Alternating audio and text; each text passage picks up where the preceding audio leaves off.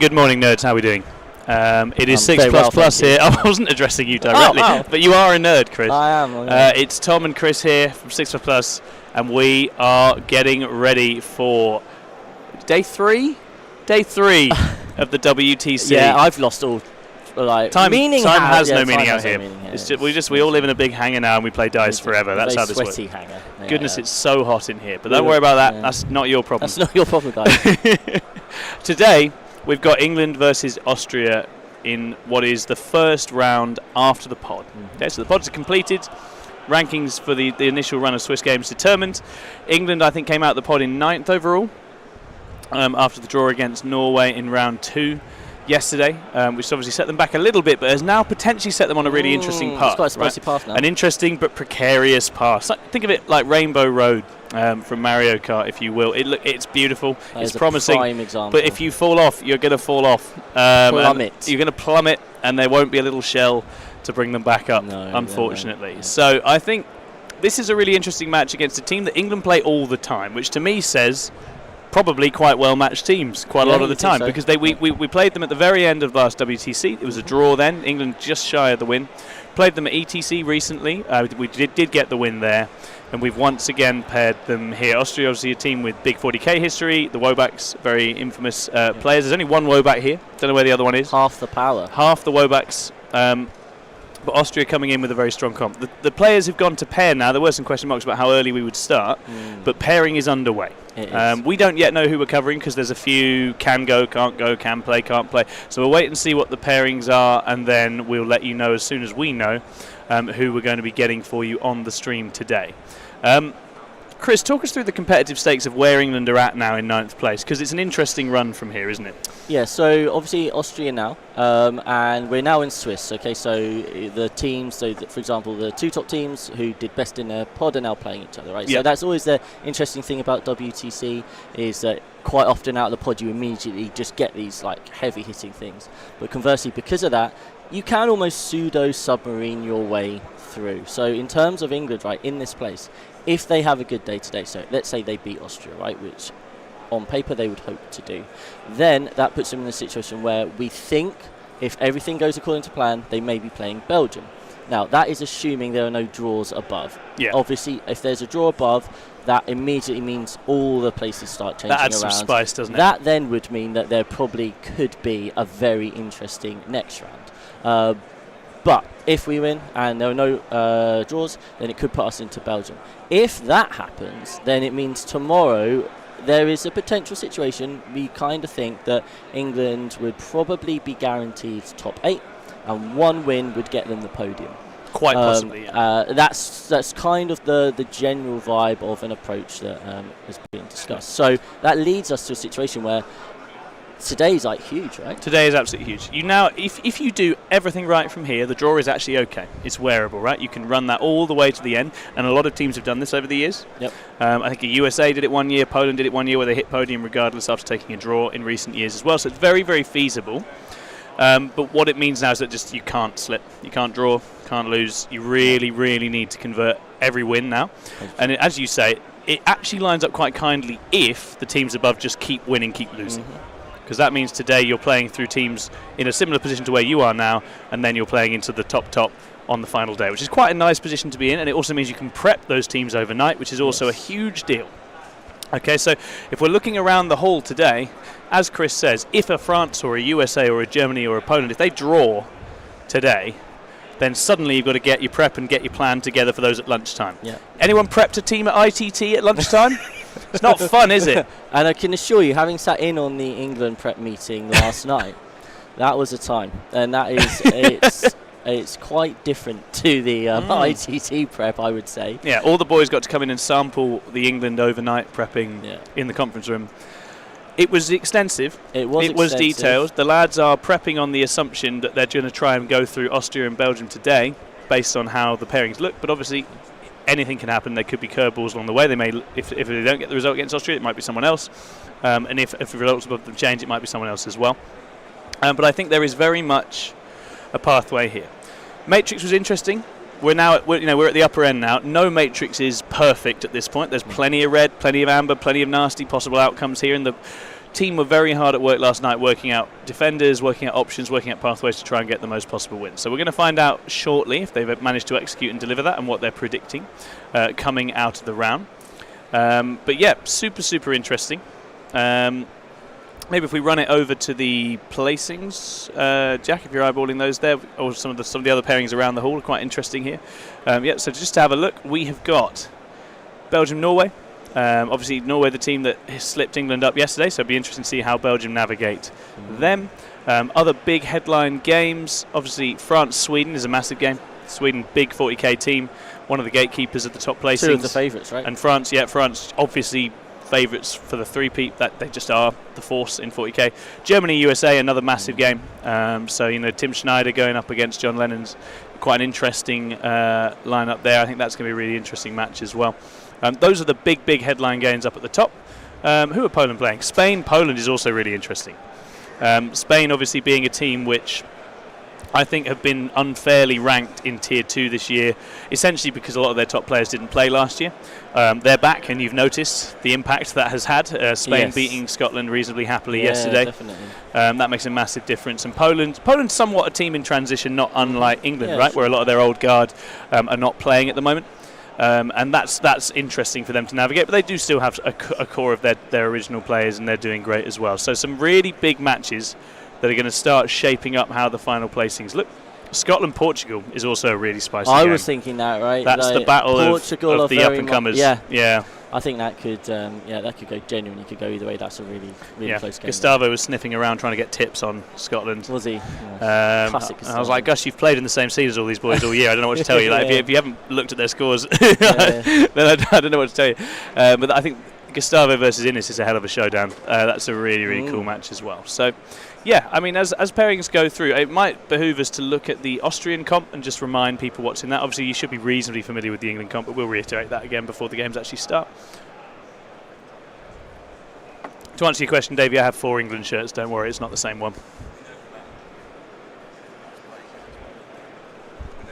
Who's Matt playing? Okay, and he's happy. He's coming on. Okay, looks like we're going to have Matt Bell on stream. I think he's out. Matt Bell's happy to go. He's got his thumbs up. Necrons. It will be Matt Bell Necrons versus Tyranids on stream this morning for you. That is Sub-Assault Nids. Very interesting. Very interesting against the Night Scythe nonsense of Matt Bell. If you've not seen the Night Scythe Necron list play before, you are in for a treat. This is a quite unique monstrosity that Matt has cooked up. Should be really exciting and game. Matt is on a tear with it. Matt is, he's been on a tear for some time with it. I can tell you, having taken some licks against it in practice, very good list, very good player. That'll be a really interesting game. One of the key pairings in the round. So Matt getting that game set up for you. So Sub-Assault Tyranids. We've not had Sub-Assault on. We've had Nids on with Greg. This is a slightly more... hopefully. A slightly more technical list to take nothing away from the Norns. Of course. Very, very interesting. And we'll take you through Matt's list in due course as well. Thomas Woback piloting the Sub-Assault is also interesting. Oh, I didn't realise that. So that's spicy, right? Okay, Thomas Woback, one of the strongest players for Austria over the years. Yeah. A lot of credit in the bank there. So that's really exciting. That'll be a big game. That's good. Hey. I'd just like to run down the Austrian comp first, mate, if we could do that. That'd be great. So we've got Imperial Knights, we've got Necrons, we've got Space Marines, we've got Tau Empire, we have Tyranids, we have Chaos Demons, Legion of Excess, Emperor's Children, and Leagues of Votann. It's a very classical comp. There's one surprise in here. Can you spot the big green surprise in here, Chris? The big green surprise? Well, the Orcs. The lack of, do you mean? There are no Orcs. There are no Orcs. And apparently, well very confusing.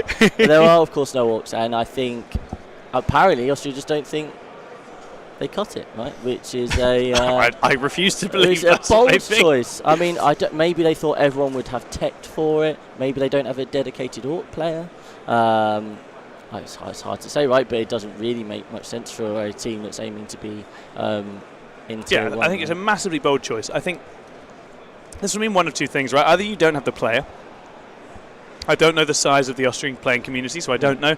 Maybe they do not have in their top 8 an Orc specialist, and the players they have were happy on the armies they're on. The other possible outcome is that they're competent looking down their matrix, that they have enough counters to Orcs. So they're like, well, yeah, we can pair around it so we can manage it, so we're fine. Right, that's a really interesting. They've obviously got this far reasonably happily, but it does feel like a big difference in comp. Otherwise, no massive surprises here. My understanding is that Kevin, the Imperial Knights player, is excellent, very, very good player. And again, if you have a really good specialist in an army, that sometimes pushes you over the line into taking that one, right? All right, let's move it over and have a look at the Necron list then. So, Matt Bell's Necron list. This is very, very interesting. It is spicy. I've got to watch it a few times now, and just the raw killing power that it has. And on top of the survivability, like you know, we think Necrons and we think just this is so boring, this is so durable. It just goes there, it holds the points. But this army does not do that at all. Not even a bit. It can just hose down so much on a proper shove go turn.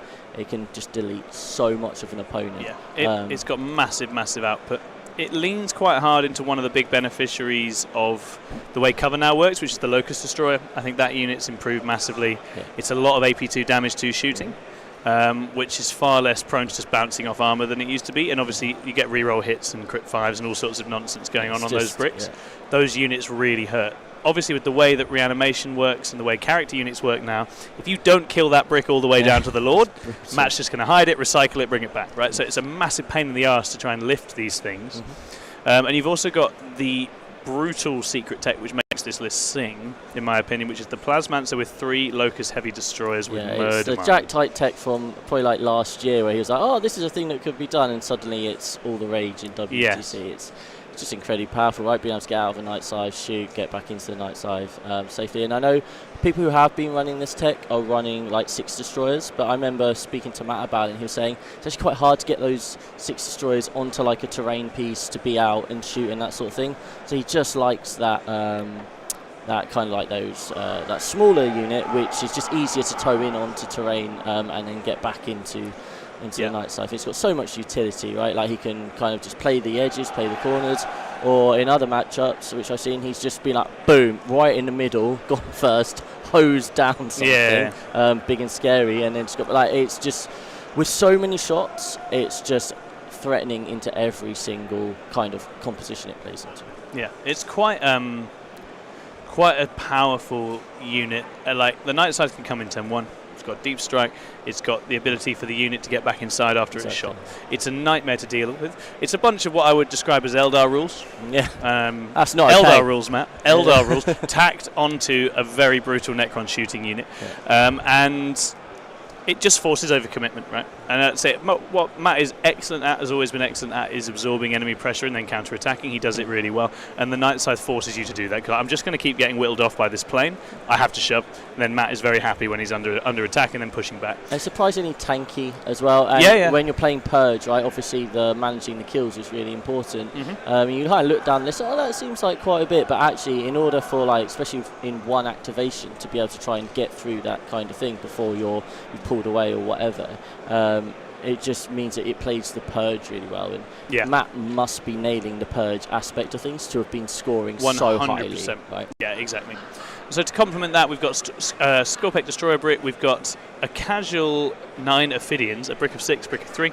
This means you can just keep threatening to get in behind and around the opponent. We've seen that so many times in lists at this WTC. Relocation is huge with the way the game now is. Right? If you can get to an empty region, you can get so many points. Especially because there's far less emphasis on holding your backfield and screening your backfield for points. Yeah. Like and with the way when you're trying to with the coherency, you can't string out a massive amount. So it's just in general, it's a lot harder to actually just screen out a spot. So a lot of armies, especially, seems to be a 4-wound T7 meta we're going into. It just creates holes, right? Yeah. And when someone's got something really pointless on the backfield because they just don't want it and they're not being able to cover that space, that ability late game to just go send that over there.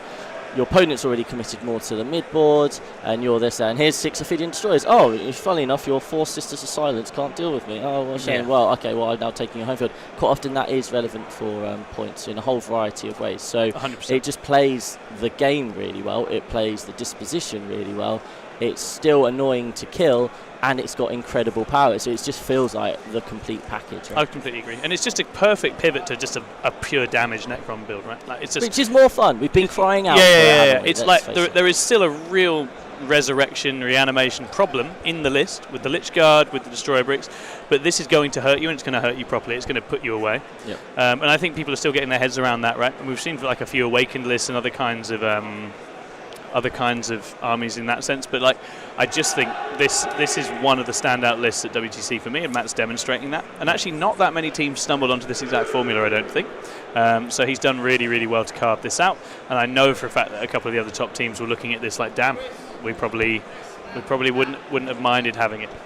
So England just going in for their huddle now, and then it will be time to kick off. Very exciting. How do you think this one's going to go?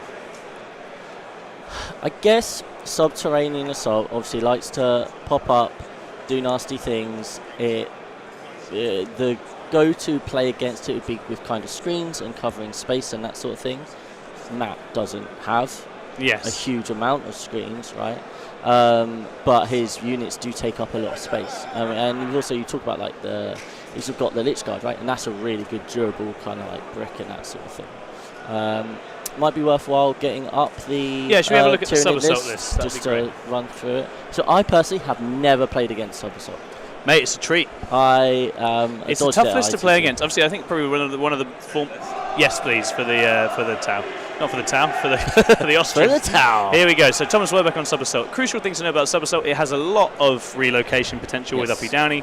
It has 6-inch deep strike and charge potential, obviously 7s now. Yep. It basically sets up tunnels around the board, and it can yo-yo around these and bring stuff in from these, right? If we look at what Thomas is actually looking to exploit this with, he's got a Hive Tyrant for free strat support. He's got the Red Terror, which has its own uppy downy nonsense going on. The new lad, really cool. Goes up at the end of the fight phase. Got Termagants, Biovores, a Haruspex, 6 Hive Guard, double Malosector, double Morlock, double Neurolector, 5 Raveners. So there's a lot of Battle Shock. There's quite a lot of medium-sized bugs here. And this seems to be the main tricks and techniques that Thomas is looking to exploit. It doesn't have huge activations anywhere across here. No, what are the Hive Guards equipped with? Shock cannons. Okay, all right. So yeah, it'd be interesting. I'd say like it is quite bricky. I mean, he's playing Disruption as well, which is quite interesting. He is. Yeah, Sub-Assault is one of the options you have for Disruption. So he's taken he's fallen on the Disruption sword here, and this is their Disruption solution. I think if we're looking at this in terms of how it's going to get into the Necrons, I just don't see the units that are going to lift bricks of Necrons, like in a go. You know what I mean? I'm not seeing like Destroyer lifting damage at range. No. But I think obviously if this can commit and charge multiple big things into the mix at once, with Mortal Wounds, with Battle Shocks, with charges, that's when things might get a bit scary. I believe Matt's list has Fall Back and Shoot, but I think it only has 1. So there is potential for, I guess, Thomas looking to tag up Matt and disrupt him.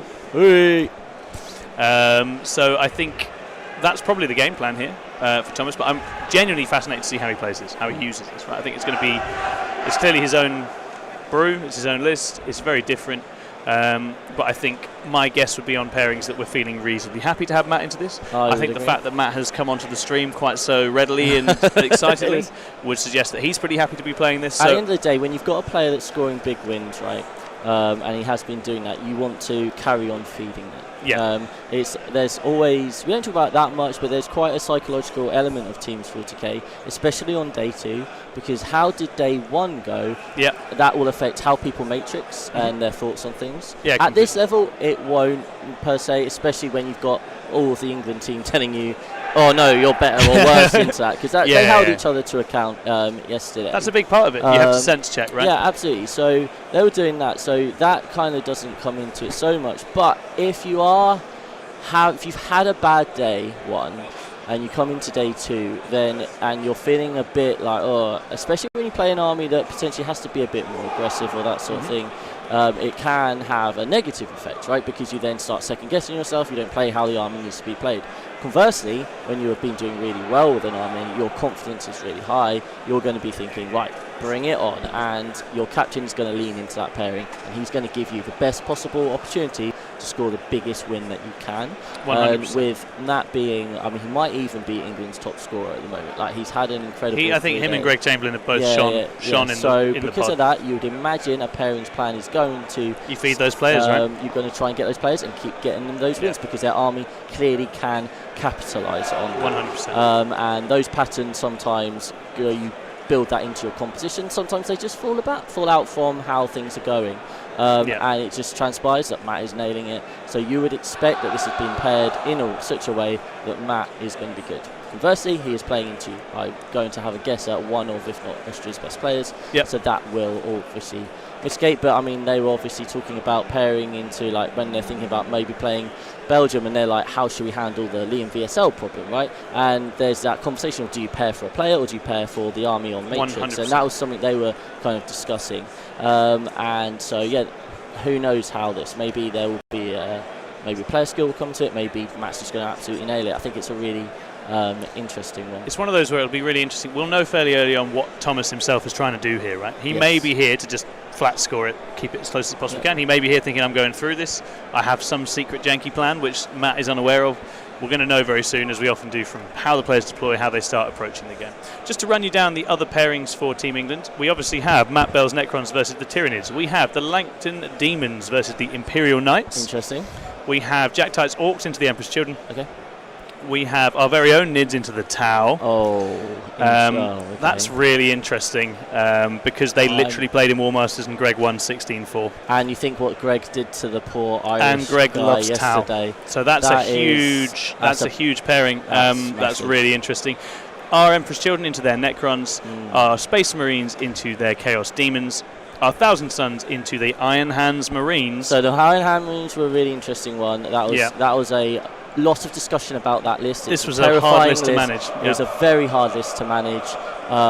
So the fact that Thousand Suns are going into it, based off how the discussion went, I'm not surprised. Yeah. Knowing what the T-Suns Matrix was like. I think exactly right, and I think we've just put Alex Fowler into a tough assignment and said, you're Alex Fowler, go and do the thing. I think that's exactly right. Yeah. And then we also have the Imperial Guard versus the Leagues of Votan. So Ed Watt's looking to bounce back after a tough couple of games yesterday. I think that was one of the matches he was happier with. Yeah, absolutely. So hopefully that'll be great for him. I think he's got an okay one. I'd say broadly on pairings that looks pretty good. I will go and check in with the captain and see where they think that's at some stage. Based off what I remember from what they were saying yesterday, there were some very good ones. But I think that's gone pretty positively. I think there is. But I was talking to, I can't remember who, but every team always thinks they've paired themselves into a win, right? Like there's no point. If like when we played Ireland yesterday and they paired themselves into 6 wins and 2 draws, Ireland weren't sat there going, oh well, we paired ourselves to 6 losses and 2 draws, right? So there's always that element of you are pairing into a draw or a win, and based off what I remember, I'm going to say that England will probably be pretty happy with how that pairing's gone. Yeah, 100%. Especially when they've probably got 1 or 2 which they're confident will probably be quite big wins. And I think it might be. It looks like pairing-wise it's gone pretty well for some of the players who had a bit of a harder time yesterday. And we say that psychological thing again, right? Makes a big difference. This first game is super important for some of the players to really bounce back and just get into the flow, especially as we hit the harder games where they need to be super focused and on the top of their game. What I would suggest is we just quickly have a run down the chat, shout some people out. Yep. Then we will start getting the players brought into the game, and then we'll look ahead to getting things kicked off. So just to run down the chat, your boy Swifty's in, Craig Bedford's in, Josh Cowlard is in, hello guys, Stanley Pedal's in, he's pretty pro Necron here. Calligraph for Fun is in, hi Calligraph for Fun, and Iron Grip is in as well. Do you think it's better to lose quickly in your iffy pairings or lose slower? Just thinking with Alex often going long in games. I can tell you as far as Alex going long in games, is that I don't think Alex is going to change the way he plays, and I think it's very demonstrably clear that the way he plays gets him excellent results. It's not always easy in a team's capacity. I think Nas settles teams down because he's done, and the result is done. I think the reality, though, is playing quickly is only good if you play well quickly. Mm-hmm. Right? There's no point playing a really snappy game, making errors, and then bringing in a worse score. Nas can play very, very well, very fast. I like to think I'm in that kind of camp as well. I think I can get a game done in decent time in a way that then we know where that is for the rest of the round. But Alex is meticulous, and that means you know the game's going to be played exceptionally well, and he's always going to continue to look for his ins, look for his ways through. So I think it does depend a bit on the style of player, but I think it's really useful to have a couple of players who get games good and done, especially your push players. It's nice to have 100%. It done. And I would also say with him on an army like T-Suns, it's an army that can struggle in the early turns to manage your resources, right? It's like we saw that in the Knights game yesterday, right? The opponent's was really playing a slow game, and Alex is like, oh, I don't. It's a hard. Thousand Suns can have problems early on, and then once you've negotiated that, you have a lot of push potential. As long as you've not lost too much, you can just go out and go, here's all my damage. Can you do it, Magnus? Bam, bam, bam. In some ways that can really help in the team's environment because you know whether you want Alex to push or not. Yeah, 100%. So if we have scores in, we can we can be down, we can be like, look, oh Alex, these 2 games are finished. You're only on turn 2, but hey, we need you to come out and push. And actually that works really well, especially in these longer rounds. Maybe in an ITT it's a bit, it's obviously not as ideal with 3-hour rounds. Yeah. But in this situation, having a mix of them where you've got some players at different stages, exactly right. and especially with him being on an army that has that late game push potential if managed correctly, that's really, really powerful. Yeah. So I think in this particular context, I think it is actually really useful. And again, when you've got agree. a Nassim who's playing hard, fast, and not just bringing in the 10, he's bringing in the 20 or whatever. As you say, that just settles it down. Settles the team down. And it's a combination of armies and personnel and all sorts of things. But if you got it right, I don't think you pick squads based on it. No. In the combination of things, I think it actually works really The main nicely. thing as well is understanding your personalities, right? Like I said, this team has played with Alex for a while. We know Alex. We know positive score very likely often comes in late. That's okay. You tend to factor that into how you're talking with him, how you're predicting, how you're sketching out your scores for the round. And ultimately, he is very, very consistent, and that means that you can have a little bit of space for a player like that. Hello, AM17 Franz. So it's not knockout per se, but it is like Swiss placing each round for the top placings now. The other big games today are USA, Germany, Spain versus Poland, USA, Germany, Australia France versus Canada, and France versus Sweden. And France versus Sweden. We will get some of those out and we'll show you those and we'll keep you updated as those games come in. These are huge, huge games. There are a few other questions that we had in the chat. On that note, you should also just mention, if you lose or draw now, it's not game over. No, not at all. So for France or Sweden, if this ends in a draw, they can still both win the event. 100%. Right? England can still win the event with a draw. Like, it's very, very, very rarely does the winner of WTC win every single game, right? So there will be draws or close draws. There's going to be some incredibly close rounds. Yeah. And that's only going to progress now from now. You're going to just see France versus Sweden could quite easily be the final. And it's round 4, and we're just going to see a whole series of finals. Yeah, absolutely. Yeah. So we're going to give the players a little bit of space. They're just starting to get some deploying done now, so we're going to give them some space just as we get a little bit more intel on pairings and other things, so that we can work that into this conversation. And we'll be back with you shortly. Hull specs. Both of those, and here. The horror spectre has the precision tongue thing. Is that right? Yeah. And other than that, he's got like a load of attacks. Yes. A lot of attacks. He has 18 attacks total. Yeah, sounds good. 4 of them are strength 14, AP 2 damage D6 plus 1, and 14 are strength 7, AP 1 damage 2. Sounds great. And for psychic, obviously their psychic and then their psychic, and that's it. Cool. And what's their combat like again? This is like loads of small attacks, is that right? Tell me now. You've got 2 Neo Electors.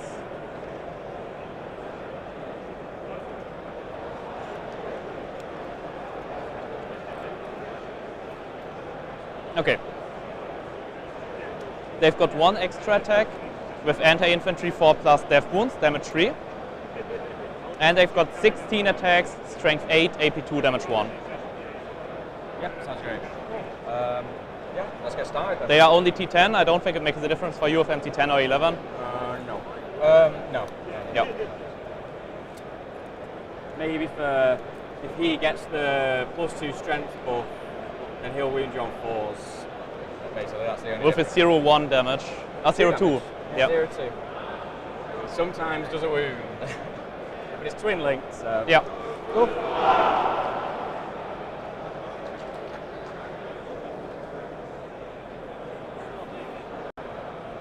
Camera's not moving.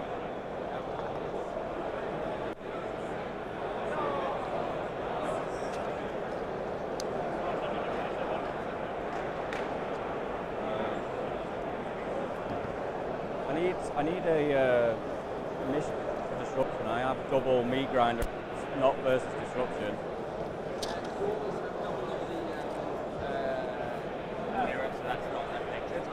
Oh right, so it's just that yeah. I've been handed 2, is what I mean. I've only got 5.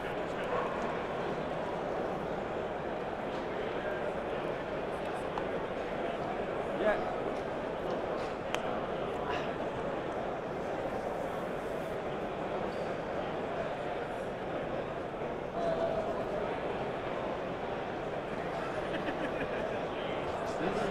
No. I need Sorry, what stream is this? So I've got a rep. What's the stream called? 6++.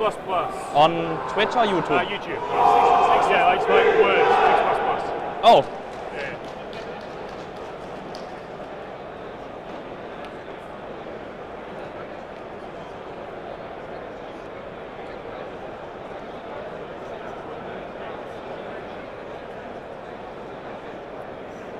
That's one. yes. Perfect. With the streams on your phone. Why? They're weird about it with the ruling. Yeah, I just want to send it to some friends and then close my phone. Yeah. How do I share it here?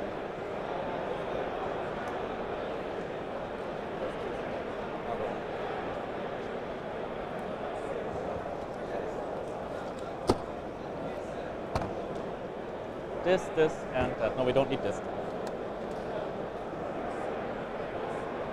Thank you.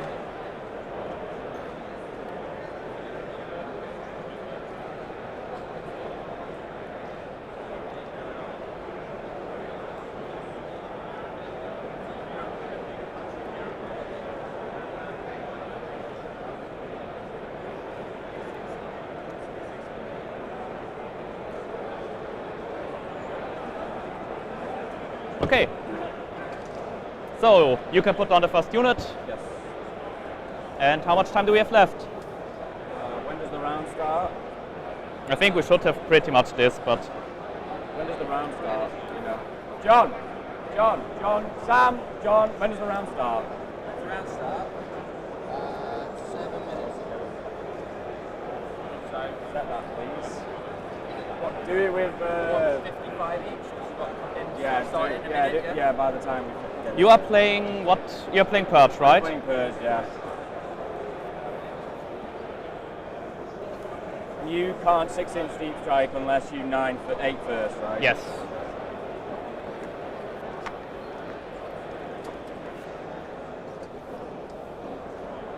What's your smallest unit that can deep strike?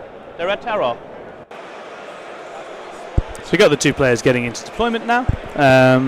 Thanks everybody for tuning in. So to answer your question, the great and powerful Bahamas, I think that's what that says. England sit currently in 9th with 2 wins and a draw. They have very nice win numbers so far, which is the tiebreaker, but the draw against Norway costing them a little bit on the placings thus far, which means they're playing against Austria today. And a few of the fully undefeated teams are sort of having it out against each other above them in the placings. This is interesting for England because if England can essentially now maintain their run perfectly, they place exceptionally high. They can't afford more draws and losses, but they absolutely can place really well if they just continue to beat what's in front of them. Playing Austria now, the likely opponent if they win that game is Belgium. Liam VSL's Belgium in the subsequent round today, but there are obviously a number of different permutations that may see them play different people. And obviously facing off at the top of the pile you have Germany versus the USA, you have France versus Sweden, you've got Poland versus Spain, Australia versus Canada, so a lot of other 3-0 teams will be knocking each other out above them. It gets interesting if those teams start to draw with one another. That's where you get some permutations that might see us suddenly pair into one of the absolute giants of 40k in the subsequent round today. So more on that as it develops. Thanks everyone for tuning in. Thanks for supporting us. Please do hit like and subscribe. We love you very much. We'll go back to the players for a little bit and then we'll give you some additional commentary in a moment.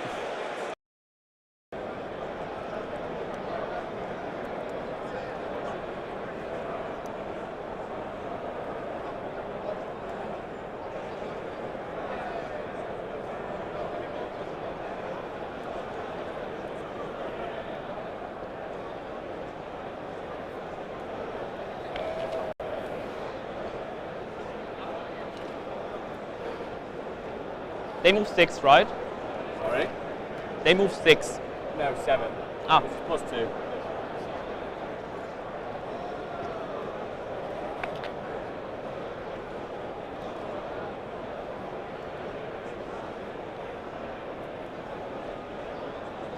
have any precision shooting apart from the top? It's the Hausbecks. Just that. What's the damage? D6 plus 1.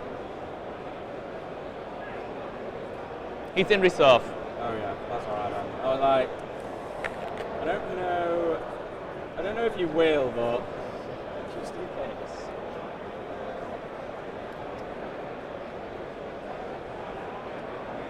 Do you have a lot of feel no pains or anything? If I'm doing batches of feel no pains, I'll clock over to me. Otherwise, I'm not bothered about clocking over unless there's a load of saves. Are you good with that? Sure. Mm. I'm a Necron player at heart. Yeah, I know yeah. how many feel no pains. I do actually have a 2 plus feel no pain, but it only works against Tau, so. Let me just double check. I do 2, 4, 6, 8, 10. Yep, perfect.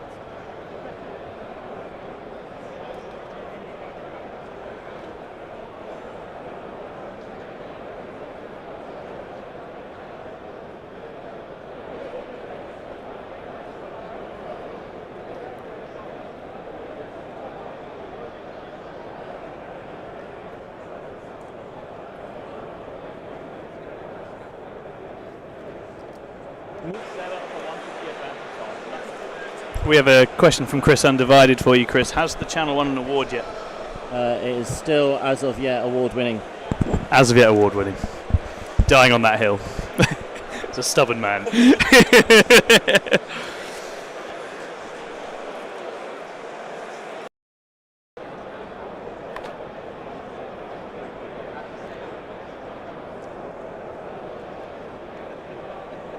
So the two units, because they both have different enhancements, the one that advances and shoots will be the guy with the long staff, but also it'll have the 3 silver ones in, so it's going to be like this unit.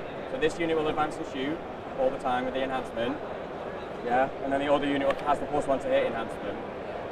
Okay? Does that help? Do you understand? I think so. Do you have like rubber bands or something? No, I don't. I can. Do you want some? I'll just write on some paper if you want, and I Sure. can put it next to it. Yeah. Do you want rubber bands? Because I have a bunch. I don't mind. So I'm going to do, not this one, I'll do the advance and shoot, so assault here.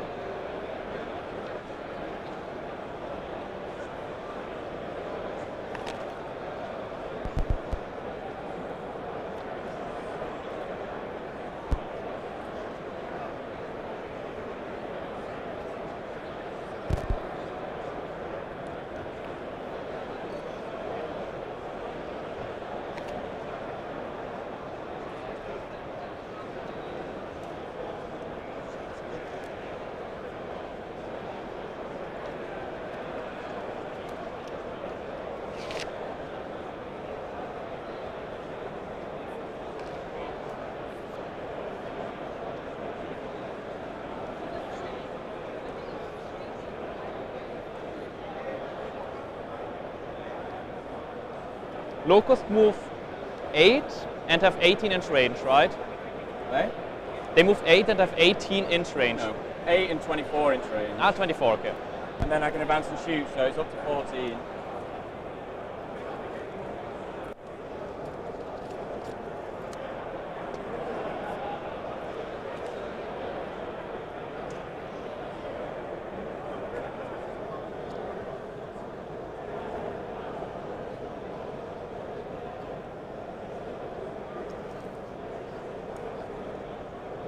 I pop the red terror over here, hidden from all shooting, unless you're here, which you can't really reach.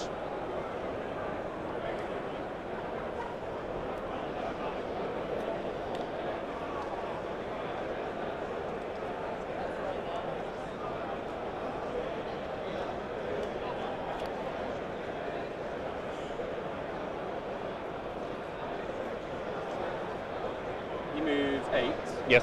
and then 18. I can give him assault from the Hive Tyrant.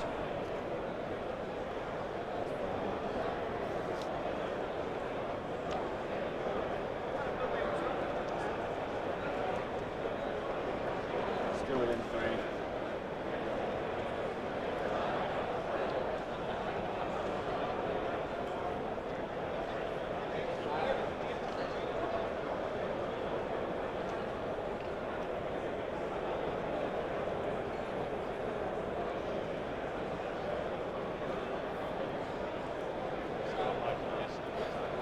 Heavy destroyers are AP1, right? Yeah. And then they get reroll ones to wound against non-vehicle monsters.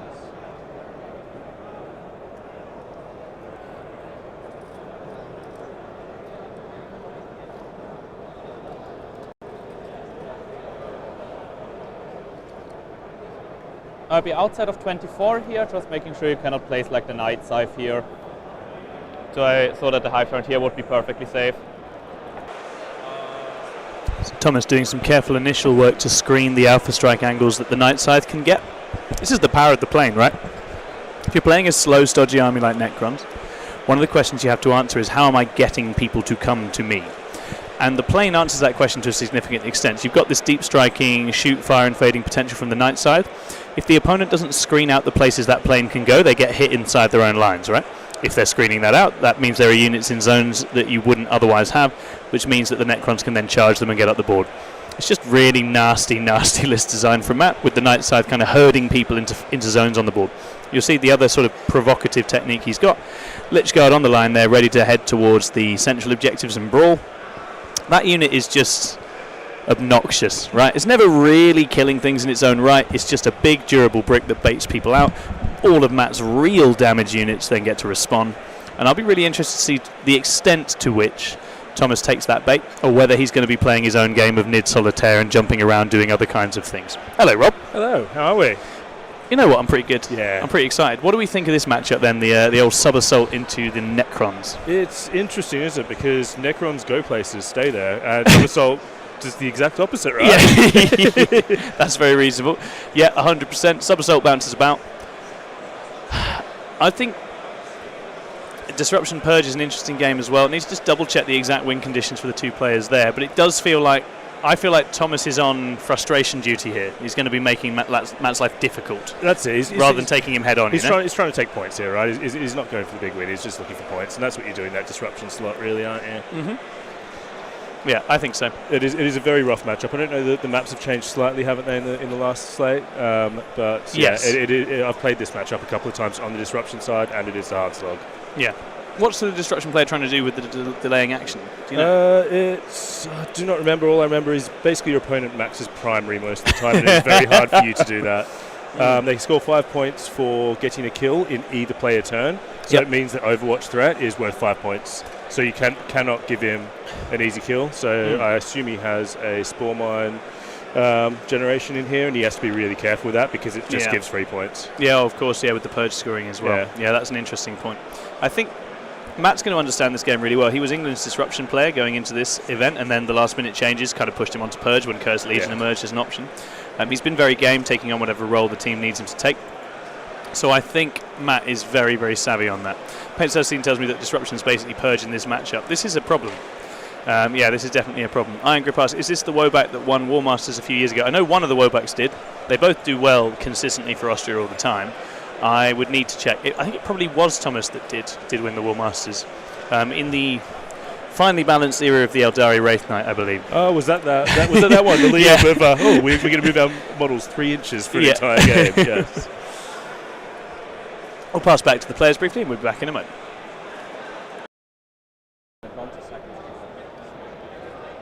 Sorry? So they've not gone to ground, they've gone to second floor. Yeah.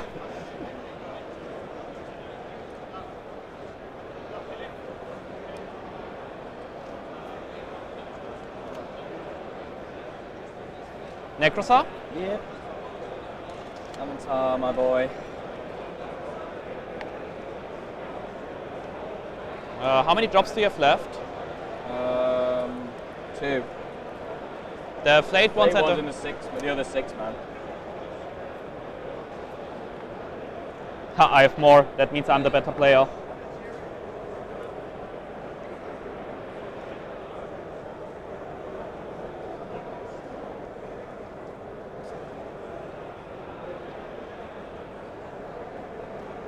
This can be my reserves tray, I guess.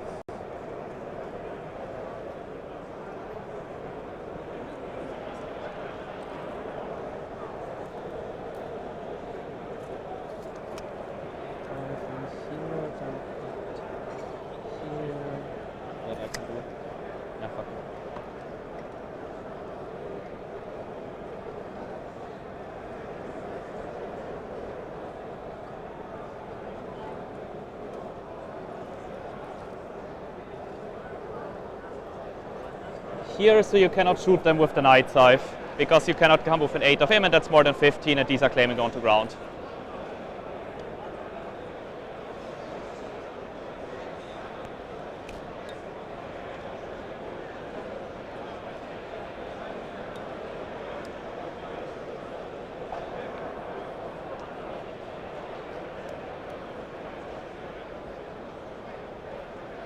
You do not get hidden, right?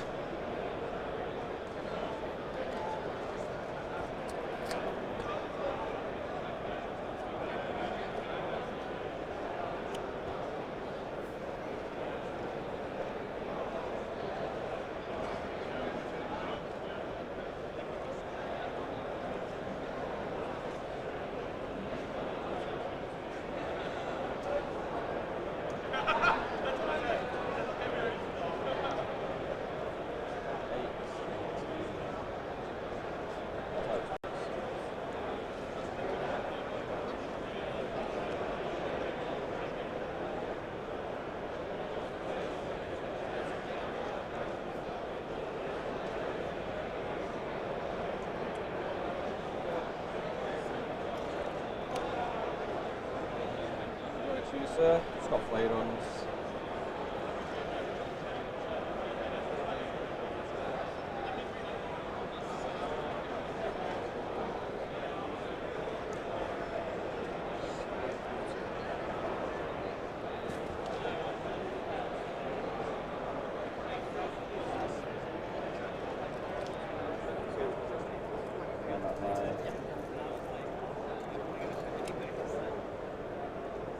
I put this guy over here so that you cannot come from this side with an 18 of him. If you move, I'll pop him outside of 20 here. Okay? He moves how far? 8. Maybe an 11.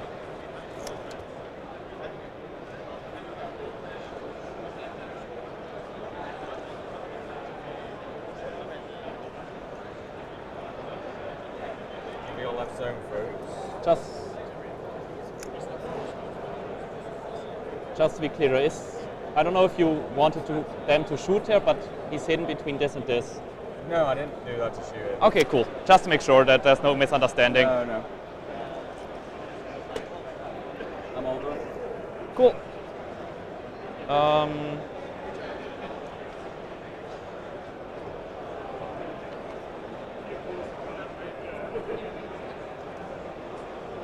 Is there an armor save 3 up? Yes.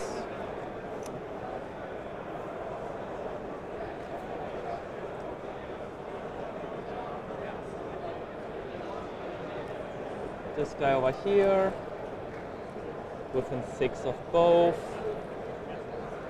There's line of sight straight through, but you're not gonna shoot him long range because there's a 2 of save. This one probe.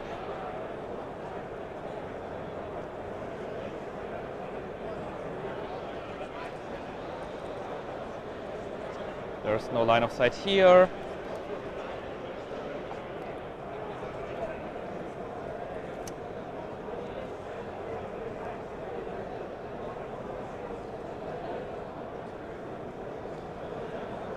Just to make sure we're on the same page.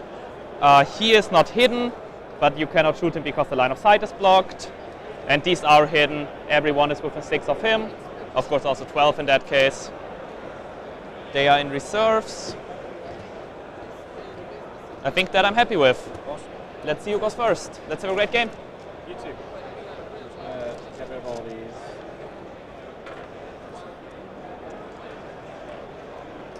I got a 3. I got a 2. I'll go first. Yes. Alright. My card. Would you like to put my cards, please? Sure. Here we go. Thank you. Are you using cards as well? Yes. I'll cut it when it's your turn.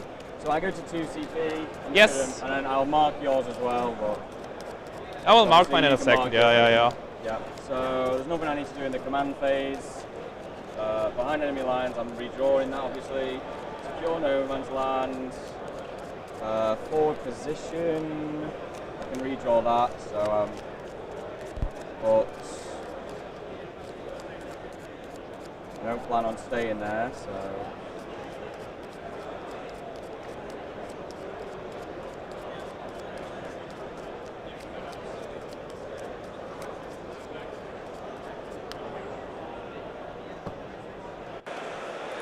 So to run you through some basics of what the Sub-Assault are trying to do here, they get points for kills against enemy units. They get some end-of-turn points for holding essential objectives, so that's going to be important here. And then they're trying to get their generic expansion hold for 4s as well. There's reasonable amount of primary on offer if the NIDs can keep darting around, picking units up, and keep flipping back that central objective. For Matt's part, he's going to want to shut that down, and Matt's looking to kill more, hold more, as is the Purgy Necron way. I just do those 3 that are touching the point, because That's 4 units touching the point. Which is the 4? The Raveners? The Raveners. I'll do the Raveners, the Zone Throats, and the Hive Guards. Yes. Tiring Guard, where they are. Hive Guards.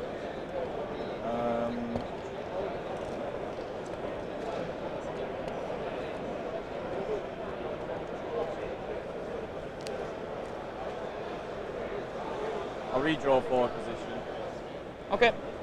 As well. Burden of Trust. So secure and burden. Cool. So burden, I'll do flayed ones on that. Lich Guard on that. Imitech on that. I'm going first, mate. Would you be so kind to also get me a scoring sheet so I can have track on my own side as well? I have a spare. Oh, there's a spare? Perfect. Thank you. All for you. So, your No Man's Land, turn 1. What's your name? My name's Matt. Matt. Your name's Tom, right? Yes. Awesome. Okay. So I'm not going to bring the plane in, there's no point. You can't up your down your turn 1, you said? No. So don't have to worry about that.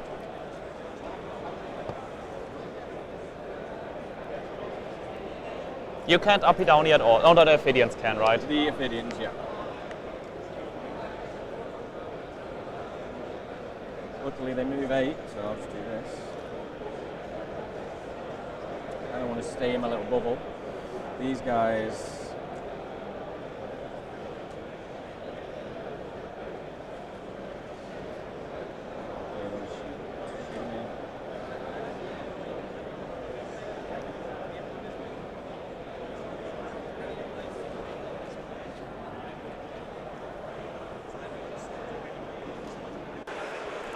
Polls coming in pretty heavily in favour of the Necrons. I think it's, in many ways, I think this matchup highlights the disparity in styles at the top of the game right now. Right? I think we've been in an era where a lot of the cute technical armies are really suffering.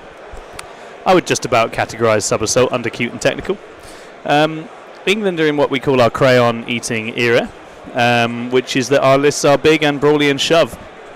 The Necrons definitely fit that description, although let's not underestimate the technicality dimensions with using the Ninth Scythe and provoking people in the list design itself, which brings people to you. I think at the moment what we found in our scrimming and our testing was that cute stuff was dying and stodgy brawler stuff was doing well. We have the French to thank for that in many ways. They highlighted in a few of our early scrims against them the brute force approach and used it to good effect against us. We've obviously taken a lot of the lessons on from them. That's where the collaboration with the French has been excellent.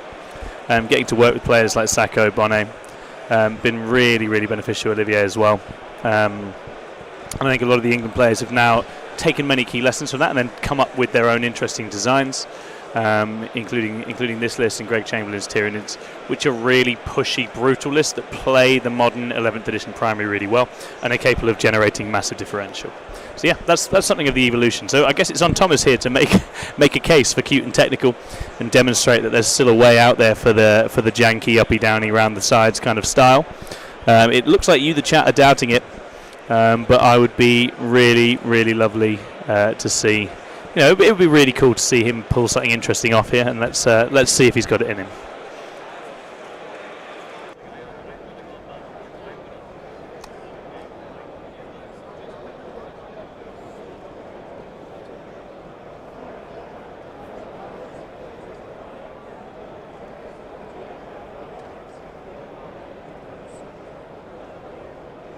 So I'm getting 12 inch from most places.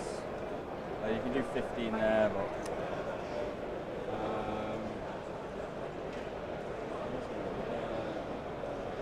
just going to shuffle around.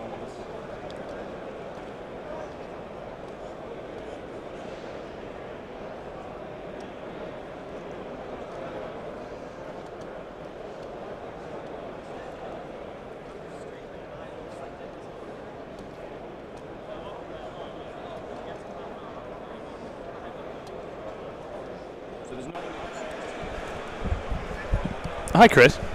Hello, Thomas. Have you been thinking about speed painting an army at all in recent times? You know what? I actually have. I've been inspired by all these armies. I'm like, it might be time for something new. But you know what? I don't have much time in my life. And speed painting's ideal. And it just so happens that there's a company out there that does speed paints. Oh, fantastic. And they're called the Army Painter. The Army Painter, you say? The Army Painter, I do say. The Army Painter, you said. It has been said. And yeah, go if you're looking for painting an army quickly, just so you can meta chase. You know, think about WTC. Next few weeks, people are going to be painting. Oh, there's going to be some armies Blood getting painted. Legion, Necrons, all that sort of thing. I've got all those orcs. I'm You've got all those orcs. Is it just? Is it do I time? just have to bite the bullet? Well, the rules that GW have released about those orcs are quite spicy. Aren't it? So yeah, I'd highly recommend checking out Speed Paint, and Army Painter have a fantastic range. So. Thanks very much for the comment, Big Drip Mac 8685. I don't underestimate Thomas whatsoever. We know Thomas's caliber. We know he's a wonderful player. I think this is why I'm really fascinated by the matchup, because both players have gone into it, right? And I would love for high skill ceiling technical play to get the jump on the Necrons here. I really, really would. And I'm a huge England supporter and a huge Matt Bell supporter. But I really hate Necrons. Thomas's list is much more my cup of tea. I love this sort of thing. And what I'm hoping is we're going to get some magic here. Okay, let's find out. It looks like we've got Necron's first turn, kicking us off. In a shocking turn of events, the Lich Guard have shuffled themselves forwards towards the middle of the Matt board. applying some primary pressure, and he's going to start sniping out Thomas's outer layers with the Night Scythe. Yep. And the question mark basically is going to be about what Thomas then does in response to the early pressure. Yes. One guy. He's on the top floor. One guy can shoot me. I'm just debating if I can get out and actually do what I want to do. And these D6 plus 3 shots at strength 9. Strength 10. Strength 10. AP 2 damage 3. Psychic. Yeah, that's why I was debating if I wanted to run in further forward. I basically just have to come here. It just gets rid of a unit.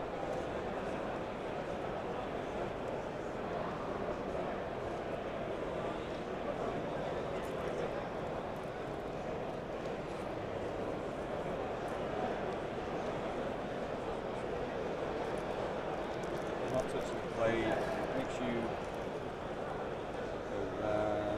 Can't be outside.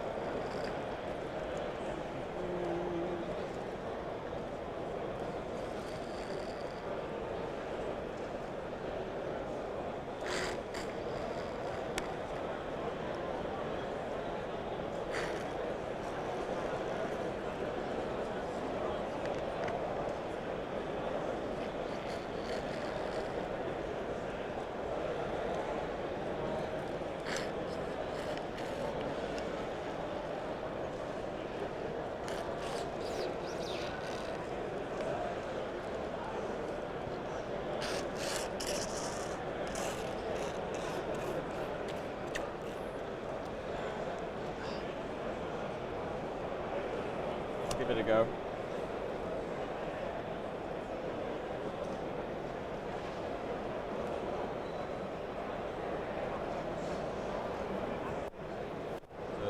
2 guys in the Plasmancer. Sure. The other guy will just shoot the Malceptor, I guess, with only 12 shots. Yes. 6 shots, sorry. Your stealth. Yes. So I'll do the Plasmancer's mortal wounds. Takes 1. Cool. Down to 6. Plasmancer shooting, nothing. And then 24 shots, right? yeah. 3 on 4s.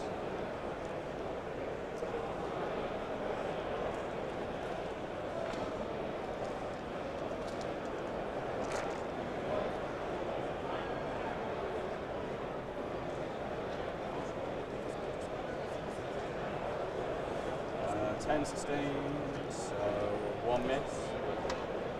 You hit on 4s, right? Yep, so 4s and then 5 Ah. and 6 sustains. Huh? Okay, cool. I didn't see those, yes. Alright. I'm not going to cheat on stream, don't Yes. worry. Toughness, 5. so 3 0-1s. That is 4, 8, 12. 4, 8, 12. 14, please, 81. 14 4-ups. Yeah, so I need to you've already make taken 8 of them. That would be cool. I do not make 8 of them. I fail 8 of them. I fail 9 of them actually. Easy. And then Okay. I'll get back in. And then that's going to be my turn. He's obviously not touching the point.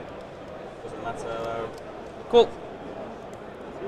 So I'll just get secure for 5. And burden is ongoing. Yes.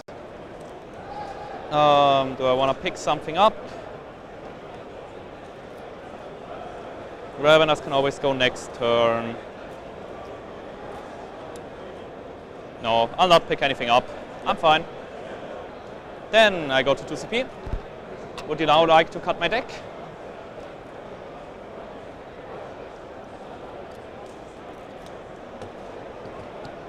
So I draw forward position, which I can redraw, and a grievous blow, which I can redraw. You can discard that. Yes, discard, yes. Defend, which I have to redraw. Yes, yeah. So I'll redraw forward as well. Yeah, we'll do that after. Secure and Hey. burden. Almost the exact Oh. same. So das is out. It is the exact same. Yeah, we did a lot of redraws into. Yeah. So burden is going to be the Biobomb on my home objective, the Neurolicta on that objective, and the Termagants on the center.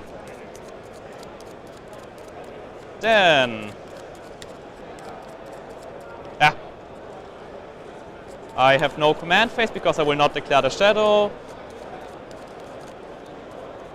Movement.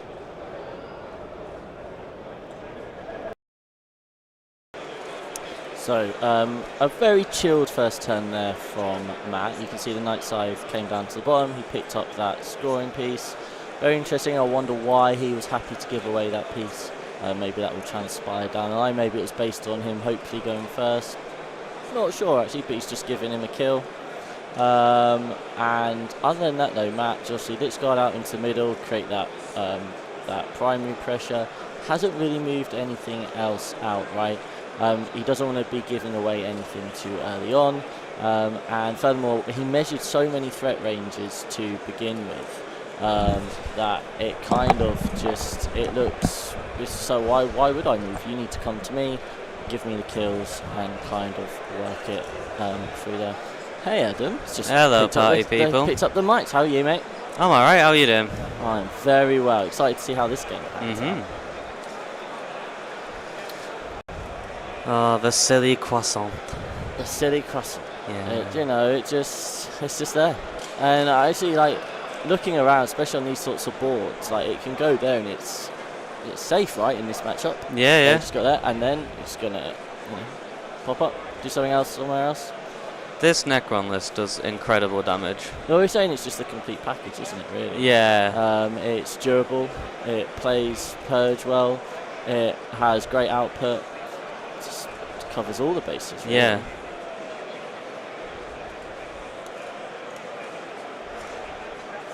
Anything exciting been happening on the other tables? No, not just yet. I think there's still a couple of games to playing.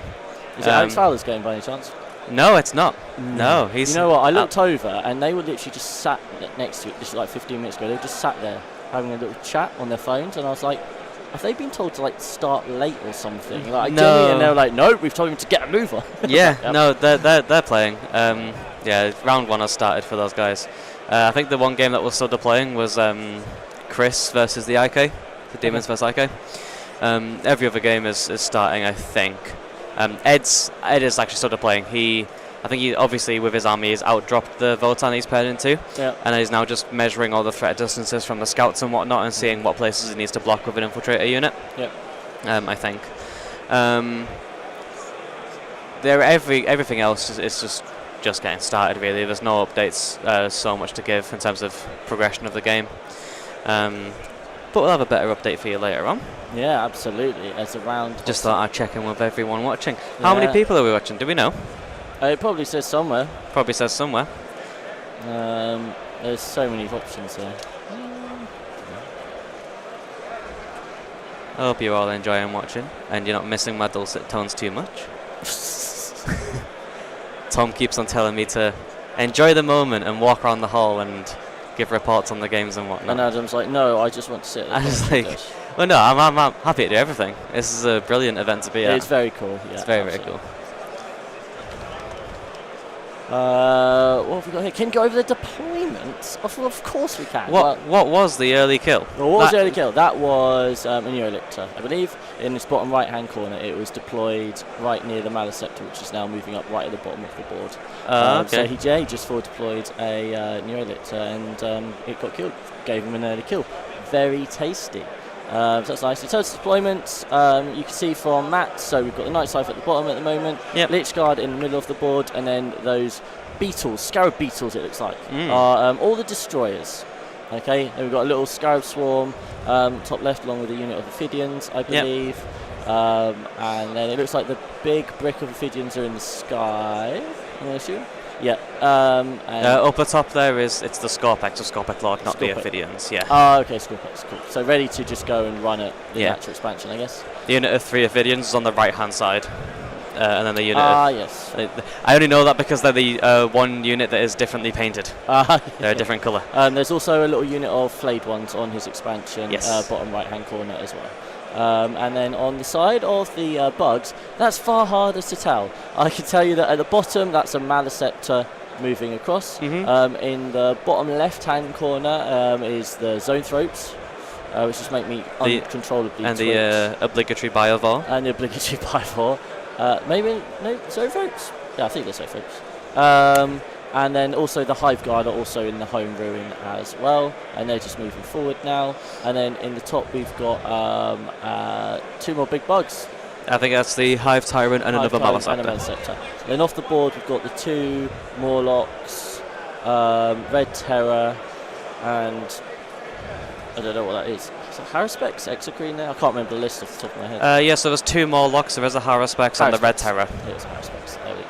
They're all in reserves. That's obviously ready to pop up at some point. Yep.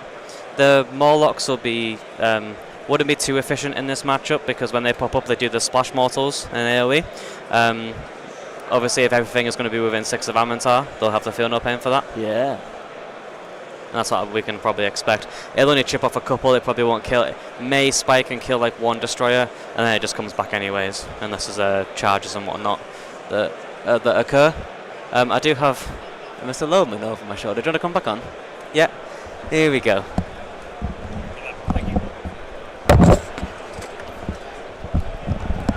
Hey, Tom. Hey, gorgeous. Talk me through Thomas's response then. What's going on? He is, I think he's playing pretty cagey.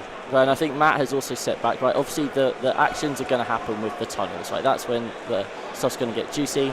You said earlier on, right? Like, we're going to very early on get a vibe on how Thomas is reading this matchup, right? Like, is he here to try and get a big win? Yep. Or is he here to just try frustrate and blunt. just blunt, right? Because they would have looked at this in pairings. Obviously, England, right? They looked at all of Austria's results, what maps they were playing on, what have they played into, how's it been going. They would have looked, Austria would have done exactly the same thing, and they'll know that Matt's been getting big wins. So they go, right, how do we blunt this?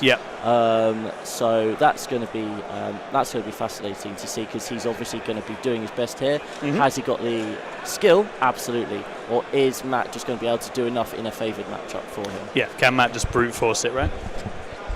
Yeah, I think it's interesting.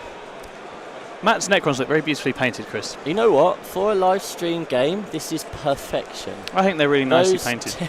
So a pain, right? Trying to work out which things. But yeah, Matt's done a great job. I actually heard that he might have used the army painter. Did he? There is a possibility. To paint his Necrons. It's possible. And if he did that, I would think that his Necrons were painted with army paint. I'm not actually going to ask him. No. But I think the nice finish, the effective, bold colours there. Look to me connoisseur Tom. Very well, you know me, I'm a hobby mate. They look very reminiscent of the army painter's excellent range. So no, really, really cool. And as I say, he has been working very hard on his Necrons, and they are very, very pretty. So well done, Matt.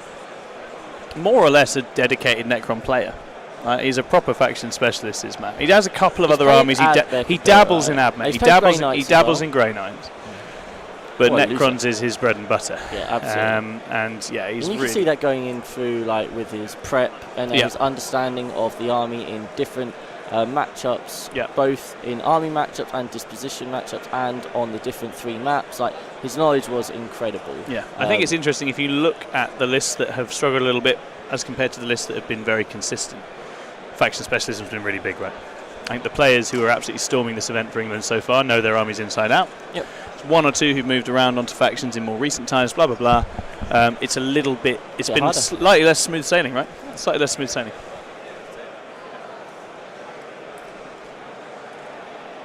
Morning, Rob Hassel. Morning, Sandan. Morning, Craig Bedford. You're all awesome. We love you guys. And if you have accidentally forgotten to press the like button, yeah, please do that. Then please do. We've been bowled over with the amount of views and all that sort of thing. It's been absolutely awesome. So thank you so much for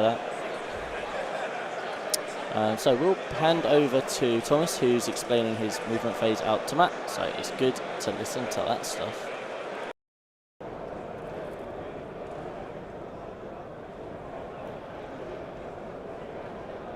You would be, sorry, it's all right.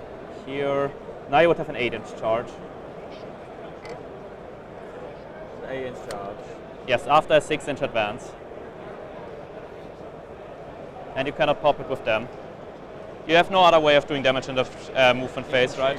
Yeah, in the movement phase. Oh, no. Because you're gonna shoot him anyway, it doesn't matter. No, that's all. Not on the objective, so I don't give overwhelming force and I don't give punishment. Oh, there's going to be punishment. All right, then I score 5 for secure and burden of trust is ongoing. And then I'll get 5 for burden of trust. So yes. I'll get 10 for burden of trust. 10 in total for secondaries for turn 1. Yes. 1 burden 5. And I will give you the time. Thanks. I'll pick up the 3 mana Phidians. Yes. I will draw, bring it down, and assassinate. Assassinate is here and here. So that means that bring it down, assassinate's on the top of yours. Yeah. I'll keep out, of course. I go to 5 CP, and yes. you go to 2. Yes.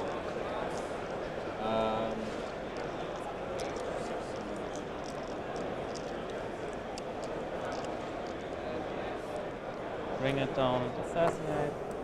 Okay. I'm going to heal the knight. Fully agree with you, Craig. Yeah, definitely. Matt works exceptionally hard. Plays all the time. Grinds, adapts, adjusts.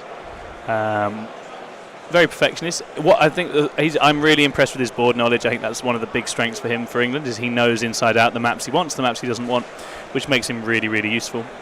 And he passes that knowledge on to others as well. So he's really good in the evening prep before round. He gives. I think he probably gave the most input, like higher level analysis input to other people's predictions and matchups. Yeah. He is really, really on it. Helps adjust a few players. I think it speaks to, like, he came and coached for us last year, right? And I think he was so hungry this year, and he has worked so hard as a result. And I think it's really cool. Obviously, we're talking about the improvement. What I would say, I think he's an example of players within England process who have become a whole level above where they were playing before. In just the last year or two. That is what this process has actually done. The competition, the intensity, the process has leveled up a whole bunch of England's players. From UKTC regulars to really consistent high standard players. I think that's amazing. I think that's a really key part of having meaningful competition and selection process. And I think, I think if Matt continues to perform as he has performed, then that's absolutely awesome.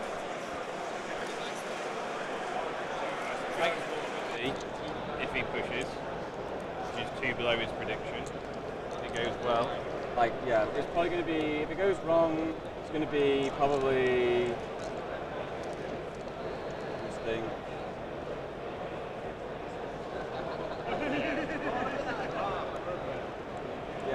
It's not actually, it's slightly risky.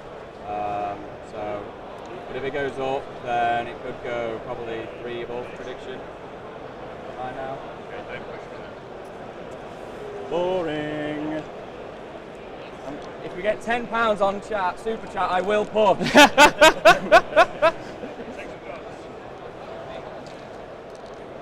Fine. Will be boring. That is boring. So just there, when you're walking around, you realise how the coaches have to interact with the players and how everyone has to be aware of the same conversation. You guys might not be aware of this, but basically, obviously they've all matrixed, and you have to have all the information you're giving to your coach. The opposition player has to be able to hear. You're not allowed to do stealth pointing at numbers of what you think it is or anything like that. It all has to be incredibly open book, right? So teams have tried to get around this by having like a piece of paper with a number and you point at it. Like, you're not allowed to do that. If you're pointing at like a 12 or a 13, the opposition has to be able to see that. So the way on top of that, you are also not allowed to find out or ask how other tables are doing, which is just absolutely crazy. There's been some pushback on that. I'd be interested to see if that changes. But England's solution to that is they will know what they've said it is, a rough number. So going into this, for example, Matt would have said this is going to score me 7 points or 10 points or 13.5 or 17.5. That's kind of how they've been doing it. So he'd have said a number. And then when someone says, what's it going to be, he will say what you heard there. Well, if I push and it goes well, it will be a +3. And so the opponent knows that he said it's a +3, but the opponent doesn't know what he originally predicted. So that's how they're trying to kind of get around this like really stringent rules. They historically have been pointing. They've come in. I'm going to be honest with you guys. There have been a few little things going on at this event related to judges that has caused quite a lot of bad feeling. We won't bother going into them yet because you never know how much of it is hearsay. But I think it's going to cause quite a lot of discussion points down the line. They're being super careful about kind of access to streams and watching streams. They're being incredibly careful about how the coaches are interacting, the players are interacting. Obviously, it's an English event, but you've still got some teams talking in their native language when pairing and all those sorts of things, right? So they're being super strict on a lot of things. It's been really interesting to see. So what's just happened there? Well, as Matt said, shall I push? He sort of said no. He's not going to push. There's no push yet. We'll go back to the players now. Keep those questions coming in. If you do have any questions about the event, we will try and do our best to answer. Just neaten my screen.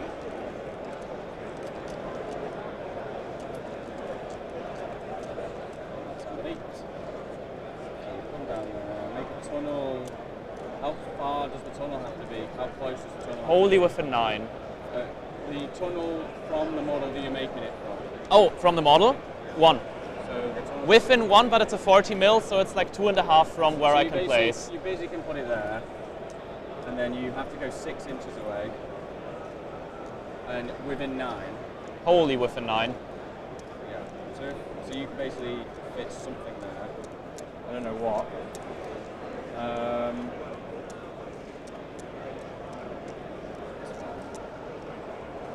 I just do it so you can't engage me with any big gribblies. Yes.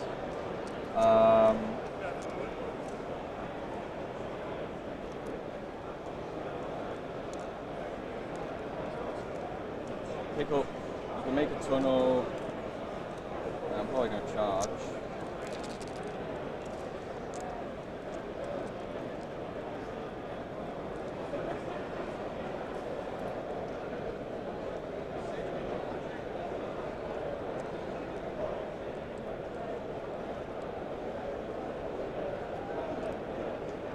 Fine there, so nobody can fit in.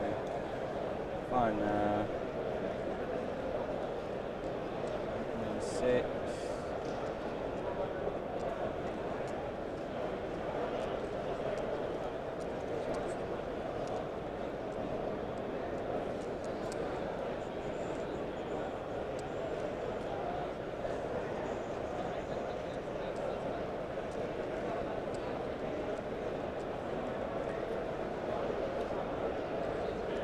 So I'll touch this outside of 15. And 15 me from here. I really like that.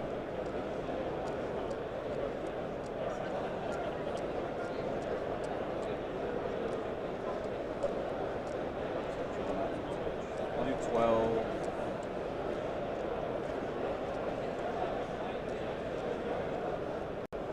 That's 12.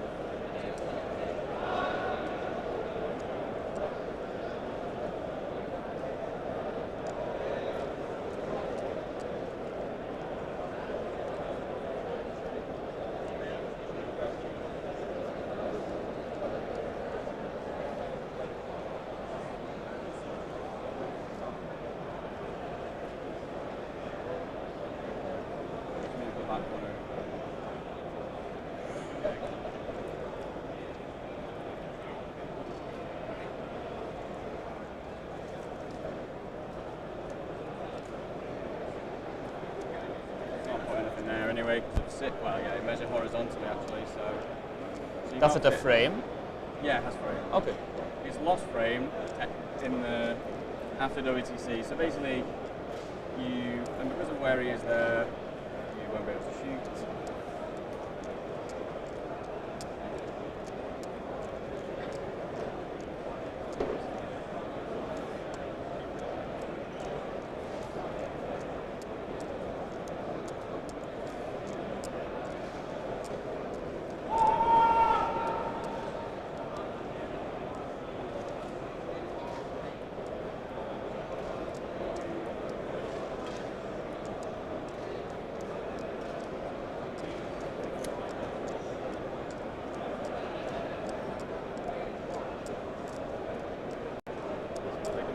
There. Still blocking 8 everywhere.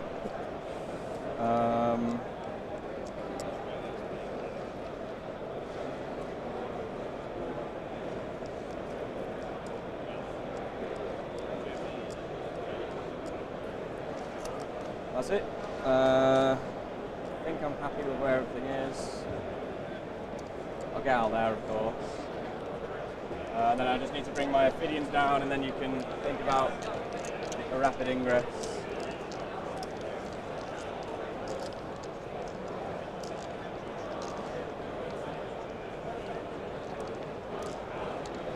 Don't forget here I get gone to... Oh, no, you can't see that, so gone to ground here?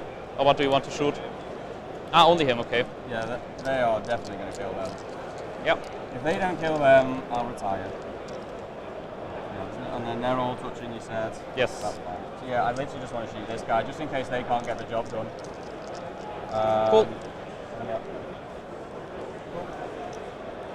Ophidians?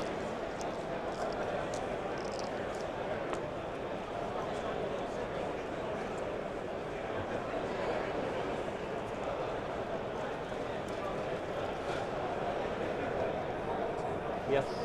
This guy needs to be a bit further back. Yes. Cool. Just so I'm still getting 12 from a reasonable angle. And the Ophidians. Just to make down sure. Here. Yeah, sure. Cool. Flaming hidden. Has to be said, mood in the round, reasonably comfortable. Yep, 100%. We've only had one angsty game so far. That was the Norway game, where you could tell the mood from very early on. Coaches pulling together the and moving very around. early on was not quite right, and we knew there was risk. Yep. And in the end, slightly undone by a dip down. This feels comfortable enough. I think pairings were comfortable enough. We'll see how Matt gets on in this game. The interesting thing is going to be looking at some of those other big games around the hall as well. So as scores start coming in for some of those heavy-hitting matches, we will, of course, start talking you through the outcomes there as well. Thomas, at the moment, just starting to repel some of Matt's early elements, and I think he wants to get rid of that damn plane.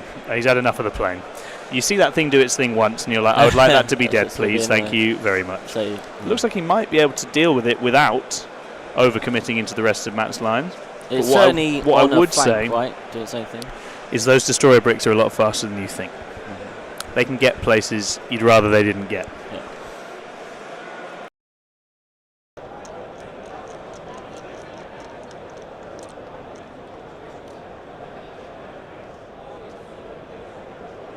We have no way of getting OC on this, right?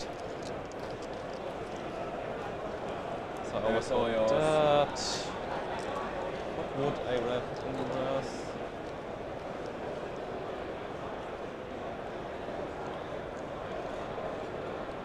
Put on the house next to them. If they pop out. Nom nom nom.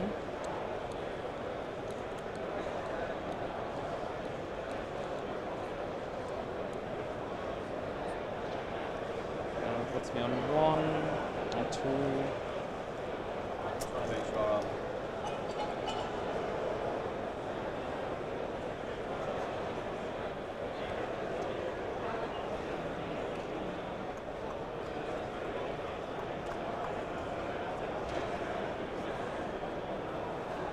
I think I want to do both Overwatch and Rapid Ingress. Yep. Someone wants to keep? On On the sixes, plane, right? on 5s. Normal 5s. Yes. They always hit on 5s and then if on the objective on 4s. I thought it was 6s and then 4s. Would you do your move differently? Just to get a flag, if you don't mind. Yeah, I thought it was. I'll just stay. They have 24, not 18. Yeah. I'll just.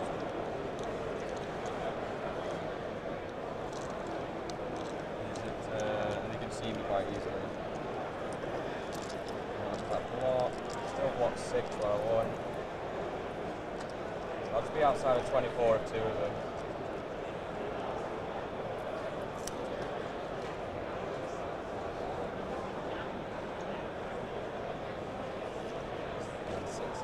Still can't get anything big. Yeah. Thanks for that.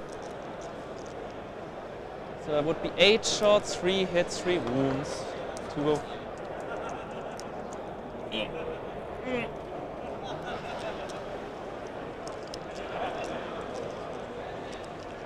I'm about picking them up regardless.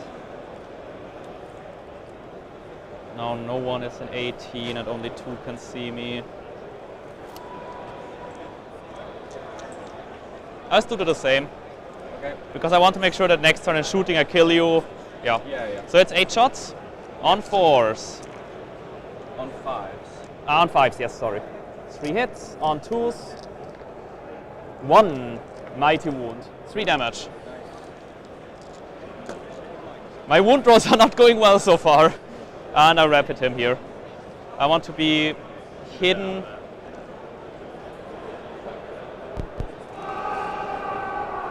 Hidden from those. I can actually hold it within 6.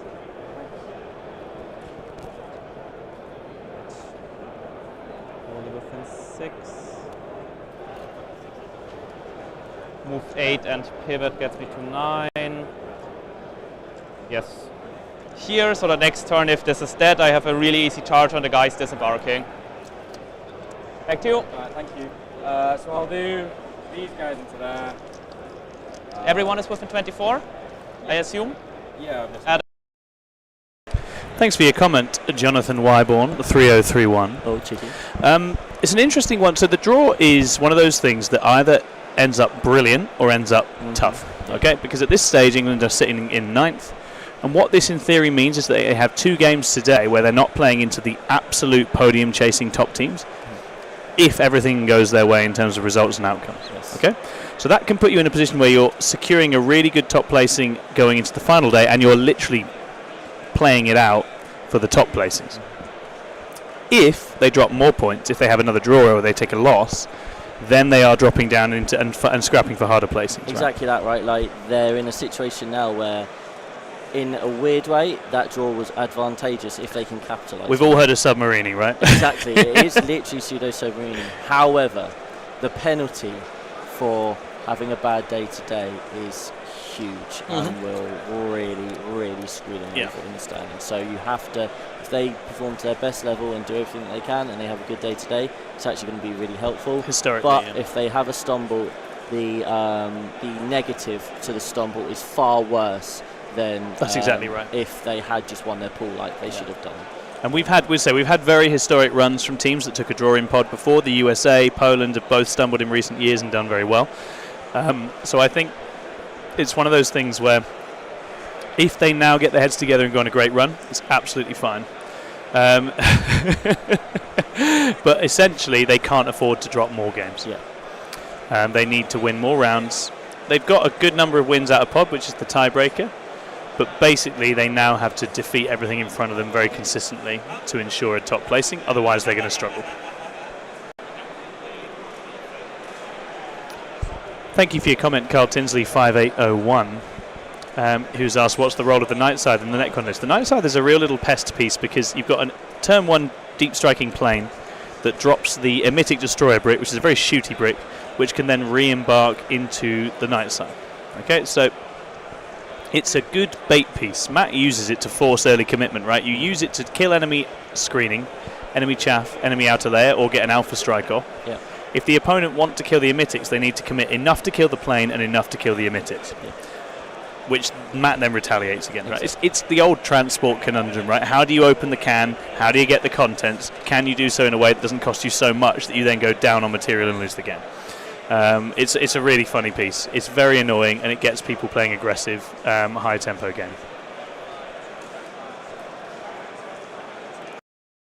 One down to 13.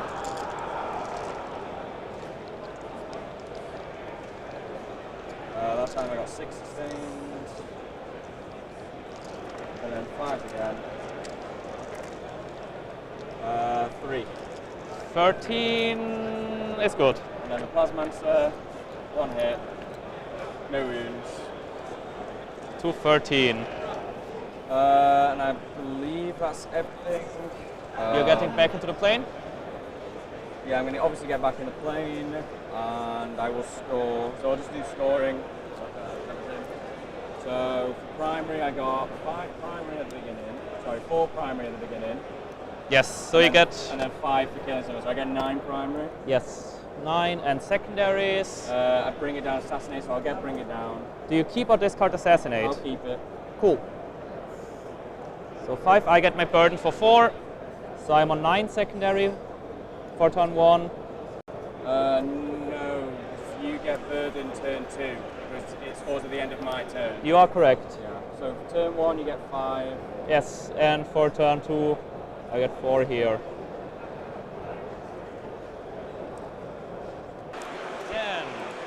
A quick reminder that 6++ is sponsored by the Army Painter, one of the premier paint and hobby suppliers in the world, who make awesome stuff. Thank you, Army Painter. We love you. I go up to 2 CP and I draw 2 cards. Burden of Trust is now done. I draw Beacon and I draw Behind. Beacon is going to be... Let's do this Maleceptor. No, actually, let's do the Neurolictor. going to leave these here. Yes, They'll yes. be back, I'm sure, right here. Hopefully. Yes. Then no battle shocks. I get 4 primary at the start of the turn. How many? 4 for holding one objective with the Neurolictor. And we are going to do our movement. The Ravenous go up, by the way. Yeah. Ravenous go up. You still have the 6-man Ophidians in reserve. We'll still start by moving here. And pivot. So I'm on here. Just outside of 2. I'll actually end it like this then. They will move their 6 so they can see you where you don't get cover. I think I can do it like this even. Yeah.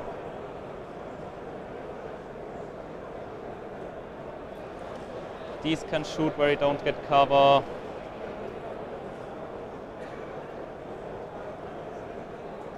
So I'll get cover for 3, not cover for 3.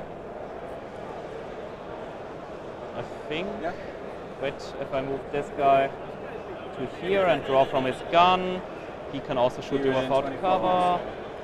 That is still 24, yes. 24 is to here. If you're measuring to my frame, Yes. Looks good.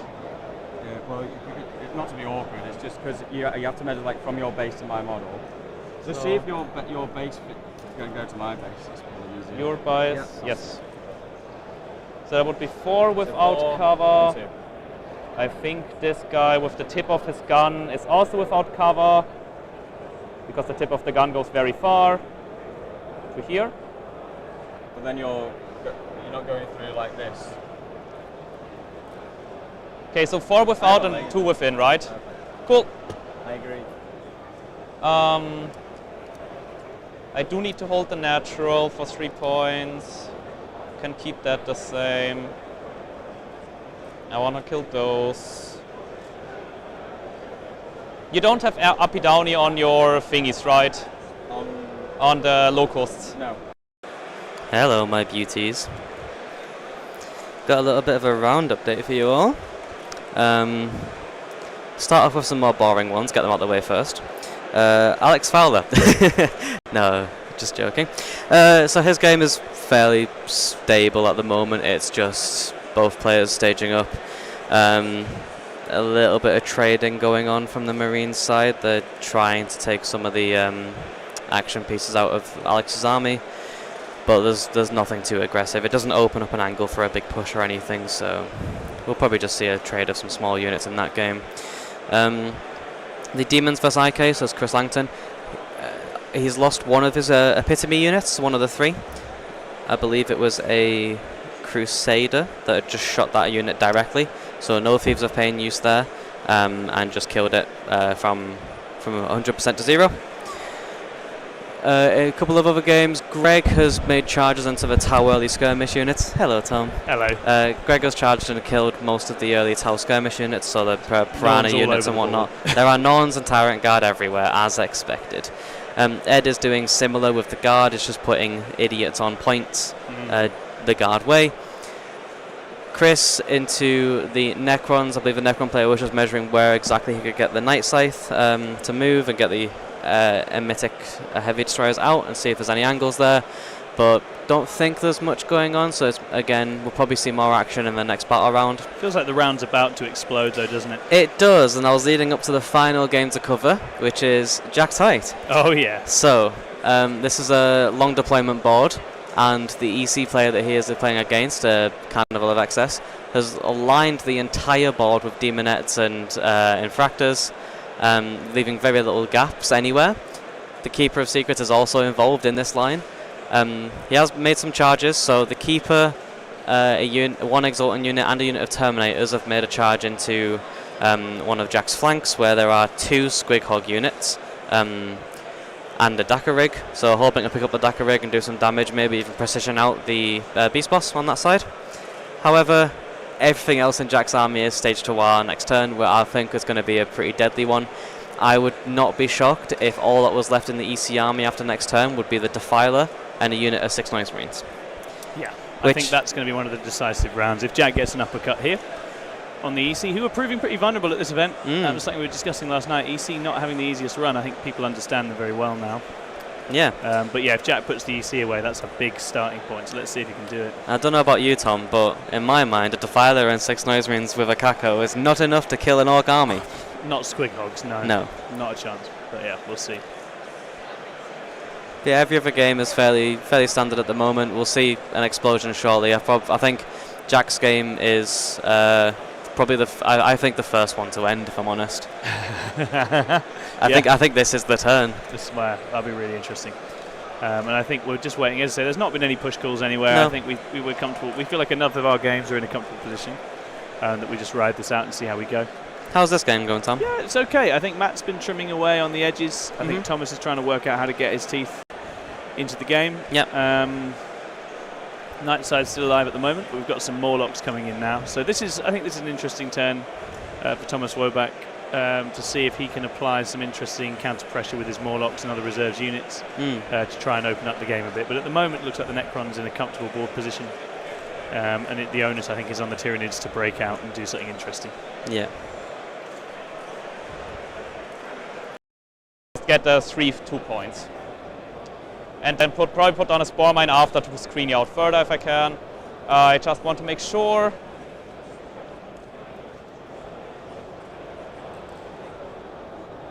Punishment you will get regardless. I don't think I want to move here. Just making sure you cannot heroic rapid ingress on the objective. That's fine. Cannot rapid there. If I'm here to here, so the line of sight would be this. Can't reach that even with a 12 would be able to reach 2 of those, that's fine. Then you wrap it there, advance and charge into my face, but I can block that with the Ravenous. Will just be hidden over here.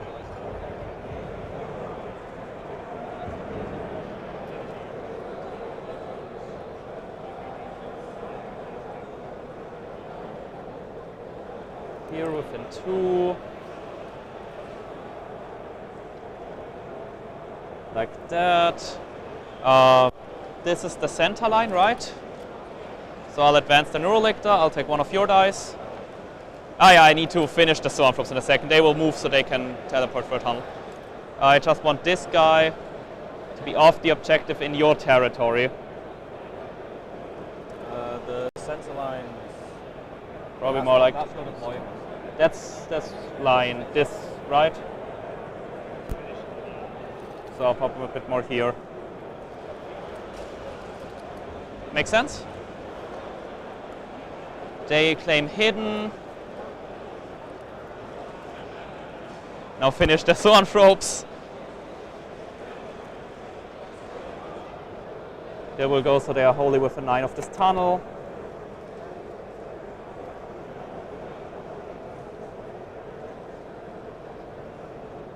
Then these guys place a tunnel over here. They want to be within 6 of the Hive Tyrant after they come, so that's fine here as well. This guy, by the way, when coming in, will now do mortals on the thingies. D3, 4, 2. I'll not bring the other Morlock. These are fine. Even if I teleport, everything here is screened. The closest you can be is there. You have a wall in front of you.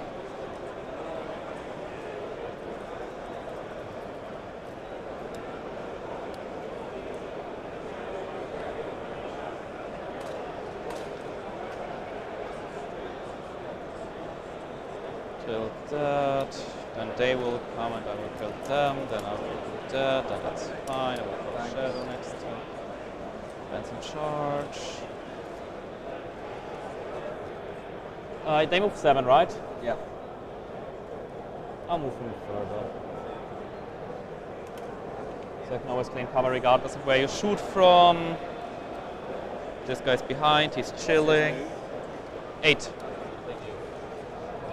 He was here and then pivot. Yeah. Yes.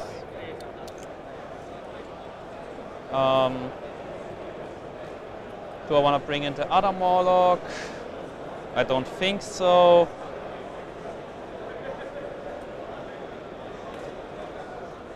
Do you have any defensive strat here? That saves. That's my defensive strat. I think I'm fine. I'm gonna teleport. I will teleport them. What would you like to do at the end of the movement phase? I will teleport a unit. It doesn't have to be them. Yeah, I'm going to rapid ingress, and I'm just going to go for that Overwatch as well. Sure. Go ahead. Oh no, my thing first. So here I need to go on your side actually.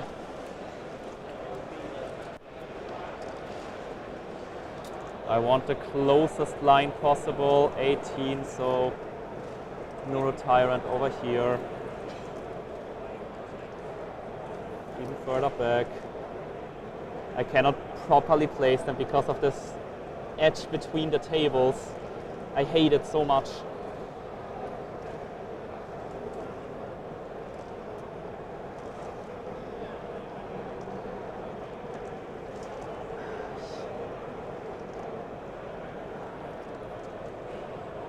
So everyone can shoot you.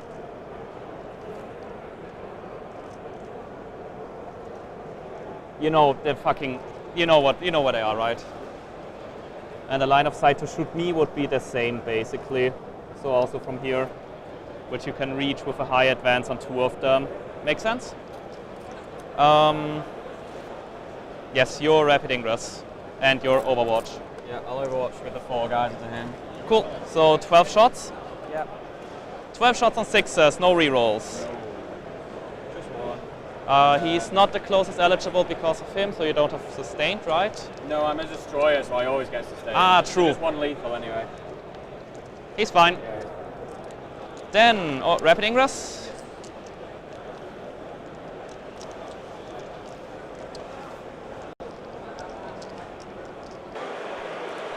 Yeah, to answer your CP question, yeah, the Necrons have a load of CP stored. I mean, they're playing it super slow, racking up the CP. Frees up options for intervention, interruption. There's some good strats in Cursed Legion, some nice -1 to hit action. Fallback shoot and charge feels very relevant in this matchup. Yeah, broadly in a patient game, the CP stacks up, right? And these players are both playing pretty slow, pretty chill. Get the impression Woback's on a blunting duty and he's just waiting to get an in later in the game.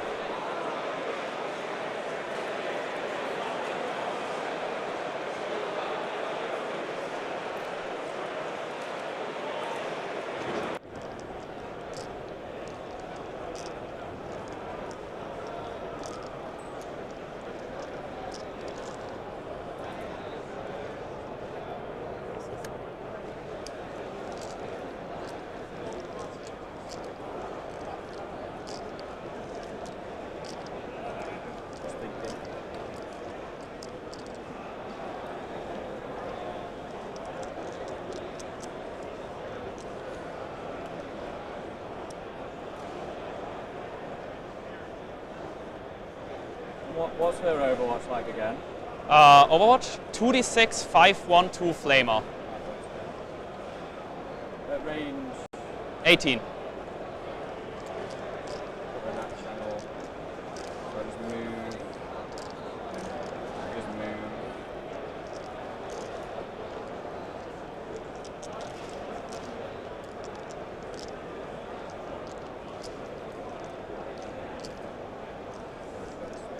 Yeah, that's fine. Cool. Shooting phase, I'll start with these here. We have 8 shots from the normal guys without cover. 3 re-rolling 1s, re-rolling the 1s. That's 4 fucking 2s again. And on 2s, 3 AP1 damage 3s. Takes 3. The others with cover, 2 hits, 2s, 2 wounds. Okay, I'll see if you reroll that. cool. Keeps me alive, I guess. Down to 3. Yeah. Still dies. I'll give you the time to disembark and explode. He doesn't. So that's Thomas taking out the night sight there. Close to not actually killing it with his shooting there, which would have been Not ideal. Spicy. Experiencing a bit of that good old variance on the way to getting the kill. Mm.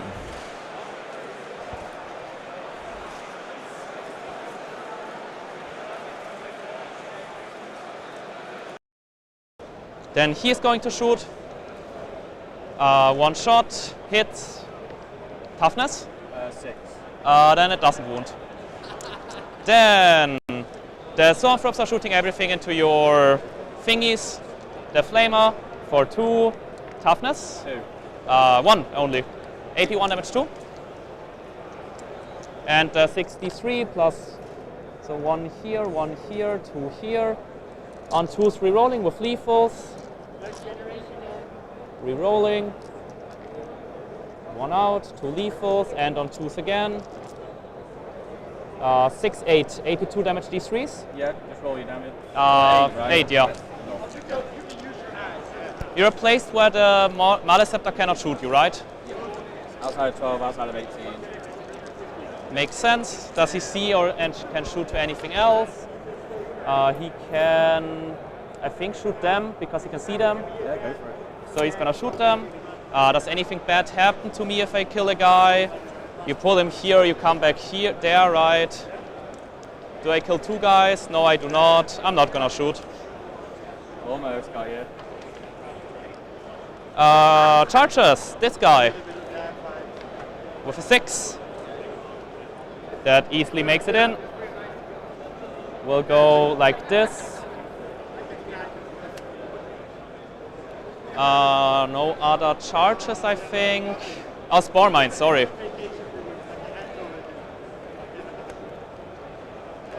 Spore Mine is going to be...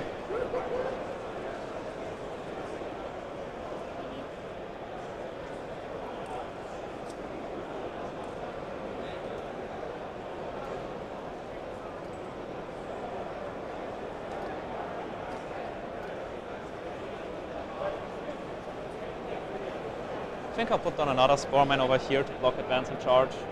You move 8. Move 10. Move 10. They move 8? Yeah. 8, 10. I'll just place it so they cannot pop it. Sorry. So outside of 11 from them. I guess at that point I can also put it over here because then we have 12 inch of cannot enter in advance. Move 10. At that point we can also place it here just to make sure you cannot pop it. And no advances are ended anyway. Welcome, Adam Parmenter. The round is looking Stable. stable. Yeah, just waiting to see the results come in. We're getting to the point where some people are doing some things, aren't they? Yeah. Now? And they're going, just been hearing about how Alex used the beauty of Magnus's staff to inch over something and just kill a unit his opponent wasn't expecting. Classic Alex. Classic Alex, classic Magnus. But yeah, there is a lot of calm around across the tables at the moment. People are just doing their thing. So it's Yeah. If anything's swinging away or anything's landing unexpected, we don't have the information to know yet. That usually takes another turn or two, right? yeah, 100%. But at the moment, I think the mood is relaxed and players just getting on with their games. Ed looks happy playing against the Votan. Seems Yeah, the board state looks good. He's still seems stable got a and lot of stuff there. The Votan are very much playing in their third of the board, which is nice. Yeah. The Knights game into Chris's Demons is the Knights are all at the back of the board. That's still very much in the early stages there. Alex is, like you think about Alex's matchup, that Space Marine army just have a 4-up feel no pain with 20 Terminators against all his psychic damage. yeah, it's kind of crazy. So Alex has to play that incredibly carefully. Yeah. Greg looks like he's just changed up his game plan and shoved a wall of aliens straight across the middle of the board, which was fun. And how are the Tau getting on with that? Well, the Norns are still alive. Okay. So I suspect we probably know hopefully God what way bless the that's Tau. heading. Tau definitely not having a brilliant event. No, it doesn't Tau seem EC both seem a little bit wobbly. Could be interesting looking at the factions and seeing, but the real standouts at the moment are definitely Orcs, Demons, both shining. Yeah. And then Nids in general not doing crazy things, but Greg certainly is. It's a very cool. good list for It's an exceptional certain teams list, right? Yeah, a first teams list. He's cooked. Someone said that losing the plane was big. at this level, at no point would Matt have committed it in a certain place unless he was aware that it was going to die next turn. And so, you know, that Night Scythe probably doesn't live for too long very often. No. It's if Matt wants to be able to push into this list and generate a big win, because it seems to be at the moment, we spoke at the beginning of the game, how the Austrians going to play this. Very much seems he's trying to blunt. And so that means if Matt wants to generate another big win, he's going to have to gradually strip away those screens, get into the juicy stuff. And to do that, he has to draw his opponent out. And you know, Necrons can just tank damage, can bounce. But as we can see there, bottom right-hand corner now, Night Scythe is dead, Heavy Destroyers are dead, as you'd expect. I do think Thomas has stabilised the game in such a way that now Matt is going to have to aggress, right? Yeah. Night Scythe being dead, Thomas with the relocation can keep reapplying certain range damage to clear out his lines. Got the Haruspecs to get rid of over on the flank now. Matt certainly has decisions to make. He's deciding before he predicts, so I think we've... Actually, to be fair, though, he's got some brain maths to do, so he's just figuring that out right now, so we'll keep nattering. He's got to work, exactly, because he's got to now work out how hard does he push, because, you know, like, in a singles game, he can very much just be like, cool, let's just keep ticking over because I'm probably going to win. Whereas, actually, if he's trying to deliver on his matrix, which if he has predicted a higher win, he's got to work out how he can deliver that. And I think the next two turns are going to be, especially if Matt does go a bit more aggressive, are going to shape this game fundamentally. We're going into turn 3 now. The Necrons are going to push and then deal with a lot of the stuff. It's then what has Thomas got in response, which will... I think that's exactly the counter to the push will be the key decider in how this game goes, I would imagine. I think Thomas, in true sneaky player style, has given Matt a little bit of that, if you let me keep doing this, there's a problem, right? So it's on Matt to shut it down. It'll be very interesting to see now if that's the line of attack Matt decides to take. He's got a few units in good positions to do it, but then the game really opens up. So this will be a big turn for Matt. Before we go into it, it's going to be worth saying thank you to our sponsors, the Army Painter. You're cool dudes who make good paints. They're considering that as their new brand tagline. Cool dudes that make good paints. Very good at painting products, possibly the best.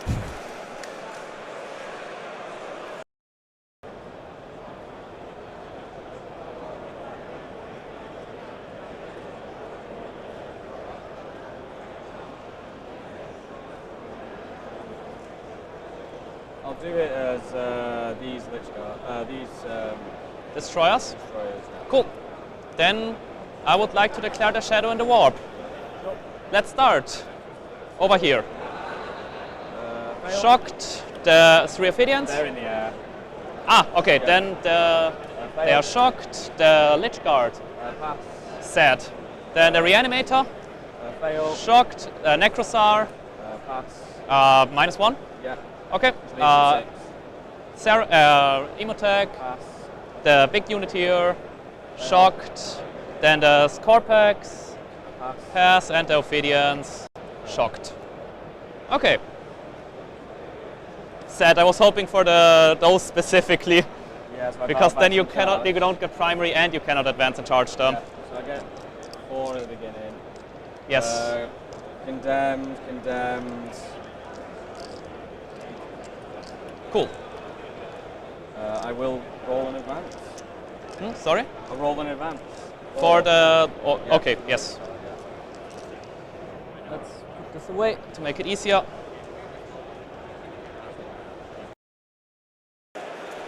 No massive developments. Bottom right hand corner you'll see there's no Night Scythe and no Heavy Destroyers.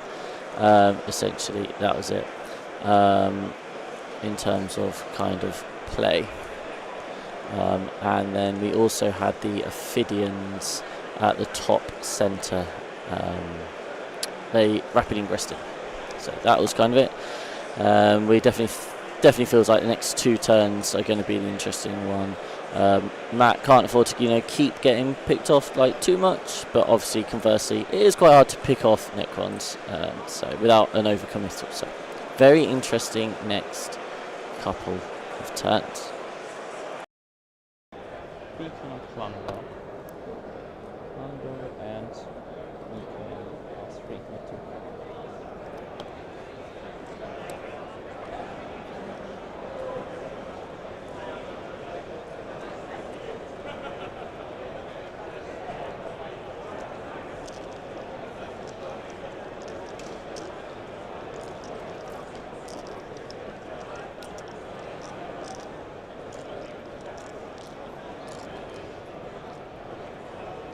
7.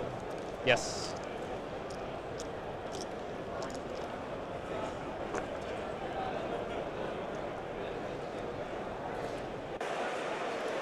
Lich Guard there, just moving forward and removing that tunnel 2.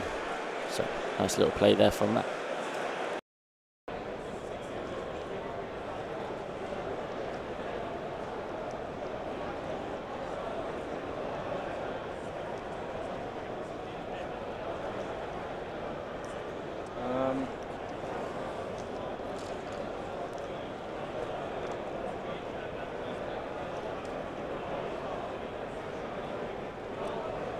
Wonder.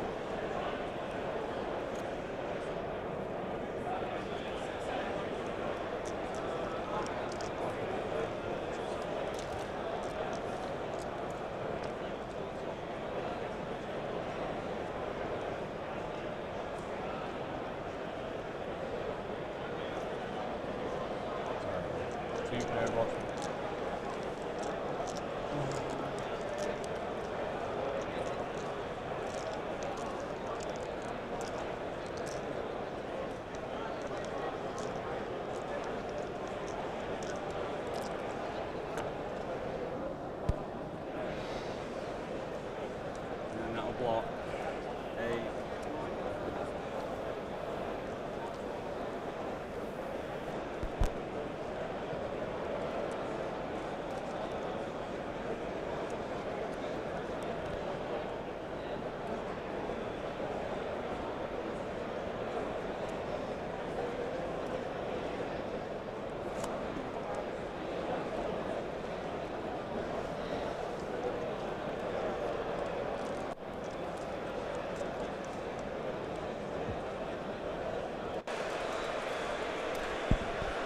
Necron's going for some pushy plays now. I was just saying, Lich Guard have moved to the middle and obviously taken out one of the tunnels.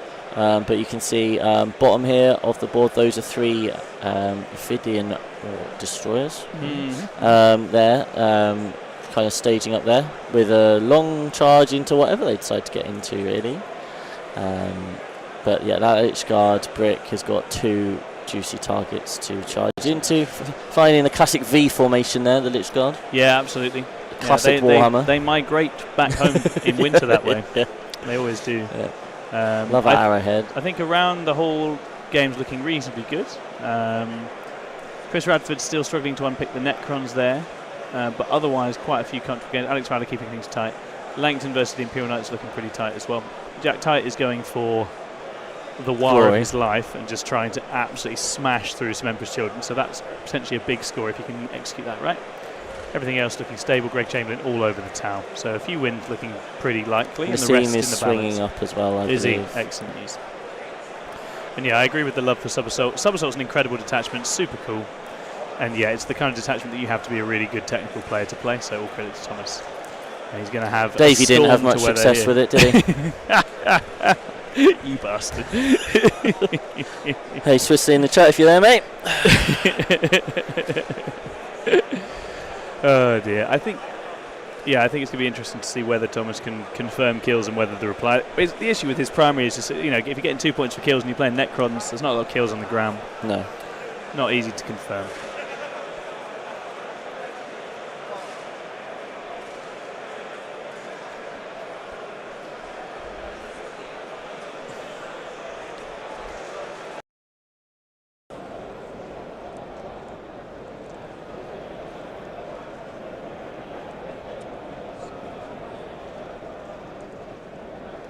Hidden there, but just move the full 10.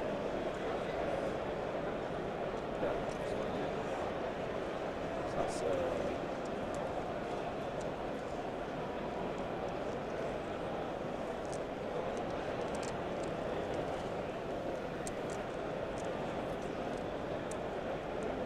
so he's 12 hidden by poking his just claw into a crevice somewhere. Yes. Spore mine. Take 1. Thank you.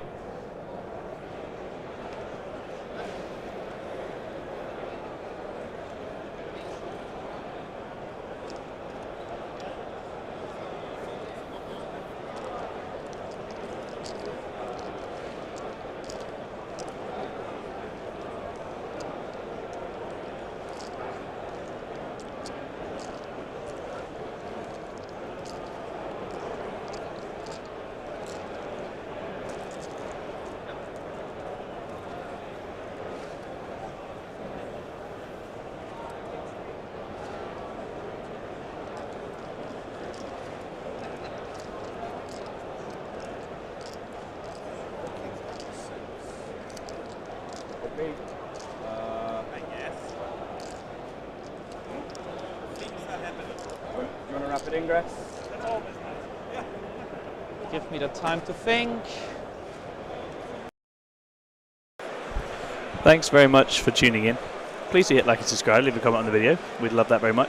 If you want to win us some beer money for tonight, as a thank you for a job well done, we'd appreciate that too.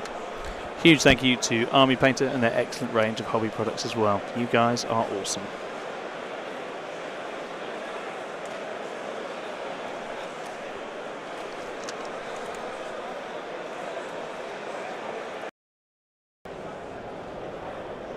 But I don't really care about that. I think I'm gonna go maybe here if I can.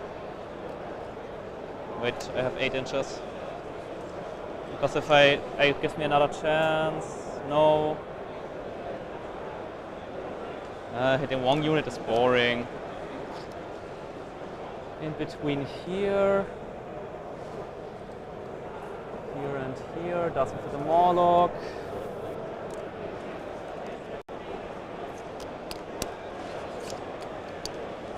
I'm not gonna overwatch anything. But if I hit that, I would be very funny. Can't really shoot me here. I think I'm gonna bring him here still. Is that piece of terrain allow Sorry? you to do so? What? Does that piece of terrain allow you to do so? It's like this, so outside of 8, then next turn I can go 10 and maybe chomp them or chomp whatever's here. I'll just roll a 5 and you will fail the Fatal Shock and be very, very sad. I'll put the tunnel behind. No Overwatch, that's fine. So, on to that. Thanks very much for the beer money, Chazzy. You're a hero. We do have our first result of round 4 in the hall. There's a young and promising Scotsman called Inez Wilson. Not sure. Inez Wilson. Anyway, he's beaten someone really hard. This young Inez kid, who might go places, has beaten Francisco Ventura 20-0 as Scotland take on Portugal. So the old keep Innis quiet game plan not going swimmingly for Portugal. Let's see if Gus and his boys can turn that one around.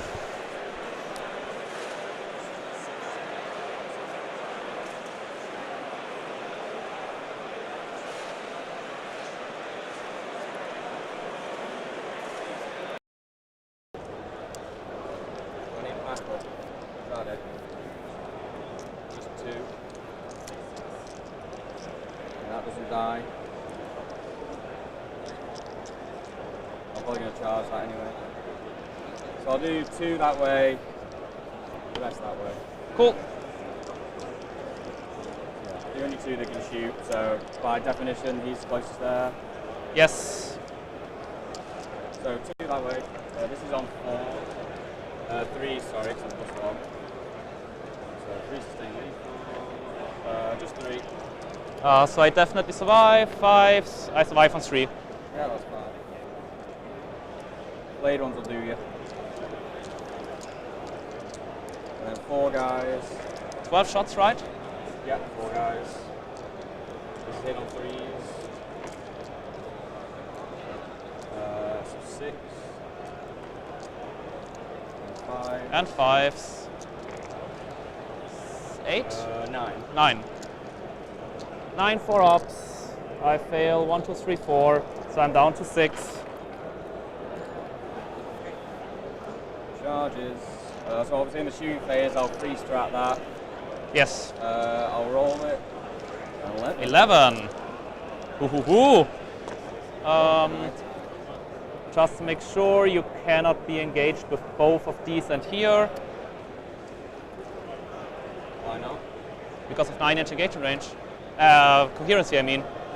Yeah, well I can still declare both and then it's 9 plus, so it's 13. It's 9 plus 4. Hello, Adam Gawley. Hello, Tom. What's new with you? Bit of a sigh of relief there, watching Jack Tight's game. Okay. So, first off, all of the charges connected, which is a good thing. All right. Mosrog was able to pile in and consolidate to touch a Defiler. However, the CSM player, the EC player, managed to get an 8-inch heroic with a Lord Exultant unit to stop that happening. Okay. So Defiler is currently safe. Okay. On the other side of the board, bunch of charges into the Keeper, or it may be Shalaxi actually. So we roll the attacks. The Beast Boss to rolling to wound gets 1 wound through from every hit, plus this is crit 5 sustained. This seems and unlikely. he rolls all 1s and 2s apart from 1 successful wound. Good grief. And then we go to all of the Skrikhog boys, and it comes down to the very last dice roll. Goodness. The last wound fails, which is enough to kill. Otherwise, Shalaxi would live on 2 and gets a hit back. Whoa. So massive sigh of relief there from Jack. But big go turn then? Big go All that turn. accounted for? Yep, Wazdacker managed to get over everyone, because obviously he cares not for where models are placed. Gets over into the back lines, and he manages to catch the Noisemarine unit with the Cacophonist that was presumed safe.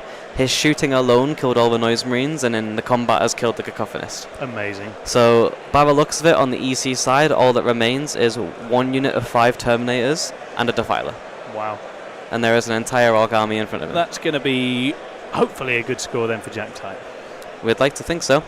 In terms of other games, Chris Langton has managed to find a nice rapid ingress with a unit of Fiends. He's within range of being shot by 1 knight, but he's outside of charge range, and he is on a central objective. Okay. So he's going to steal some primary there.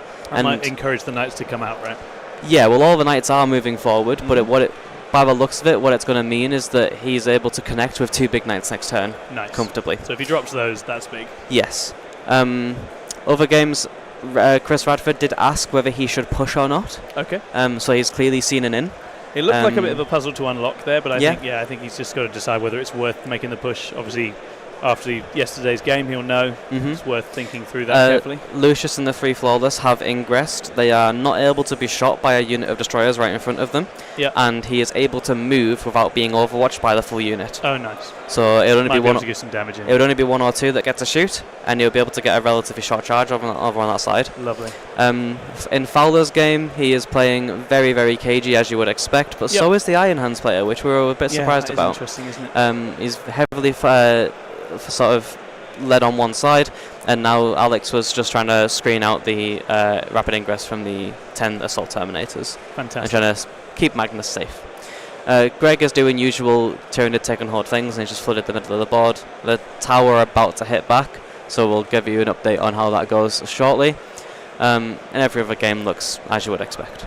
Brilliant. Excellent. So round still feeling reasonably happy. Yep. We'll wait and see if any of these scores come in sooner rather than later, and we'll pass back to Matt Belt as he starts shoving yellow reanimating dudes down the Necron Maw. But I can easily place here, right, with the Hive Tyrant. And with a 10, I think you have to place a guy there. I've still got I have 3 guys against the wall, so, and I only had 1, 2 here. Fair. Yeah. So I just took one out instead, the guy that was there. Cool. So he can't bait, and then he definitely couldn't. It was literally just these 2 front guys which were there. Yes. So yeah, just so you can't get out. Spawnman explodes for 1. So 1 is down to 2. To 1 actually. Yeah, 1 down to 1. And this is gone. I'll roll it. It's an 11. I rolled good charges. No. And then them over there, the locusts. The locusts? The flayed ones. Sorry. Flayed ones. 9. We do like big charges around these parts.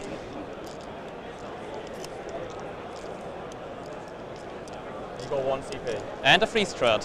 So I cannot interrupt here. That's my main question. With a 9, I think you have to be here or here with those 2. Oh, that's fine. Yes. Yes. Cool. Do I charge with the locusts? Just because I don't think. You can roll it and see how far you get. Yeah, you can't re-roll it anyway. They're gonna be tagged. Yeah, I can roll it, right? And it's not giving up any screens or anything, because I've got them at the back. We do like big charges. We do like big charges. Yeah, I am good. What were you saying about not being at my deployment?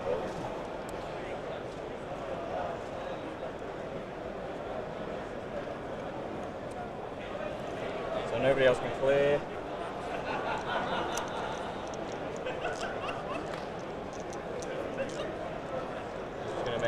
so I can swing in. Yes.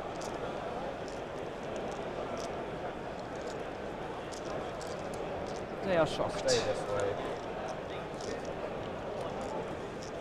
I hate these guys. I hate the borrowed ones. Right, combat, so you can interrupt. Give me a Interrupt second. here. Yes, you can do it. Do I want a heroic with him? Get on the point? No, I hold this regardless. Do I want a heroic with him? Get there. I don't want to pick anything up. That's just more damage.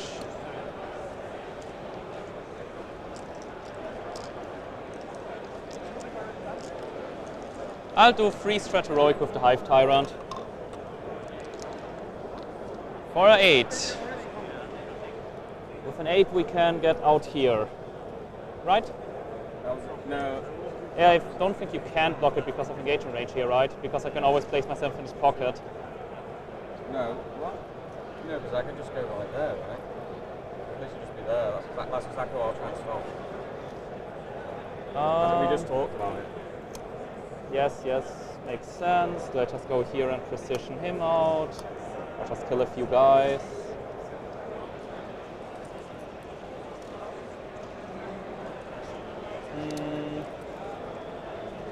Here you're not leaving me any space to be in 2 inches, so you're not basing right now, because otherwise I could be on the other side of my base. Do I even declare that heroic then? I thought I could get a pocket here. No, yeah, that was the whole, that's exactly what we spoke about. Yes, okay, I thought you were blocking me from going here specifically. Yeah. No, I said he Okay. and then you pointed out that. Yeah. No, if I would fit in that case, I would not declare the heroic. That's fine. Thank you. Yes. Not heroic, perfect. Alright, so the only interrupt I care about is here. He's not going to go into him because I think I just die to these guys.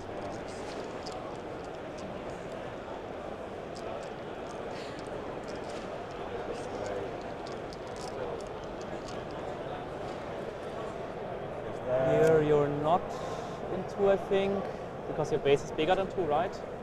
My base is. You have to be closer here as well. So we have 4 guys hitting me. So with the piling in, do I still have to pile into the closest model, or do I pick a target? I think each model has to pick pile into the closest unit, not model. Yeah, I know. Okay, I'm just going to check the. Oh. I know for consolidate. I know for consolidate you pick a unit. I'm just double checking.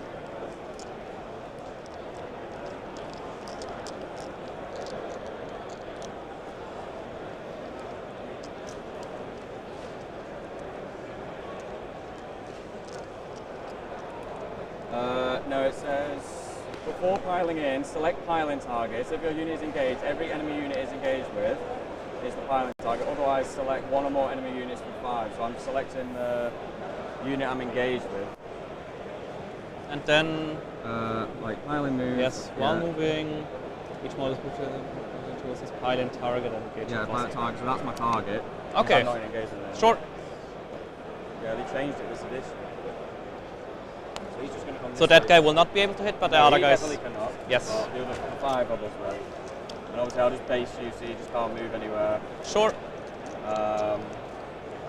Yeah, and then obviously he'll base here. Yes. Yep, and you can, and then obviously balance here. Now, if you want, I have 3 inches.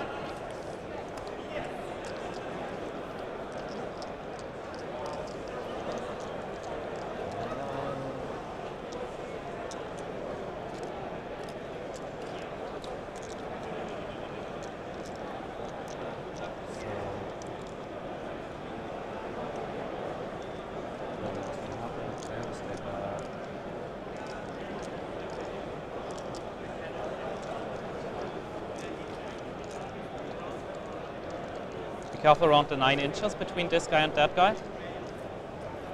So I think this guy cannot be here if you're still engaged with this you're guy. correct. Yes. So I'll just do it like that. Yes. I'm still engaged with these Yes, guys. yes. Cool. Then- and then that's Here. just the one. And then here, he'll be within 2. Yeah. So these guys will all pile around. I cannot move, of course. Do you have my 3-inch stick in your hand? Okay.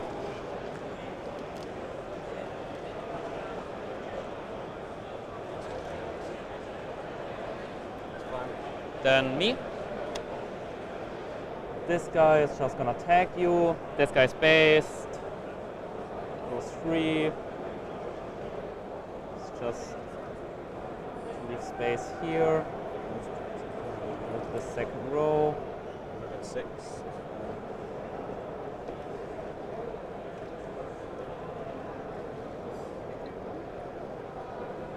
So I think here 4 of them will be able to hit you. Yeah.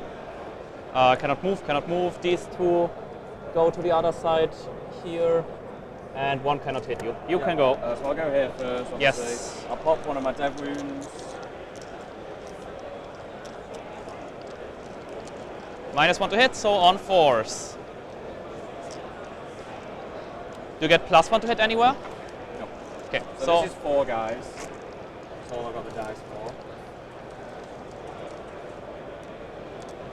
And strength 8, right? Yeah, I just need to do one more guy.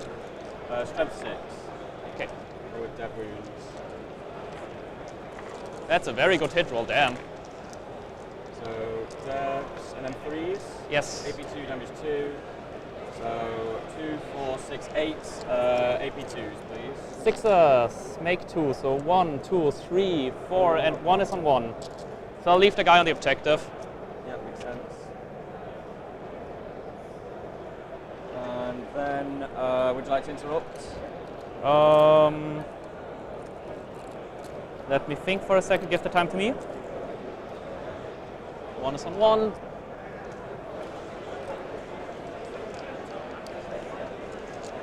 Actually, I'll leave the other guy on the objective so that you cannot pick a new target to engage in the consolidate, because you have to do an engaging, ongoing consolidation. Is that the dice you rolled? No, I already shuffled them around, okay. yes. What does he do in combat? What does he do in combat? Yes. 5 attacks at strength 14, AP3, damage 3. And I can Strength do sustained. 14, AP3, damage 3, you can do sustained. What's their defense? Toughness 5, -1 to wound if your strength's higher, 4 up inborn, 2 wounds each. I can do -1 to hit as well.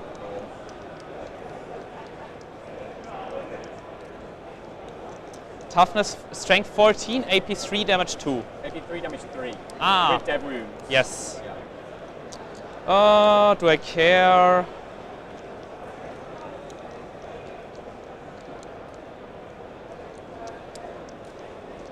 I don't think I do. I'd rather have my CP. Go ahead. Okay. So these guys are hitting on 3s normally, Yes. and they are hitting on 3s. Are they Yes. in combat? No. their combat? 3 attacks, 501. So I should survive enough to get the tag off anyway. I only need 4 guys alive. And these are damage 1. Yes. They got 1 attack at damage 3. Yes. Yeah, so I'll do sustained. So you're down to 4 CP? Yes. So I'll do 1, 2, 3, 4, 5, 6, and then the Lord into there, just to try and get rid of him. And then 1 guy into there. Cool. So this is the Lord. On 3s. No, please. Just 1 AP3. Watch me roll a 6. No, 3 damage. Down to 11. And then I've got how many guys? 6 guys. Yes. I'll just do this twice. No sustains. Strength 8 now. 5s, 2. So 5 AP2. 1, down to 10. 2 sustains, so they all hit. And 5s. Just 2 again. 1, down to 9. And then punch the other one. 1.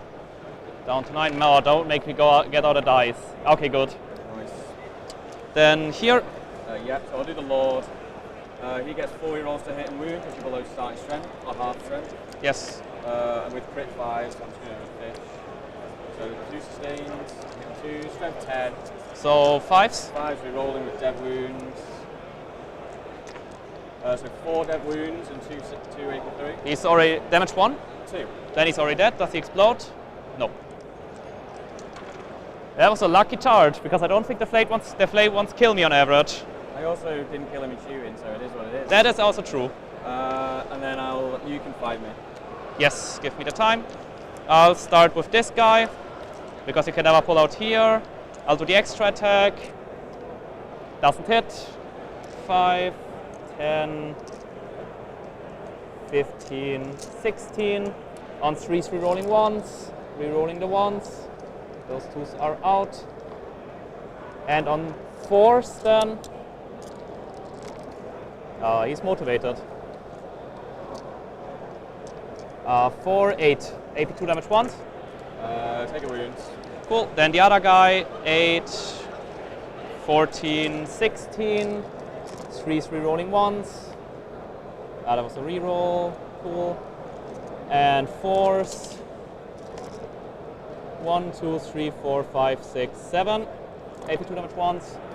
Kills 2. And then plus 1 to wounds. Then the extra attack doesn't hit also. Then the 4 guys here. 1, 2, 3, 4. 3s, re-rolling 1s. And 4s. You only -1 to wound if I'm strength higher, right? Yeah. 5 AP zeros. Kills that guy, wounds another. Cool. That is the end of my. That is the end of my. No, I have this one guy. Yes. 3 attacks. 3s, re-rolling 1s. 3s, twinling. 2. AP 2, damage 2. Kills him, puts him to 1. Cool. Attack.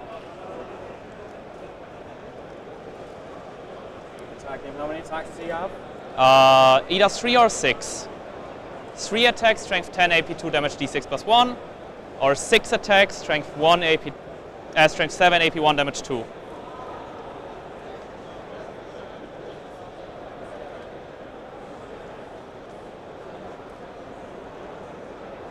I don't think I can tag him anyway, so I'll just pull this guy.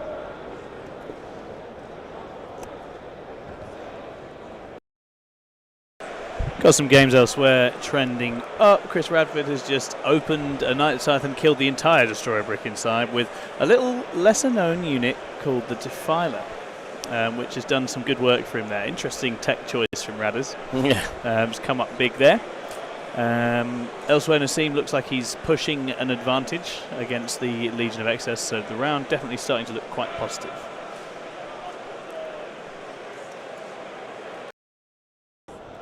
Then, Do you have an updated prediction? same-ish. Not really a lot new. So, still on prediction. I think like 1 or 2 below. What is it? Yes.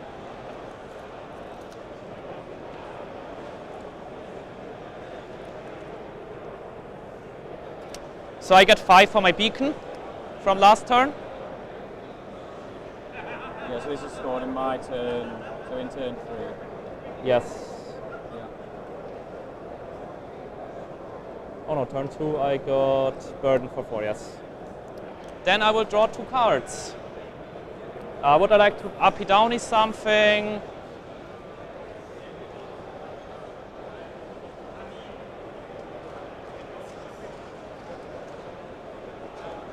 I'll do freeze strat uppy downy on the Swanfrobes. Freeze strat. Yeah, I'm changing my CP. Ah, yes, so I go to 2 and you go to 4. 4. Yes. You do have a million CP. That's it, mate. Alright. I draw 2 cards. I will draw Overwhelming Force, doable, and Engage, also doable. Cool. I have Battle Shocks to take. I will start with the Maleceptor. Maleceptor, he's fine. Then I will just roll the Ravener. He's also fine. Then you please do a Battle Shock here from the Victor. You're fine. So I become own battle shots. No, but if you No. failed, you would take D6, D3 model wounds from them, because they're within 6. No problem. No other Battle Shocks. No, that's it. Cool. So, Well then, a impressive turn from Matt. He has Very good. pushed forward into the Nids. As far as I can tell, the Nids don't have a fallback and do anything strat. So when you're tagged by a bunch of Lich Guard, that is obviously quite problematic. We've got these 2 waves in there now. We've got the Ophidian brick and the Lich Guard brick, both incredibly durable in their own right. Add that into the fact that then we've got the killing power of the army just sat there waiting to come round and mop up. So we know it seems to be that Thomas is very much trying to blunt Matt, score his points. So you'd imagine he'd go into points scoring mode now, and it's just how much Matt can pull away. He's going to find himself in that awkward position of, can you clear your lines and disrupt theirs at the same time? Yeah. Players lose big when they try to do this and get it wrong. Mm-hmm. When you're being pushed, you try to clear the push, you try to get a push on them. At the same time, you see it all the time. It's really hard to achieve both these at once. It's worth saying Sub-Assault has some ways to do that. Has some tricks. And there is quite a big acre of space in the middle. Yeah. So, and we've got the Morlocks to come in. Exactly. There's reserves to come in. And it's going to be interesting to see if Thomas is able to, essentially, he just has to try and stop that second wave just rolling straight into him. If he gets his turn wrong and Matt capitalises, it's a big win. If he chokes here, then he's in a lot of trouble. A lot of trouble indeed, yeah. Craig asking how the Art of War Greggles is doing. Oh, he looks like he's doing great. Well, he's playing into an army he's very excited to play into. And he is doing the same thing as he did yesterday, and as he's done in pretty much every game, which is a wall of alien meat. And I think every update we're getting at the moment is a positive one for every player across the board, so that's pretty tasty. Yeah, I think I would absolutely love Greg to just completely obliterate this event. I think that would be really nice. Especially because people weren't particularly rating this list. I remember I listened to 40k Fireside, and Dave Gaylord was like, this is one of the Tyrant Guard, one of the worst data sheets there are, blah blah blah. And you know what? But Gaylord on his Corn Demons being a snob about the stuff other people brought is pretty fun. And I think Greg got some absolute shit talking from other teams that had no right after last WTC. Anyone that knows him knows he's a fantastic player and a great list designer. He just got a bit unlucky, as anyone can, in the ebb and flow of metas and adjustments and team comps, and had a rough event, which again anyone can. Josh Callard says, don't let Greg's win distract you. Tyrant Guard are shite, but it's shite that can red. Well, that's the point. They lean heavily into the game plan, problem, don't right? they? Yeah, they compound that problem. They give it a bit of that Necron resurrection energy on top of all the other stuff it's doing, and that seems to just completely eviscerate certain armies. If there ever was a situation where you are trying to design an army to perform a function, this is the ultimate from Greg, really, isn't it? It's take and hold objectives. Well, how can I hold objectives well? Or have big stodgy stuff with high OC. Tyranids do that incredibly well. Well, how can I make it more stodgy? Well, what if I just bring it back? Right, it's just got those sorts of elements there, which mean it's just incredible teams list. Obviously, some lists out there do just kill it, right?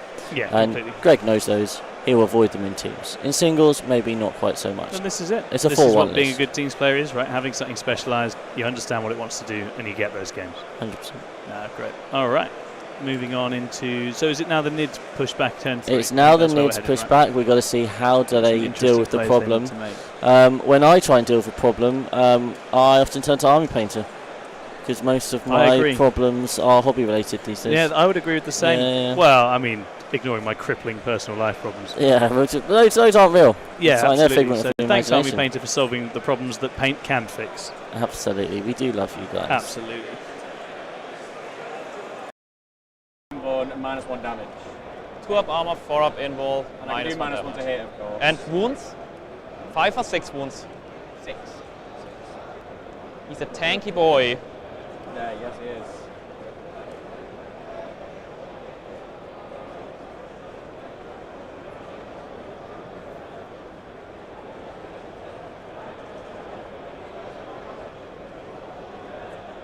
Do you mind if at the end of your command phase I just pop my res orb?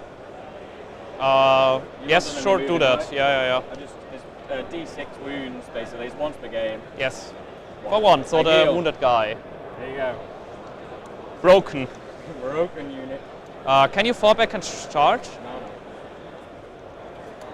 Usually it's just a one-way trip where we're hugging each other.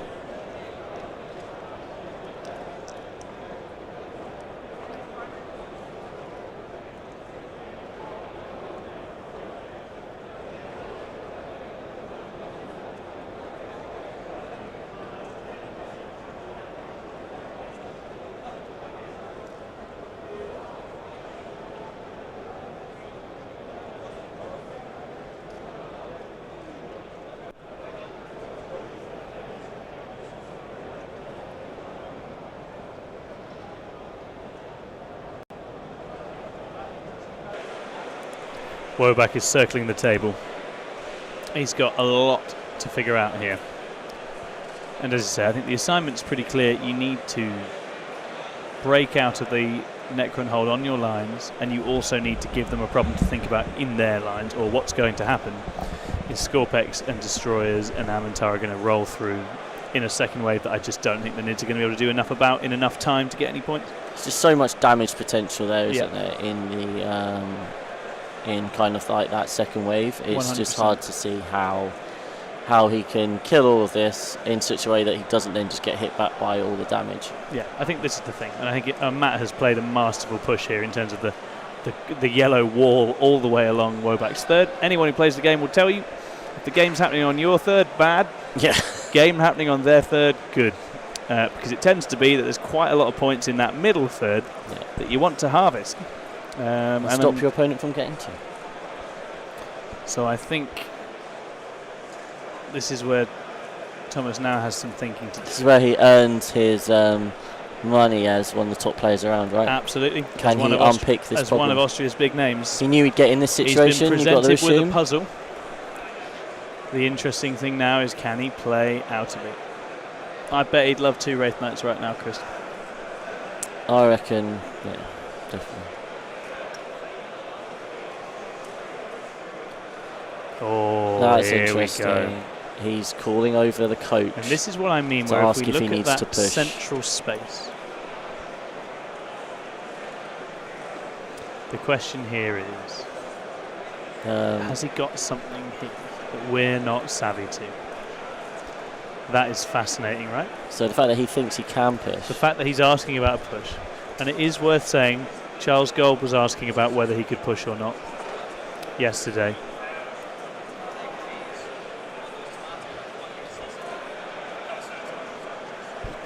I think that's really interesting. But maybe we're getting some magic. So he's talking about a plan to put some shooting at the top left-hand board and shoot into like the flank, but it's a risky play, and because of the res orb, it could just not die. Things could go wrong with it, and then he just loses a key shooting unit. The zone folks, so right? he's looking to pick up the destroyer brick on the top Yeah, left. yeah. So he's. That's what I mean. Was like if you don't get a hit into that follow-up wave now, you're in trouble. But it's a stretch. He's going to have a break. Well played, Thomas. Thomas is taking a comfort so break. he wants to find. They're waiting to find out time. information from the coaches. So, and this is something else that happens in WTC. Sometimes players just go, I need to just wait. I need to use my time to kind of. So we've had games where people have just literally just sat down and said, look, mate, it's on my clock. 20 minutes. We're going to find out how a key charge or something goes elsewhere. And then we'll let you know whether you need to play aggressive. Exactly. And you can do that because of the 4 hour because of the 4 hour time, right? So here we've got this situation where Thomas needs to find out, does he play this risky aggressive play, which gives him the potential, but if it goes wrong, I think looking at him, I don't think the singles player in him will allow the opportunity to go for that and potentially turn this around to go past. I don't think he wants to accept like a high loss here. I don't think he wants that. And as I say, it's exactly what I called as far as the spacing in the middle and the flank, where it's like he has the means here to go whoop, up and over, up and under, and start pressuring Matt in return. Nid damage is such that it feels like you may well just break against the Necrons and not actually get what you're hoping for. Not do quite enough. That's the concern, right? Like, so he knows that if he commits all this stuff and he doesn't do quite enough, it comes back and then he just dies. Yeah. And that's why this is kind of what you consider a push. In singles, he's losing the game. He has to go for it, right? Yeah. But in teams, this could be a huge differential swing. So that's why he wants to find out. But he's just gone for a toilet break whilst the coaches discuss. And Matt's having a little sit and chilling out in the meantime, having a little rest. Yeah. But thank you for everyone in the chat. If you have not already pressed that like button, what on earth are you doing? Make sure you press it, guys. Like button followed by the subscribe button. I mean, surely you've subscribed by now. Surely. And then presumably, watch all our content for the rest of time. Your life. Yeah. We do quite a lot of content. We do a lot of content. Come get involved over at 6 Foot Plus.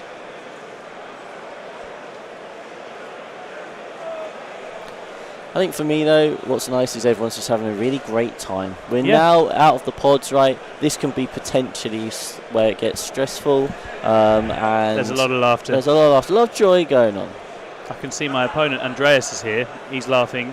I played Andreas last year, Chaos Cults versus GSC. He's laughing a lot and smiling a lot with Sam Dickinson over there. Yeah, We got told off 3 times having too much fun during our game, it's shocking behaviour. which might be why we're on the coaching seats this time around. But goodness, what a game that was. But as I say, mood really positive. We played the Austrians a few times. Everyone's having a good time. We'll maybe go and harvest some information about some of the other games as we wait for this one to resume. And be... I don't know, maybe it's... Yeah, no, it's fine. Actually, tell you what, let me just have a gander at some of the other scores around the hall, see if we've got anything interesting going on there as well. Have we relayed that Innis won in We absolutely have. 30 minutes or whatever it was? Yeah. Nothing particularly crazy coming in elsewhere. A couple of wins, but everything else still staying. 20 O's, funnily enough. Yep, some early smashes occurring.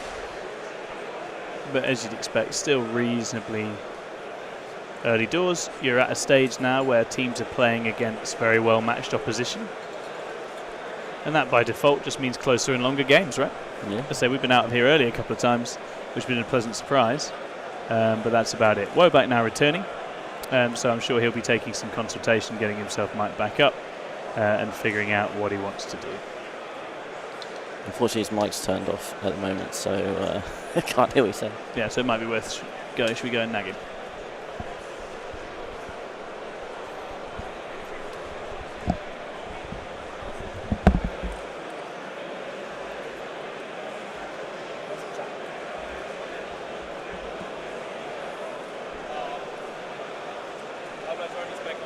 It's a little top button on there. Thomas just returning to the game. And we'll let him just get his head back into things, and then the battle will resume. So we got the call to be boring again. Classic. We love boring. We are the boring players over here. Welcome to the Necron gameplay. Yes. I've never felt so much excitement playing this faction as I have having reroll hits. So I will not touch the objective. They will go there 6 and just be boring. I'll actually leave some space just so I can always claim cover when you're shooting from here. I want a guy on the objective so I can overwatch on 4+. And falling back to here where I can, if you're just shooting straight, always claim cover. Be boring. That's with a 9. Then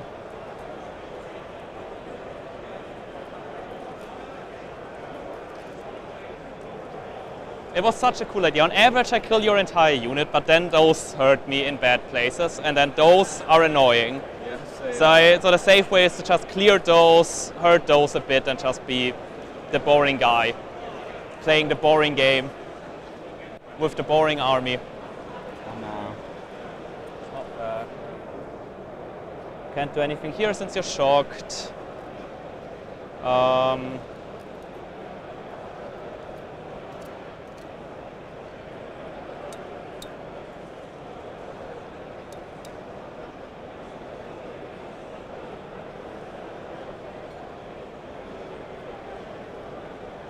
actually leave this guy back here and this guy back here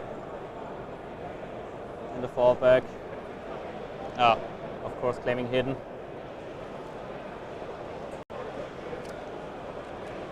The smallest scepter, I need to go to the other side again.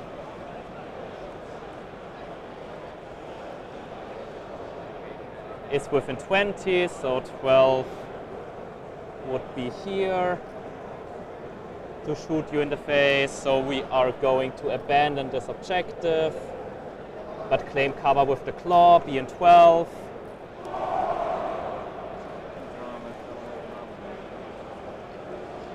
We're actually gonna claim cover from here, which I think is better. No, you know what we're gonna do? We're gonna claim cover from here, so I always get cover while not being on the objective. You could be like that. Same thing. Yeah, no, yeah, I was just helping you. That's better for you. Yes. Who do I want on the objective? This guy is of course moving 8, where I now have space because the Maleceptor is gone. And monsters can move through monsters, right? Friendly. Yes. It's just enemy, right? Yes. They You can ruled- move they through any ruled it- models yeah, right they now. ruled it that way, didn't Yes. This guy is gonna do a fallback. Right guys, I've just wandered around, so I've got a little round update for you. We're looking at having 4-ish games that are locked in, we think, at 14, 15 point wins. So that's feeling pretty good, and a 5th one which is also going that way. So with that kind of level, you're already feeling good. Alex is on Matrix still, but he did have that as a loss. We've then got Ed also currently playing at a draw, I believe. And yeah, things are looking really good for England, which does beg the question, why has Mr. Wobuck been asked to just not push and stabilise? The Marines player apparently got told to go and get a 25, so there you go, and that's how they're feeling about the round. So it doesn't quite understand why he's been told to kind of stay as he is. But yeah, there you are. So just a little update for you. The round is going really well for the team. There's one game that they are concerned about, which is the Knights Demons game. But hopefully that shouldn't affect the overall result too much, because everything else is going along swimmingly. It's gonna come here, just outside of 6 to your character. I think I'll actually do here and here, placed on another tunnel.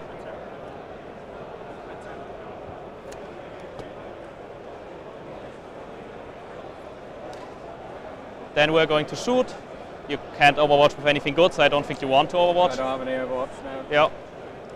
We will start with Assault Ropes get sustained hits. What's up? What are you doing? Giving them sustained hits in the movement phase. I'll shoot all the Assault Ropes into them. I'll start with the Flamer. 2d6 for 7. 3, 6, 7. On 4s, 2 AP1 damage 2s. Kills a guy. How many are at the start? 2, 4, 6, 8. Okay, so 1 for blast, but that's a good roll. So we get 3 here. 1, 2, 3, plus 4 for these 2 5s. Plus 1, 2, 3, 4, 5, 6. 2, 3 rolling. Lethal and sustained. 1, 2, 3, 4, 5, 6, 7. Lethal. I don't think this was in. 1, 2, 3, 4, 5, 6, 7. Sustained. I'll put these out here. On 4s.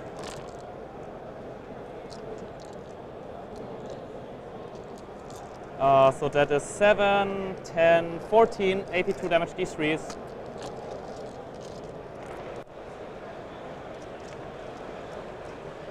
Fail 10. 10? Yeah. 5, 10. Damage one at a time. First one, so 2 kill a guy. 2 kill a guy. 3 dead. 4 dead. 5 dead. 6 dead. 1, 2, 3, so exactly the unit.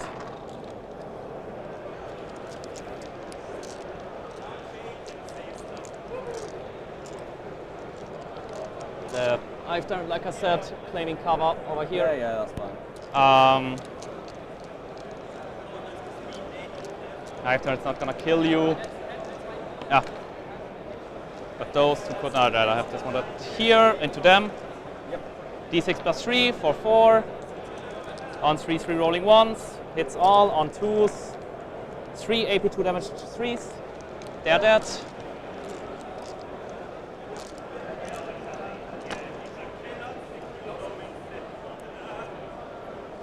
Hive Tyrant is shooting right in front of his face for 2 shots, plus 1 for blast, 2, 3 rolling.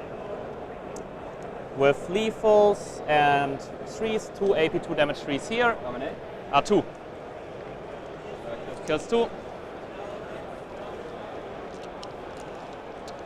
Then we'll put down a Spore Mine.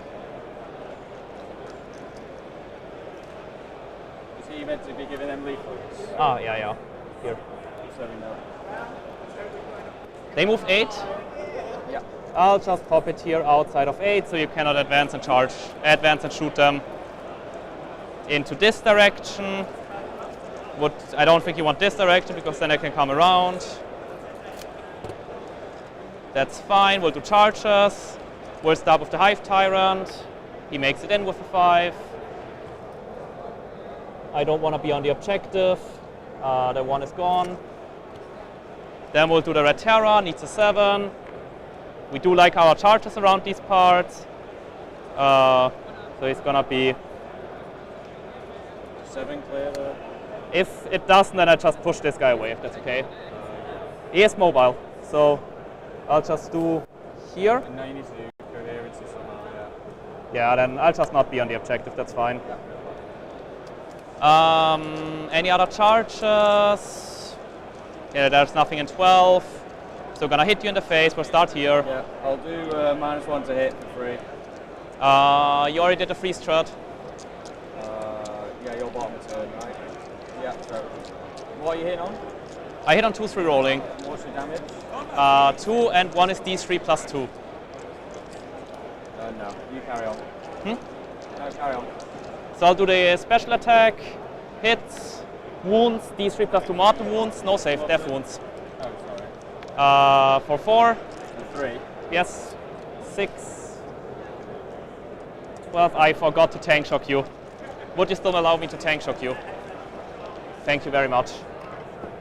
So, I always forget if it's T8 9 wounds or T9 8 wounds. I think it's T8 9 wounds. Same toughness and durability as Amantar. The Red Terror is T8 9 wounds, yes. Here. 1, 2, 3, 4, 5, 6, 7, 8. For 1, and I take 4. Nice. So I'm down to 5. And then we'll do the attacks. 4, 8, 12 on 2, 3 rolling. That's here. We have 12 hits, and on 3s, because we no longer have -1 to wound. 1, 2, 3, 4, 5 out. That's 7 wounds, AP2 damage 2. Yes. Should have done them all last because then I would have healed. Yeah, he's going back into reserve. Yep. Then here, 6 attacks on 2s twin linked. Hits on 2s again. Twin linked. 6 AP2 damage 3s. Cool. In the pylon, he would just turn, so he gets cover from this obscuring bit. So he has to touch the plate then? No.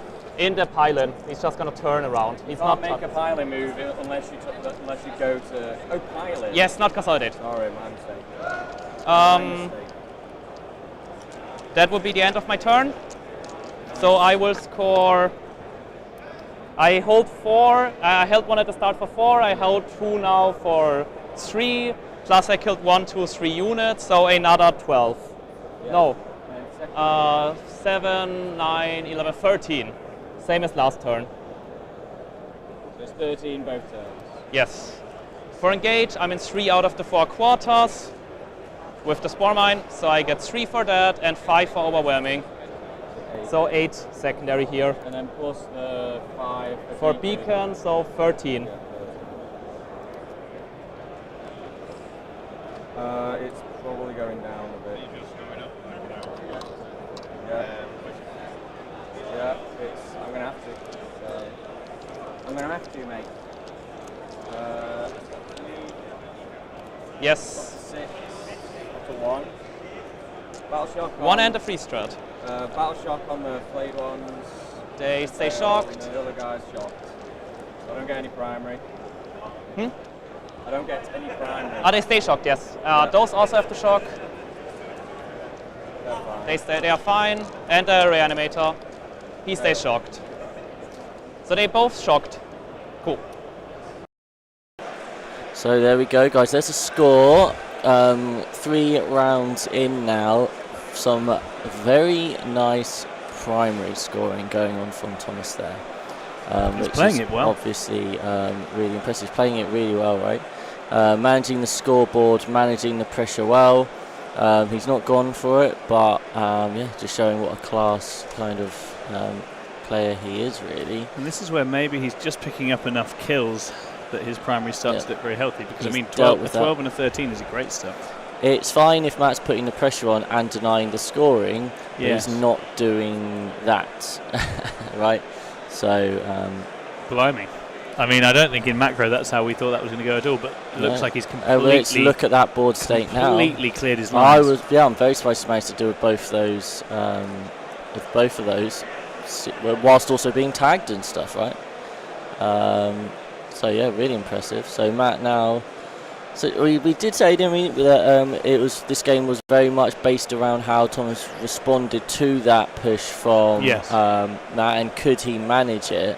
I think probably not trying to push out beyond in the end has been really good for him, because he's let the needed the damage to get the lines created cleared. that space, because those Necrons are now actually quite far away because they're not in the middle, right? Yeah, exactly. So yeah, Matt is playing very much with his core unit, so he's going to have to take some decisions on what he does here. Yeah, he's just nailed it really well. But so yeah, not with the way the scoring is. Matt on first turn. This has the look of a 13, 14 for Thomas potentially now. It could swing. If this that scoring way, tempo right? continues. Yeah.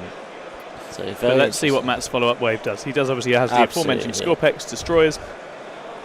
If he goes in now and completely opens the Tyranid line, then maybe things go differently for him. And as we know, in terms of Warhammer, when it's our turn, we feel like gods.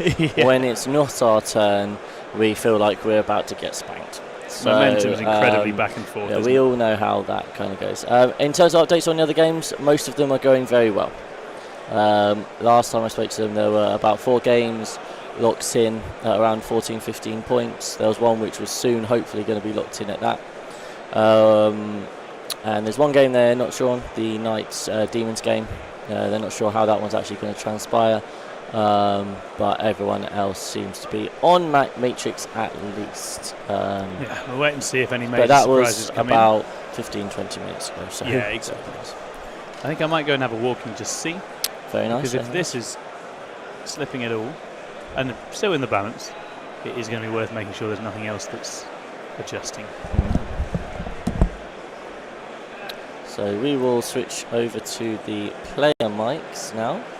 And let them talk through. So the Red Terror can't come in. Don't forget, I can jump tunnels. I can put the Red Terror, then a Morlock, because I can pick both of them up at the end of the turn. Yeah, but you can't do it in rapid as well. Not in rapid, no. But like I can put down a tunnel up there and then pick him back up in rapid, and then put him down again, and then put a Morlock and do things.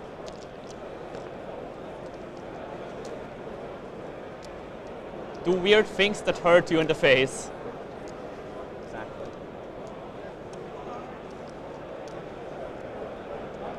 Not touching.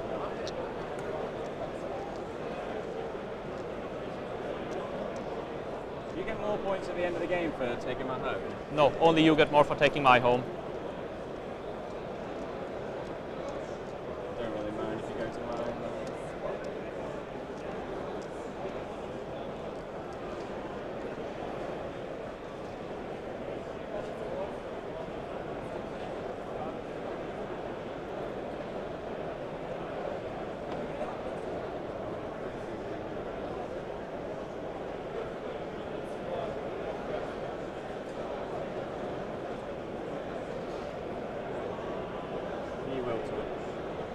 So he's touching. He is touching. Cool.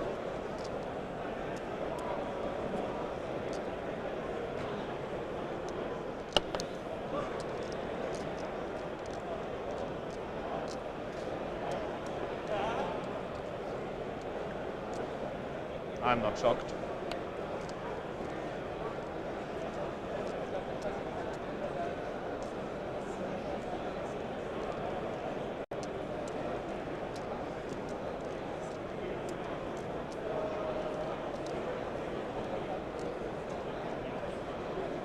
So So again, don't forget these are Overwatch on 5s. Yes. Yes.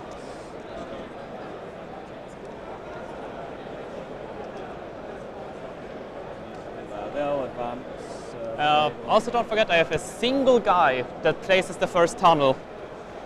Yeah, I'm aware. I'm just going to shoot him, to be honest. One arrow, all 3. So that should screen the Red Terror. 5, 21, 26, 27. Just make sure he gets hidden. Plus 41.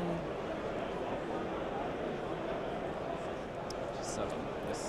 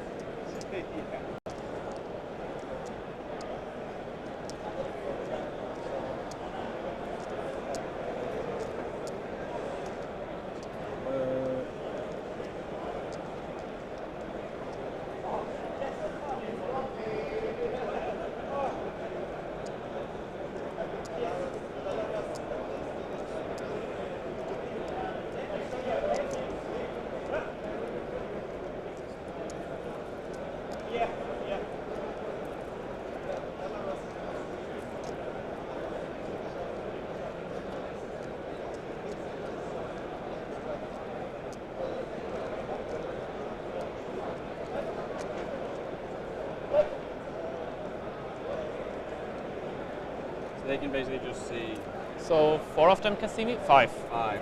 Okay. One is shooting the spore mine or the Maleceptor. I think that's everything. So I'm screened from the Red Terror. Can I just borrow his base? Yes.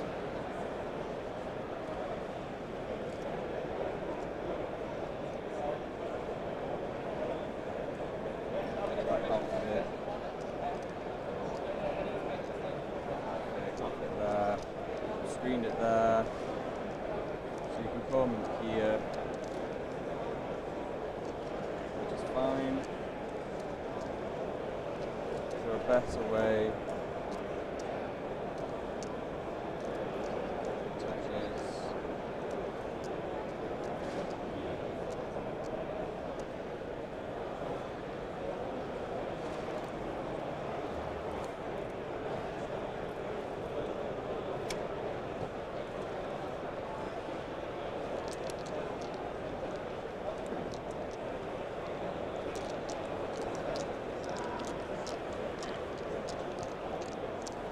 Okay. You can rapid ingress. Or Overwatch. Or Overwatch. Or both, depending on what I Overwatch with. Everyone can see you and shoot you. If I just touch the hidden. Then put them into hidden. Then. Okay. Thank you.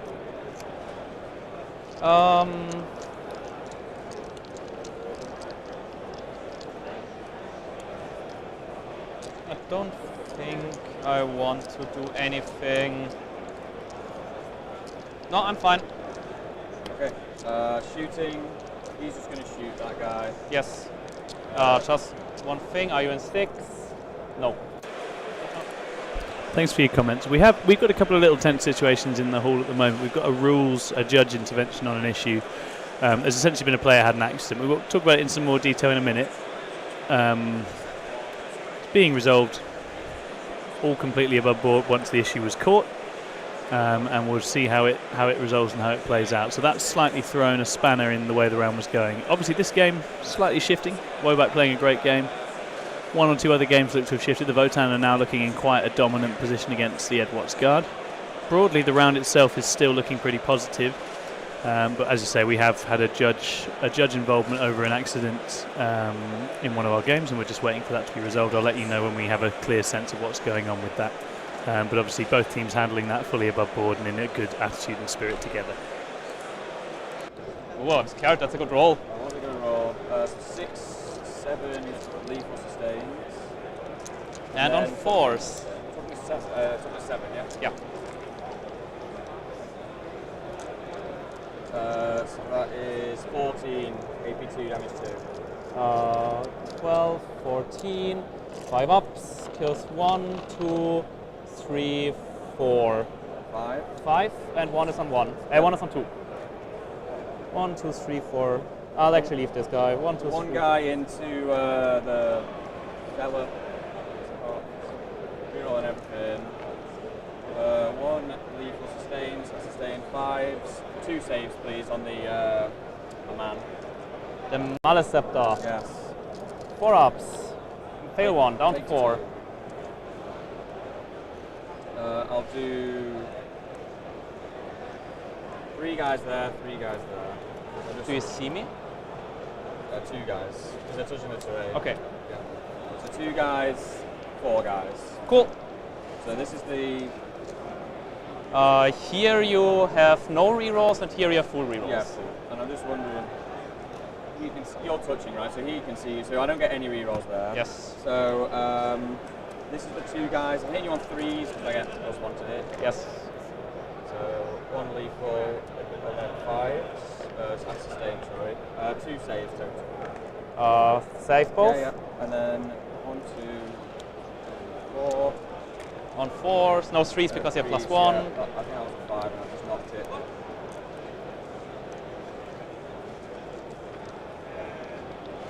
So this is 6. Lethal 5s. 11. 11? No, not 11, 10. 10. Have you ever seen 9 4-ups? You also have now. Explosion. You failed 3, right? It's 2 damage. Yes. Charges. Obviously, I think I've already spent the 60. Yes. 7. Makes it in. Make it in. So But I can't not- Go there. I can go there and there. I think I just need to kill him though. Sure. Focus more on killing him.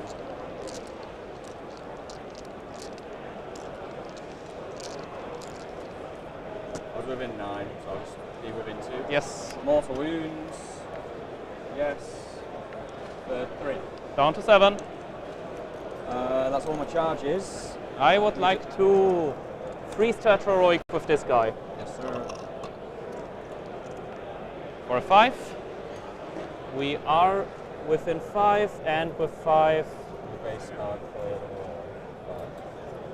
5. I think. But that would be going straight over. Yes, yes.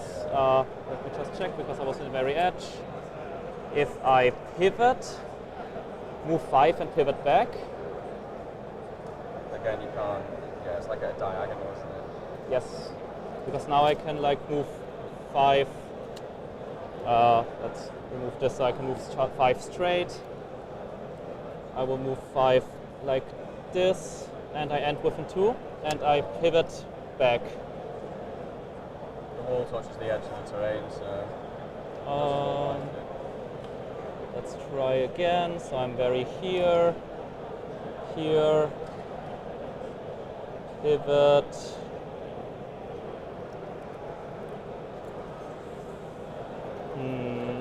Can I cheat this somehow? Is there a cool thing I can do? 5.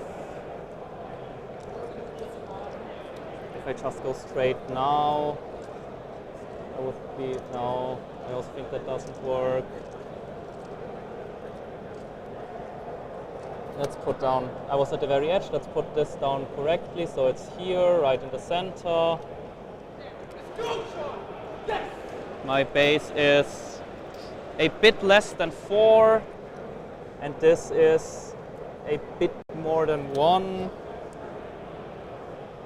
This is like 1.5. Is my base less than 3.5? It's more than 3.5. So anything else I can do? If I'm here, I'm not in. Can I be just here within 2? No, I would actually need to be over. Can I clear this? I think it's the same. Is there anything else I can do here with a 5? I think I needed a 6, yeah. Okay. I'm going to spend for sustains. Cool. I'll do my pile-ins. I'm going to touch this guy, but still be able to swing into Cool. him. But I'm going to pop my dead wounds as well. Yes. So do that. So let's do the Lord, big attacks. I'm not going to fish. 3. So Matt continuing to apply pressure to the Nid expansion. And the destroyers have swept up as anticipated, leaving chaos in their wake. It makes this a good close game overall. Does he explode? No. Thank you for that. Fought everywhere. Then Army Painter are fantastic. Cheers, Army Painter, for all that you do. 3 toughness, Toughness 6. force, 1 AP, 2 damage 1. Cool.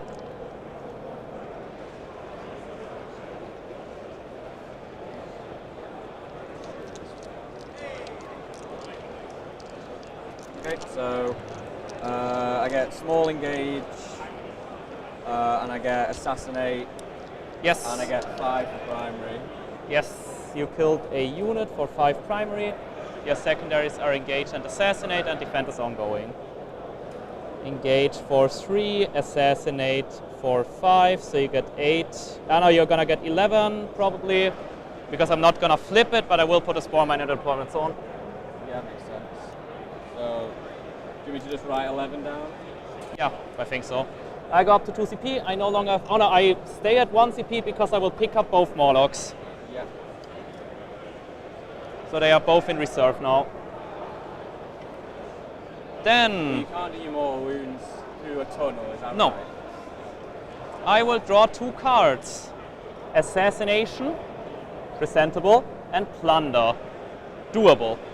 Please take a battle shock from the Neurolictor. You're Okay. shocked, so I get primary. That's cool. Then I have to do a battle shock here. For the 1 Hive Guard, he's fine. But he cannot plunder there. That's fine. No other battle shocks. We will move. He's gonna advance. For 5. Where's my tape? Here. So that brings him to 11. I'm gonna put him here, claiming gone to ground, so only 1 can shoot me in Overwatch. But I hold the center. I mean, you're gonna try because you have a billion CP. Do you have fallback and shoot on anything? Yeah, the mounted. On mounted. Okay.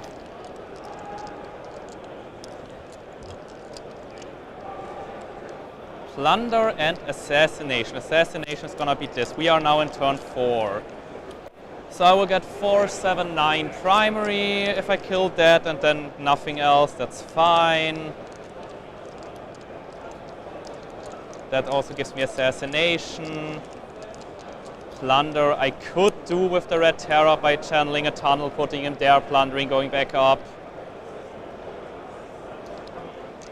You have defense, so I could also be supremely annoying by chaining tunnels. Which I think I might do. Because I do have 1 CP, so I can give all of them charge rerolls as well. Let me check something. This is just for myself.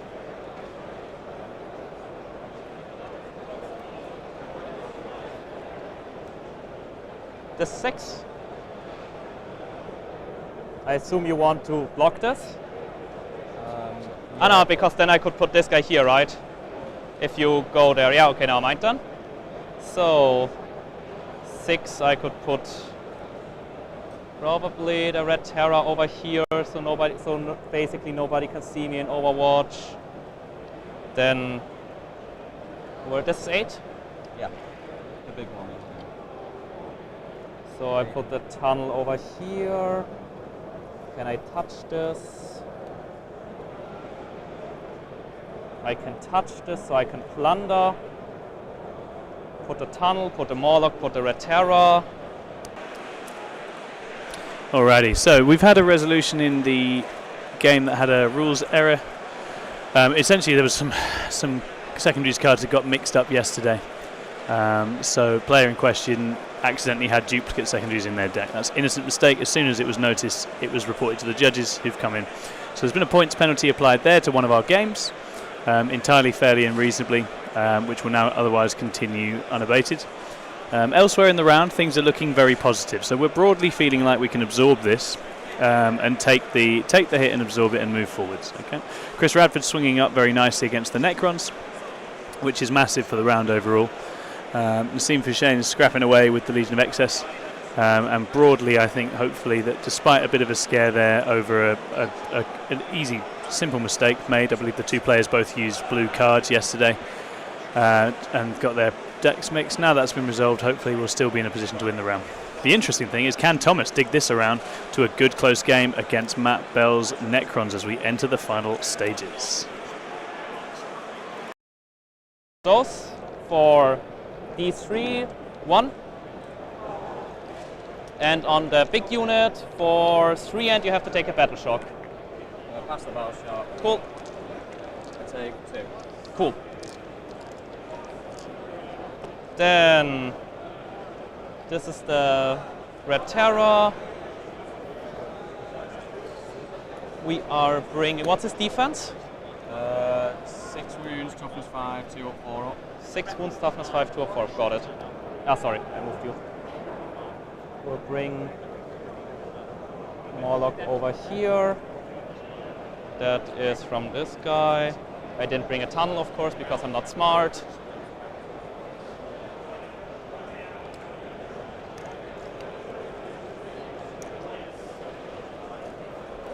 This is not a tunnel.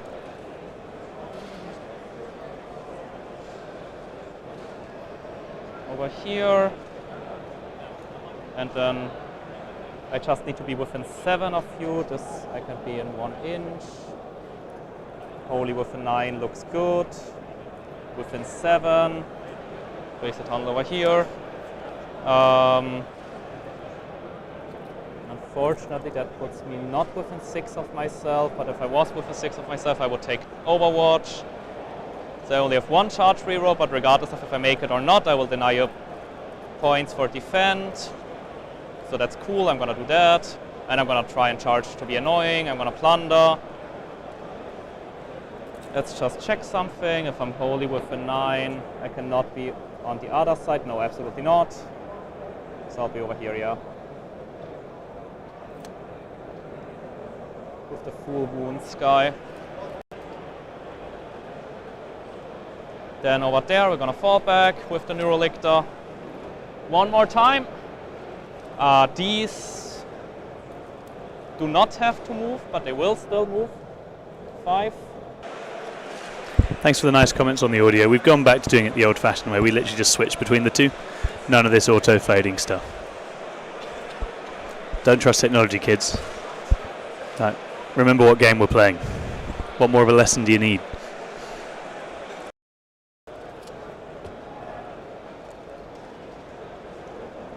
I will then be holding 3 to yours 3. Would you like to Overwatch me?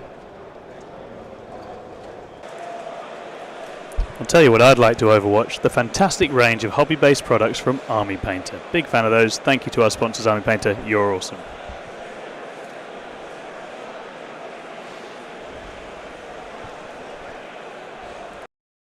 Guys. Trying to him. Yeah. Sure. the wrist. 4 guys on 6s on 5s. I'm not the closest, so no sustained. That's not how that works, remember? It does. No, for destroyers. Ah, true. Oh, and now 3 lethal 3 sustained, just 3 saves. I'm good. Down to 1. Can you put it on 1? Then, shooting phase. We will shoot with these, everything there. 1 is on 2. Yeah. So I'll start with the flamer. Or do I finish with the flamer? I finish with the flamer. 63 on number of shots. So 4 extra here and 3 extra here. You do not give blast. On 2s re-rolling. No keywords. And on 2s, that's cocked.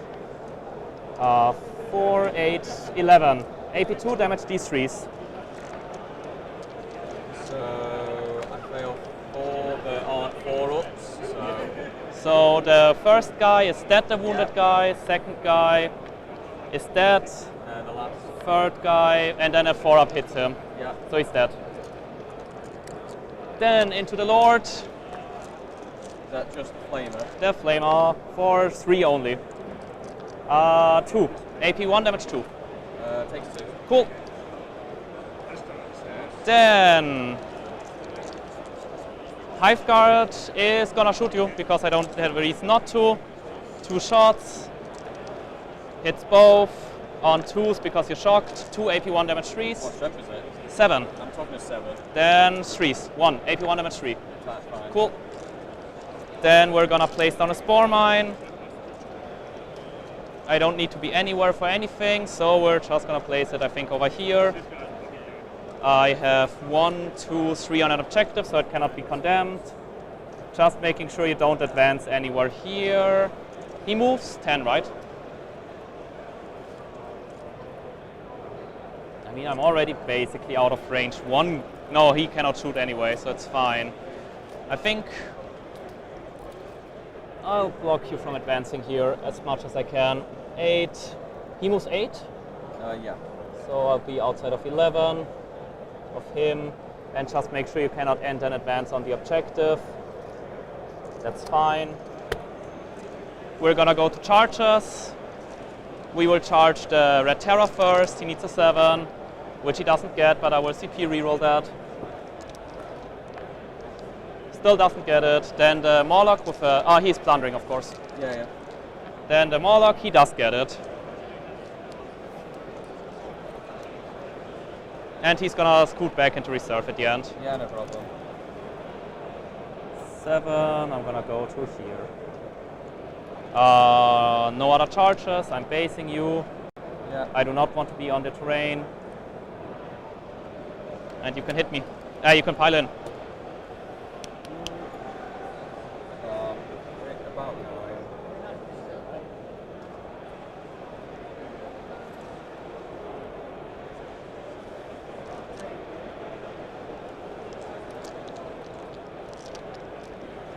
Uh, 5, 8, 13, 16.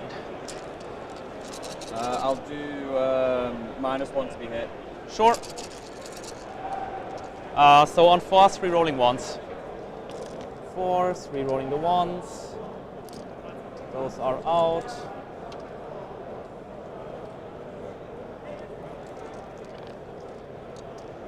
And on 3s, those are 6 AP2 damage 1s. We have a first result for England. It is, as usual, Nassim Fouchain, and he's brought back a 16-4 against the Legion of Excess in a very hard-fought game over at the Comp Play stream. Well done, Nassim. And we now begin to start the nervous tally to make sure we get over the line. I've been really enjoying Wobot play this list. It has to be said, the jank is there, getting in and around and behind.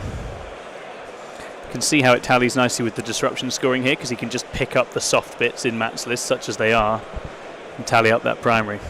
It's quite hard to stop him scoring. I think this game's going to be very close. So I'll res onto this point, so you just don't get the points. Oh yeah, you don't have to do a how far away thingy, right? No, I just do it within 2 and within 9. So that'll help. That's fair, didn't think of that, okay.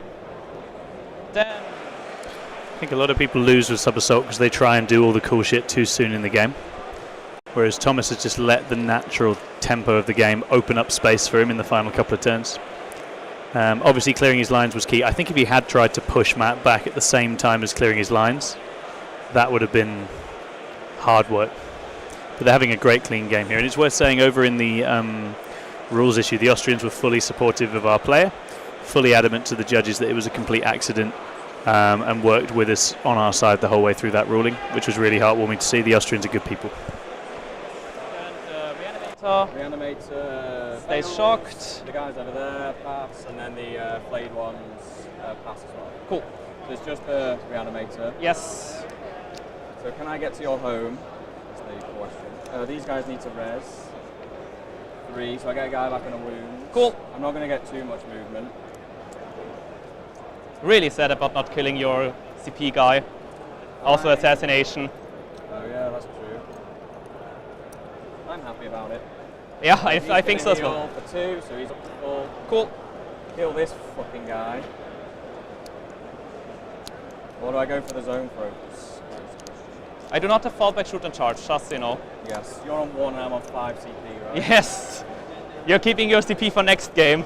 Yeah, I know, I'm going to use it all now. So, you can rapid ingress 6? No. No. So it's just normal. He's on 12. I'll spend a CP to fall back and shoot with these. Yes.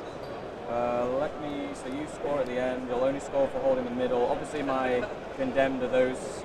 Yes. Those there. They're going to shoot this. Or, yeah, and then hopefully you'll just have the red tickler left. I'm just wondering where I want to res this guy, essentially. I can't charge, so I can't go for your home. So that's off the cards. So, and I get hold more, so my max primary is going to be 14, regardless.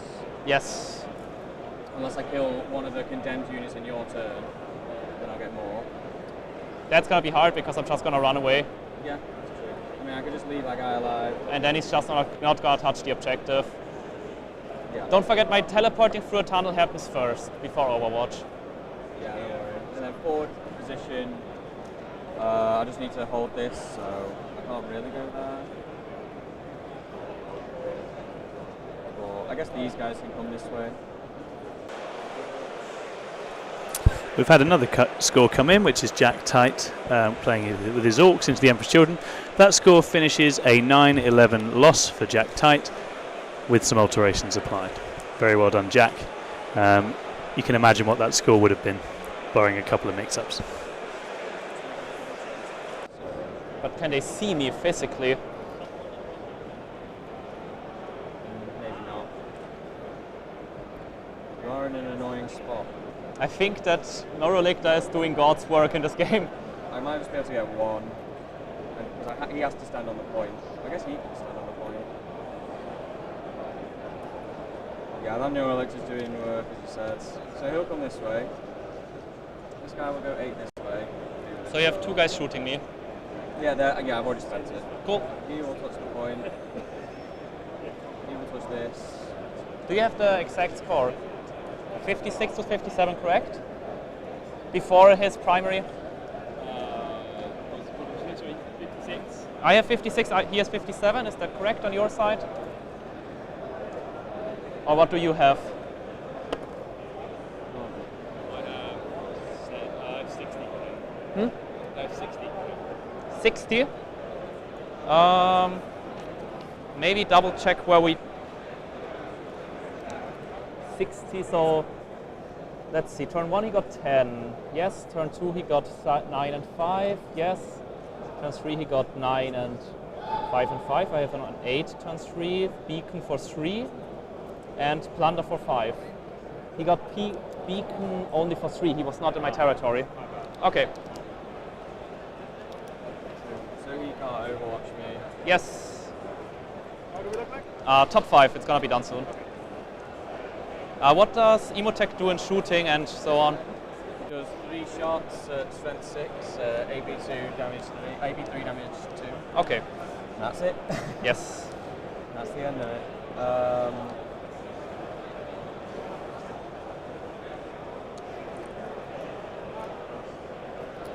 Yeah, as long as they're tagged, you'll try and get assassinate. The easiest way for you to get I can shoot into combat. I have big guns. Never tire. Can they do it? Yes. As infantry? He's a monster, and big guns never tire is a unit, not model based. So I can shoot into combat on 2-3 rolling. I'm just going to hope that you're dead then. How about that? Just wipe my entire unit in a go. Yep. I'll get 4 sustained. It'd be amazing. They're just going to shoot that guy. I just don't want him to be alive anymore. Realistically, you're just going to try and get assassinate. Let's be honest. I mean, if it happens there, then it's fine. I got forward position. I'm getting forward. Centre ground. I've got to go to the middle. My friend Avantar will go.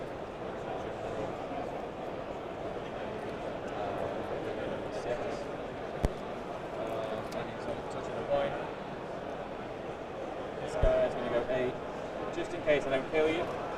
Sorry? Just in case I don't kill you. You can tank shock though. Yeah, I'm just tagging you. Yes. That's all I can do. Yes. Doing God's work. They're going to advance. Yeah, because they can for free. Cool. So 2 extra inches just to be within 6 of him.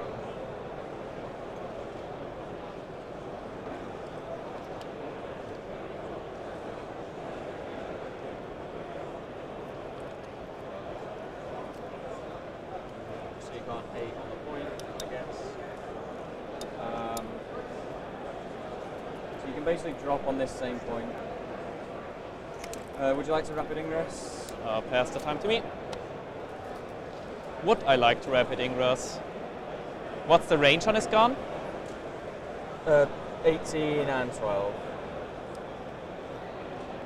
Here I can never be hidden. 24 cannot be outside of.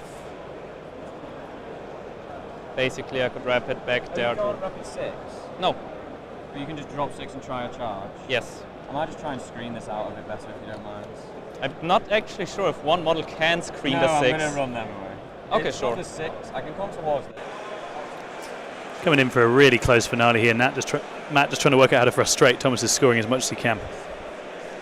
I think if Matt now plays to shut out the scoring, he can secure the win he was pushing for. Thomas will be looking to just carbon in and get that last whack of points to get him over the line to a drawish state or a small win. So I'm just screening 8 a bit better. Yes. The 6 is definitely there. I'm just going to have to try and overwatch you. Yes. I'm going to get the points there. I'm going to get the hold more. I'm going to get forward position. I'm going to get centre ground. Yeah, so you can carry on. Thank you for that. So he's not screening 6 the entire point, right? The 6? Yeah. That's he's just screening the 6. There's no point. If he can, even as a small base. If he can do it. This If he side can't, is he fine. can't. I mean, this side doesn't matter. Since you only have to shoot these 2 sides, I think it's good, yeah. That's what I'll do. Just so you can't come within 9, and outside, and you're within 6. But I mean, I can come. That's what you mean. So I have to be here. Yes. You got it. I think I'd rather have the CP for an auto pass and a redraw. So tag time to you. Time back to you. We got absolutely tons, right? Yes. Not a problem. Looking around the hall, it's worth reporting that the first 2 results for Spain in Spain versus Poland have come in as decent-sized wins for Spain. So Spain laying down first blood in a battle of 2 traditional 40 grade Titans. Lots more scores still to come in there. All of the destroyers there. You're the closest eligible, but you're not on a point. 4, 8, 12. What does it matter? Sorry? What does it matter from the closest eligible? Reroll wants to hit, yeah. They're the assault. You're in cover because you're behind the piece. So force. Yeah, 4s. Just going to take all my hits out before I do any rerolls. Rerolling 1s. That's a lot of 5s. Jesus, holy shit. Do you want to do these lethals? So it's 5, 10 lethals. And then that'll just be my sustain. 5, 10. I'll just roll these lethals already. Yeah. 1, 2, 3, 4, 5, 6. He's on 13 or 12? 12 left. Then he's already dead.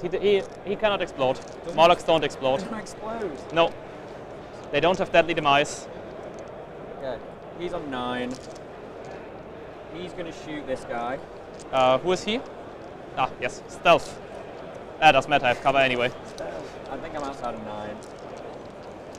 I'm within 9, so 4 shots, 3 hits, strength 8, 3s, 2 wounds. 4 ups, 1 down to 6. You got it?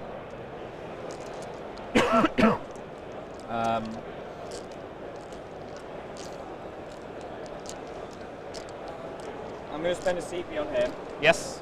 when he killed that, so I can reanimate there.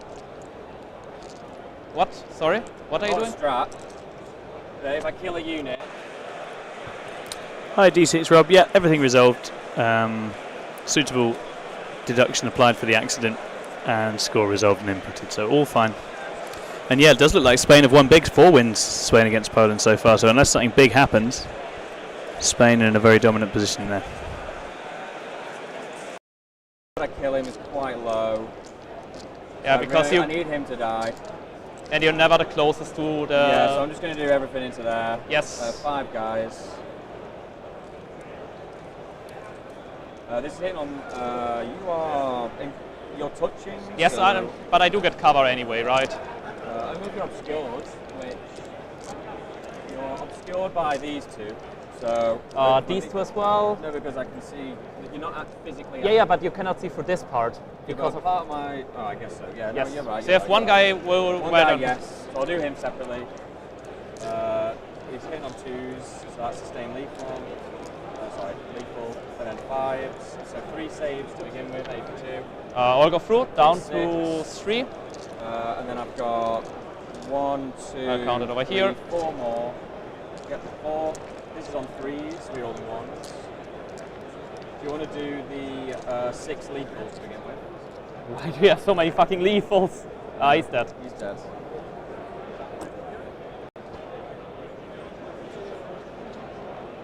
Cool. Do you get anything for him being alive? Oh, you're within 3, right? Oh, no, you're just probably No, I'd be outside out. 3, yes. I'm out. Then no. There's nothing that you can do though. I'll just let him chill there. Charges Yes. into there. Yes. Come up, 4 inches. 4 should be enough. It is enough. So I will go there and I won't face you. More wounds, nope. Okay. Consolidate, pile it in, I should say. So I'll just come around here and just get within engagement into this man. Cool. I will pop I will sustain. also pile in. I'll just...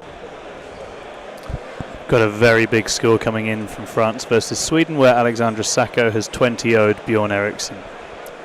That's a big result for Sacco, who's had a fairly quiet start in the pod, but is a ruthless killer man, and has done some ruthless killing there, putting France in the driving seat against Sweden. It's all strength 6, so 5s. 3 AP0 damage 1s. 1. And 4 swan probes on 4s. And on 5s. 2 AP0 damage 1s. Nice. Cool. Alright, so that'll be the end of my last turn.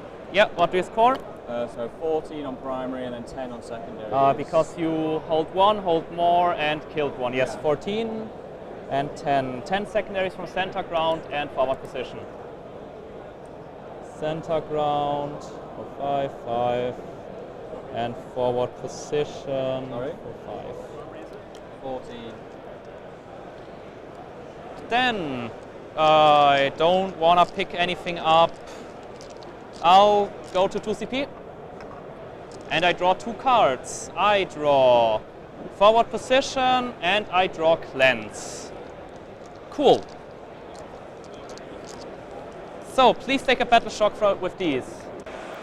Does look like at the end here, after some very cool plays, Woback might be outmuscled. So Matt bringing home the win that he promised. I was guessing for a minute. Ultimately, raw damage of that follow-up wave from the Necron's just too powerful. You would be able to overwatch me with... What did you draw turn 4? Turn 4, wait, I'll check in a second. I got like a 10. With 2 of them. Here's 0. Oh, it was Blunder. 2. Assassinate. Consolidation, by the way. Probably doesn't make a difference.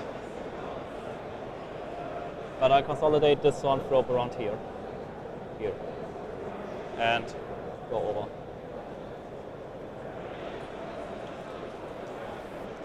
Turn 4. 5 for 1 and those obedience. 2. Yeah, I've marked everything at the top really. I'm just filling in the drop down boxes at the bottom.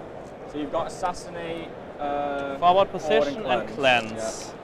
How do I do those? My final score should be 91. Can I do cleanse? If you don't fail, if you do the battle shock, you have OC 2 each, right? Yeah. So I can't reach that, and I also want to kill you for assassinate. Can you fall back and do anything? No. I can't do the other 2, so I also have to do a battle shock with the Red Terror, so I have to think if I want to auto pass that now, which I do. So I go up to 1, down to 1, and I will.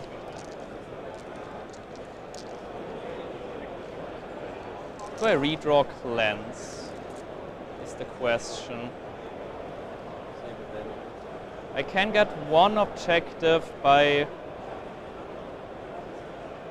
but then I give up assassinate. That's not worth it. No. Thank you very much for your comment, Owen Jennings. Welcome to the stream. The rest of the England round is looking pretty healthy. A little bit of a scare after an honest mistake brought some judges in on one of the games, and we took a point deduction there, as is good and right, because there was an accidental mistake. But the other games look reasonably confident. I think we may be taking a couple of losses, a couple of draws here and there, but there should be some good wins coming in. We have a 16-4 for Nassim Fouchain. We have a 9-11 for Jack Tite. And we're just waiting to see the differential on a few of the other wins to hopefully get us over the line for the win against Austria.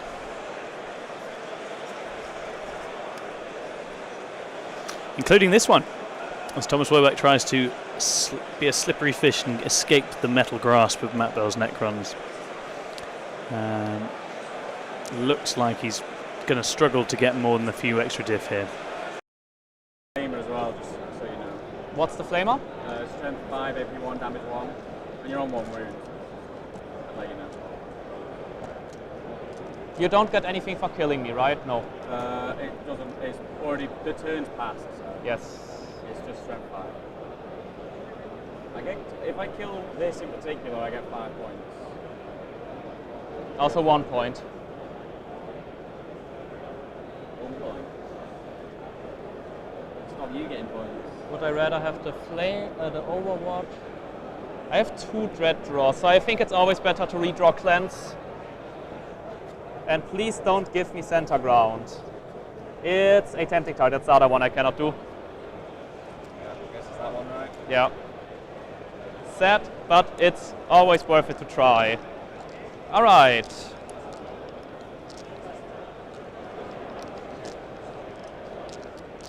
Then that's everything we are doing here. I'm just moving him. Do I need to hold this? I can never hold it. I'm moving the Neurolictor so he can also charge you. Move 8. I don't care about the Overwatch here. It would be 1 point. You will always Overwatch the Red Terror, I think.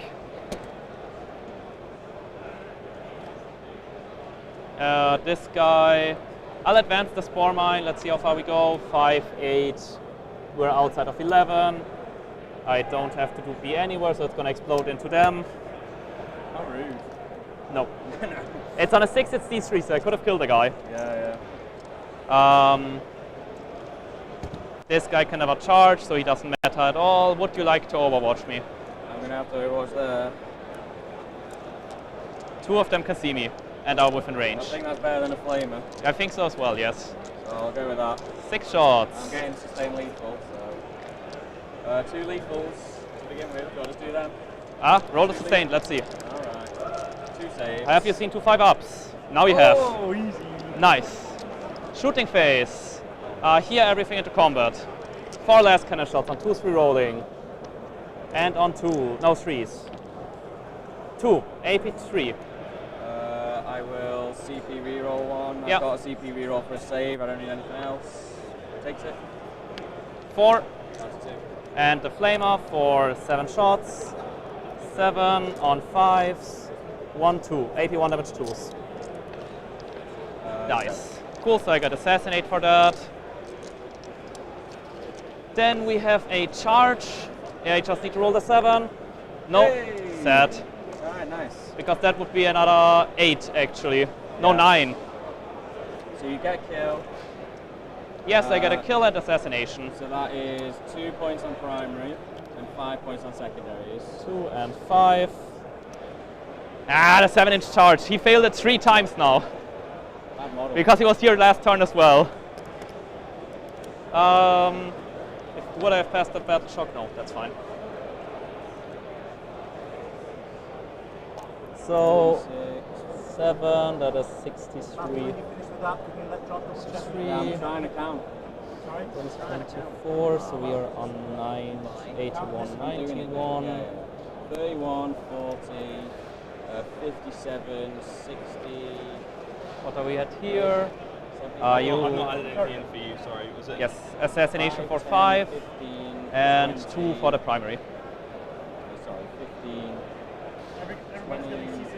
91, 92 does make a difference. Why do you have 92? I have it on 91. So summary. You got, this is correct, 953. So 74. turn 4, he only got 5. They didn't hold an objective. He only. Oh, I wasn't here, so. Cool. Yeah, Zoe's getting the monster keyword when they've got the big brain bug in there. I'm checking here, he's checking his math right now, so making sure. Pretty sure. Yes, why? We're just doing the math right now. What do you have? I've got 10 first turn for secondaries. No, what's your final score? I'm trying to work out. Everyone keeps interrupting me. 18, 23, 33, 37, 20, 30, 40. I've got 91. So, okay. 81. So we have the same score Yeah, because the stream is your 92. I don't know why. That's not official, so. Yes, Yeah. so it's the. Stick to this one. Yes, and I am on 73. And for my secondaries, I got 5 on assassinate, 3 on Should be beacon, prepared. 5, 3. Probably like 7 for me. Unfortunately, 9-inch charge for a 10-point swing. 7-inch charge, sorry. Do what you can. You're not the only one which went down. Yeah, and I also have 1 dead redraw, and that's the one I draw, because everything else I draw is 5. Yeah, can happen sometimes. Him. 25, 30, 35, 41, 44. That's correct. Done. Primary. I got a kill and a hold, a kill and a hold. No, your points are correct. Yeah, kill and hold, a kill and hold, kill. And then last turn I got hold, hold, more, kill. Right? Yes. Which is 5, 5, 14.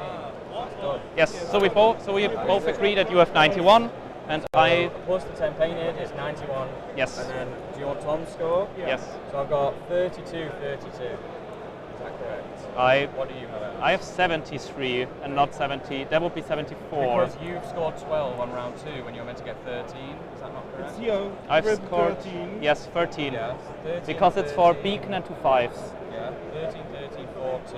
13, 13, 4, 2. So that's 26. 32. Yeah. 32.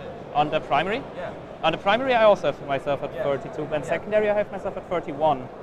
I can't read what this is. 5. Is this a 5 or 9? This is a That's 5. 5. Yeah. 4. 4, 13, 13. 5 and 5. Yes, that's 32. That's 10, 10. 24, 28. 20. 30. 32. Yes, 32. Okay. Yeah, you got one more point. So we are 74 to 91. Yes. Okay. Thank you very much for the game. It was a you. pleasure. You already got a Team Austria dice. Yes. Would you like to trade shirts? Sure. This one right now or tomorrow? Make sure that you look at the results. So you went first, you have 91, I'm on 74, yes. Yeah, that's correct. Great. Very sad last turn. If I redraw into a 5 and make the charge for another 9-point swing, I think it's 11-9 for me or a draw. I was going for a small win. Yeah, I was going for a small. I thought I played this against our necroplay, he played it very aggressively, and Derek can just also play for a small win. You played it so defensively that it went into a draw, and then the last turn said it's a small win for you. Yeah, I just tried to wait and then go. I just failed to activate like if I did everything I did. I mean, I got quite lucky with the charge, but I was hoping just to get the shorter one. If I killed that Malceptor, I would have felt in a really, really good spot. But the Malceptor is a perfect 50-50 for them to kill, because you do 14 wounds on average, and I have 14 wounds on a 4-up wall. What was the final score? 91 to 74. But that's the +1 to hit unit, so it swings your averages. That's true, yeah. That's what I mean. Like Yeah, with that yeah, unit, yeah. I was like, okay, I probably should kill that. Yeah. But, I'm so sad about that last turn. It does have an itch charge, and then I just make so many points. Hi chat, we're here to stream the games, not referee them, but thanks for your notes on that. I'm sure hopefully at some point someone can have a word with him. It is up to the players with these, we can't be interfering. As I know, our loyalties in this WTC are not subtle, so it's not on us to intervene in games at all. We'll wait some scores to come in. That finishes, I think, as you see it on the screen there, 91-74. So a 13-7 win to Matt Bell, which was exactly what he said he'd get. So very well executed from Matt Bell. It did look for a little while there in the middle like Wobat would be able to slip out of the net and secure some extra points. Yeah, absolutely. We'll get Matt on for an interview in just a second if he wants one.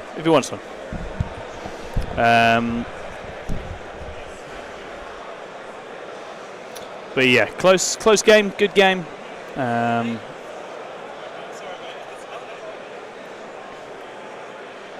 And yeah, just waiting to see now as other scores come in where England land in the round. Thanks for supporting us. Please do hit like and subscribe. We really, really like the Army Painter and their product. Get on those. Go buy some. And thank you for all of your support so far. Leave us a comment if you want to chuck some money in the beer fund. We'd love to have it. There's some beers tonight feels in order, I think, after the stress of this.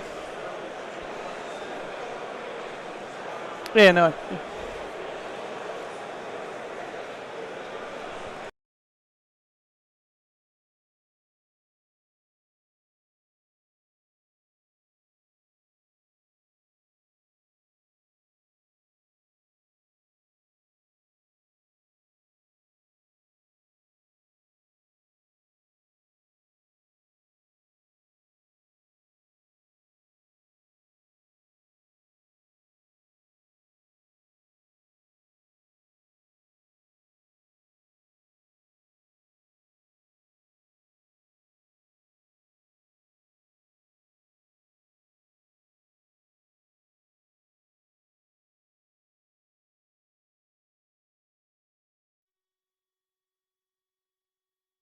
And we're on. Hello, Matt Bell.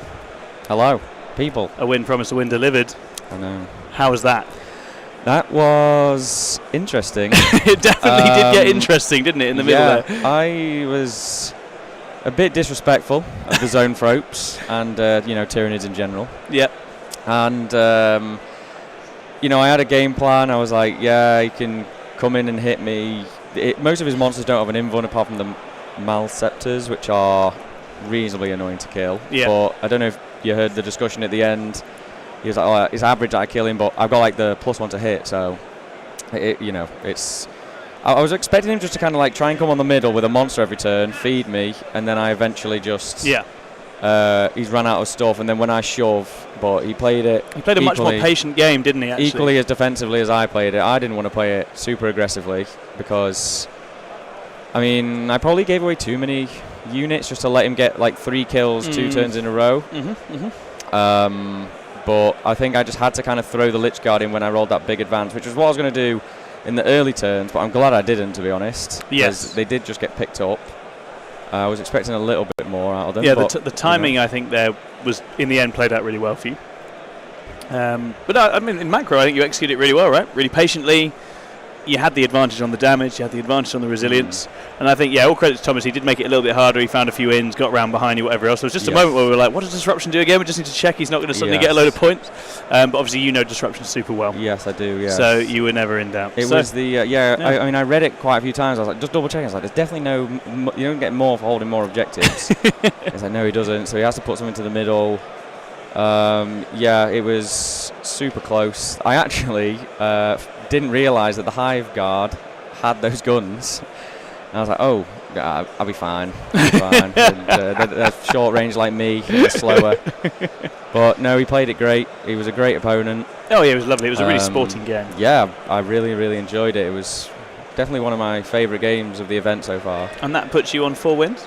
It does, yeah. Absolutely killing people on the Necrons, Matt Bell. That's a testament to your hard work and your faction specialism, I reckon. Thank you, I appreciate that. Still hate that plane. Oh yeah, that plane is really, really but obnoxious. It's looking very, very pretty. Yes. I will say that. Matt Bell, very well done. Keep killing Thank people. you, Tom. See you very soon. All right. We'll switch over to a BRB screen and we'll be back with more drama in a minute.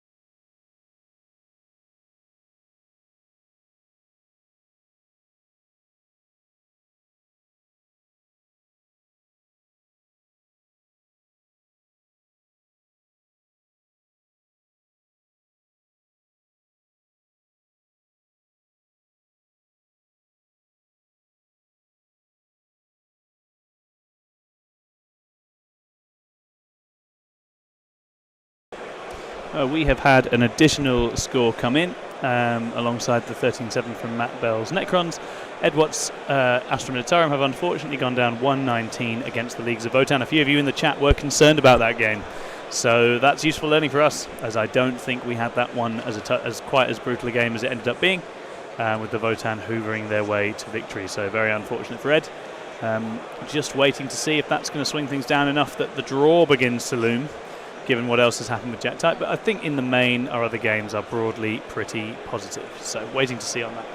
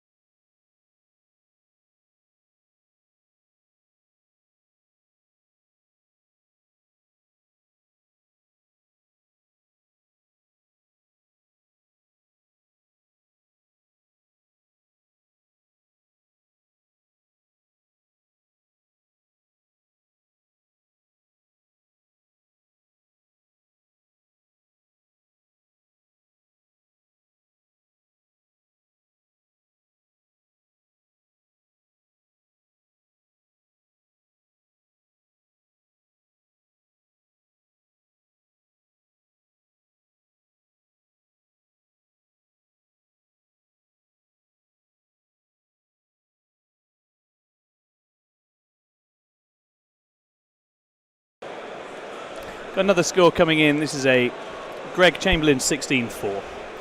So Greg Chamberlain 16-4, Nassim Fouchain 16-4, Jack Tite 9-11, Ed Watts 1-19, and Matt Bell 13-7. England limping towards the win after what looked like a stride at the start, and we sure did make it difficult for ourselves with a few antics there. But Langton, Radford, and Alex Fowler's scores yet to come in. Another thank you to our sponsors, the Army Painter, who are a bunch of excellent guys who will help you get your hobby done if you need to get that army to table. High quality finish, quick, speedy application. Very, very good paints there. And yes, Josh, Greg is a hero. Greg and Matt Bell on 4-0 feels really, really good. Both players who work so damn hard, grind incredibly hard, know their factions inside out, have very carefully curated and designed lists within their faction that suit the tone of the game and the moment in the game, and who have taken their opportunity for England exceptionally well. I think they've both put themselves in a really strong position to be considered two of the most important players for England at this WTC, and they're keeping step with Nassim Fouchain, which is incredible. Josh Keller says the two guys who practice the most are doing the best. This is madness. Yes, indeed. I think it's excellent to see practice reaping its rewards. They both have incredible matrices and incredible stuff. Luktazar says Ed got on a win. Yeah, Ed won in round 1 against Hungary with a 15-5. And he's obviously had a tough journey since then. And the Astra Militarum list appears to be struggling.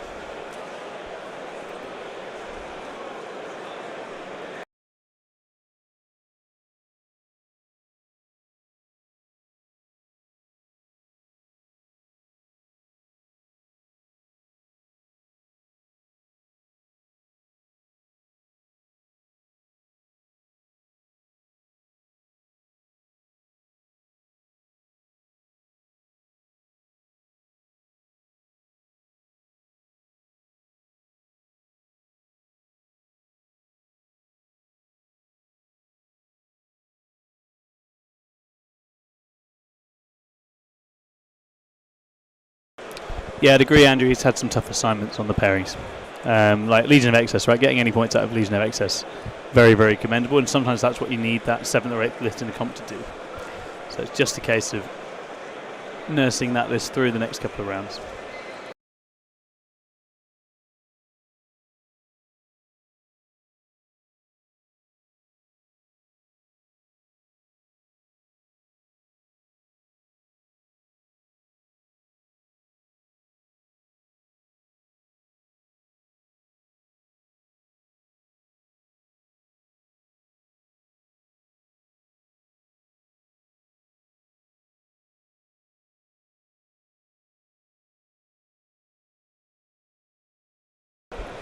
Hello there. So we have another result. It is 16-4 for Christopher Radford against the Necrons, vanquishing the Necron menace from yesterday in a ropey game.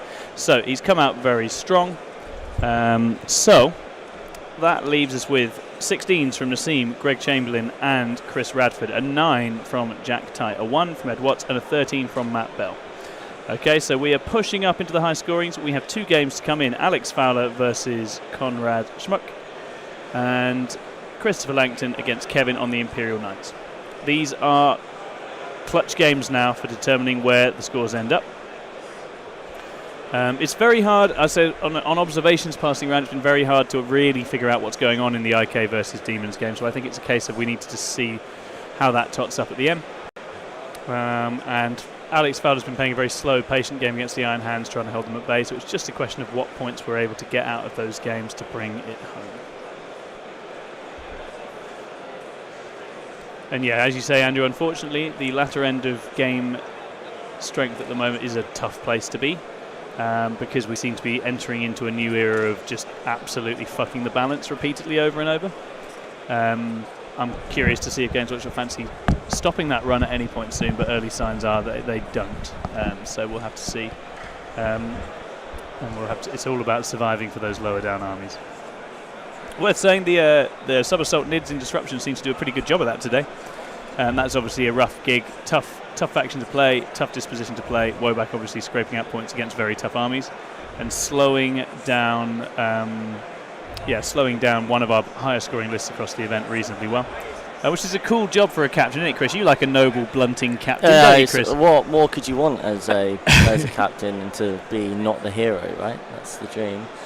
We've got they should be popping up soon. I think Langton and Radford have got pretty good wins. So, Langton's got the win. Yeah, fantastic. So. Okay, so Radford's come in with a 16-4. Do you know what Langton scored? I heard something about 15-5. I don't know if it's actually hoping it's in the region of a 15. I think that would get us most of the way Alex there. is very close to finishing as well. They're just touching things up.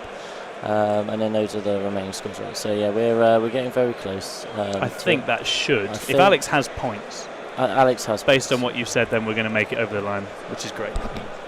Because we had a couple of little surprise wobbles there. That's classic WTC, right? So it's sounding like Chris Langton will get a 15. Okay, great. Which puts the round on 86, regardless of Alex's So the win, regardless. Okay, so the win is secured regardless of Alex Fowler's score. Which is very rarely a 0 anyway. Very rarely a 0. So that's a reassuring position to be in. And actually, you know what? You look at that board position when I was there at the bottom of 4, and the guy had a big brick of Terminators in the middle of the board and literally like one tank. And Alex had a load of pieces still and his Terminator brick. The Terminator brick's now dead, but Alex had multiple pieces still to be scoring and playing with whilst the guy was restricted to Terminators 100%. In the middle and stuff. So obviously the guy must have had a bit of a points lead. But yeah, Alex will definitely be bringing home a few points. Yeah, absolutely. I think, a couple of big hits there. Obviously, we had the rules concern. I think the judges were very fair with this. The Austrians were very supportive of us. Jack Tite was devastated, but has now shaken it off and moved on. He's an incredibly mentally tough guy. Because he's actually 50 years old in his mind. Yeah. I mean, like stuff going on like internally, who knows? But outwardly, and actually, he's like, well, it's my fault. He was the most concerned I've ever seen him, and that made me a bit emotional just looking at him because I'm not as resilient as Jack Tite. He has been very wide at his cost the round. It's worth saying Tony Chu was very supportive of him the whole way through. A few jokes being made now about him being an Austrian sleeper agent. Obviously, he's now obviously going to get a load of shit, but it's fine because we've got the win. Probably worth getting Tony Chu on actually. Now that the round win's looking secure, so we will bring him over. Chris can take the reins on the interview with him there. Oh, that's fun.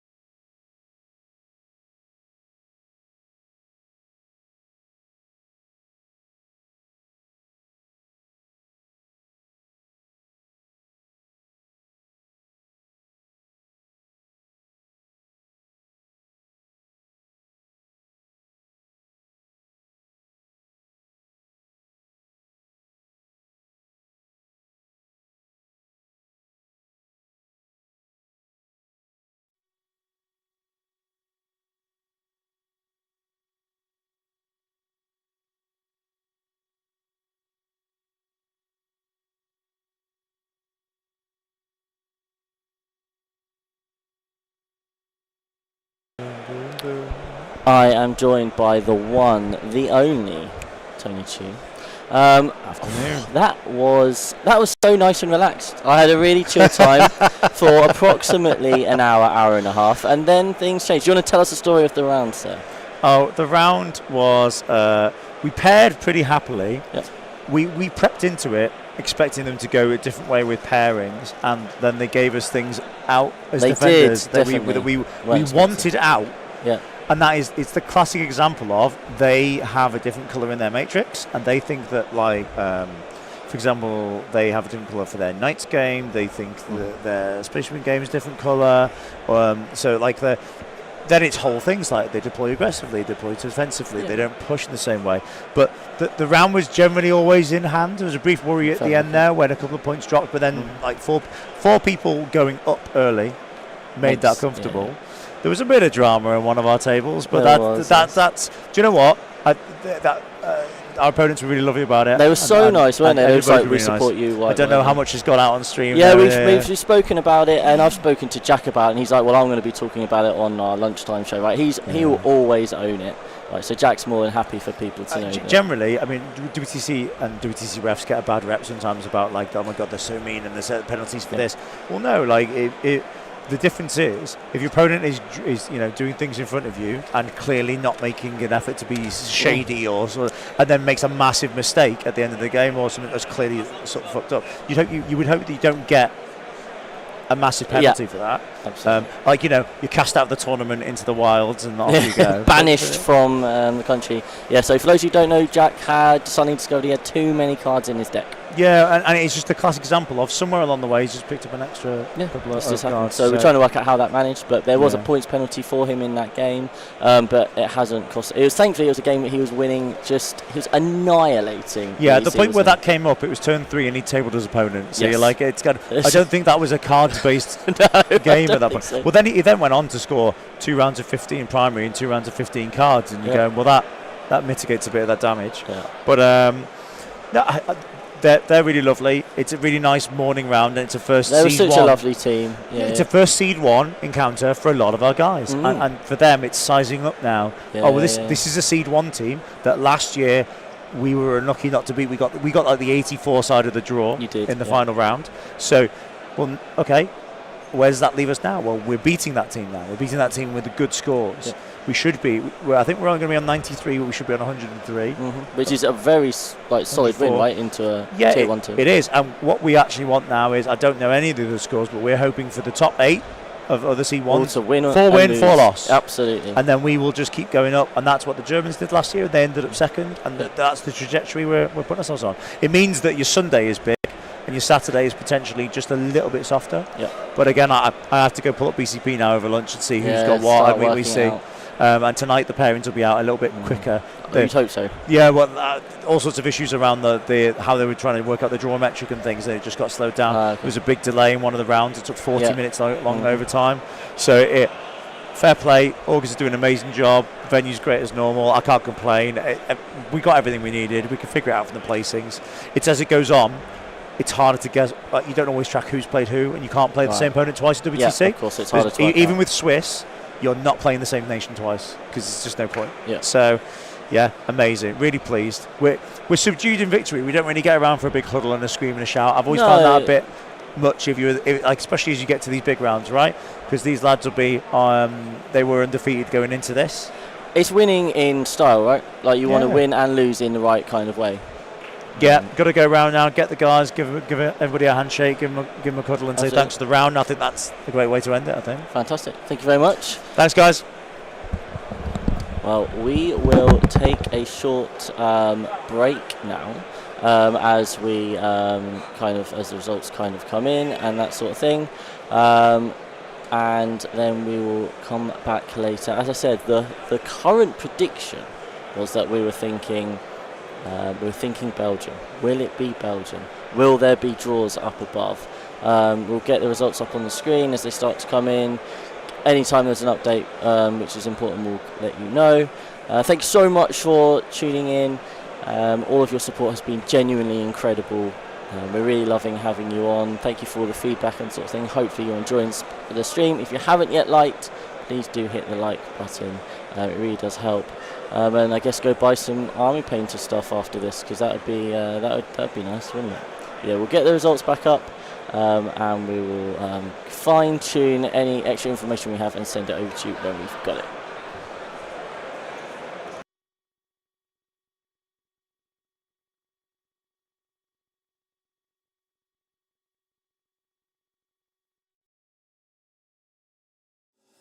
There's more to gaming than miniatures and paints. It's the friendships that emerge, the kinship that is created, and the community that brings us together at the table.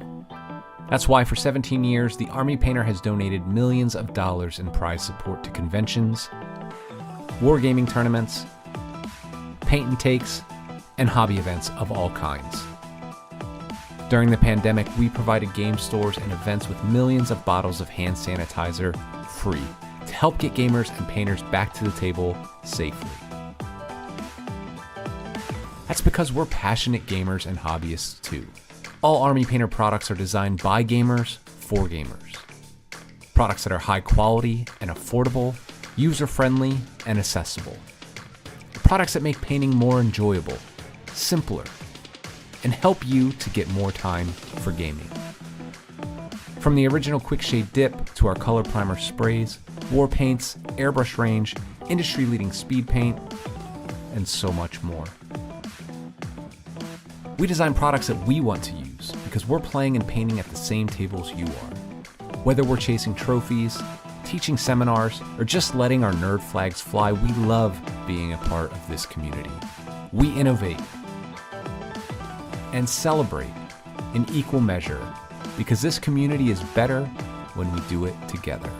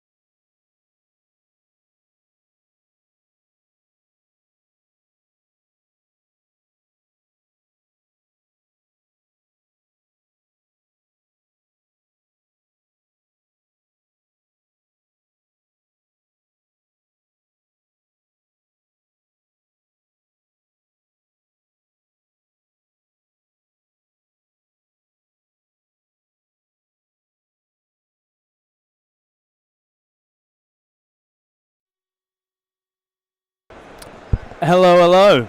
Hello. WTC, how we doing? Hi, Adam. Hello. How are you? I'm alright, I've just had lunch. Excellent stuff. Happy days. We're checking. We got a bit of time till the next round. We've got about a half Mhm. hour, but we thought this is a logical time for some good old-fashioned punditry. Yes. Comment on results, what we're done got, and look ahead to the game this afternoon, which is England versus Belgium. What's the significance of England-Belgium, Adam? What do we think? What's at stake here? Well, it's whether first off, we'll see whether someone can take a point off Liam. That's always good. He's currently the only player who has scored all 20 so far. Can Liam VSL be stopped? Can Liam VSL be stopped? Indeed. Both teams are 3-0-1. Yep. So there are, is it 4 or 6 teams above us that are 4-0? There's 4 above. 4 so above that are 4-0. England sit in 5th. Yeah.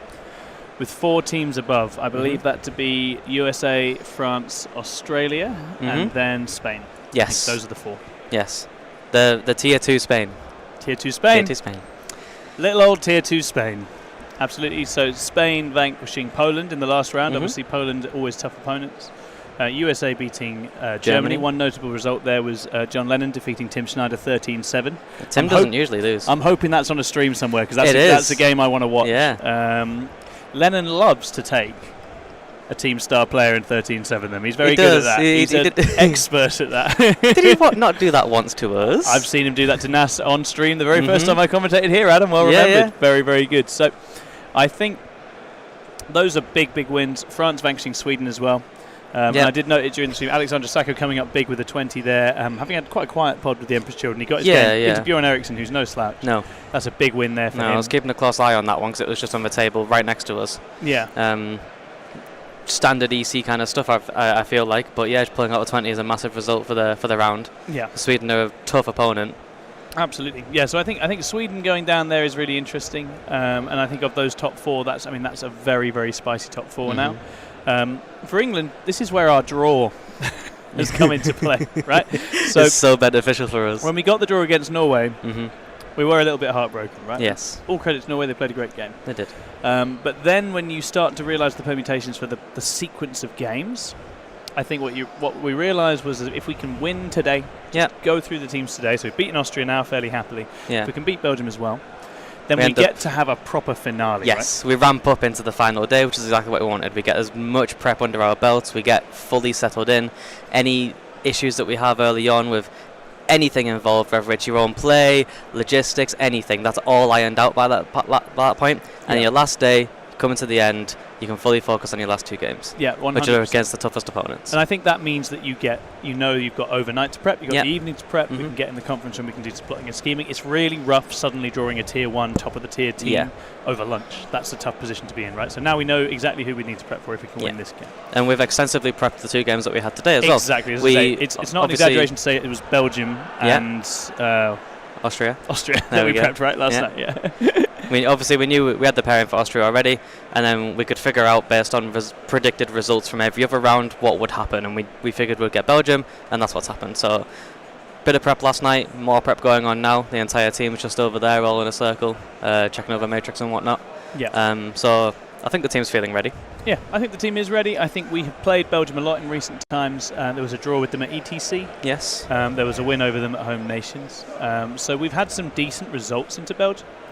And I mean, let's not sugarcoat the exercise, right? Okay, we're talking about arguably the best player in the world. Yes. And the team that he has shaped and crafted. So this is a very tough assignment. And I think England don't want to draw here. A draw here makes things awkward because then you're on 2 draws, and I think then you're really needing to win. Even to be in and around the top placings, you need to just win faultlessly into the very top teams in the world over the next day, and that's hard. Yeah. But I think if we think about the England players and the performances so far, Adam, what do you think? Who do you think England should be trying to feed here? Who are we looking to get scores from? Do you think? Nas is almost a guarantee to get a score from, right? Just tick the last box, done, sorted. But also the nice thing about feeding Nas is Nas believes he can get food from a very wide number of places. He does, yes. So he's fairly happy, right? Could Nas make wine from water? I'm sure he'll try one day. He would. No, I think Jack is another one of our big scorers. Jack, absolutely. He was on for a big score last round. Obviously some unfortunate situations there. Yeah, a little bit unfortunate. It's worth saying that whole incident was a bit distressing. Yeah. with basically some mixed-up secondary cards from Jack's previous game. But Jack, the refs, Austria, everyone handled that perfectly. Yep, everyone just got on top of it, sorted it out nice and quick, and we moved on. Yeah, absolutely. Jack, you always want to get and Jack is not one to easily sort of tilt or get bothered by anything, so you can tell that he is relaxed now. He was relaxed by the end of the game. Everything's sorted. Round's done, we won, move on. 100%. Chris Radford is getting on the swing of things now. Oh, for absolutely. The EC. Yeah, he's warming up. We know. I mean, we're both EC players. Yes. You know, I've obviously played it for a really long time. You're quite a recent addition to the EC fold. But they do blow hot and cold, don't they? We love them, but they blow hot and cold. And I think Chris got a bit of the cold, a little bit of the cold against Norway, but he's bounced back really well. Radford definitely a player that you want to go big, and who I believe can go big in a round like this. Yeah. We've got to shout out Greg and Matt. We do, right? absolutely. These two lists, I feel like, especially Matt on his Necrons. Now, obviously, he may have wanted to use something different before the balance, but something big, something vault shaped. But here we are, and he is piloting this list perfectly. He's pulling out some incredible scores for the team. Greg is doing Greg things of being very sort of confident in his predictions, but then showing the results as well. I think that's exactly it. I think the thing with Greg Chamberlain is he's a confident, great mentality, very consistent, and I think we'd obviously have the wobble last WTC where that shook some confidence in predictions and everything else. But he has worked so damn hard on these NIDs. He's designed the list, he's matrixed it to death, he's prepped it to death, he's played into the best players in England over and over and over on it, which is super important to do. And again, the scores speak for themselves in that sense. Likewise, Matt Bell. Right? Yeah. So I think these are two players who, at 4-0, both at 4-0, performing supremely well. Just keep feeding him, because these are players that are less well known. Right? These are players that are less well known, less prepped for, less understood. And I think that's the real advantage I'm seeing for this England team this year. Yeah, is that we have strength in depth, right? And fun, we can fun fact I got from Tony earlier: the entirety of the playing 8 have less WTC experience than him. That is exactly correct. Yeah, entire very young 8, team, less total caps than Tony Chu himself. Yeah, unbelievable. One more player I want to go over, who I feel like he was questioned a lot about his matrix for yesterday and for this morning. It's Chris Langton. Obviously, it's his first time. He's brand new. It's his first time really getting involved in teams as well this year, I would say. And he is delivering. Oh, yeah. He is doing really, really well. I would say Chris Langton was a player that I pretty much sought out and chased into the England setup this year, because we had a really good feeling about him as a player. He was a wonderful singles player, incredibly consistent. He'd started to do it domestically for Mind Goblins as well, started to put some really big results up with them.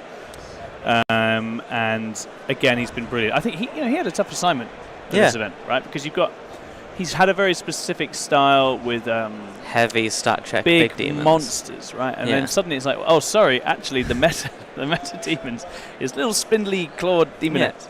I mean, there was obviously the stint we had on Scintillating Legion. Yes, exactly right. Which is still big demons. Yeah, teleporting around. Demons, right? It's kind of the same play patterns. A little bit less melee involved there. Yeah. But now we go on to completely different architecture. We go on to one big demon. Yeah.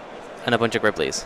Which is more our style, really. Yeah, exactly. I was going to say, that's a melee pressure style, right? Yeah. And that's a real switch up. But he's taken to it really well. He came out the wrong side of one game in the pod against Orcs. Again, fantastic Orc player, very dicey, volatile game. Yeah. What's great, and one of the reasons we wanted him in the first place, mentality's unshakable. Bounced it off immediately, knew what he'd do differently, went on with his life, no problems whatsoever. And so I think he's a fantastic player. That's the Northerner in him. That's the Northerner. It is unshakable. Unshakable. Exactly. So he knew it would be all right, and he got on with it and did his thing. So yeah, look, it's really exciting. I think obviously our very own Alex Fowler and Ed Watts for 6++ have had interesting runs. Alex has often had some tough assignments. He's been in some tough pairings, some tough jobs. He's performed immaculately so far in delivery and prediction. I think he will be hungry to try and get a game he can open up. He's hounding for it. He's a hungry little singles player at heart, is Alex Fowler, and he wants to kill somebody. I hope he can engineer that in the Belgian round. I'd love to see him go big. That would be really, really cool. And obviously Ed Watts is having a tough time with the Imperial Guard. He's had some really ropey assignments. Yeah. He's definitely had the sharp end of the matrix. Again, when you're talking about Army 7 or 8, it's tough, right? It's a tough position to be in, and it can mean you're getting served you usually pretty have to unpleasant dinner. Yeah, you're usually just plugging a gap that no one else really needs or wants to play. And teams, the nature of teams is it's exploiting the weaker factions. Yeah. That's what it does. So when you're the one going in that position, you know Yeah. you're going to have a hard time. So he's on disruption, he's on guard, he's got a few things against him, right? So I think what we really want to see from Ed is the bounce back, the mentality. You know, he's had his teammates all around him, he's had a lot of support and love, and he's had a good think and look over the matrix, and hopefully he'll be able to bounce back here as well.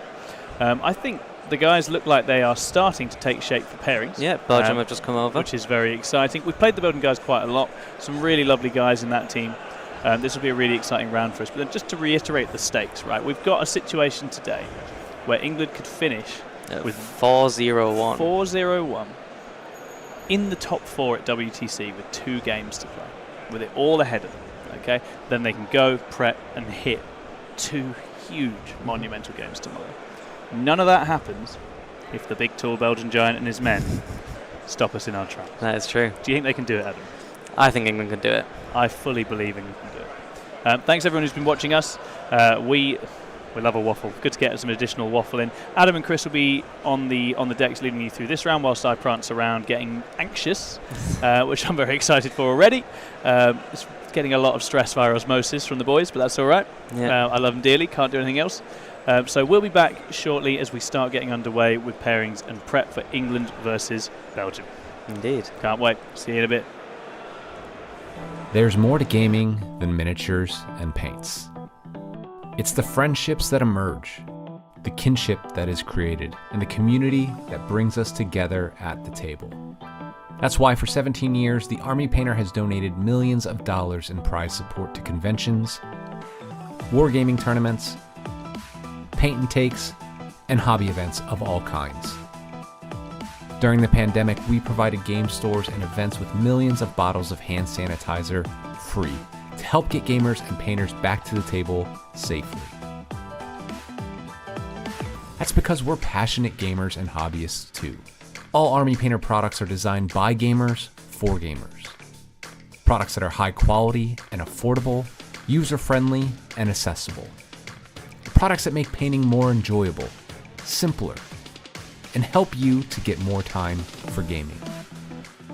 From the original Quick Shade Dip to our color primer sprays, war paints, airbrush range, industry-leading speed paint, and so much more. We design products that we want to use because we're playing and painting at the same tables you are. Whether we're chasing trophies, teaching seminars, or just letting our nerd flags fly, we love being a part of this community. We innovate and celebrate in equal measure because this community is better when we do it together.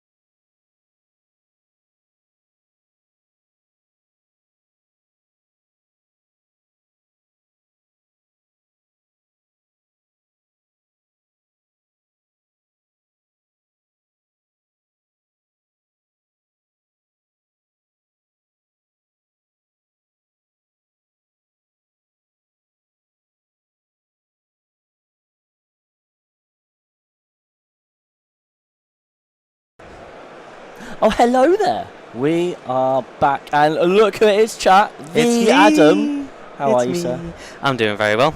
How are you? I'm great. Just touring the place. Just finding it slightly disconcerting when just people randomly smile you from other countries because they're just like, oh, I've seen your stuff. Yeah, It's quite nice. I've had that a lot this weekend. It's actually very heartwarming. It's genuinely been lovely, as has the chat, who we absolutely love.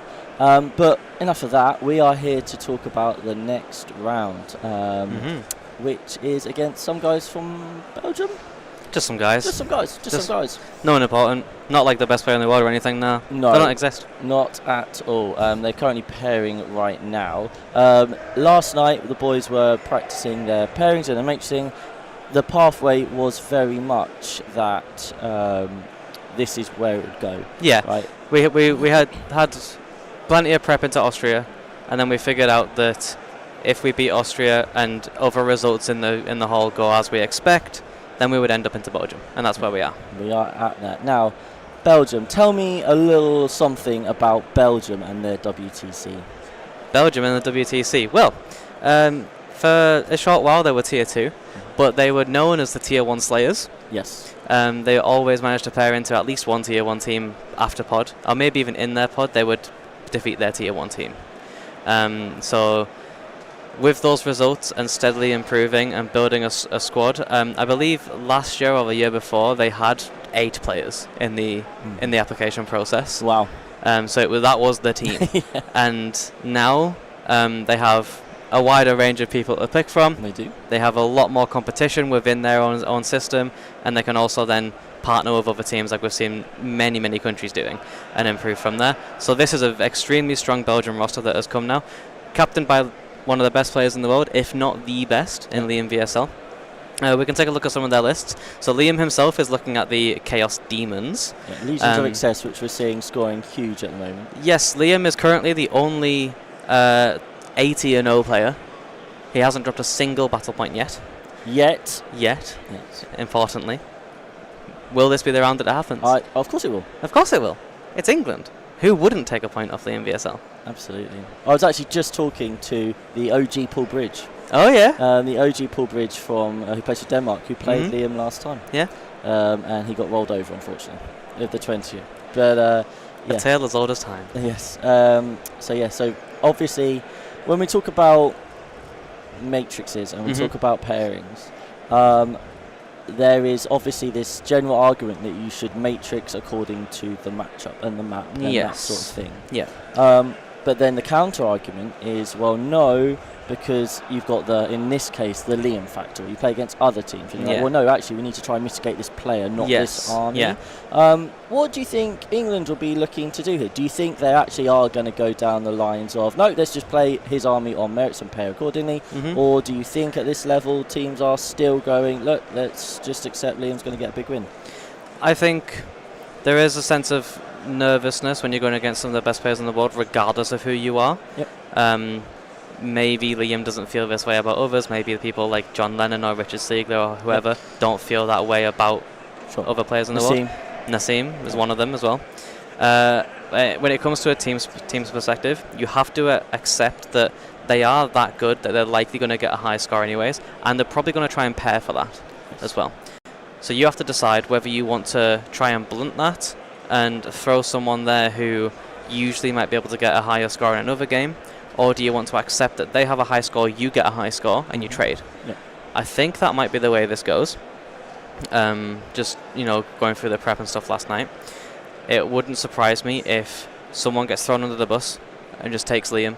It's also the England way, right? It is the England way. The thing I really enjoy about pairings is that different people pair in different ways. Yeah. And what Chu has said is, based on when England won it with Nick Nadavati, is he kind of imparted the American way, which is they are more than happy to bust someone for the greater good, and that is very much how Chu looks to pair. It's like he's more than happy to throw someone to the walls if it means that other results go well down the line. So I could definitely see the situation. Obviously, with that in mind, England will have the people that they want to bust into it, but if Belgium don't allow that, then suddenly things can affect it. So it'll be interesting to see how that goes. So obviously Liam is the star factor here, but the rest of the comp is still a really good comp for It Belgium. is, yeah. We'll just quickly run over Liam's list because it is a bit different to our own Legion of Excess list. So Liam is running 2 Keepers of Secrets. He's only got 1 Contorted Epitome, whereas Chris Langton has 3. There are still 60 Demonettes. When you're taking Warp Tide, I feel like 60 Demonettes is just standard. And then, importantly, is the other data sheets. So we have 1 single Beast of Nurgle, which is quite annoying for some armies to deal with. It's quite hard to trade into with it healing at the end of phase. But then the Fiends, it's 6/3/3, whereas not the full 18, right? Not the full 18 that Chris Langton has. And we've seen how good the 18 has been. Like last round against the Imperial Knights, how such good killing power, exactly. And you can afford to lose 6, and you still have 2 other bricks there. The 3s don't put out as much damage. Obviously, it's about half. Some would say approximately Some half. would say it's about half. So it'll be fun to see how Liam plays this. Will it be a bit more tricksy, a la Eldar, and what we know that he likes, those types of armies and lists? Or will it be the more aggressive, shovey, kind of, I will kill your stat check style? What other lists would you like to look at? Because there is obviously 7 more in here. Yeah, so if we look, we've got EC, we've got Orcs, we've got Tau, we've got Krons, we've got Votan, we've got CSM, and we've got Admech. So if we look at the EC list, it's Carnival Excess and Frenzied Host, so that's not the coterie that England are bringing. No. So I know that obviously Sacco from Team France has been on coterie majority of the time. However, Liam has been playing Carnival a fair bit. He's played it in the past, he's won events for it in the past, so I feel like this is an influence coming from Liam's side. Sure. And I think we'll see this throughout the lists as well, and I'm speaking to teams and speaking to other players in the hall, is that a lot of these lists here, similar to how New Zealand works, how a lot of the lists are built and archetyped by David Gaylord, a lot of them here will be sort of molded by Liam and handed to the players. Yeah. And I think we're seeing that here with Carnival. We do have a 2 Defiler list with 2 units of Noise Marines. That's not in vogue, is it? It's not in vogue, no, but Noise Marines with Sustained is pretty good. It's pretty good indeed. We do in fact have pairings now. We've got double pairings, we've been double paired. So shall we have a look? So we've got Chris Langton's Demons into their Tau. We've got our very own Nassim into their Admech. Yes. We've got Mr. Jack Tight, who's counted his cards and written his names on them all, into their CSM. I feel like that's a good matchup for the Orcs, the CSM game there. Yeah, definitely. We've got our Chris Radford into their Orcs. We have got Matt Bell into Liam PSL. We've got our Necrons. Now, Matt's been performing incredibly well. He is a master of the list. He's a master of Necrons in general. So far. He's currently undefeated, along with Greg. This will be a matchup that Matt wanted and that Liam wanted. So maybe there's a situation where Belgium have looked, oh look, Matt's got 3 big wins and a smallish win. Yeah. Let's make sure he doesn't get a win. Right? I feel like if there was one game that everyone wanted to avoid on both sides, is Liam versus Nas. Obviously, you don't want the two heaviest hitters going against each other. That has been avoided, but we do have Matt into Liam, so that'll be a very interesting game to see. What are the other pairings? Well, I'd love to know, but Tom's phone's just locked. Do you have the pairings there, Jack? Because they're on mine now as well. I see. I will open them up. That's smooth. So, the other 4 pairings are 3. So Greg is playing into the Necron list. Okay. We have Ed playing against the Votan. Now, Ed did just play against Votan last round, and he only pulled out a 1. And he had it as... He had it as a draw, I believe. Yeah. So that'll be interesting. We'll see how this goes. And then the last game is Alex against the EC. Okay. 2 Defilers. Definitely enough to kill Magnus. Definitely enough to kill Magnus. Sustained crit 5s. Yeah. However... T-Sun's dealing with melee pressure. T-Sun's usually do wipe the floor with EC. Alex is probably very happy with this matchup. I'd imagine he's got a lot of reps. Yes. I mean, Alex was quite funny in the meeting last night in terms of just he got so much shit for his matrixing because he's you know how in teams we have people who some people like to over predict, some people are accurate, and some people like to under predict and then deliver higher results. Alex is very much in that camp, isn't he? So that's the pairings.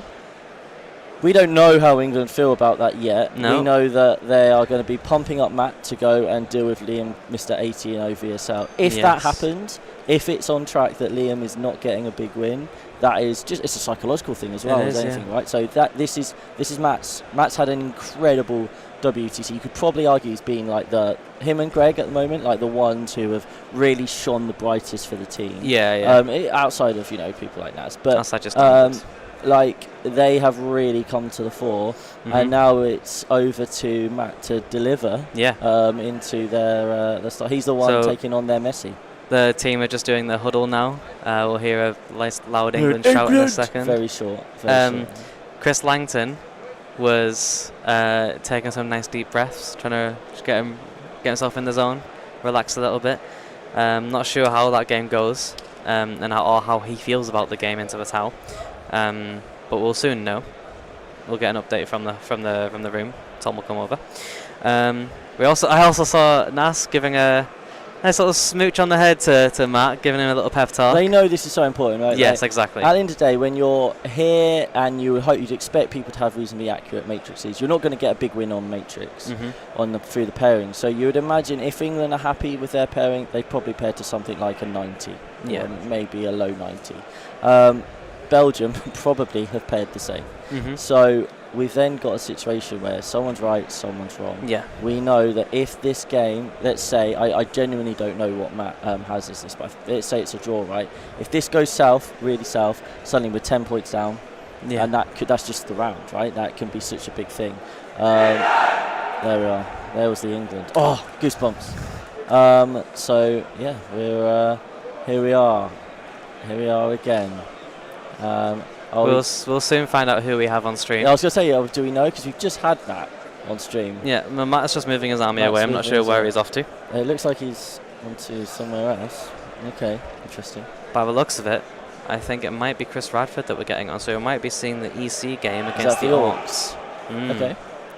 We haven't had Chris on yet. We have not. He's had some really good rounds. Obviously, he had the one round where he was really disappointed in his result. He just got damage allocation wrong. He went after the wrong target. He's like fully accepting of how that went.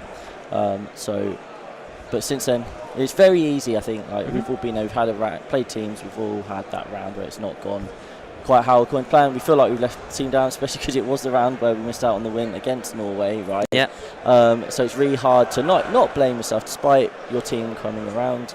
And that's a really big test of your mental game, right? Can you bounce back? And he bounced back in style. He had a great final game yesterday. He had a great game this morning. Put right the wrongs from where he last played Necrons. Do you want to talk us through the Orcs that he's going to be playing against? Yes. So we have a take and hold list. Take and hold versus but it's not assets? yes, I believe it's code for yes, but it's not Warhawk. It is not Warhawk. It is in fact the Shooty Orcs. More Daka. I start twitching just seeing the phrase more Daka. Horror stories. And then we've got Freebooter. So if I was to be a guessing kind of guy, I'd say maybe there's some shooting in this list. So there'll be plenty of shooting. So what we have. We have Gaz number 20 boys. What? That is crazy. Innovative. Oh, love that. Incredible. Yeah. We have the Gretchen's unit with Zogrod. Nice to see that back. That's really fun for everyone. It is a fun unit. I do love seeing it. We've got 2 big mechs with shock attack guns. Both of them are leading looters with dead shiny shooters. And we have Mozrog. Not in a Warhawk taken hold list. We have Mozrog with only 4 Squidcode boys. Yeah. Standard Wazdaka, the Orc Twin Lance, as I like to call it. He genuinely is mental. Yeah, it's insane data sheet. 3 big mech Daka rigs. Yep. And I've said this a few times on stream now, how I was a bit uncertain of the strength of them. Okay. I have now seen the light. Okay. I was watching Jack Tight's game last round. I have seen the light. Yeah, I remember we've got in our 6++ community, we've got a Orc chat. And people were like, I don't get it. But all the WTC guys seem to so what's changed your mind? They are actually kind of reliable at taking down little idiot screen units that would be move blocking your combat. Sure. So what I saw in the last game with Jack is that there was a line across the entire board. It literally was a line across the entire Dawn of War board of EC, right? It was just from left to right. It was demonettes fully stretched, like obviously 9-inch coherency. It was exultant units with the infractors. There was Terminators, and then to fill a fairly sized chunk was so it was so it was Shalaxi, I believe, across the entirety of the board. But the Dagger rigs are reliable at killing these little infantry punching units. holes into them. Punching little holes so you can just get the charges and work your way around. So I've seen the light now. They just deal with things nice and easy. And they also help the screen. We've had a bit of a change up on stream, I believe. Like we've had a change, so we were going to have Chris Radford. He brought his army over here and put it down on the table. But breaking news, it is 6++'s very own Alex Fowler. What do you mean, sorry, guy? Don't apologise, mate. Hope you're strapped in for the next 8 hours as we watch Alex think. Oh, hey, Alex. How's it going, mate? Here he is. Come on. Look at that. Come on. They're going to England's hope. Hello, mate. Young hope. England's hope. He's hoping for a draw. There we are. Breaking news, guys. We'll take that. We'll see. I'll try. Good, lad. Best of luck, mate. He got 16. Well, there we are. Yeah, don't let us down this time, mate.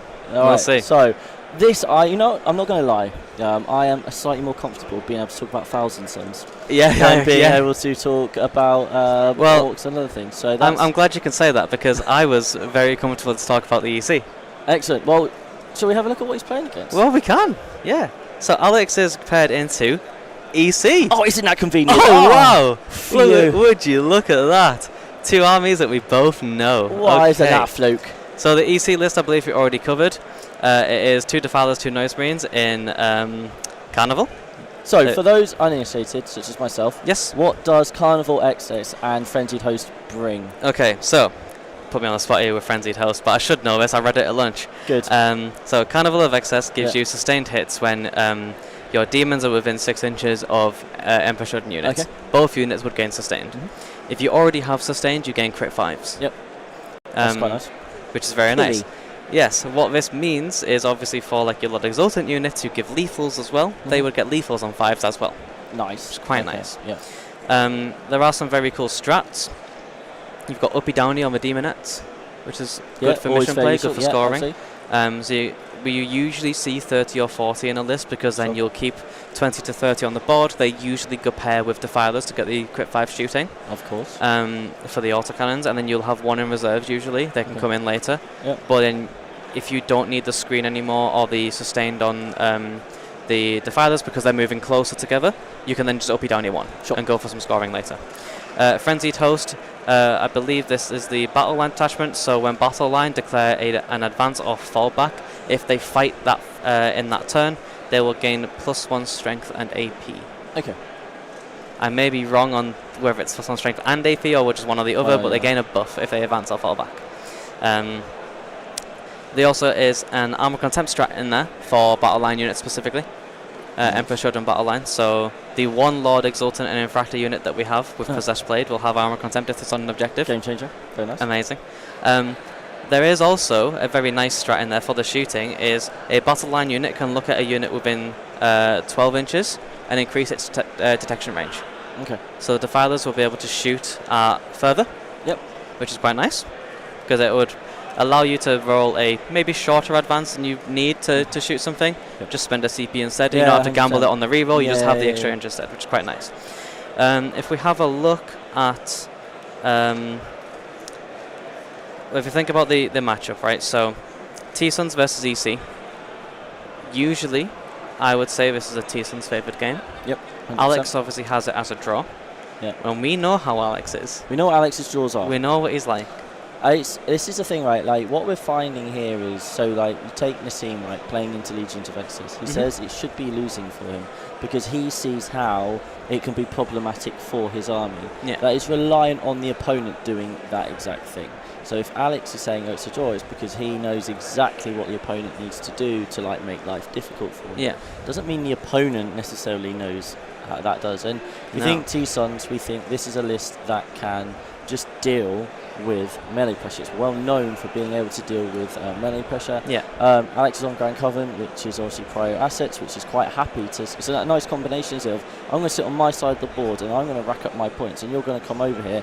Excellent, because you're coming straight into my strengths. So things like the double move from T-Suns, they're really good at kind of getting to those staging areas, and just, as you know, T-Suns are very, very good at killing or hosing down like elite armies and that sort of thing, just because of all the buffs they can put in place.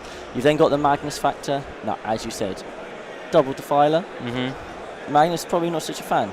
No, absolutely not. He's not a fan of sustained crit 5s, double Defiler either. And nor will the Terminators, I would imagine. No. Terminators, no, they are -1 to win. So a T-Suns list can find things hard to begin with, because when the opponent starts bringing out the stuff to kind of like kill you, then you have, or just to be irritating, the T-Suns are like, well, what damage can I put out here? Because I don't want to commit the Terminators, don't want to commit Magnus. Yeah. Kind of, the rubrics can heavily punch up. Yeah. But do you want to commit? You don't have those like being able to deal with just like the rubrics. Yeah, so you have to. It's not like an Eldar or something like that where you've got, you've put 5 idiots on the middle. I can also do the same, and I will punch up to them. I'll put some warp sliders out, and I might kill your chaff. So that's the tricky part. The converse is that T-Sun's damage is so high that it's the EC player who bites first. Who's going to stick out their big thing first? Who can draw the other opponent, out? And I think it's a really interesting game. Yeah. It's going to be one thing that's quite important here is that as I've been watching some players and whatnot around the hall, is that a lot of Carnival players are relying on like minuses to hit and whatnot. Yep. But T-Suns just don't care. Their psychic powers do not care for They it. don't care. No. So we'll see. If Alex gets the drop on the EC, that is very good times. If the EC can generate a board position in which they are just naturally coming ahead of the game, and forces Alex into a position in which he has to push, then that is where it could get problematic. So it's very much going to be a controlling game, really. Who's the better control player, I guess, in terms of space. And at the end of the day, EC do just want to run, presumably, and connect with the T-Suns, right? Yeah, I mean, absolutely. One thing I want to point out is that we do not see a Lord Exultant with Warpwalker, so we do not have that guaranteed 13-inch go from the Lord. Okay. So we are relying on some advances here. So obviously Alex will most likely be pre-measuring and checking those distances anyways and trying to stay out of those larger distances, because he can very easily get back to them with rapid ingressing from the Terminators, moving and then surging from the powers. But at least there is no guarantee that that is going to happen from the surge. And we do have the Possessed Blade, which will do insane damage, and it'll do strong work into the Terminators as well, being damage 3 and death wounds. Absolutely. The rest of the list, like we've already talked about, 40 demon nets. Like I said, I think this is a good number. It's enough to get all of your shooting with sustained, and then some uppy downy and whatnot. I do wonder though how Alex will deal with this amount of infantry. It's a lot, isn't it? Right? Yeah. And as I said, like if the EC can just make Alex have to commit out and to deal with this sort of chaffy stuff, and then the counter attack from the EC with their big heavy stuff, like that can definitely be a problem. I mean, we also have to remember no fall back and do stuff for Grand Coven, for the T-Suns, right? That is one of the main things. That's why this matchup, although at face value is T-Suns favoured, can go wrong if the T-Suns player misplays, because they just get tagged. You can only bolt yourself out of so much trouble. Like if Magnus can't drop the things, etc. Like there is worlds in which this can go wrong. Like it's definitely the matchup that, although if all things being equal, we would say T-Suns win, is very perilous. Yes. Which, exciting for you guys. I also think this game will largely come down to how aggressive the EC player plays.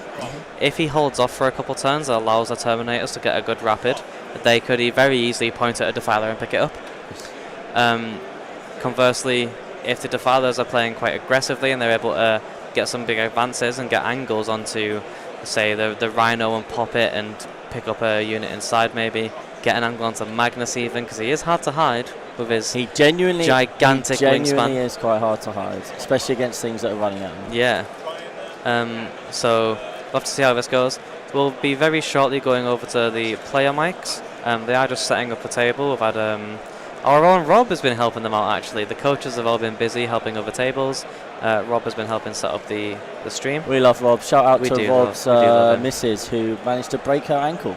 She fell downstairs. Yeah. And that's a nice message for Rob to hear whilst he's over in Belgium. Oh, I fell down the stairs and broke my ankle. Yeah. So she's being looked after well by her parents over there. So Yeah, at least wishing everyone's her okay, well. right? Everyone is okay. But yeah, so shout out to Rob, who's just kind of taking a little bit of a step back today. And he's just doing little bits. So he's an absolute hero. You know, we brought a big team out here. We all want to be the stars of the show. We all want to be doing all of the stuff. But actually, having this size team works really nicely because we can change it up. We can just be part of it. And I think actually I was thinking, so I just right now like to just say thank you to the England guys, because it hasn't even been a like them and us. So they've just we've just become part of the team here. It's genuinely been lovely. Absolutely. They are so welcoming. So it's There been is. awesome. You can tell that they are thinking about us and they're including us and they want us to be involved as well. It's like you said, it's not a them and us thing. It's an active choice that they are trying to go out their way to get us involved with everything. They're happy for us to be in the conference room and get the information about pairings and whatnot and the matrices. They involve us in the conversations and we have discussions about the armies and even pairings and what we think about the matchups. When we do the team huddles, whoever is involved in watching the pairings, obviously some of us are here on the stream, some players, some of us are over with the players. We'll get involved in the huddle. It's very good. It's a very good team environment. I'm really enjoying it. I'm really happy to be here. As you can see, table is now set up. The cameras are being wobbled all over the place. There's so much wobbling going on. What is Who keeps banging the table? Stop it. It's causing a bunch of sickness. So shall we have a look at the chat? Yeah, what why does not? the chat think? Who's here? So we've got Mark. What was your Belgium are going down. Common boys going left. I can see them putting someone like Ed into Liam. That was definitely a possibility. They probably would have considered that, but it's not transpired. No, and like you say, absolutely no disrespect to Ed at all. Ed is currently having a rough time. Yes, and that is understandable. He's on an army which.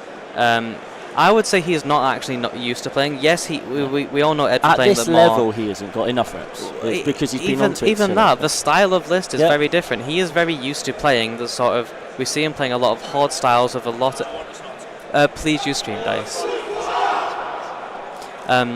We see Ed using more of the horde styles, where he can get big charges or big heroics and whatnot. Famously, he got a nice 11-inch heroic against me. I just thought I'd mention that on stream for him when he watches it back if he decides. Yeah, lovely. But now he's on a more shooting variant of guard. Yep. Yes, obviously he can still pull off some of those charge shenanigans and whatnot, but it is very knife edge. Doesn't have any durability or any tricks outside of just that, like those charges. If he doesn't pull off like a perfect wrap, it can become really problematic. Yeah. And he is struggling. It's not something he's used to. If I was having a talk with him the other day, and if this was like a Silvertide Grey Knights that he's so known for, a Black Templars, 60 plus Crusaders, and 3 Empress Children, or like 3 Empress Champions, 3 Empress Champions, exactly. Yeah. Then I think I'd be having a much better time. But yeah, he's having a rough one at the moment. So it's very understandable that we could have thrown him to Liam. Understood that would be the result, and then we play the rest of the round, and that's how it is. You can a matrix on that, but it's not. Ed's got something. He's got another shot at the Votan. I think that's a really interesting choice. I don't know the difference in the Votan lists. I don't know if they've gone different boards. I don't know the different situation. Yeah. But for Ed to go, look, you know what? I'm having a bad time. It didn't go quite according to plan last time. I'm going to fix it this time. Yeah. That is fair play to go, and hopefully he can deliver. So we have also got I like Greg in Tight Netcons list. Excellent.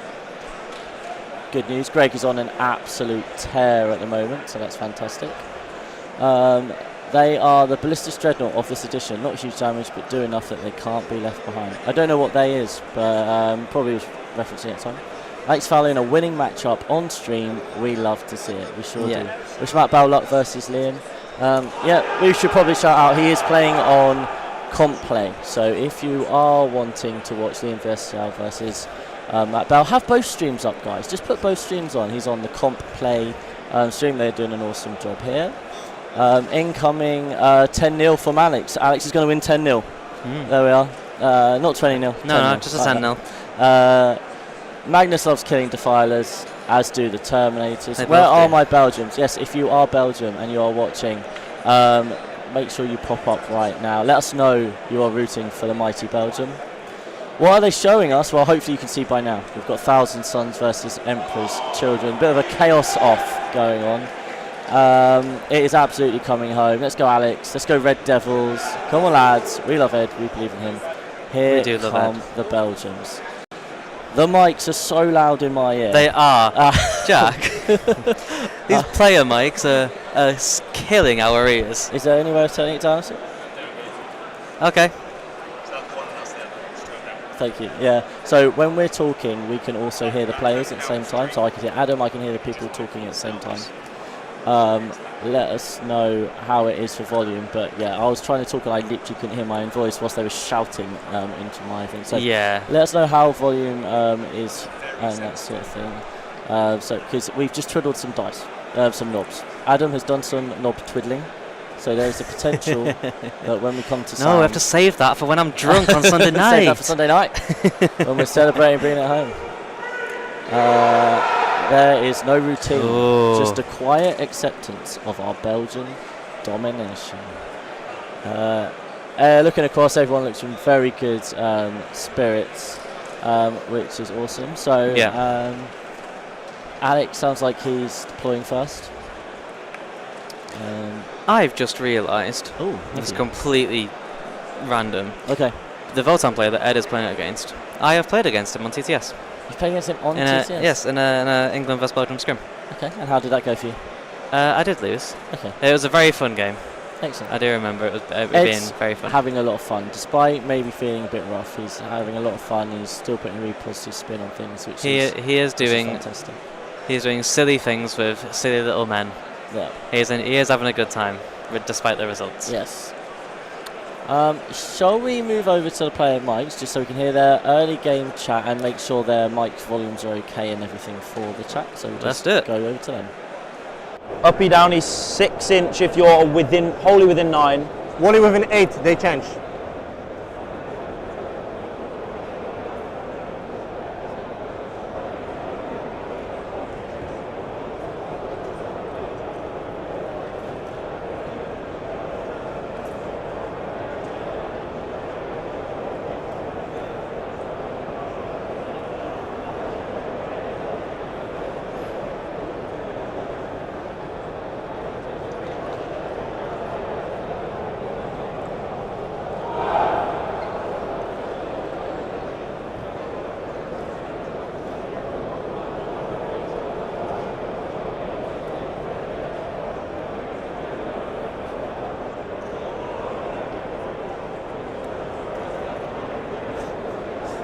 You want a fun fact?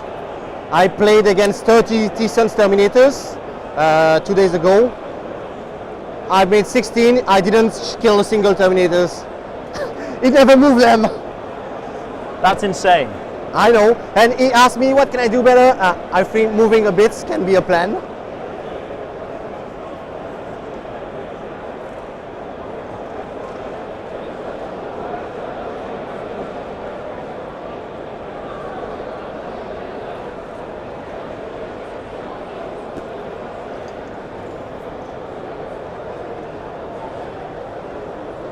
Oh, you have Possessed Blade and not Warp Walker.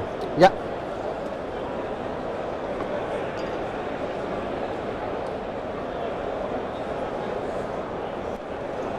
I'll do that as my reserves. Demonettes in reserve. Terminators. So you have Termi, Note Start on board, Demon Prince, and 3 Enlightened. Okay.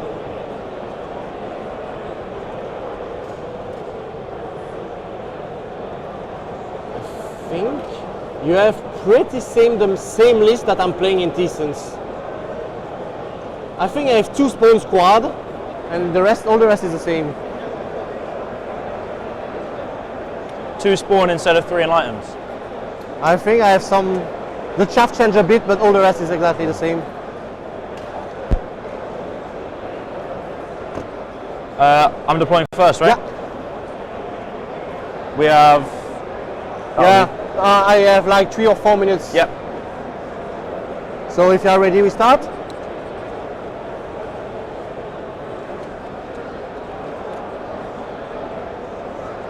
12 up this side, isn't it? Yeah, that's the dots.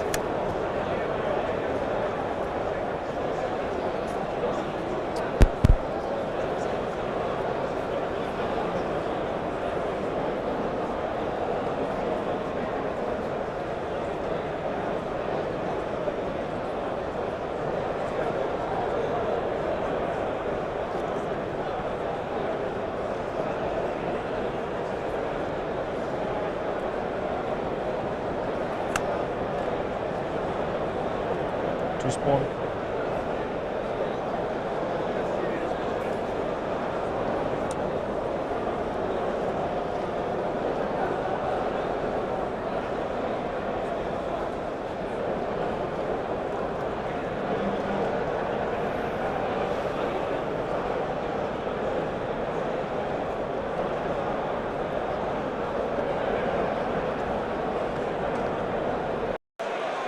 Right, asking for the pairings again. We'll go through it again and give our thoughts on it. So we've got Chris Langton into Tau, so that's our demons into their Tau.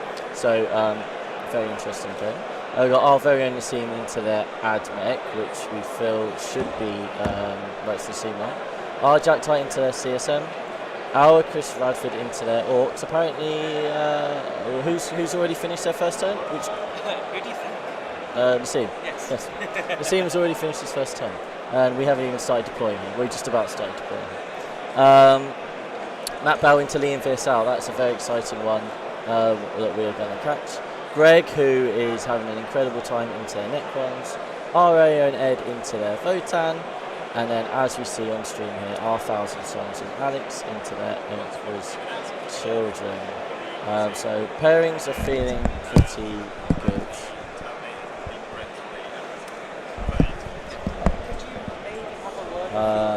And then we've got Swissy here. Fowlers on fire, your EC are terrified.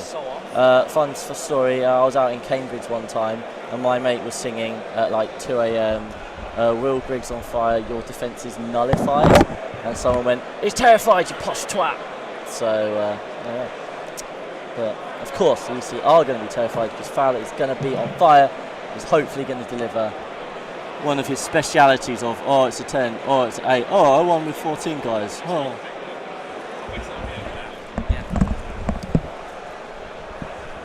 So just had a little update on the reserves units as well, because they have been declared, but I think we had the player mics muted when that was all going on. So there is one unit of Demonettes for the EC, as I said, during... Adam knows the stuff. I know my stuff, apparently.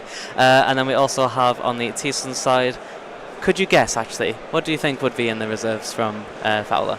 Well, the obvious thing, right, is does he put the Terminators in reserve? That is the question. So, the reason you can put the Terminators in reserve is because you're not worried about forward early game pressure, and you kind of just want to bring them down and maybe take a different part of the board.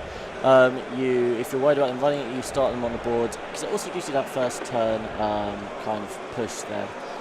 In this case, EC running you, right? So I could see Alex starting them on the board. Did he start them on the board? Terminators are off the board. Terminators off the board, so he is not worried about the early turn push there. No. So, interesting. There is one other unit. There's one other unit. Is it like a unit of Zangor Enlightened or something? It is the Winged Demon Prince. Oh, yeah. Of course. That's always. Yes. Of course. So, yeah. Coming down 6 inches. 10 Terminators and the Winged Prince for the T-Sons, and a single unit of Demonettes for the EC. So everything else will be deployed. So that means Alex is not worried about going for a turn 1 push. That's not a game plan that he's thinking of. Furthermore, he's not worried about needing the Terminators on the board in case the T-Sons go first and just full send into him. So that's obviously not something he's worried about. So and good to know. For the transports as well, Alex has been fairly standard in just one unit of lead rubrics and one unit of unlead rubrics. And then the EC, you can't really do anything else other than a unit of exultant infractors in each Rhino. Obviously, if you put the Noise Marines in there to start with, you lose Scout. So they start suboptimal. So they will start on the board, and most likely the common play pattern that we usually see with EC that has Noise Marines is Rhinos push up with a Scout move, they get into a staging position, Noise Marines then advance and hop in. We'll see if that happens, but it depends on the rest of the board state, right? It depends on how aggressive he wants to be. If he wants the Noise Marines to stay back and stay hidden, then he can do that. There is always the risk that if you fully load a Rhino and then you get randomly 11 or 12 inch charge and your Rhino gets wrapped, then it can be GG's, right? So we'll have to see what happens. I have a question for you. Okay. Now, I have not yet played much into or with reconnaissance. Have you experienced the priority assets reconnaissance? With what, sorry? So have you experienced the priority assets Priority versus recon? Honestly, no. I haven't played this one much. We can take a quick look at the primary in just a moment.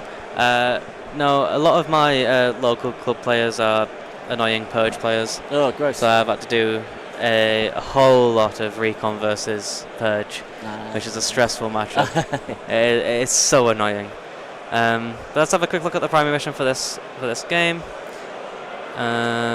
If I can get it to work, but obviously whenever I try and fix something, it does not.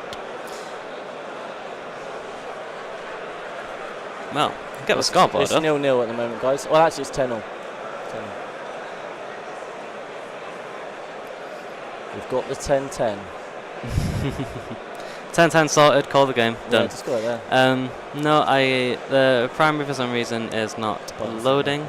Where's Tech Guy when you need him? Where's Tech Guy when you need him? We'll get him over shortly.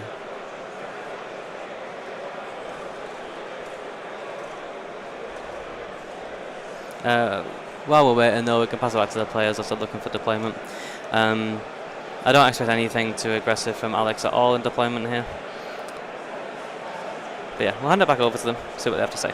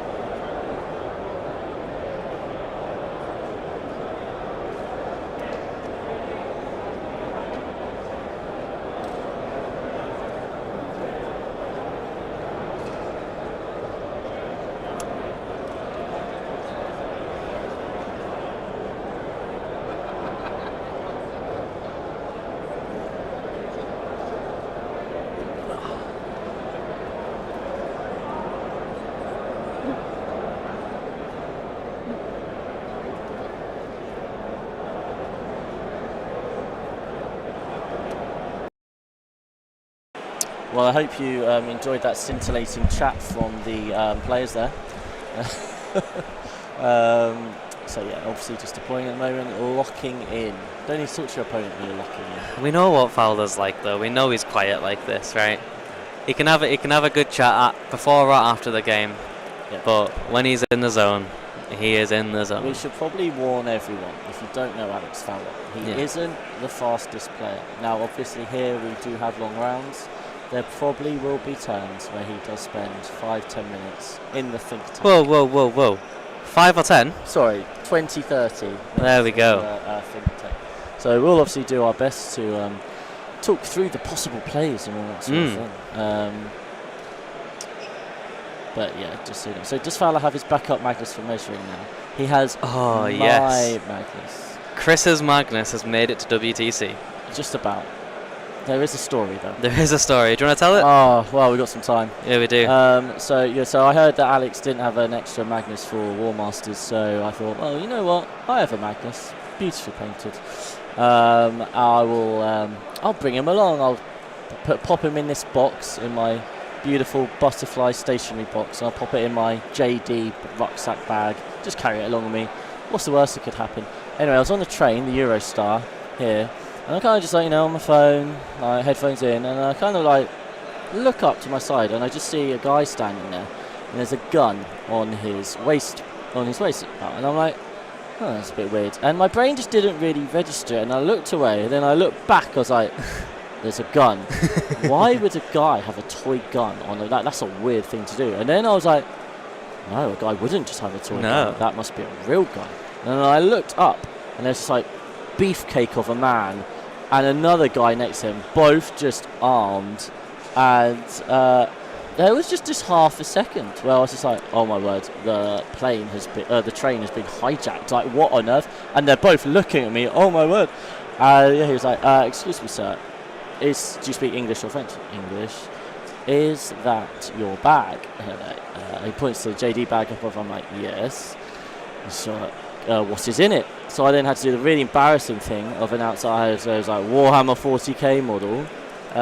He's like, can I look inside? So obviously I got down the bag, opened up the butterfly stationery box, and presented my pink and blue Magnus for the whole train carriage to see. Wishing it was decidedly something much cooler. Yeah. He just looked at me and was like, okay. Like, I don't know who's more embarrassed here right now.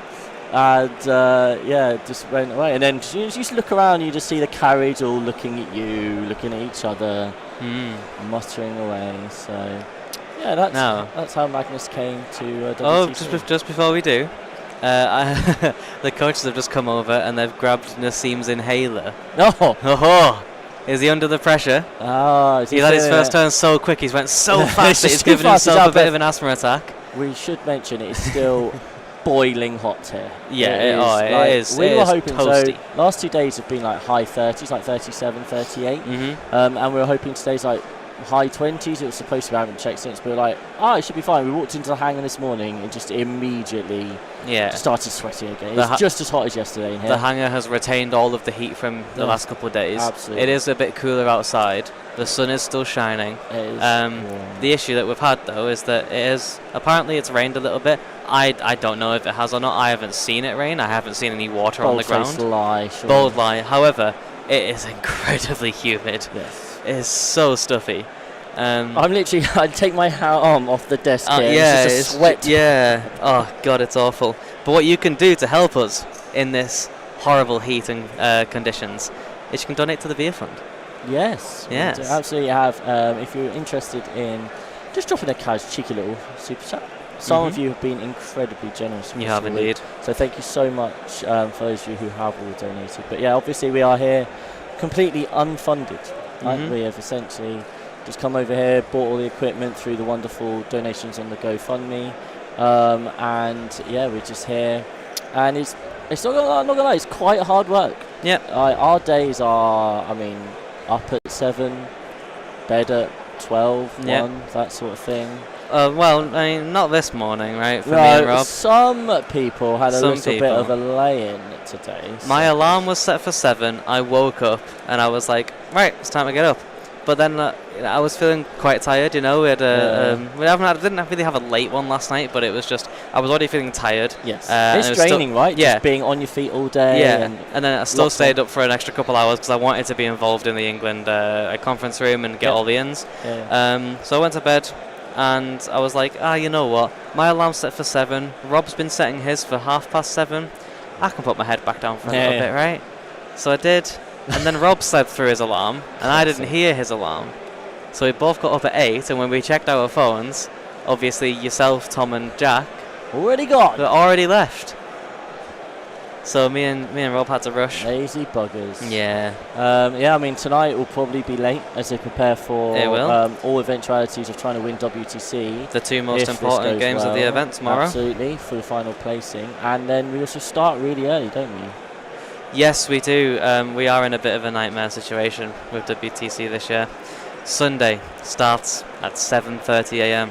Which is 6:30 a.m. 6:30 a.m. in the UK. So yeah, it could be very interesting. Darren, yes, they are mic'd up.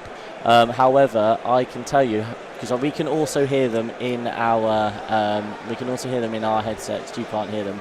They are basically not talking at the moment. It is pretty much silence. They probably said about 1 sentence in the last 5 minutes. They are deploying in silence here. So that's why we are filling you with all of the top class stories that we can. Yeah, you may want the silence. Yeah, you may probably prefer the silence to be fair to you, but tough luck. Tough. We're here. Enjoy the poor banter for what it is. Andy Berman says, once on the way to LVO, got asked to empty my army case at Heathrow. A row of 8 armies being inspected. Not fun. Yeah, I remember there's a guy called Jeff Robinson who was a YouTuber, content creator, sadly passed away actually. But he used to always carry his Mortarion on the plane because he couldn't put it. Oh my Whoa. word. Well, that's a big one, isn't it? That's what she said. Thank you so much. Can't see your actual name. We can't work out who it is that has just donated that, but thank you so much. That is genuinely incredible. And we just had the rest of the crew come over as you've done that. Yes. There we go. Malagust. Chris. Do you know this Chris? Which Chris? We know different Chris's. There's many Chris's. Have you secretly donated £100? Yeah, it's just me. Right. Hemel Gamers Chris? Hemel Chris? Is this Hemel Chris? Or is it a different Chris? We do love Hemel Chris. He's on a different account. Yeah, let us know which Chris you are. Which of all the best Chris's you are. But generally, that is incredible. Thank you so much. That will buy a lot of waters. Waters, yes. Yeah, definitely waters. Definitely waters. Yeah, thank you so much. It's taken me aback a little bit, that has. That's genuinely so thoughtful. Thank you so much. Still doesn't tell us which Chris it is, though. No, I think if he hasn't clarified, I think we've figured it out. It seems to be Hemel Chris. Yeah. Everyone get that. We should shout out Hemel Wargamers. They are one of our live sponsors, right? We do love Hemel. We started working with Hemel Wargamers a lot recently. We have our club night there every other week.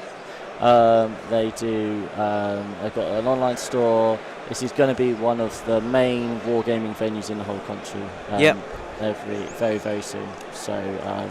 There's something quite cool happening at Hemel Wargamers soon, isn't there?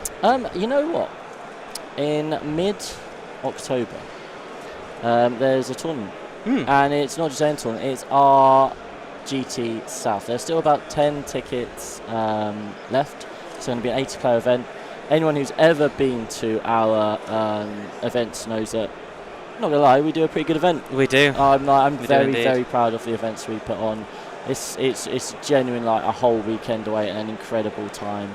Everyone has a great time. It's a whole social thing. So definitely, if you're interested, BCP 6++ South event, go check it.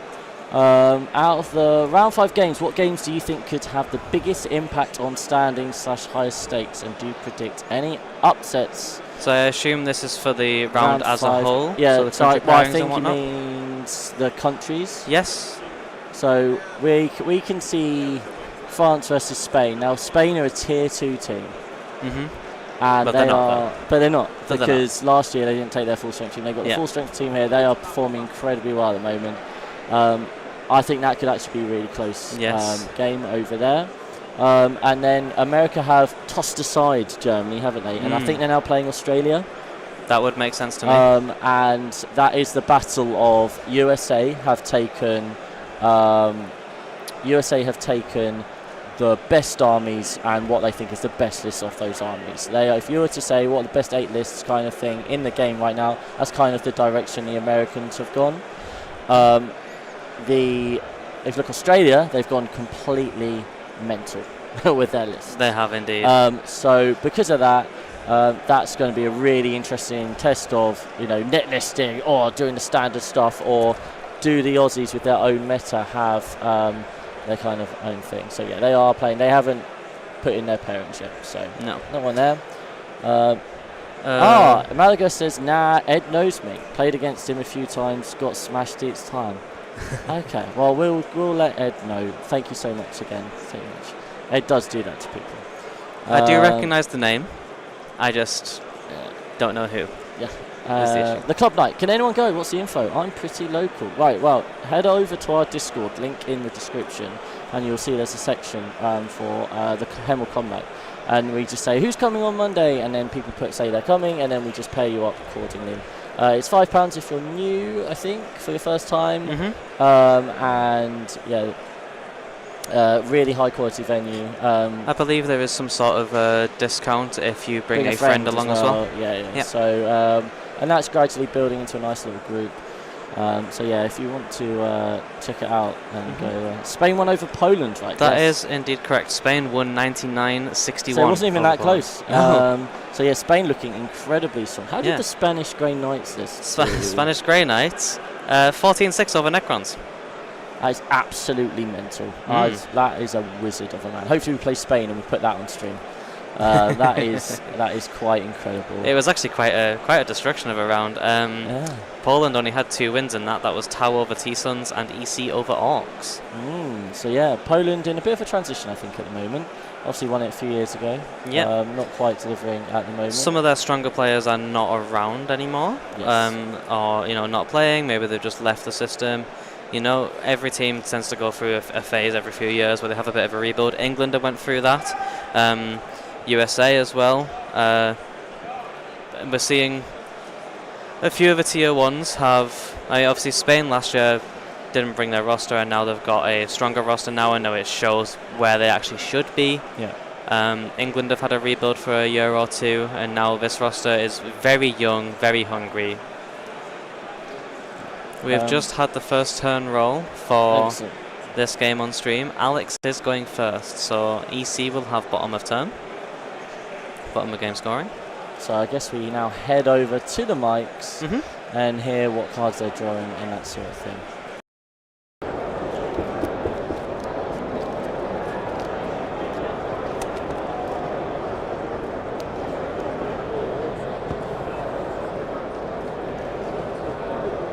I will do mine.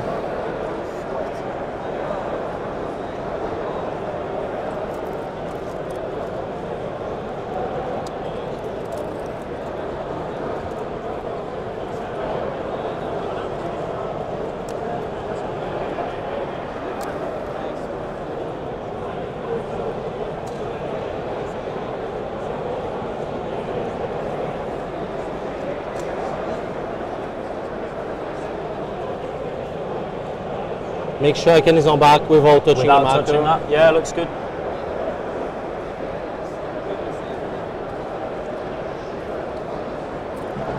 And here the line is quite far. Okay, you can go. Thank you, sir. You cut them, you counted them. Yeah, that's fine. You can draw.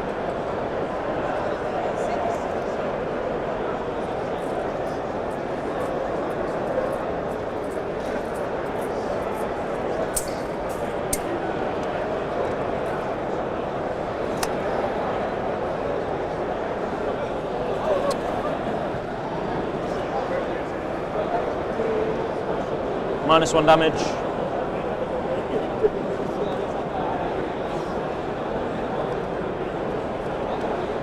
Center ground 6.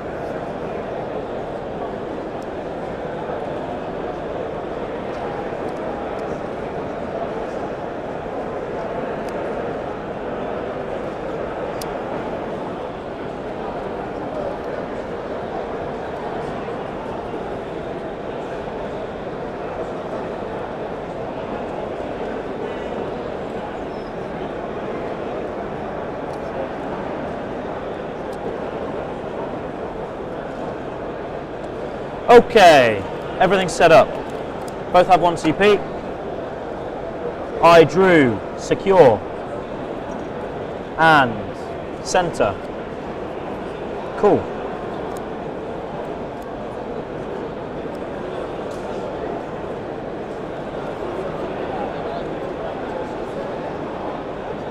All right. These are all 18-inch range, right?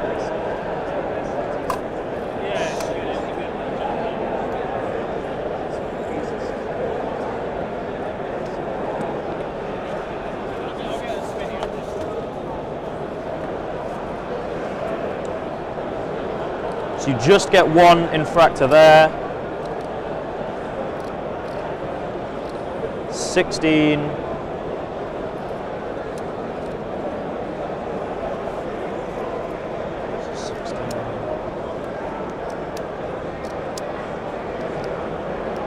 Charge.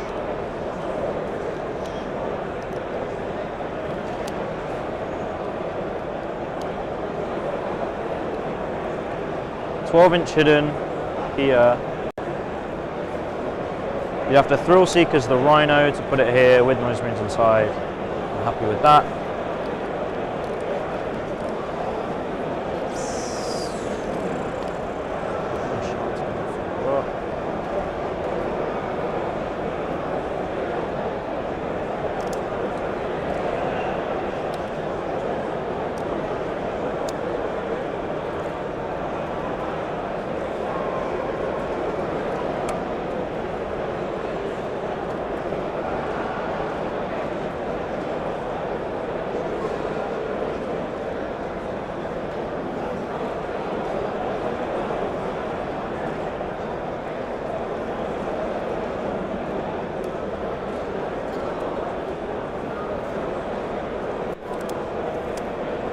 These are going to go secure center and do the action for me. They have enough with, yeah, they will have to advance, They'll right? surge. Sorry? They're going to get surged by Magnus. Yeah, okay, so... So I need to like be on an angle like... Yeah, actually you don't. So these are... No. You want me to check correctly the middle? Yeah, they're both within 16. Middle is exactly there. And you are... Yeah, that's fine. If you have a big one, yes. It'll be a 2, yeah. So I should be within 6, just over 5, so I need 3 inches of movement. Yeah. You can't overwatch, so I just want to be able to... Nope.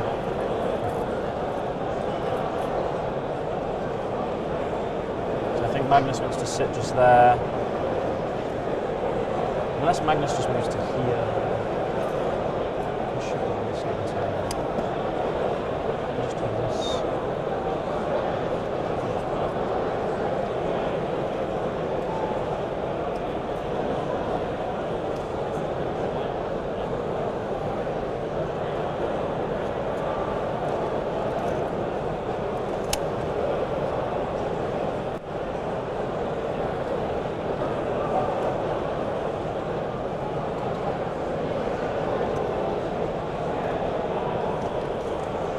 His wing doesn't go there. The only thing that could shoot me is one Thrill Seeker's Rhino, right? Yeah, maybe. And he will be 16 max. No, they can do 18. 12 and all 6. No, the guys inside, sorry. Ah, yeah. They move 16 max, yeah.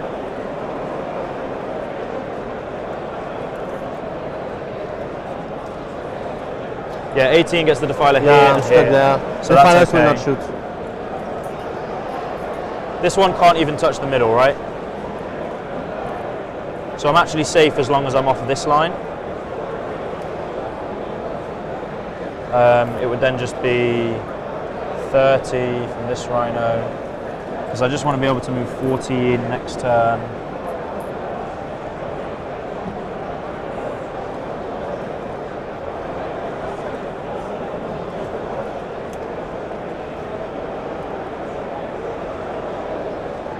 If I just grab your Rhino quickly, mate. If that's okay. And I pop it there.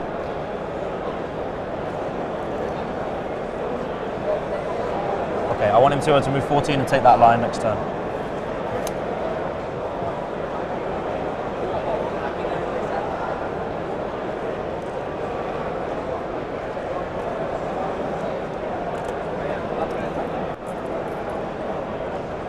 Yeah, sure. With the Puts his staff. wing out. Yeah. And this way, these can just move like this.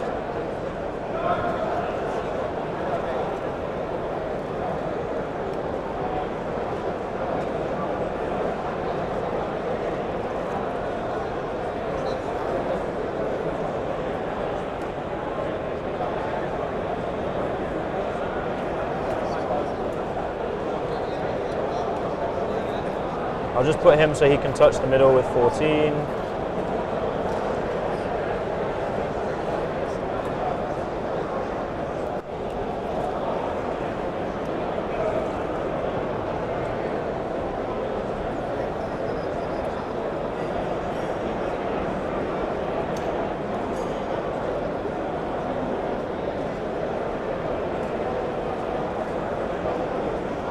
Just so as well, if you put the defiler here, he can draw the angle, and if you put it here, he can draw the angle.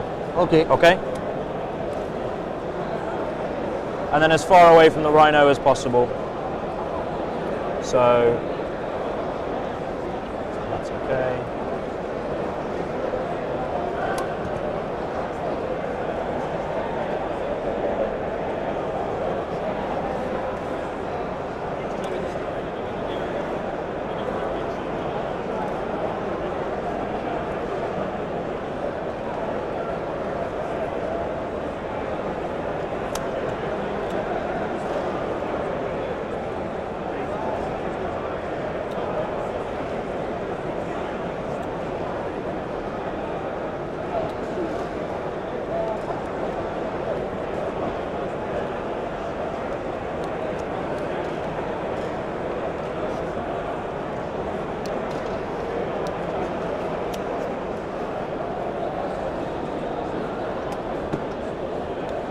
Zangors are just going to advance. They re-roll innately. I didn't roll that, whatever. And they're just clearing the way.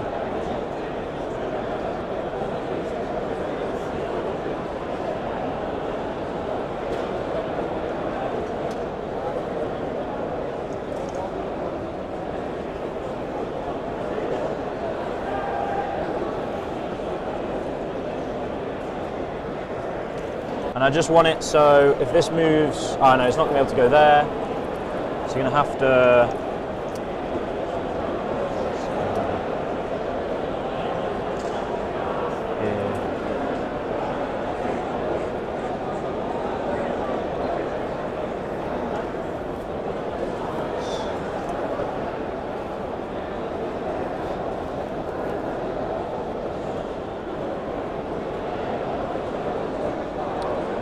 Okay, surge from Magnus, 7, so 9, I'll roll the third dice, it goes off for big, I'll go and score it, just pop that guy there.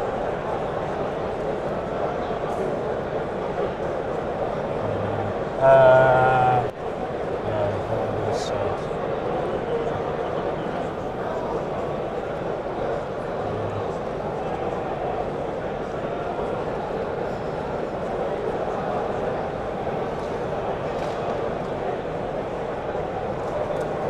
Don't want the rhino to fit through there or there. Go this way. That's 2.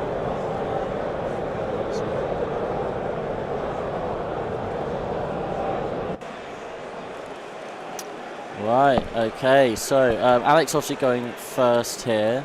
And he's having to play slightly cagey, right? If we look here, you can see how Alex is like saying, look, I want to get here, are you sure? There's a lot of far more measuring than you would often see at a standard kind of event, right?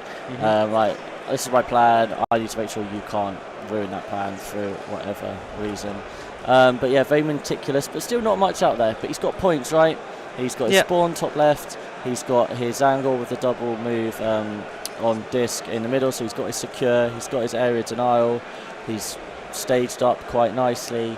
Magnus was just started in -1 damage, so he's not interested in the +2 to move or anything. We've got a Sorcerer Ledge, Rubric Squad ready to counter shoot, we've got 1 in the Rhino as well.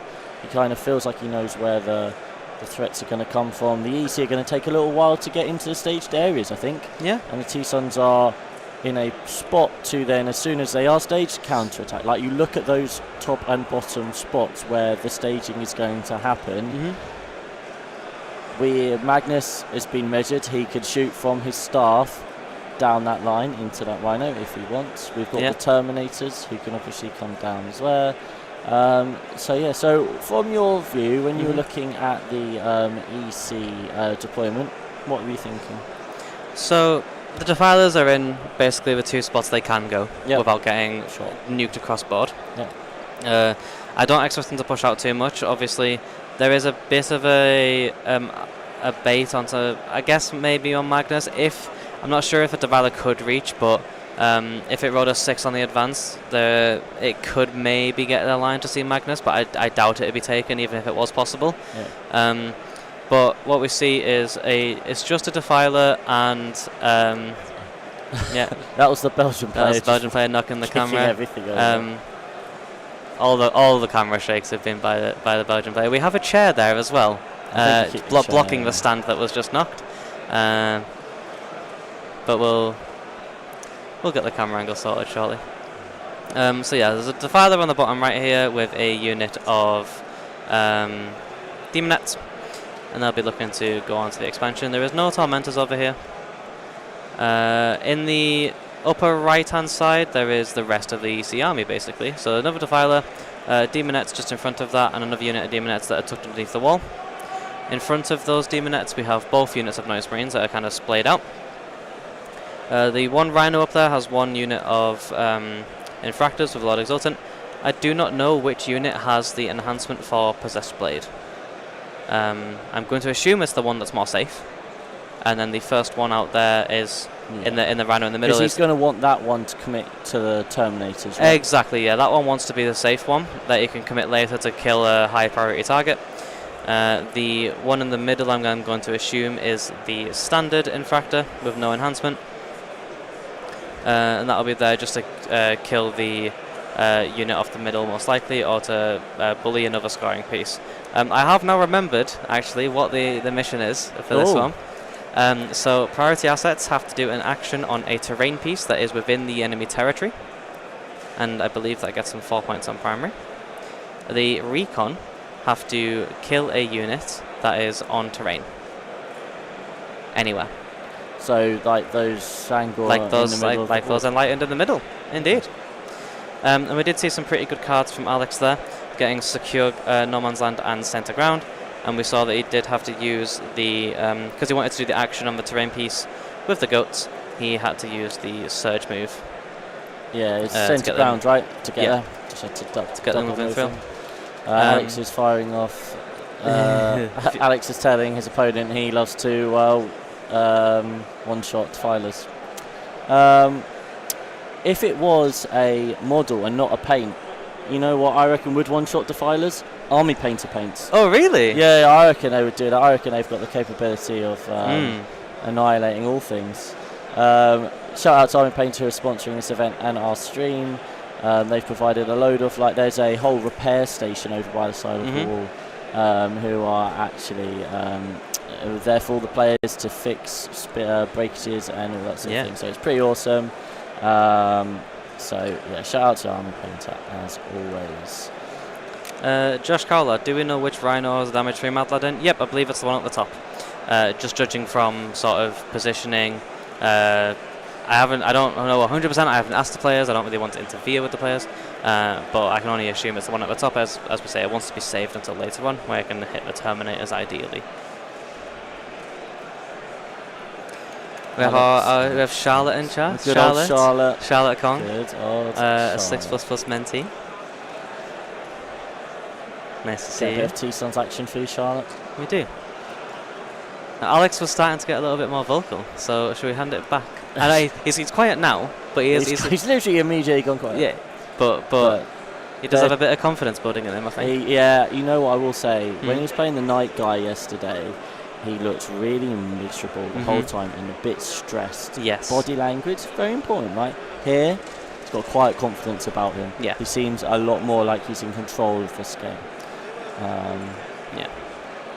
Yes, Yeah, it is very Alex. it is indeed. It is very Alex. So yeah, we'll hand over to the players and let them talk through their plans.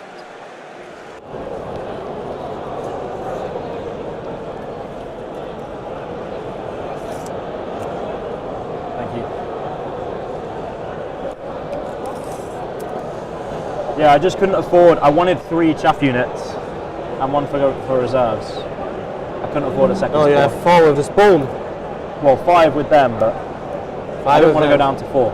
Yeah, but they, when coming from reserve, they don't do the action, so They do. because. They'd be wholly within 6. Oh yeah, that's in Crucible that is more than 6. Yes. I think I don't have the choice.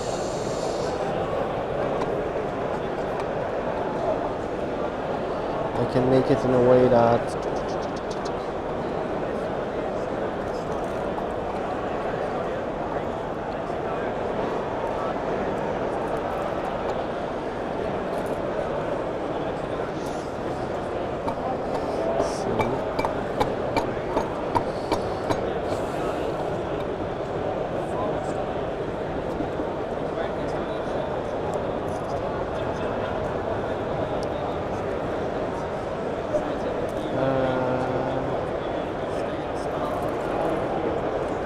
Could go 14.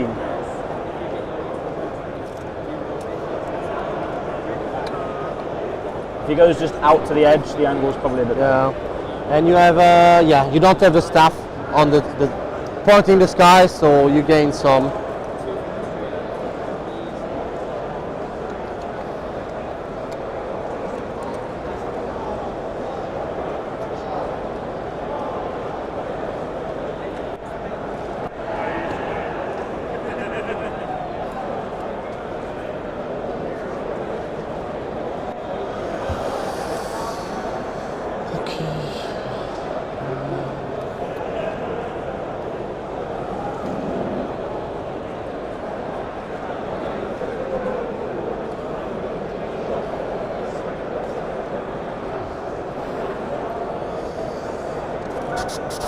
By the way, the Rhino is not on the objective, if that matters.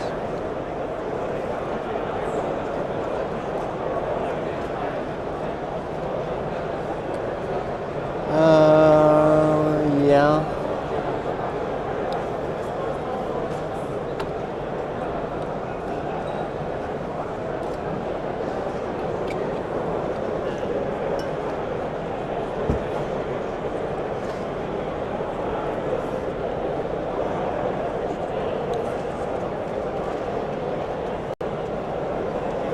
Thinky for both of us.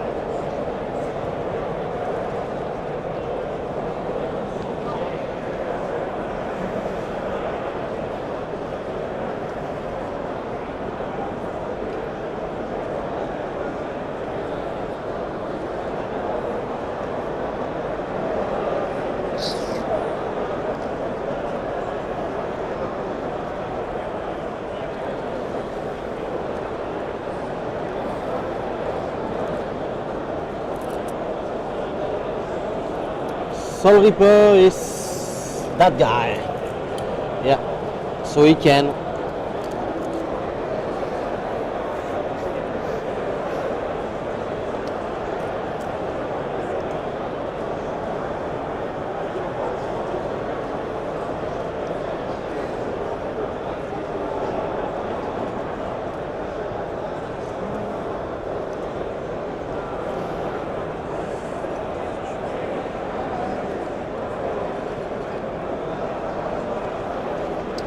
Beacon will be the Rhino. Beacon the Rhino. No, it will be the pink Rhino. The pink Rhino. But the pink Rhino will not be in my DZ. Still, yeah. The blue one. Blue one. And let's go.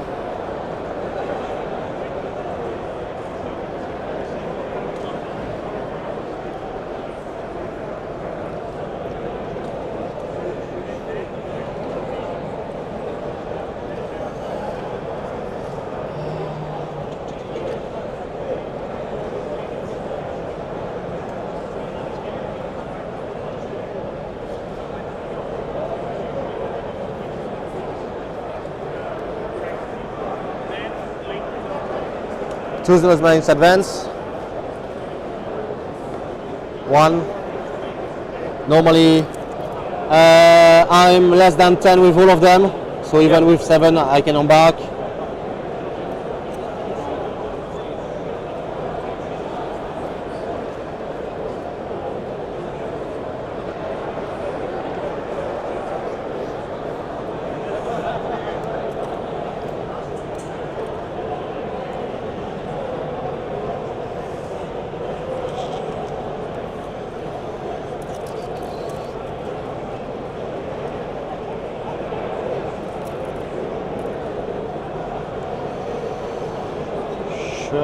I can shoot by being there. So let's move the demonettes.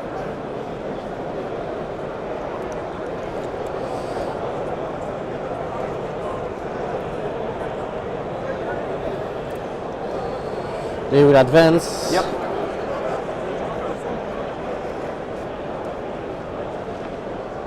Six.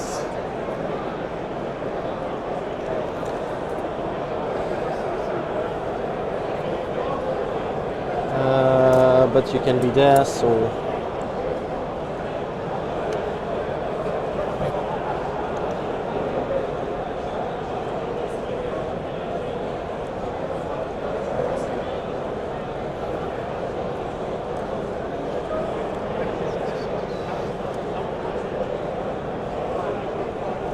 the Lord advance.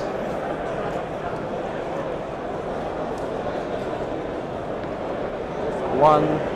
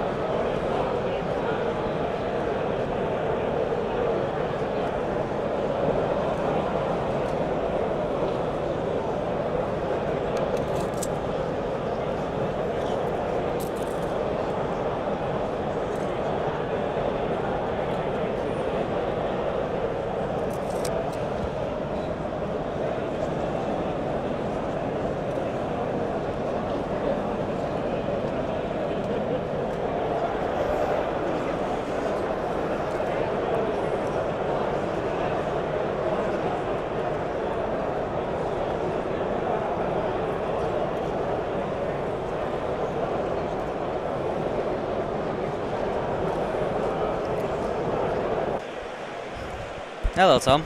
Hello, Adam. How are you? I'm very well. I've been wandering around the rounds. Okay.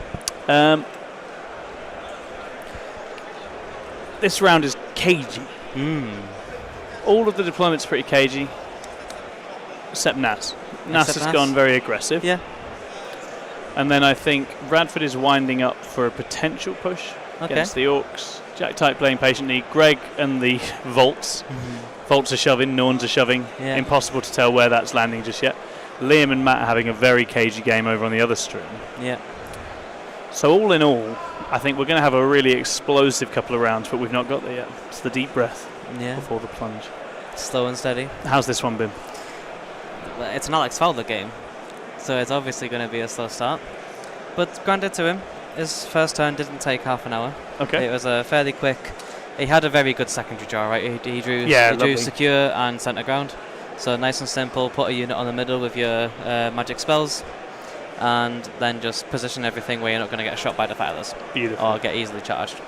And it just forced the issue onto the EC. What does the EC want to do now? So I think we'll see a lot more thinking from Alex next turn. So far we've had the Exultant unit that was in the Rhino in the middle has disembarked and moved backwards. Interesting. They are on the expansion now. And in that Rhino is now a unit of Noise Marines. I would say similarly. Oh, not just yet, actually. The Exultant unit is still inside the top Rhino. That, I believe, is the Possessed Blade unit in the top there, in the blue Rhino. There is another unit of Noise Marines that is very close to that Rhino, so I think we can expect the party bus to happen there. What would you say in macro terms the EC are doing here, Adam? I think they're. Ooh, that changes things. I think it completes the picture, no? Cagey. Yes. Defensive, if anything. Extremely cagey, extremely defensive. They cannot afford to push into the T-Suns whatsoever. They want to force the T-Suns to come to them. Yeah. And then hit them with their speed and their what's the reserve situation? Reserves, so the EC have 1 unit of Diminets, so they've got 30 on the board, 1 unit in reserves. Okay. Fowler has the unit of 10 Terminators and the Demon Prince. So I think we're going to see a very slow game for the first 3 turns. We're going to wait and see where these Terminators drop, and then we're going to most likely see a big pivot from the EC to try and take them down. The issue that the EC have, obviously, is that Magnus can one-tap a Defiler. Yes. The Terminators can one-tap a Defiler. Yes. So if either of them show their face, even if both of them show their face, and the Terminators are not on the board yet, it can be catastrophic for the EC. Completely. I've found it. I think Carnival probably has better game with cheaper nonsense to throw out, right? Yeah. But I found it almost impossible to keep the T-Suns at bay indefinitely with EC screens. Yeah. Just feels like you run out of stuff. There's still not that many screens. There's obviously the Demonets, but they are so important for your damage output for the buffs. Yeah. And then a lot of points are being eaten up by 2 units of Noise Marines and the 2 Rhinos. Obviously, usually you would see maybe a few more Infractor units, another unit of Tormentors, only 1 Rhino perhaps. Thank you very much for that super chat. You're exceptionally kind. Thank you very much. Keep that beer fund money coming, gang. We'll spend it on beer. And food. But mostly beer. Yeah, to be fair, I could use some food. Yeah. Yeah, I think it's interesting. I do quite like the Noise Marines in Guillaume's list because I think probably having the ability to commit to like kill some rubrics or something without giving a Defiler away is quite nice. Yeah. You also can stay at distance, which is important because you can cut tighter angles. Whereas if you're having to go into combat, or if you were reeling a Defiler, obviously that's really bad. But if you're having to use, say, an Infractor unit, or maybe even in Carnival you had some Fiends or whatnot, then they are having to be in range of the melee range of the rubrics, which is usually a relatively safe position, or it's going to be in the open because the rubrics wouldn't be pushed out unless they are going to first off kill something, and then they are most likely going out knowing that they'll be traded, that they will die. 100%. So there's no point to trying to keep them safe for your positioning there from Alex. If he's going to commit a Rubik unit, it's going to die next turn. So you don't want to have to charge it because you're going to be in the open as well. Completely. Yeah. Tricky. I think Alex will feel like he can slow burn his way to a decent win here. Yeah. And I do feel like it's on Guillaume to change the story. I'll be very interested to see what he does. We've had a request about the reminder of the primaries. Do you know what the primaries are on this one? The primary in terms of score or the mission? Yes, in terms of scoring. So scoring, so the priority assets players, that is Alex, he gets points for holding 1, I believe it is, and then he also has to do an action on a terrain piece that is in the opponent's territory. Interesting, okay. There cannot be any units within range of said terrain piece. So Guillaume is currently forcing the issue here with the spawn in the middle. It's a nice and easy terrain piece that it covers both territories. Yep. He's got the spawn there. They can reactive move. They are hard to handle because they can. If Alex moves onto the terrain to do an action with a unit, the spawn can move off, so they won't be able to be shot. Then he could do the action, but it's forcing another unit out of Alex, which he doesn't have many of. As for the recon have to kill units that are on terrain. Oh, nice. Doesn't matter where. Okay. Yep. So. Not too bad, actually. Yeah, exactly. So anytime the T-Suns put a unit onto a terrain piece to do an action, or even just try and hold an objective, or stage even, just tow into a terrain to get a line of sight, all of those units can give up points. Very, very nice. Yeah. So that, in fact, I can see how that suits a KGA style for Guillaume. Exactly. That makes sense. He's going to rack up points doing the same sort of thing as prior then. Exactly. So it's just going to be about who wants to make pushes on the expansion, etc. Yeah. Oh, really cool. Interesting. Okay.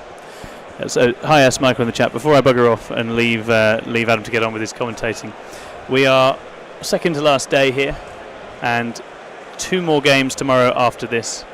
In contention to win, we have USA, Spain, France, Australia, England, not out of it yet. Maybe someone else I've missed as well.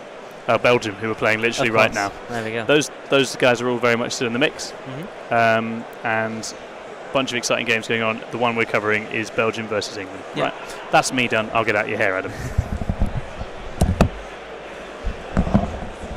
top 6 are currently undefeated for what it's worth. So all the teams mentioned, 4 are 4-0. England and Belgium are 3-0 and 1, both with 1 draw. How do we determine top? So top placing is determined by obviously wins, but further than that is game wins. So it doesn't matter what point you score. You could win 20-0, you could win 11-9. Both of those things, unless you go to the 3rd or 4th tiebreaker, I believe, but both of those things, for the 2nd tiebreaker, which is round wins or game wins, they are the same. So getting an 8-0 across the board is obviously much more important than getting, say, a 7-1 or a 7-0-1. So it's very important that players are pushing for wins if they are trying to place on the podium this year. Differential scoring is used, yes, that is the standard for teams events. Just as a little breakdown of what differential scoring is, if you are unaware, you play your normal game, so you are scoring up to 100 for both players. When you get to the end of the game, you will count the difference between the scores. So let's say, for example, I score 100, I'm playing against Chris, who has now joined us back on the cast, and Chris scores a 49. There is a differential there of 51. So I will have scored a 20-0. It's for every 5 points differential, you get 1 point from. You go 1 point up. Just to go into turn 2 now for Alex, and he has drawn plunder and forward position. So another action to do for plunder in terrain in territory. Forward position, obviously wanting to take both the expansions or the enemy's home objective. I'd just like to give a quick shout out as well to the Army Painter, who are sponsoring this stream. They are providing a great hobby service for all of your hobbying needs. We've discussed many of their products throughout the stream, through from paints to brushes, basic materials. They have a very nice repair station here as well for anyone who has had a little accident with their armies. Maybe they can get them fixed up. So, Alex has drawn plunder, and they've just realised that because of the way the terrain setup is on this map, plunder is not a nice card to try and score on here. So plunder's a bit of a dead card for Alex, I think, which is a shame. I've kind of been wandering around. It's very interesting. Yeah. Very interesting. And England feeling calm.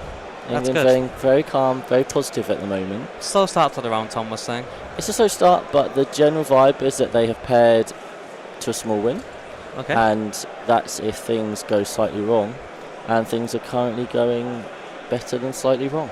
That sounds good. I like that. Matt sounds like he's in a pretty good place against Liam on stream. That's important. Which is very important, right? Matt seems very calm and Liam seems slightly stressed, is the current read on that situation. Okay. Ed is currently up on Matrix, has told coaches he's up. And the Votan player has been told to push. Ooh. So that goes one of two ways. The push works, yeah. at which point things change. Or the push does not work, at which point our boy's a hero. So that's feeling good. Other than that, everyone else seems to be having a lovely time, very chilled, lots of laughter going on. Jack Tite was retelling the story of how he once slayed the lion with 3 squigs. So that was lovely.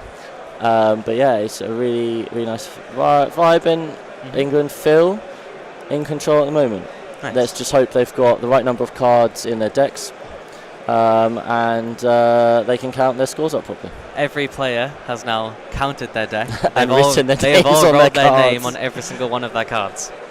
Yeah. So in case there is any mix-ups, we know what to look for. There it is. Absolutely. Shall we go back to the players? I think it is, yeah. They're actually talking, guys, so Yes. we'll go back to the players. Yeah, I like this mission. I don't think I kill these spawn. Nah.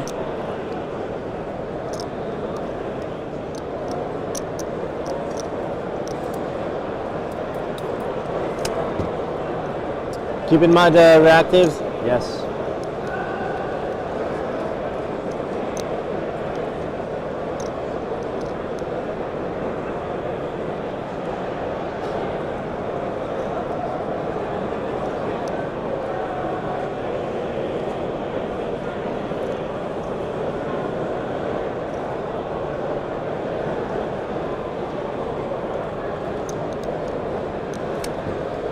firing deck, no spells.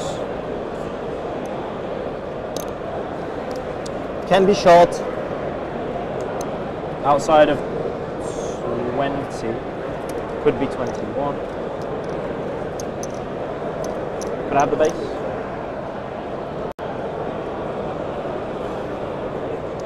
Ooh. Ooh yeah. No, thank you, sir. I did. That's the other thing. That is the other one to ponder. And ponder it I will. Could I just grab those 6 Noise Marines, please? So, if I don't shoot you and kill you with 2 things from this angle, like if I shoot you to try and get these guys, you just don't get out there, right? You just go here. Exact. Here. Yeah, I can do it all around. Well, you can get like, yeah, a couple back there. So I think I can have either without all hidden or hole on that side. Yeah. So I think that's pretty unrealistic this round. So you're gonna be able to deny this.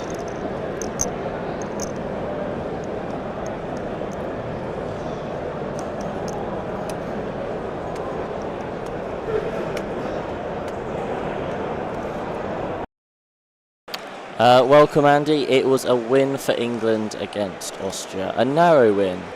Mainly a narrow win due to Jack Tite having too many cards in his decks. He got his decks mixed up with someone else, we think. So he had too many cards in his deck. And although obviously not deliberate, it was punished with a points penalty, which meant that there was quite a big differential change. But England still snuck the win despite that against Austria. So we're now against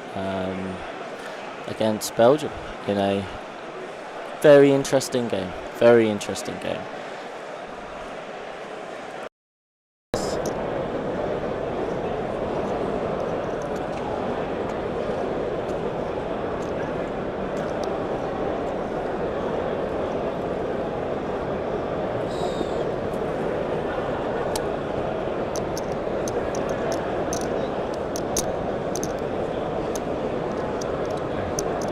Well, let's do this move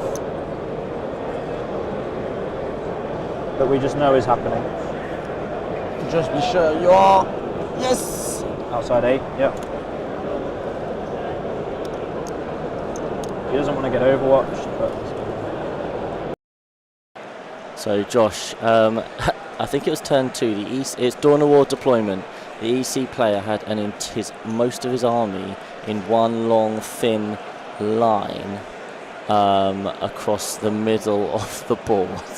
It looked hilarious, and Jack went, okay, and just used a Dakarigs to blow holes in it, and then just annihilated it all. He basically tabled the guy in 3 turns. So yeah, it was pretty brutal.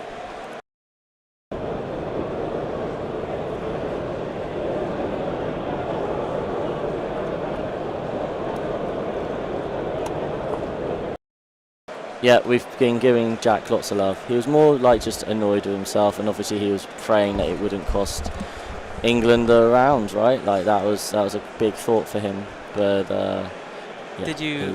He's a tough cookie, mentally very strong as our Jack. So good one. Hey Adam. Hello. Did you answer Josh's question about? Yes, we've been talking about. Did you fully explain how messed up the EC guy was? Yeah, it was quite the shellacking. Oh boy.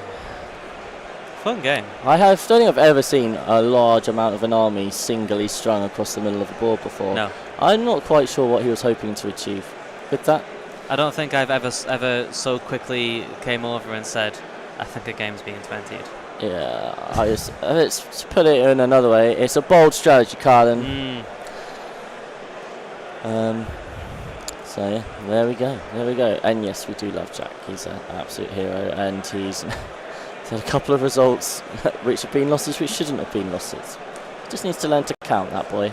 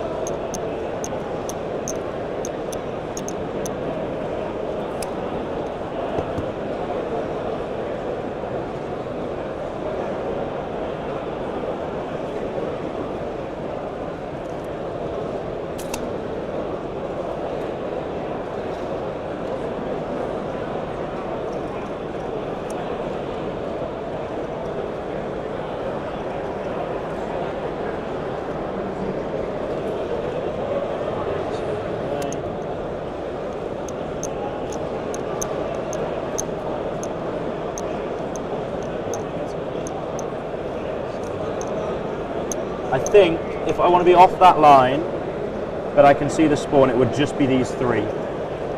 Okay. Yeah, with the staff. One flamer and the Soul soldier. Reaper and him. Yeah. And they are all within 12, yeah. Yeah. That's very sweet of you, Stacey. Thank you very much.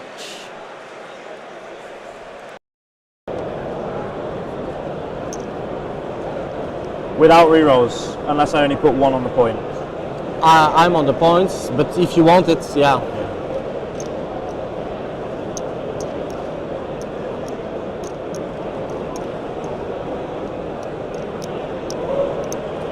We're playing WTC, I've got time. It's Chaos Spawn, you know it.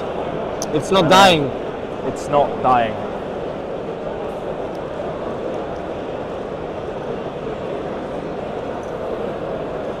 They move 10?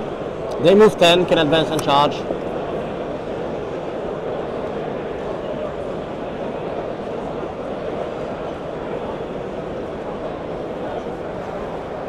I will ask for some water.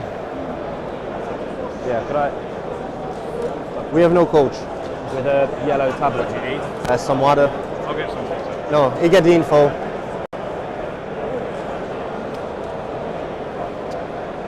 What a conundrum!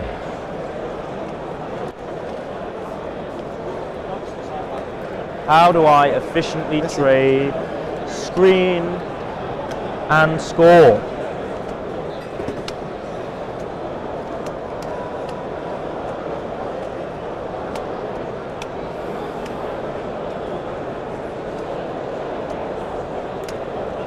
What cards do I want? I don't want overwhelming. I don't want prisoners. I don't want assassinate. You will have behind, you can do. Huh? You will draw behind and you can do. I won't redraw a card. I don't want to do anything, so I don't want to draw a card. You want to do defense? I'd love defend, that'd be great. You'll still be in my DZ. I can do. Thanks, Tom.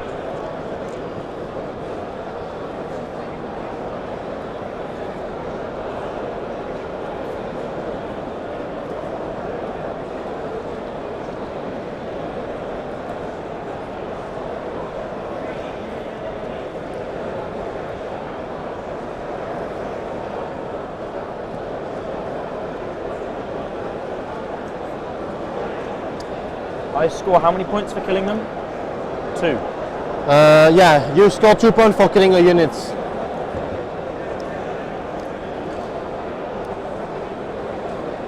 Yep. Why did they move? Yeah, stay there.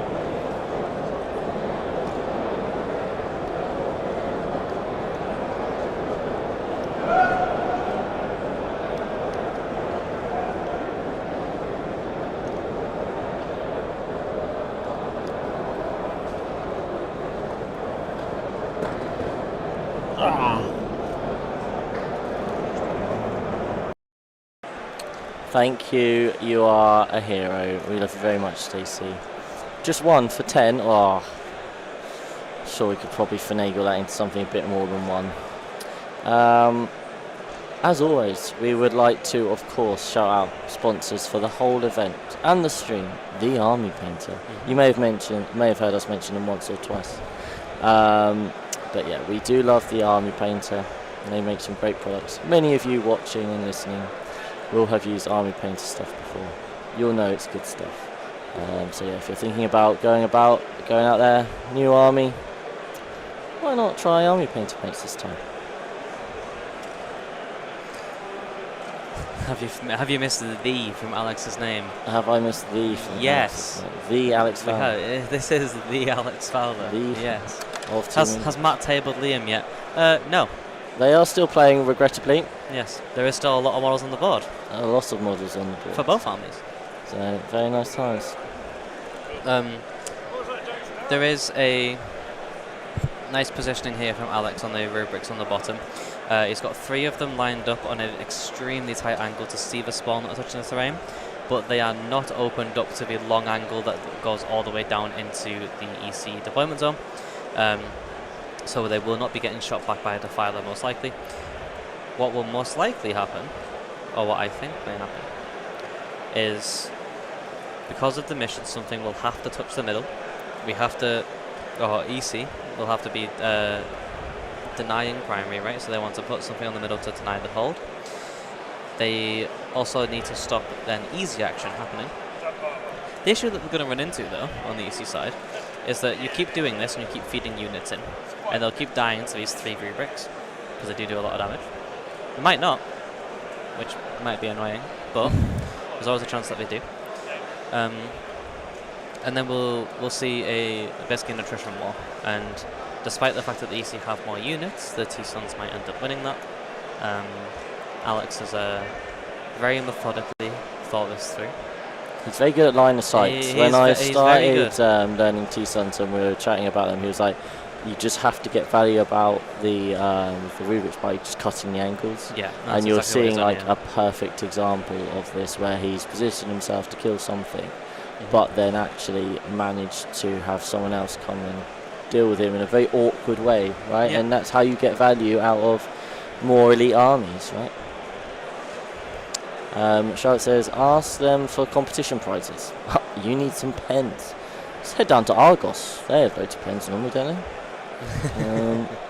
Who needs to win WTC to get some pens when you can just go to your corner shop? Just go to your local shop. Just go to Argos. Currently using Army Painter paints right now. That is the sort of glowing promotion that we need. Well done, Carl. Look, see Army Painter, if you're listening. We say things, people use your products. Love that. But yeah. Oh, you mean those pens? The paint pens. Not actual. They're quite cool. I haven't used them I thought you yet. just meant normal pens. Yeah. I haven't used them yet because, as much as everyone says they are great for painting metals and whatnot, like one coat and done, the colour isn't the same as the rest of my army. It is a slight issue. It is. Again, I'll keep saying it's suboptimal. It is suboptimal. I fully agree. I have a gold paint which I did use on a Cage's Grav tank, and it looked quite nice. I haven't painted the rest of the Cage's Grav tank though, so I can't tell you how it actually goes. But yeah, I'm exactly the same. Like, I could use this on my Terminators, but is it going to be, once I've washed it and highlighted it, is it just going to be too different a gold to the rest of the gold that I've used on my army, right? Yeah. And do I care? And those are the different things, right? And I'm not Some gonna lie, people don't. Yeah, I've not. It's not been a problem I've tried to tackle yet. But at some point, when I'm feeling, full of self-hate and loathing, and want to delve deeper into pits of despair, I will try and paint more gold trim on my Thousand Suns, and I probably will give the pens a go. Just have randomly painted armies like we're heroes. It's quite interesting here at WTC, right? We've got a wide mix of some very nicely painted armies. We do. And some not so much. I think a combination of people who hate painting, have just got paint on because they have to, and some serious Warhammer. Oh, I think there's some Warhammer so going on, much absolutely. Warhammer. I think it's more intensified this year because there was such a quick turnaround after the balance update, right? Yeah, it's like, oh no, we can't use these armies anymore. I've been hobbing for a while. Yeah, absolutely. After 30,000 Rubik's unit, no, I don't think there has. I mean, I love my Magnus, and I'm staring at my Magnus from here, thinking like, I'm really happy with how my Magnus turned out. It wasn't actually that enjoyable. No part of painting any of my Thousand Suns has been enjoyable, which is sometimes. And if you're wondering why we're all chatting away, it's because the players have been stood in silence for the last 5 minutes. Just so you know, you're not missing anything, guys. Don't worry. I have a question for you, Chris. Oh. When you're in such a position and you're deep in thought, what do you do? So, I mean, like, is there any sort of like physical things that you do? Maybe you twiddle a pen or something. Okay. You hold some dice in your hand or whatever. What do you do? What do I do? Maybe you don't recognise you do anything. Yeah, mate. So I think if I can get hold of something in my hand, I will start fiddling with it. I'm a bit of a twiddler. So I know at work, for example, I will tell children off for fidgeting whilst holding a piece of blue tack in my hand, twiddling with it. Just so I'm not one of those who needs like a fidget toy to be listening or keep on going on. I've got a friend who has a wedding ring which actually twists on its finger. Because he's just there we go. Yeah, you're one of them. So you've got those sorts of things. Obviously, I'm not a hair twiddler at all. No, but that's where I was taking this. Yeah, I am not a hair twiddler. I will probably pick up some dice. I have, when I've done pairings, I have pairings cards in my pocket. I'll keep shuffling the pairings cards. Yeah. If I've got a couple of dice in my pocket, I'll just rotate them around my fingers and like that sort of thing. Yeah, that's my vibe. What do you do, Adam? I usually like to organise my dice. So, in case you aren't aware, Adam has become the daddy, and I don't mean that in the way that you may interpret it. Well, maybe I do. Also be the case I'll let you decide that one. Yep. But Adam is very much let's just get this nice and tidy, guys. Let's just sort this out. Let's take care of this situation. So, the fact that you tidy at the table is not surprising. I've tidied our stream setup a million times and organised things and put them back in the places where they should be. But yes, at the table as well, I'll have all my dice in a neat pile. The issue is that I'm very picky, and I don't like to lose dice at all. I like to have the full sets. Yeah. So I got one set of EC dice when they were released, so that's 16 dice. Somehow I now have 19. So I actually gained some. Alright, Jack tight. Nice. But I like to put them in the row of the square of 16, the 4x4, and I've got 3 extra dice. But I do that with all my dice, whatever I'm playing with, I like to organise them, just to make sure everything is... Yeah, that's fair enough. Yeah. Which is the antithesis of most of our team. Tom, Ed, for example. Everywhere. I will call out Tom. It's literally, you're 100% right, it is Mr. Lohman. Yes. You are 100% spot on there. Lohman leaves stuff everywhere. When you spend enough time with Tom, there is a sense of how on earth are you managing to be as successful in your life as you are? How does he? Yeah, but how do you exist? Not even like being successful. Just how is he existing? It is quite crazy. It's because of big daddies like Adam in his life. Let me tell you that for free. But yes, the hair twiddling comment. So I only mentioned it because I noticed that Chris Radford in the distance he plays with his hair just as much as Tom. Is he a hair twiddler? He is a hair twiddler. He doesn't have a curl to twiddle though, like Tom does. No, he doesn't. Tom has a very distinguished curl. Very distinct curl in the corner. When you've been doing it that long, your hair just learns to love it, right? But also, Alex started doing it on stream. Has he? Yeah, it's catching. It's contagious. The hair twirl. It's maybe everyone is just playing with the hair, and they're going to start slowly receding and just going closer and closer to Tony and Matt. Oh, could you imagine? Yeah. And there is a wave of as we all get older. When 6++ is alive in, taking over the world, and 20 years time, and I'm, oh my God, I'll be 57, and we'll all be like in our 50s still doing this maybe, but far less hair. We're already running out. Oh my word, they're talking. Should we let them talk? Yeah.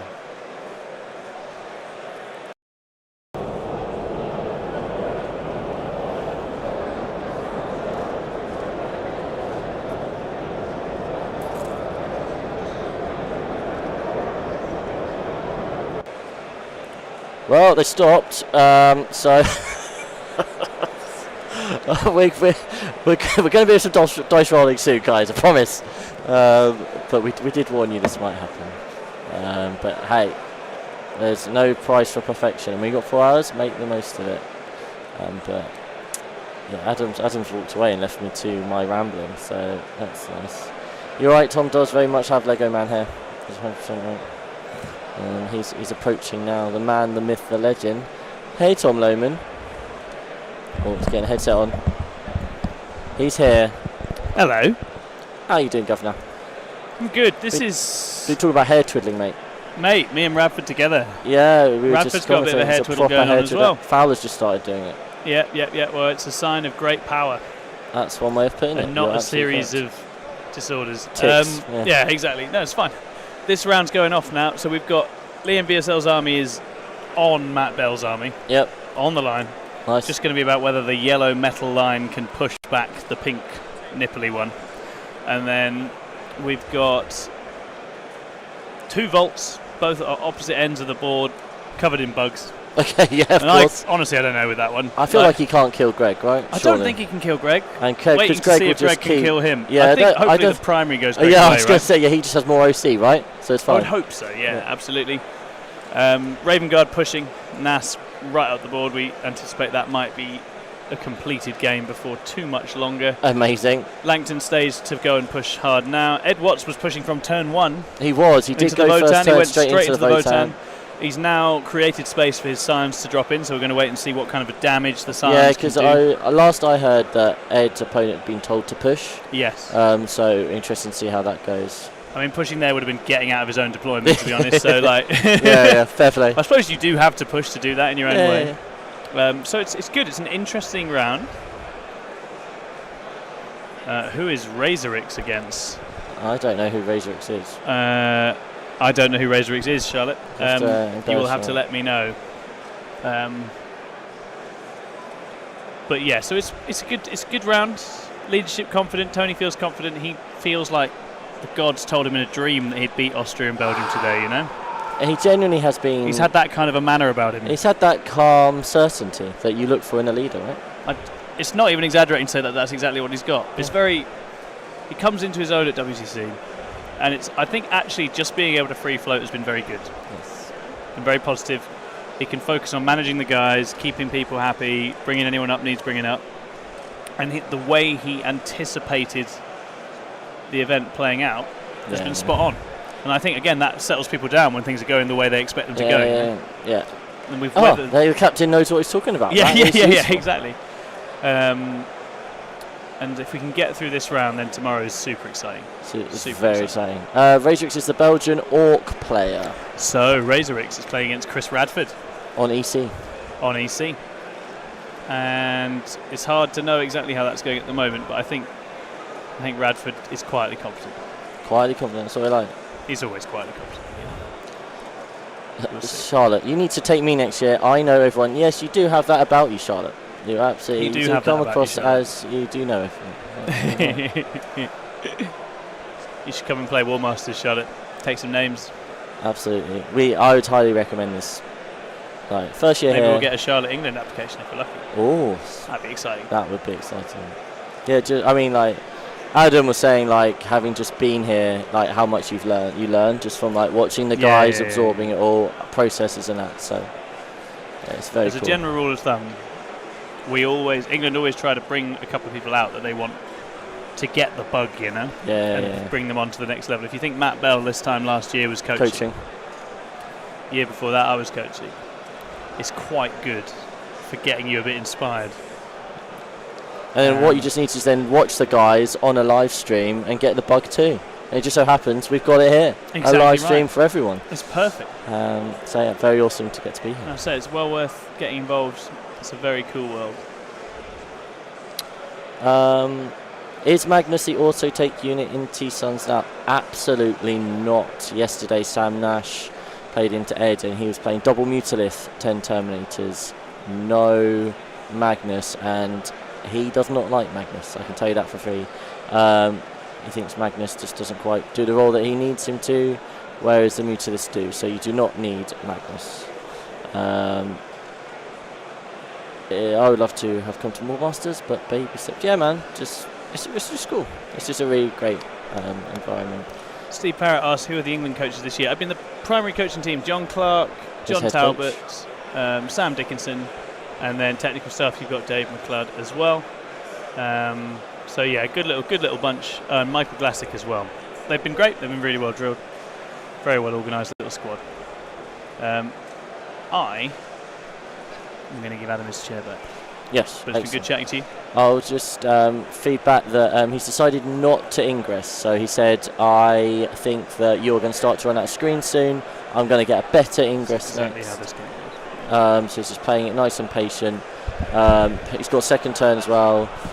So yeah, he's not rushing things. He is not rushing things.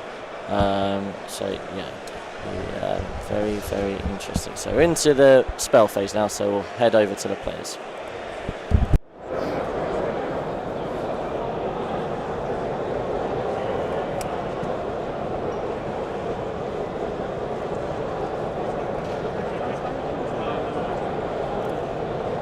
Okay, they're going to do plus AP on the spawn. 9, so it goes off, I need a 3. 4, so plus 2 AP. I'll shoot the flamers at you. 8. 8. 5s with rerolls, go straight through. Why do you rerolls? OC2, OC2.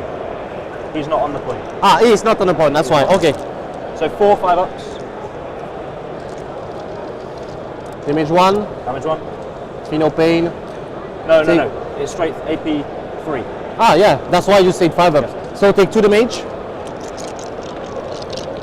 Sorry, 5 hits. 3 is rerolling. These also go straight through. They all go straight through, 5 5-ups. 3 more damage, so 5 in total. No.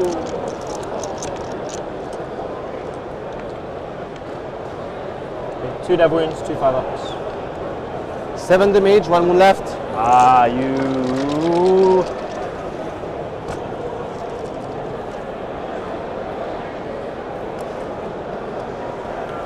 Oh, that is intensely annoying. Told you, spawn don't die. Spawn never die, man. Oh well. I'm going to.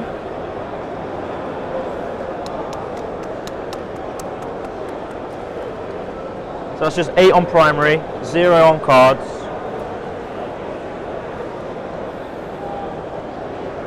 I'm finishing beacon. So you get 5, yeah, 2 last turn, 3 plus.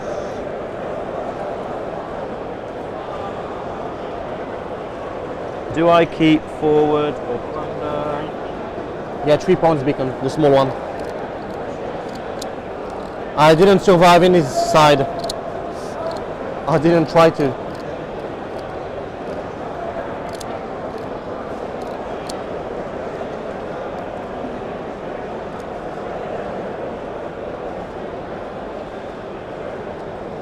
I'll bin plunder for a CP. Plunder is discard. So I go up to 5, you go to 4.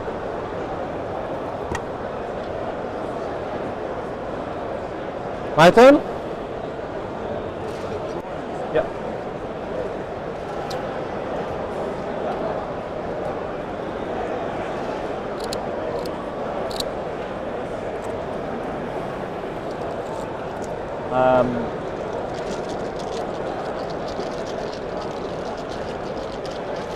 I need to see this turn to know if I can get Matrix safely. Okay, yeah. Go. I'm just going to talk to you. You need to listen to me. I can play extremely safely to between 2 and 4 below Matrix. Okay. I need to see his turn now before I know what the score I can make. But I think because he has bottom of turn, and I drew a couple of duds. So you're not making any decisions now? No, none now. I'm just saying I am unlikely with the way this game is going to play out to hit. So you're thinking slightly below Matrix, it's where we're looking at, right? Yeah. We start working on that. Okay. I'll be back if there's anything. I'll let you know at the end of his movement phase when my ingress, because the ingress will be the decision point. I can easily take a small line here. Yep. With the Defiler. You can shoot me 33, I don't 39. doubt about that. Yeah, but 33 with full reroll and stuff. 39 with 4 rerolls. Yeah, but you don't have that wounds. Only on the main gun. So Magnus can shoot me back. A bit early to try a gambit. That's, I will survive. So I'll send. Are you thinking about uppy downy? Yeah, for the moment, yes. I don't think I will do. Okay. So I'm on 5, you're on 4. We'll try to make some noise into the spawn.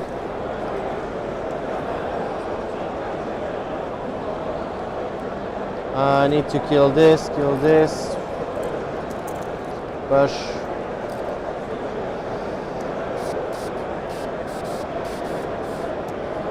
Play with the noise. As usual.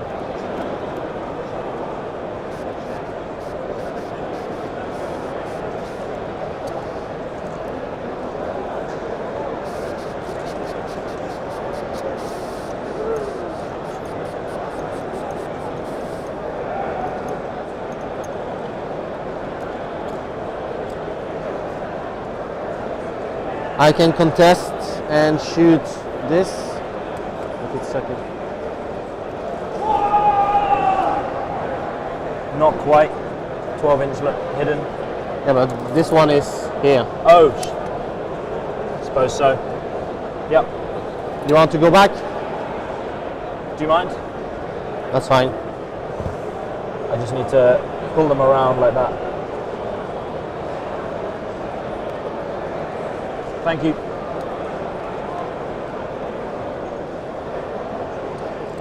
Only this one is inside. Correct. I will not tap it down, so I will draw cards. Attempting target. Oh, maybe I have to go. Overwhelming force. Tell me your tempting target. This one. The one with the duck on it. Alex was on T-Sons before the data slate, and obviously T-Sons were very strong, and robots were very strong. We So, all know how strong that robots list was. It was no secret to anyone. Yeah. So he was on T-Sons with the robots. It then got nerfed, and he had 5 days to make a decision. So he's kind of gone back to what he knows from 10th edition, right? This is just a very general list, which is what a lot of the T-Sons players did. Yeah, Alex had done a lot of guards, but like in 10th and stuff, and did have reps of them, but he was always on the T-Sons. One thing to consider as well for the comp was that obviously Alex was playing this really, really strong T-Sons list. When you've got such a short amount of time to change and adapt, you have to decide whether you can switch that player onto a different army completely, or whether there's another really strong build that they're comfortable on. Now obviously Alex does play Custodes, and we see how strong Custodes are being. Right? Alex played against Folger on stream during War Masters, and he lost that game, and Folger went on to win. So we know Custodes are very, very good. Alex knew this as well. It was just when it came down to it, Alex and the team decided that having Alex on a reliable, tried and tested T-Sons list that he is very comfortable on was more ideal. Yeah, I mean, I tried about it because we both play Custodes, and he was kind of like, if it wasn't for Greg on Norns taking hold, he'd have been 18 arrows. Yeah. And it's fair enough, right? But disposition's such an important thing now with team composition.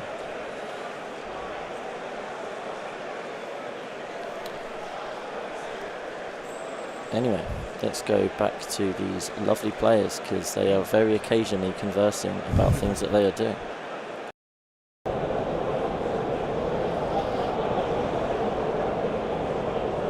Not visible from here.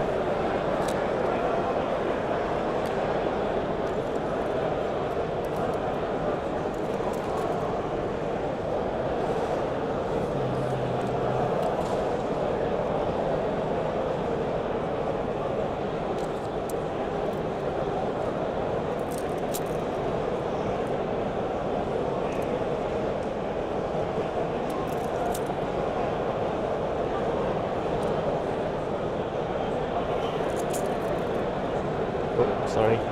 This is already blocked by the Marines, so I just have to be here.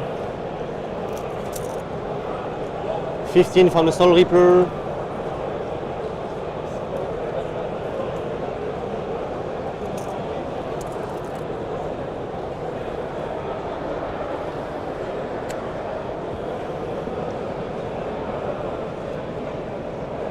I can be here. Yep.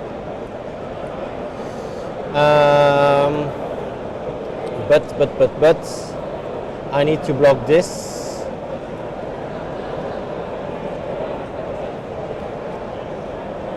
Am I 15 from the Soul Reaper?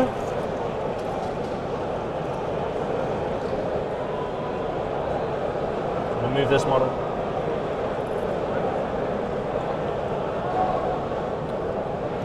I believe, yeah, just enough. So you are not able to ingress there because of him. Yep. And is T-Sons versus EC a fair matchup or an unfavorable one? It is slightly leaning towards the T-Sons. This disposition pairing is a bit tricky for the Priority Assets player, but generally speaking, the T-Sons do kind of get the upper hand on the EC. Also, we heard a war earlier. It was not Jacktite. Would you ever expect Jacktite to make a war? Come on now. He has some class and dignity. He does indeed. No, it was from the game next to us. It was from France versus Spain. That was the French. Spanish. Was it French? It was the French, yeah. Oh, okay. It was the French rock player. So us a little fun. war. Quite nice.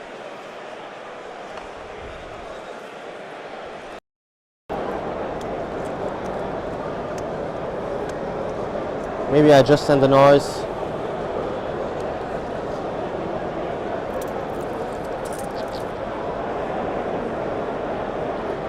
I need a 3 on advance to be able to be on the marker.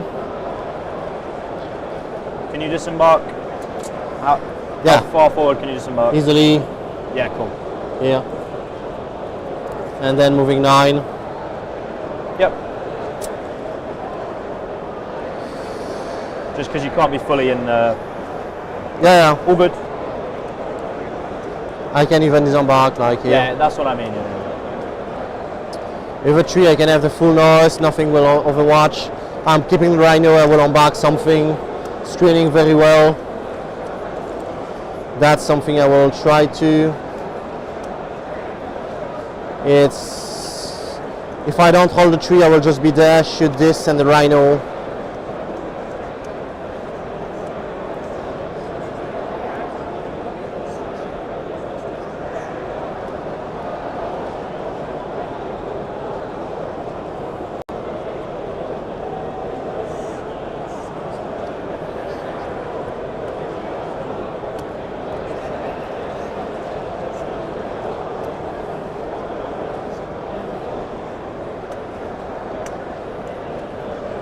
On a 3 it's working. 5s. So with a 5 I can even have 3 models in case I miss.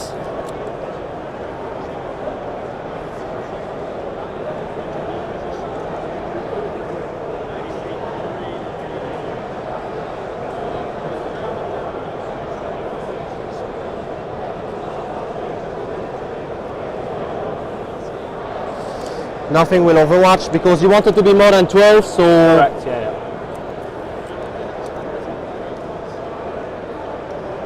Your spawn down to reactives. Nope.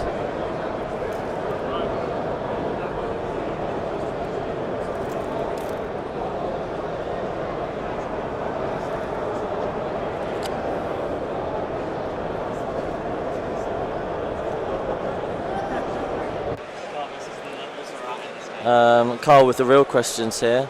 Currently playing Philidor defense, my friend. Pawn e6 to everything. Try it out. And then you're taking the center and backing up with the knight. Works nicely. You can play into literally anything. Pawn e6, Philidor defense, or the old Indian as it can be known. Check it out. Can one of the casters say the Belgian player name? So we learn the correct way of saying name. That's not fair because Adam's not here to make a mockery of himself, is it? So I don't want to have to say his name.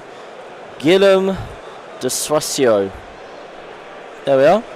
I've sufficiently butchered that for you. Hopefully, we could not clip that. Don't want that going around the internet. But hopefully you enjoyed that one. So a little update. Things are looking pretty rosy for England. There's positive news across the board, which is quite incredible.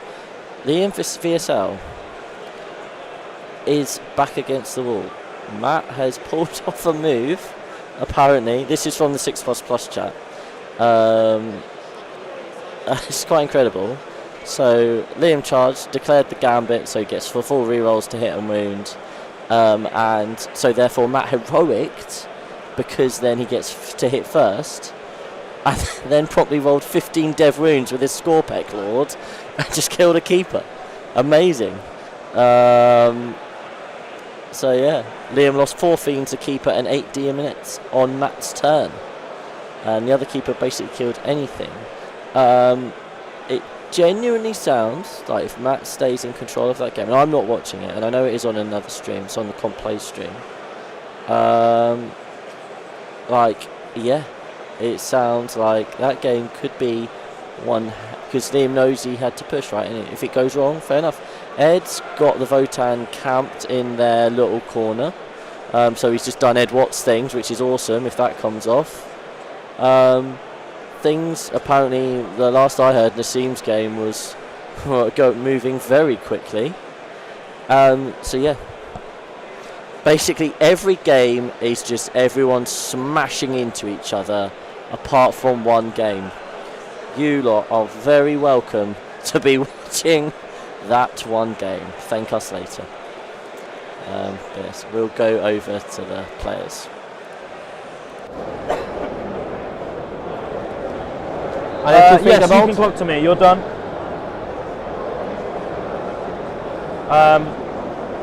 This is my decision point. John? I'm tracking below matrix. I don't have any good options right now. It would be a huge commit. You're not on this line, are you? No, I didn't move. Yeah, so. Put your army in the middle and see what happens. So I'm just tracking below. Okay, that's fine. You're absolutely fine.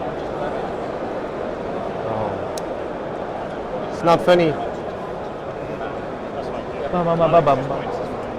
Okay. I'll just keep trading.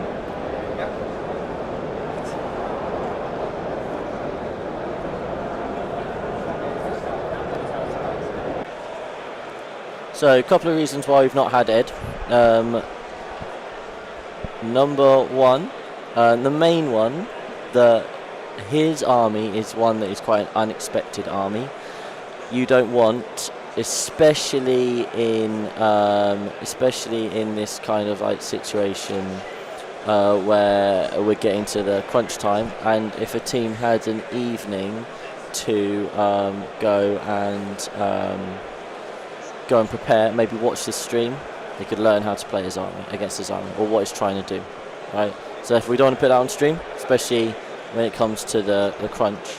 Second of all, Ed's had a bit of a rough tournament so far, and when you're in a negative state of mind and finding things tough, and you've been bussed in a round, the last thing you want to be doing is playing on stream. So yeah, there's a combination of things there, but yeah, maybe we'll get on Ed tomorrow.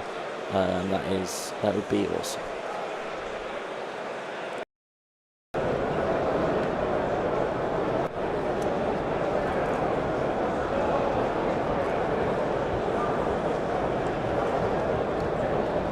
I have 5 CP. Yeah.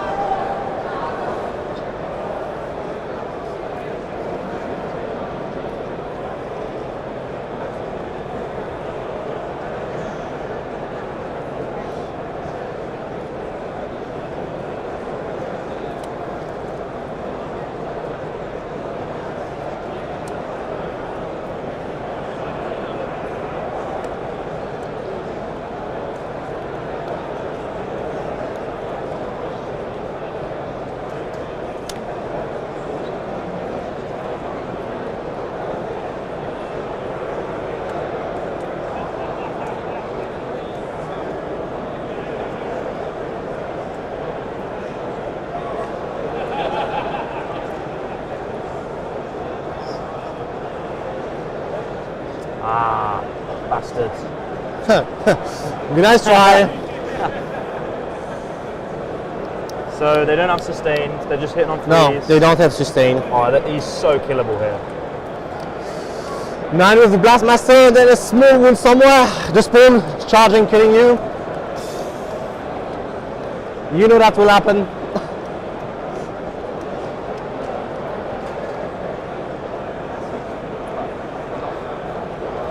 The spawn is him. The spawn is him.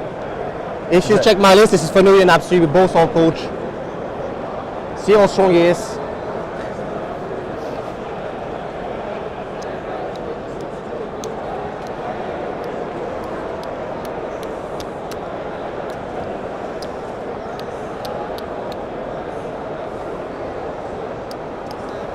You're playing so well. It's very annoying. This is a really good turn. Alex struggling a bit here, trying to get his units on the board here with rapid ingress. Complimenting Guillaume. It's always nice to see. Guillaume was mentioning how if you check his list, you'll see that a lot of his units are named. Yes. They're named after different team members and whatnot. Saying that this one single spawn is named after, I believe it's one of his coaches, who is looking like a fairly strong guy. And you can have fairly strong looking models, right? If you're using how could you do that? Shades. Shades from the Armor Painter. Oh. Yeah. Or some Fanatic War Paints, maybe. Oh, cheeky. Yeah. Running into those recesses, making the muscles and whatnot pop. 4 hours, Charlotte. 4 hours. So you get a lot more thinking time, which for some players they don't need. Other players really like to embrace it. So, yeah, there we go. Yeah. Let's head back to the players. I get shot by Blastmasters as well. Yeah, I think I'm good.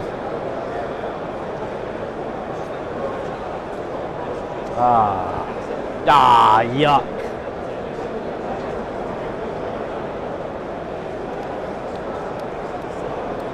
OC one apiece. Yuck.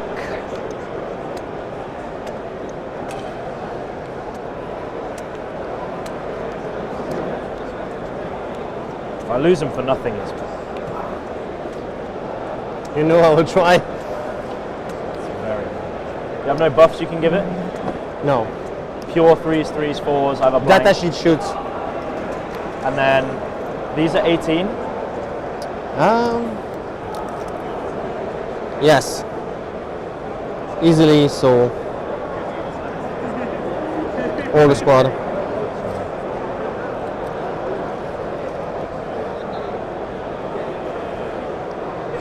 So to avoid a Blastmaster,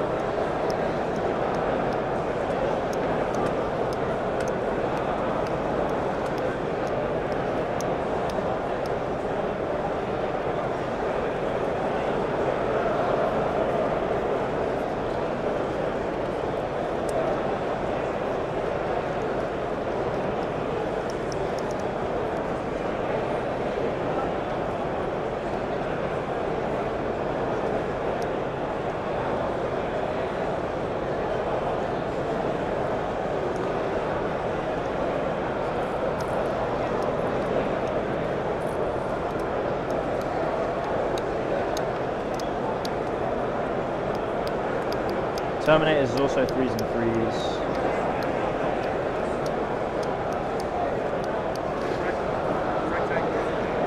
Fit 4 Terminators. And then I could go stringing to there.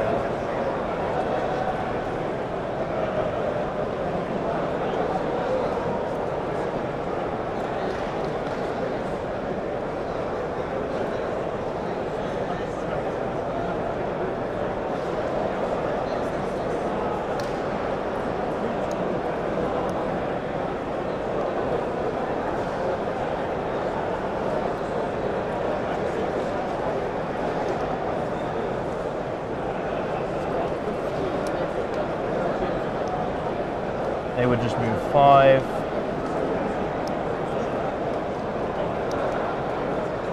Does nothing.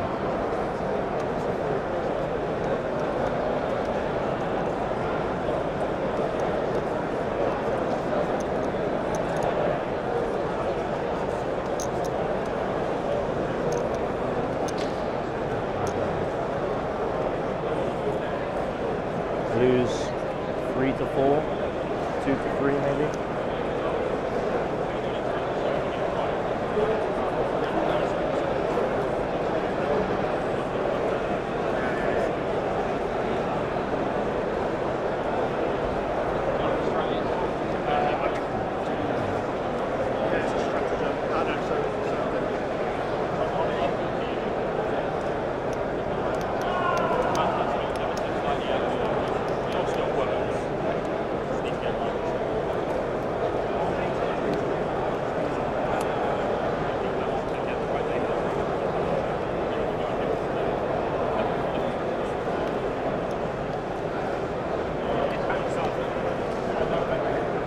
You have an ingress next turn.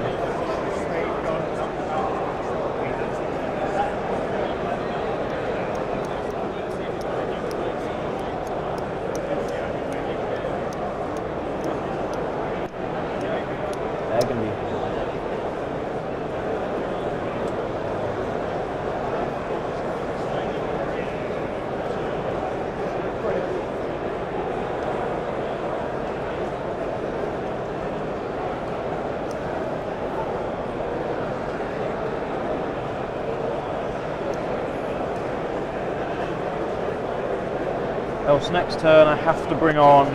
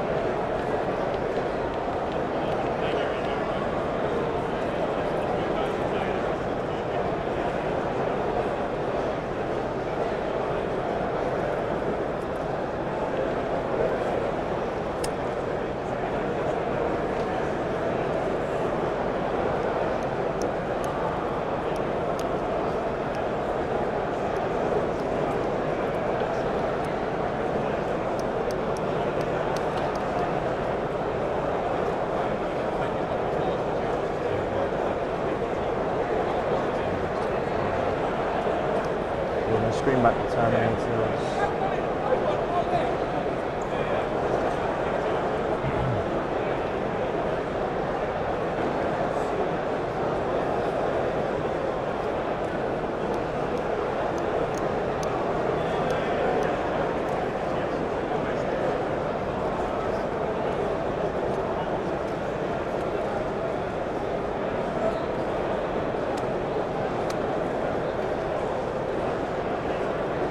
Don't have sustain, we've got no Overwatch over here.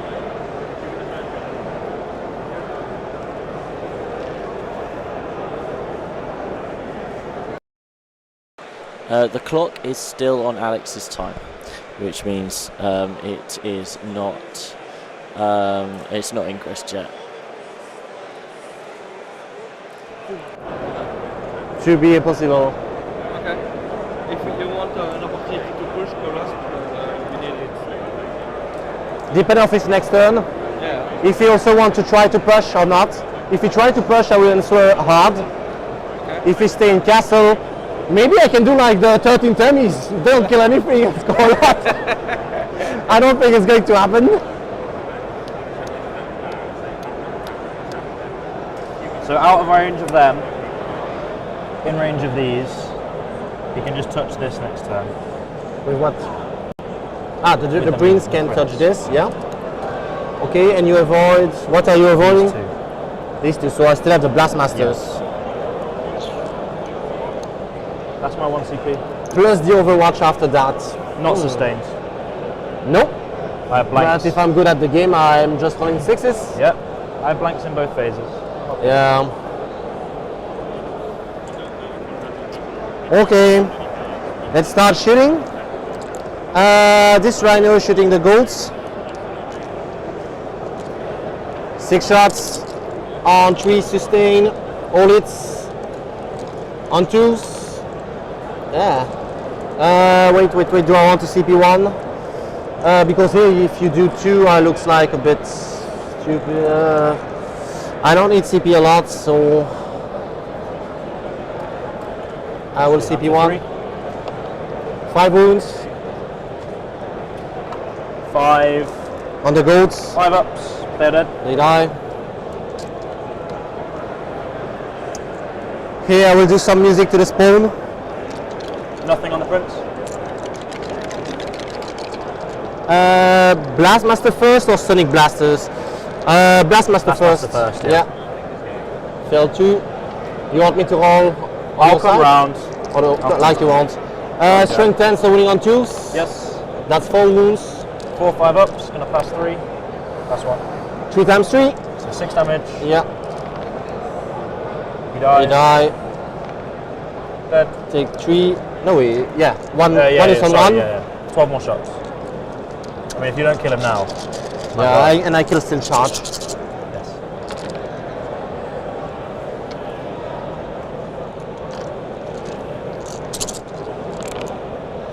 2, 4 AP1.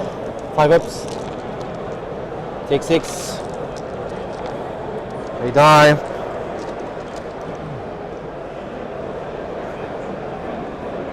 Charge with the Lord.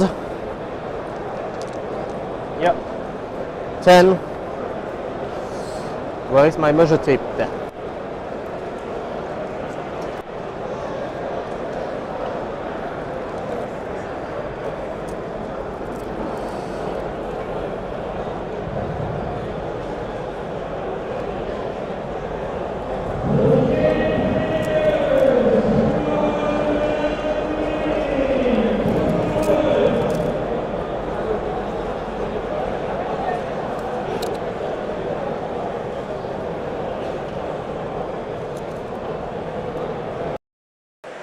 Incredible comment there from Skillagify, taking the rapid out of rapid ingress. Absolutely, my Brilliant. friend. We love that. We are definitely going to use that later on. The way to get even, so we'll just base this. Okay. And power up the Lord. Yep. So I can just, I guess. Yeah. Not that I'm gonna live, but you know.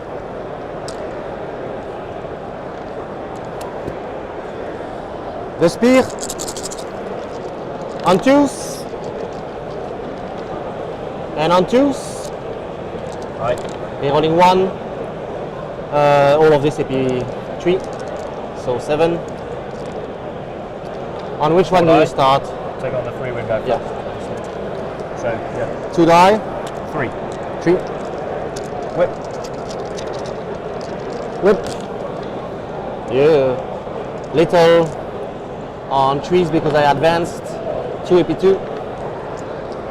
3 wounds left. 16 from the squad.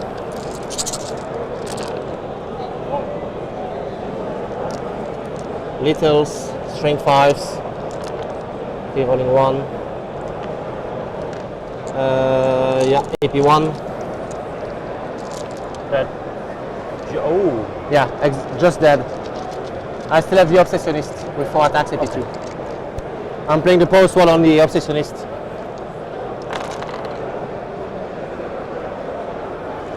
I guess the Rhino is more than 3, so I can't consolidate. I will score attempting target 5, overwhelming force 5s. Yep. Attempting 5s, overwhelming 5s. Beacon was 3, so that's 13 primary for the rounds. 13 secondary. Yeah, and 9 primary.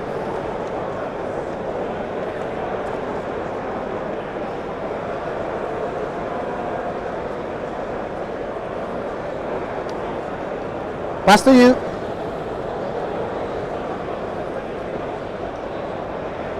I have it as 32-39.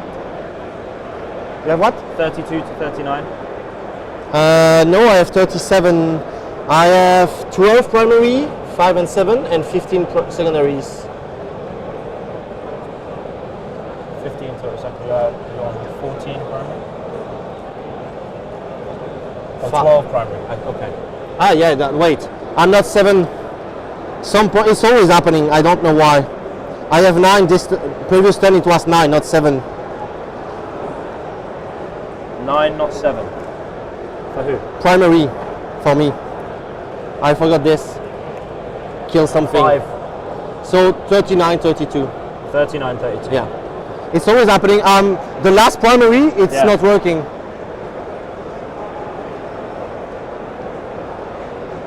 You want me to ride the ship Right, while you think? Hold none.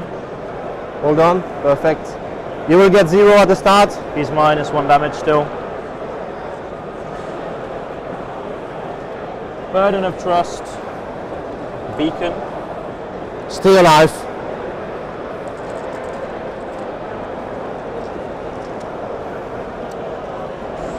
He will be my beacon. Magnus? Yeah. Burden will be... He's still -1 damage, I believe. These here. Those there. I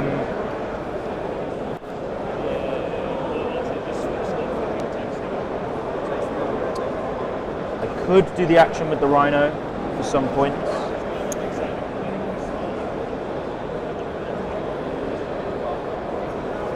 Magnus on the middle. That Sorcerer Squad here, the Demon Prince on your home.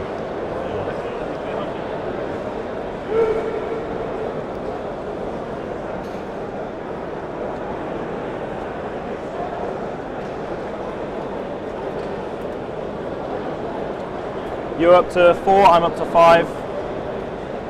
Yeah. Oh, I killed something with an icon of Slanesh. Do I get a CP? Yes. So I go to 5s. Both 5. Start of a turn. Turn 3. Start of a turn. Which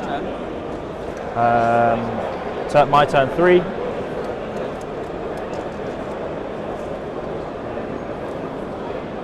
Hold attention to not to.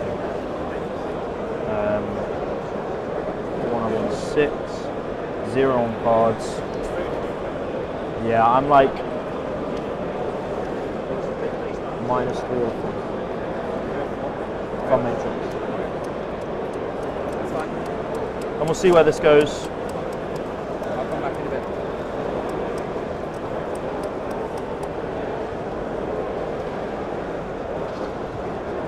As discussed, let's just toe to that. Okay. So, going into Alex's turn 3, his secondaries are Burden and Beacon. Just to remind you of what Alex chose for these secondaries. So the Beacon unit he has picked is Magnus. On the and if you'd middle. like to close the scoreboard, Chris, I can show you what units he's picked for Burden of Trust. So, the most important one, he picked Magnus as Burden unit for the middle. For the middle. For the middle. That is exciting. That is. It's Let's get this exciting, party and it's also started. somewhat telling. Yeah. He has picked a Rubric unit in the Rhino as the Burden unit for the EC's expansion. There's a unit on the top left there. I believe that's another unit of Zangor. They are the Burden unit for Alex's expansion. And then he's picked the Winged Demon Prince as the Burden unit for the EC's home objective. Now, obviously, it's very unlikely that the home objective and the EC's expansion are interacted with in terms of models being on there from Alex's side. However, you may as well decide them. There's no downside to picking a unit there. But the most telling one is that Magnus is Beacon. Magnus is the Burden unit for the middle. Now, this is surprising to me because the Rhino is going there. Like Alex also mentioned this, the Rhino, he's likely to do the action in the middle with the Rhino. Obviously the unit does have to survive, so I think that he's putting all of his eggs in the Magnus basket. Yeah. For Burden and Beacon. But this will be a pretty hefty turn from Alex here. He's already tanked a lot of time on the Rapid Ingress last turn. So I'm hoping he doesn't spend too much on this turn, because he's going to have a lot to think about. He's going to probably commit Magnus, some Rubrics, the 10 Terminators will be coming in from reserves. Importantly though, he's not interacting with the 2 Defilers. Now if he can kill majority of the EC army and leave the 2 Defilers, he can then invest everything into killing them the next 2 turns. Because if we assume that they both come out and they kill Magnus, Alex again will be lacking on the secondary game, as the Beacon unit will be now dead. and he would only end up scoring 2 points for the burden and not the 3. However, he should have everything else left. That's the ideal world. We'll have to hope that happens. Alex also mentioned to coaches that he's expecting to drop under prediction by about 3 or 4 points. And we know his prediction was around a draw, so Alex is currently thinking he's going to get a loss with current board state, and we'll have to see how the game progresses. We'll get a round update from Tom or Rob very shortly. There is a sense of sort of hope, I guess, or a confidence. Yeah, I'd say confidence. Confidence is a better word, yeah. Confident and calm. Yeah, for the rest of the camp. But we'll bring updates as and when they come. How is Jack Tight doing? We'll ask Tom. We'll go over to his table, we'll let you know.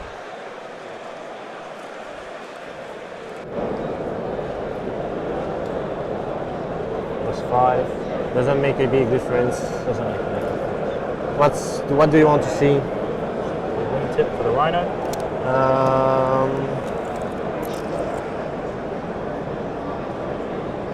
Yes. Yeah.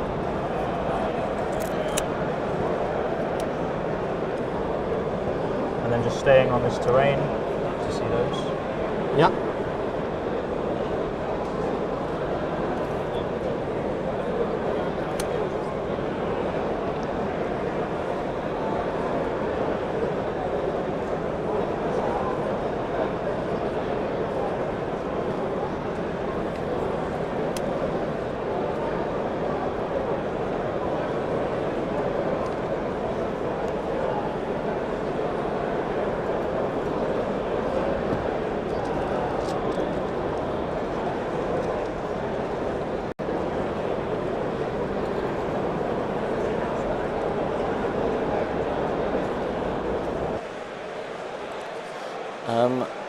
Kyle asking all the really important questions there. So thank you very much, Kyle, because you know what? I actually do know a brand of people that do produce paint. Not only paint, they produce paint palettes, paint pots, pens that produce paint, brushes, all the good stuff. And they, I will let you know, are called the Army Painter. Thank you very much to Army Painter for sponsoring this event, and I'm delighted to say, whilst Alex ponders for the next 45 minutes what he's going to do this turn, that I am joined by Mr. Tom Lohman, who's going to give us a little round update. I've got a round update. We're going to play a game, Chris. I love games. Who has got in the first score for Team England? I'm going to make a really bold and exciting prediction. Go on. I reckon it might be a Nassim. It's Nassim Fouchain, Chris. Guess what he scored, Chris? Well, based on the mutterings I heard of the board state, and when I went over there, after 10 minutes, he'd already taken over most of the board. Was it 20 whole points? It was, in fact, a 20-0, Chris. That is what we love to hear. That's very delicious. And I have to say, this round is delicious, like a tasty Belgian waffle we're sinking our teeth into. There's some nomming being done. You don't get this on Sky Sports. You really don't. This is what we're all about. Langton's in a very dominant position against the Tau. If there was a storm surge, it's either in reserves or dead. Okay. I suspect the latter. Yeah. I think Ed went out real hard into the vote. It looks like he's fading a bit now, but he's doing a fighting retreat. He'll get his points. He's doing all right. Amazing. I think a good strong position there. Greg, very strong board state against the Volts. Well, that's just such a stupid game. It's just we can't kill each other, so we'll just stand on points. Oh, I've got more AC than you. Okay, it's just two lists that deserve each other having a grand old time. As long as they're having fun, that's the important thing. And I think Matt obviously was massively under pressure against Liam, but he's done huge damage to the Legion of Excess. Liam is playing with scraps now, and it's just about the score game. And is Liam going to be able to, jangle a sort of scammy high score result? You do get that situation, right? Yeah. Like players who, the top players, yes, they can just pick up on any mistake and bulldoze over you, but when their backs are against the wall, they can still manage their resources incredibly well to 100%. just get. And if your mission allows it, and you can just carry on scoring, then he's going to we could definitely see a situation where he still comes and says. I think so. But I think Matt looks quietly confident. I've seen so many games where you run at this Necron castle, and I'd say all the bits that kill you to death are still there. That's the thing. And that makes it hard in the later game. And then we had some questions about Jack Tite. By my assessment, Jack Tite's opponent has a Defiler and a Dream left at this point. Pretty much. He's got one objective. Jack's got everywhere else. Amazing. So it's just going to be about the extent to which Little Pierre can scrap a result there. Incredible. Radford's very under pressure against the Orcs. The Orcs are everywhere there. Sure. Just going to be about how and when, if he can kill out. Generally, though, pretty exciting round. Yeah, it sounds pretty really exciting. Everyone round. seems very calm. Watching the coaches now, Yeah. just having a good old chin wag. This one feels good. Some good games. We'll see if one or two of them slide away. Yeah, this one's slightly down on prediction at the moment. Yeah. There's little bits fair. here and there, but we're not seeing any absolute disasters. I think Ed versus the Votan will be interesting. Can he sustain the momentum what's from the the early end game? score going to end up to be? That's it. Is the end score going to get away from interesting. him? But he's put some points on the board early doors, and Good hopefully lad. that'll carry him through. I didn't make, to answer your question, Great and Powerful, I didn't make any jokes when I went up to him because I don't think Jack's the kind of lad who would have appreciated it, you know? I'll be dining out on this Yeah. for the Monday show for a very long time. But maybe a slightly too multiple of the same card in our decks. What are we doing, guys? What are we doing? What are we doing, guys? Why are we putting What are we doing? duplicates of the same secondary? I'm not going to lie, shouldn't have done that. I'm not going to lie, Yeah. what are we doing? Shouldn't have done that. If I'm being honest, that was a mistake. I hope that Ben Pearce is currently at a tournament, so I would really love to turn it into a meme. Yeah, Ben Pearce, if you're listening. He's playing at a tournament. Get back right in now. the meme mind, they're Ben. they're playing Carnage at a tournament. Oh, a teams fantastic. tournament. Okay, well, we'll have to nag him when we get back. In the meantime, if you're in the chat listening and you have the means to contact us and you make memes, we could do some meme videos for the channel and we're busy. So, drop us a message. Make us a meme, guys. Make us a meme and we'll get it out. And we'll put it on YouTube Shorts. Yeah, Make us we're not a meme fussy. about Jack. I don't know, maybe Jack mixing his cards up. missing his cards, but still getting a 9. So frame it positively. Yeah. Anyway. Yeah, this one's been explosive, hasn't it? Oh man, you know the phrase "edge of your seat" stuff. Yeah. This is one for the ages, my friend. No, this is the problem, right? Like, we know T-Sons are a finesse army. This is a disposition matchup which is very hard to manage, and Alex has gone into the think tank a lot. Yes. It's a real thinker of a game. I think it seems like his opponent is a similar sort of player. It's the cagey defensive, wait for the end. And it just sounds like he's just not giving Alex a single in. He's a very strong player.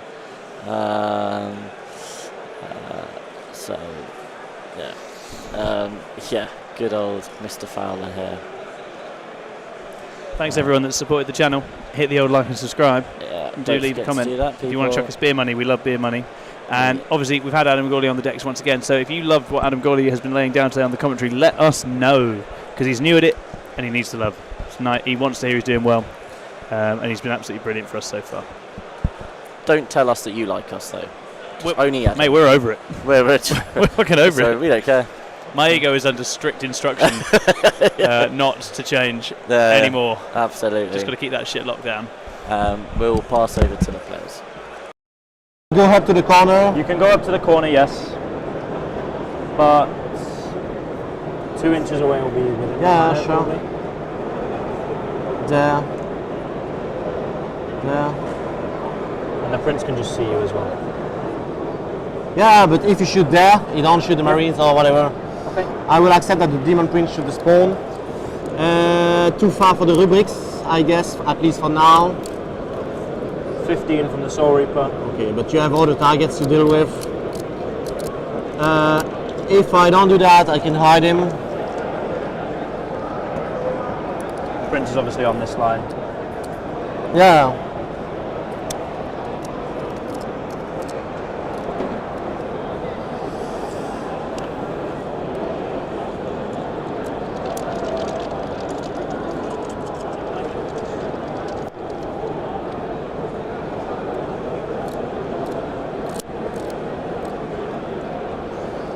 If I don't do that, you can just drop the Termies inside while here I'm blocking it.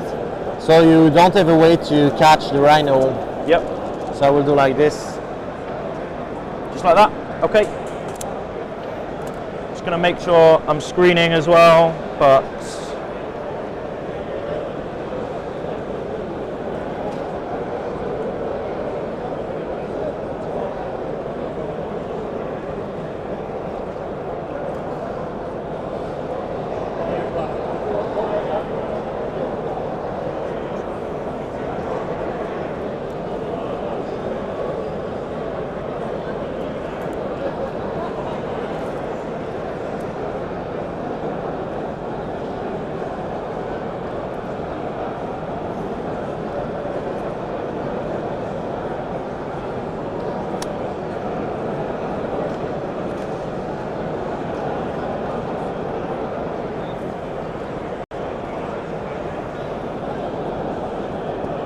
Are you sure that you are blocking the marker?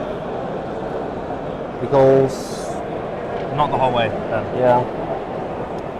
It's like this.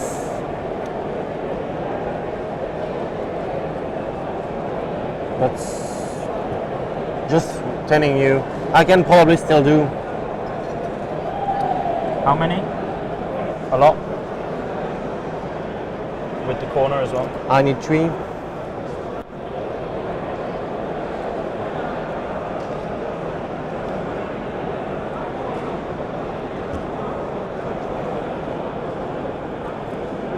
I can do 3 like this. 3. And the corner is there.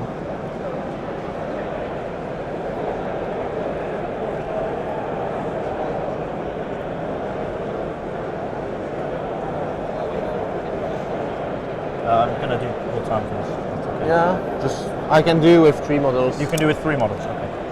Cool.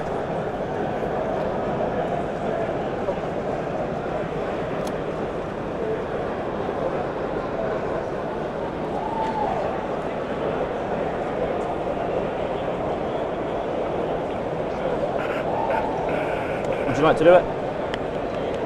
So the term is stay. Oh, I have to walk these on. Apologies. Yeah. They're gonna back to me.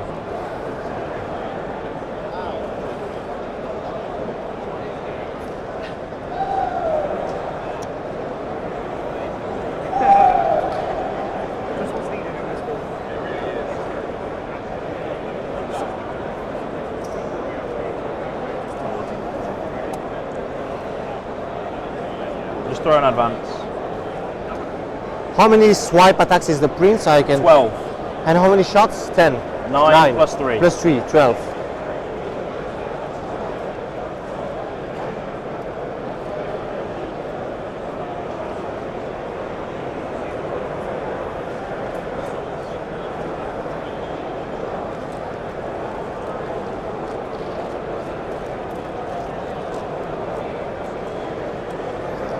And these can surge. Yeah. But if you start shooting the demon heads, you will probably let some models alive.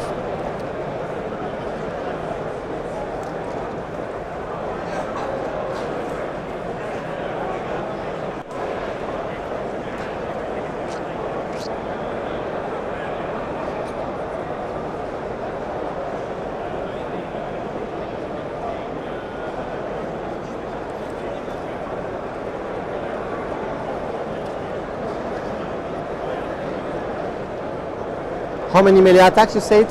12. 12. And he's +1 to wounds. Yeah. It will be a long charge, but yeah. So you are a bit forced to shoot the Marines inside, otherwise I will just rape him. So if they drop, you have a 9 in charge, of course. If the Rhino shoot, you don't do the action. And if I disembark that way, it's 9 plus this, so that's okay. I still have enough to screen.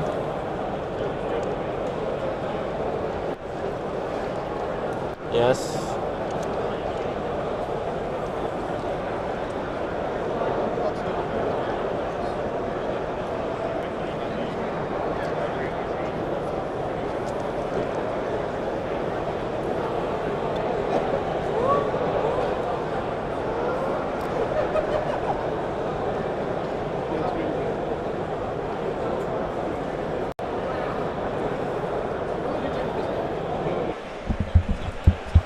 been a real thinker's game.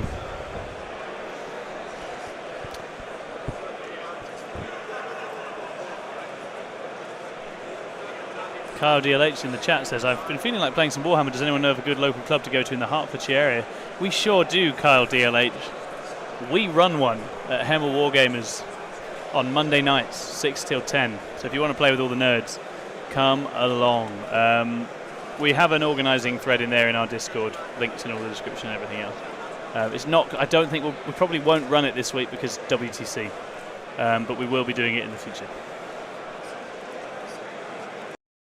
But you actually have no one here.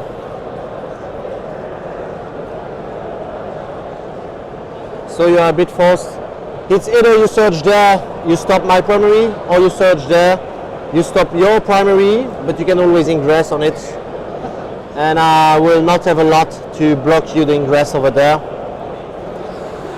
So you are not forced to search.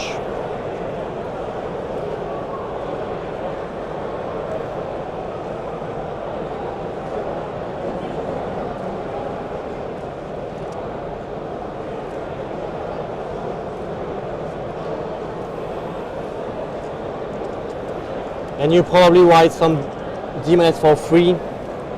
All of this only for 4 points.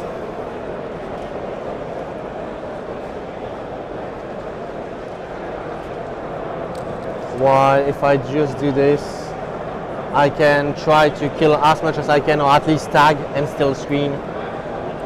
I will kill like 3 to 4 marines, like always. More 2 than 3. So good, you keep thinking.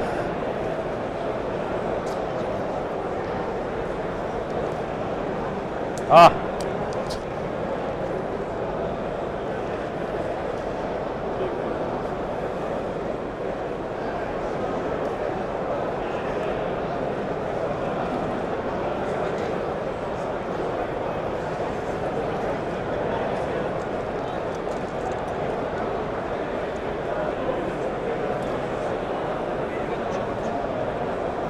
What about dropping there, you search, you kill. Too far to contest. Ingress to T-Sense is never good. Chris, we are in fact still, as of yet, award winning. How you wish to interpret that is entirely up to you, but still, as of yet, award winning. Not quite sure why you would want to watch the Newport stream over our stream though. That's my main issue here, Chris. But yeah, bit of spice going on in some of the other rounds though. There is. Bit of drama. A few judge things going on. Yeah. Don't have the ins and outs of that. I have a result for you. We have a result. Not from this round. Oh. No, but from one of the other rounds. Well, I would still like to hear it, as would our lovely listeners.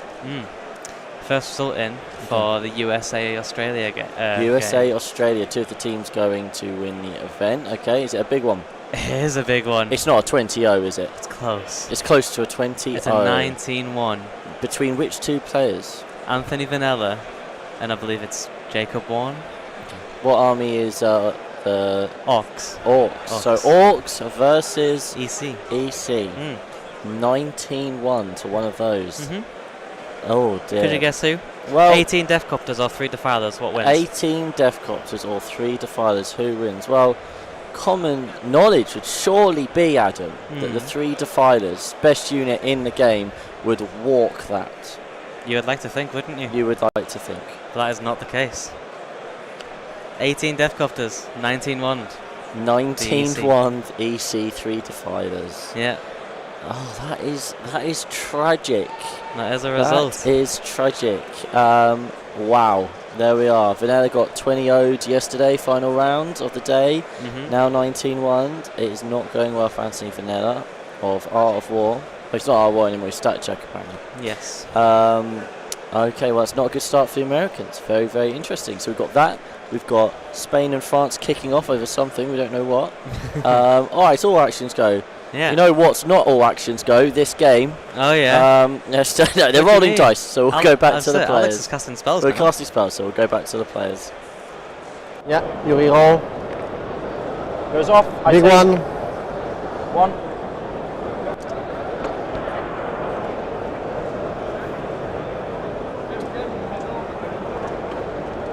They're going to surge themselves. Cocked.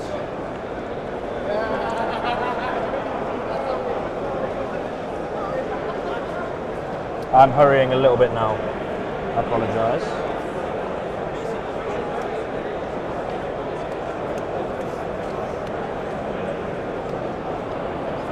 The Rhino will be dead. I'm just going to touch this one on. So he's going to sacrifice his shooting.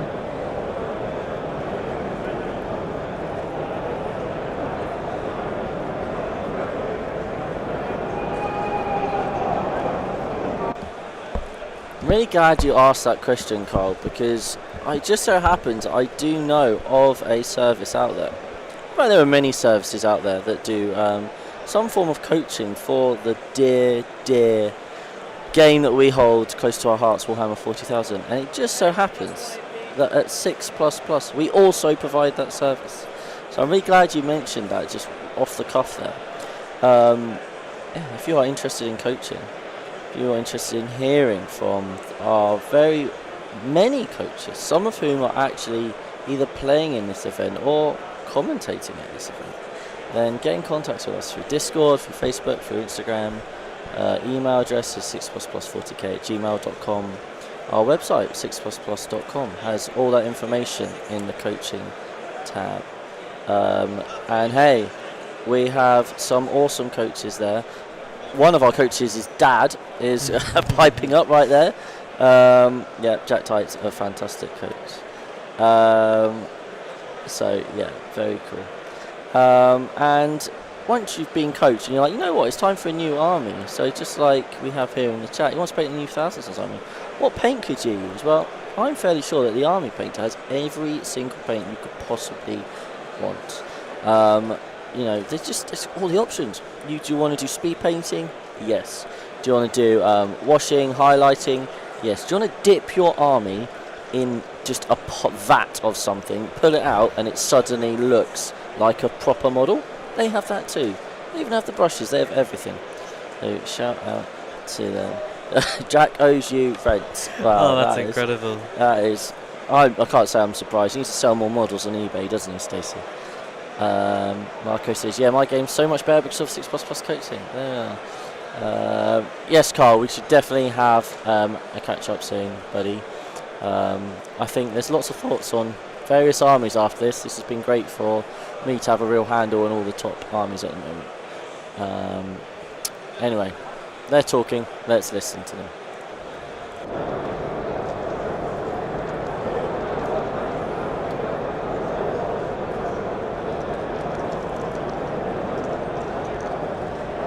Does he blow up? Nope. Those on the Noise Marines. So this is my 4-roll to hit target. 8.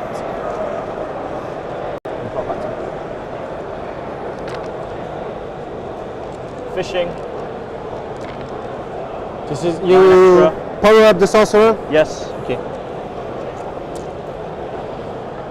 3 lethal. 2s. 2s? Because... Strength 8. Yeah, but I'm T5. I'll reroll 3.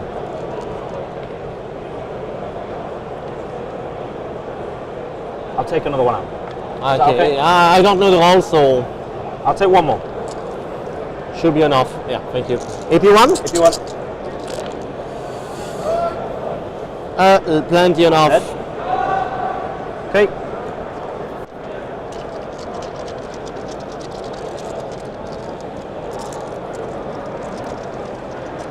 This unit, Soul Reaper, everything else. Yeah. I ignore cover, 3s, all hit. They were lethal, but yeah, whatever, you were lethal. I forgot. 3 devs, 2 saves.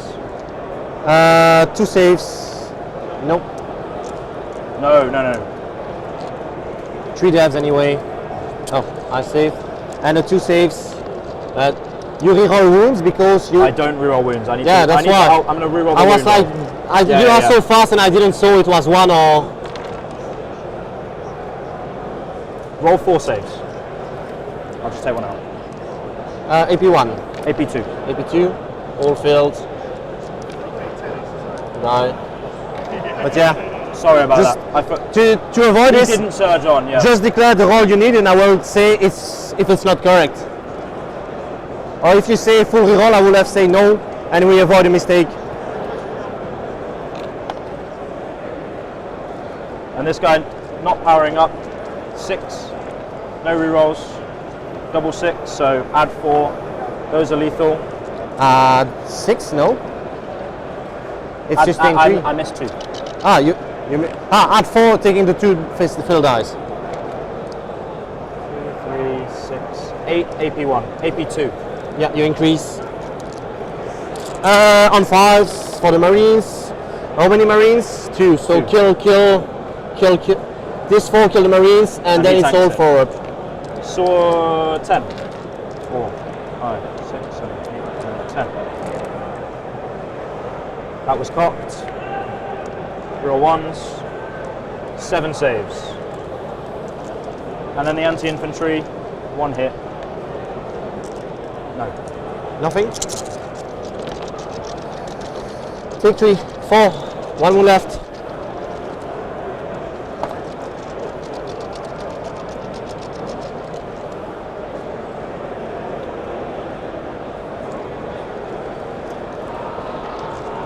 Demon Prince will shoot everything there. Sure. Bolter first.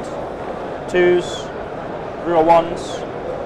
Strength 5, so 3s, reroll 1s. 2 saves, 5 AP1, saved. 6,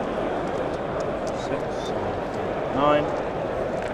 2s, rerolling, sustained.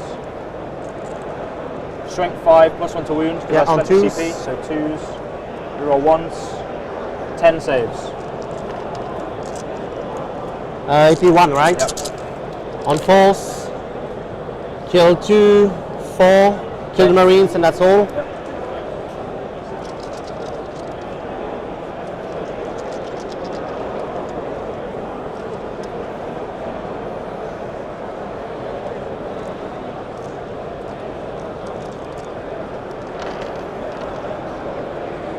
Action. Charges. I'll roll the Demon Prince. Yeah, I'm do on you 1, you're on 2. go to the sky or not? I think it's the same. Let me check. It's within 9. Within or outside? Just outside 9. Okay. Yeah. I think 10 inches of movement this way will get me within 2. Okay.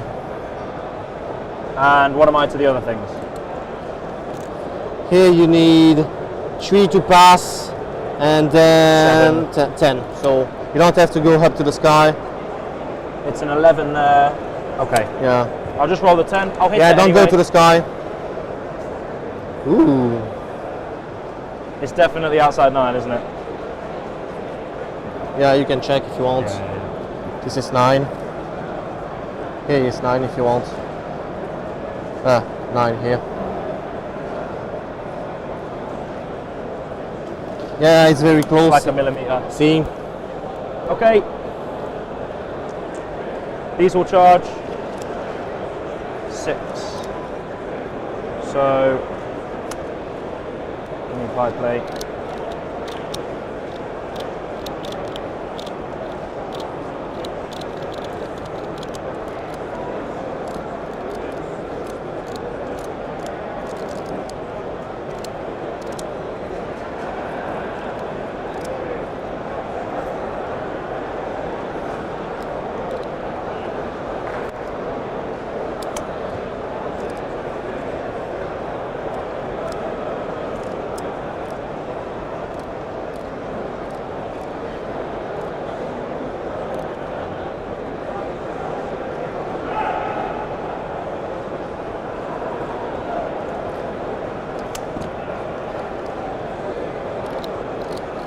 within an inch. These guys can't end within an inch, so they'll just end in 2, just here.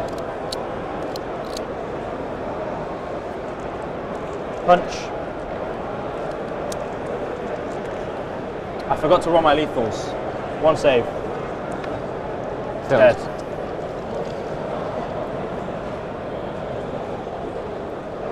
Okay, so 6 primary.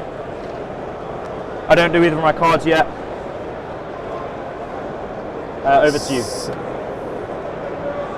6 primary, that's all. Yep. Beacon is not ongoing. Yep. Burden is ongoing. Burden is rubric and Sangus. Yeah. And this. The Rhino is burden. Yep.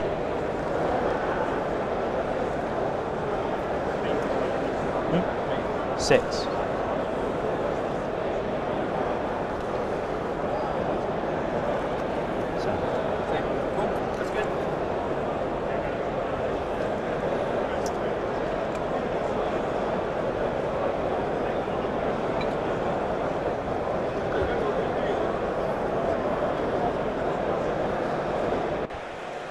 Okay, so there is the end of Alex's turn eventually.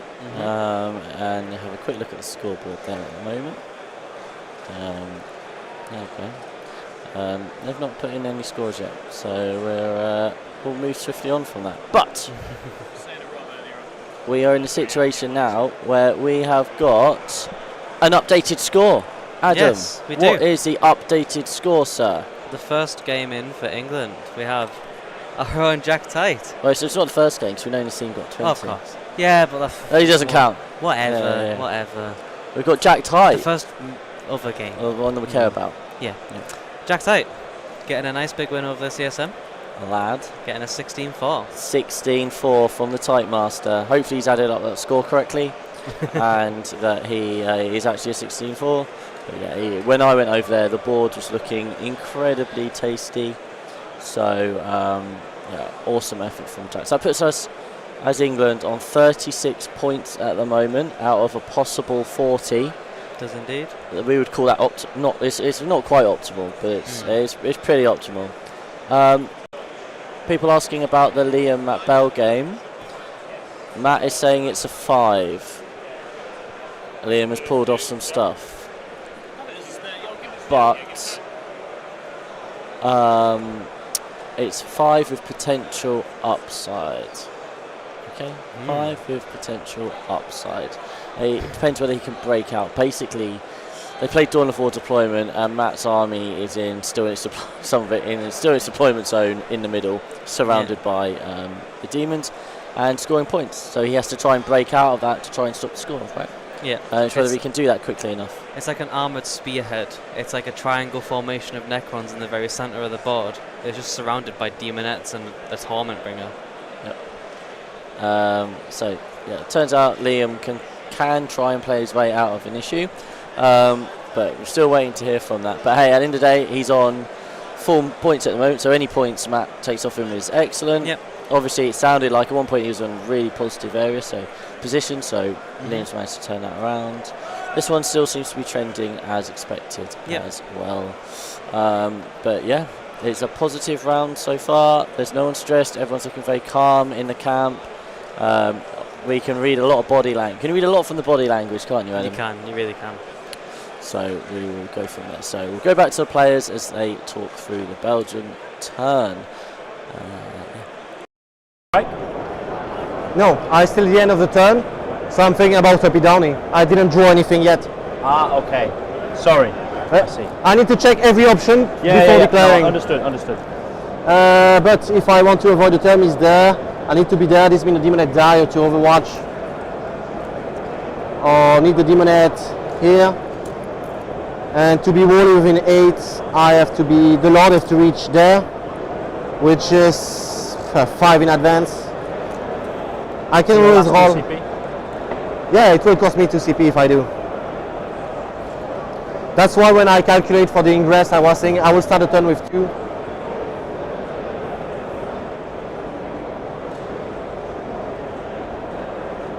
I might.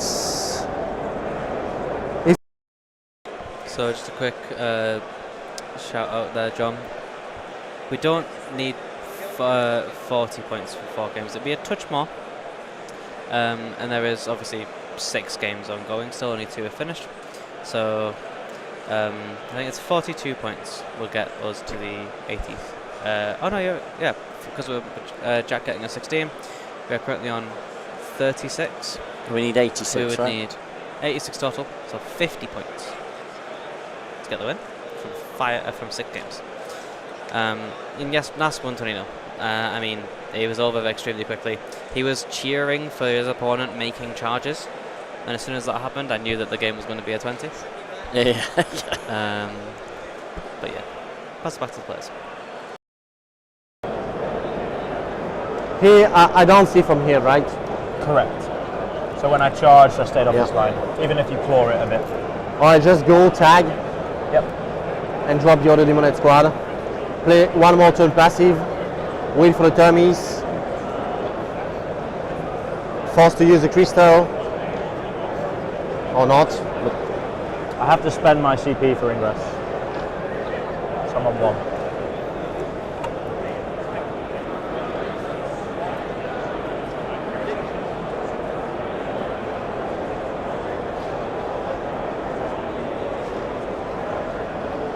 the demon pulse is 10 wounds and can blank. Yes. Here I can kill the rhino from here. This means is enough. Grenade if needed. Shoot if needed. One the fighter deal with this, one the fighter deal with the rhino. Another marine, so the demonite deal with this. Keep screening here with the lord. Charge if needed.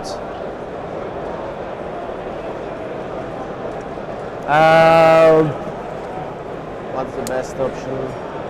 The best is to kill.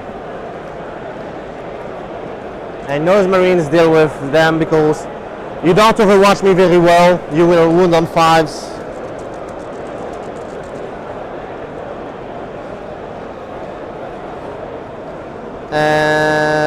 But if I kill you, I can just have my rhino there, blocking the ingress.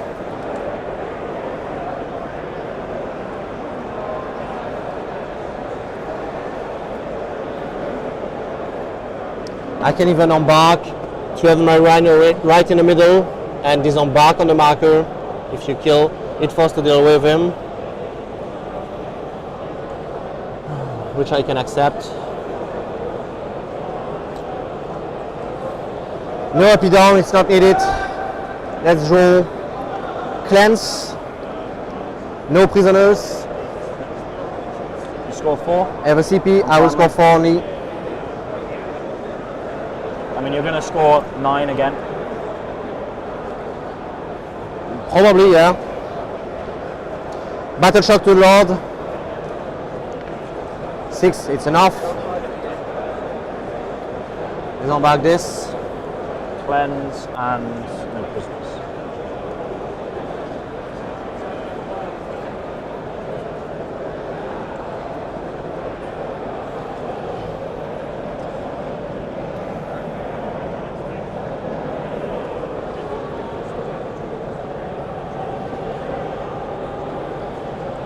I will go and not stay on the marker, of course.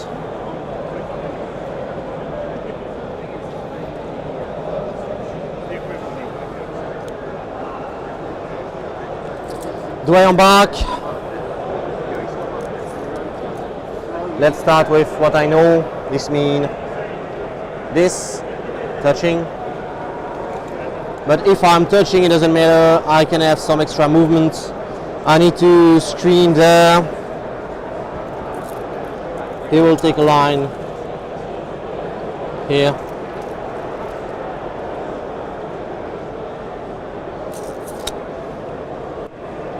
That's the max. I don't need to go so far. I can be here.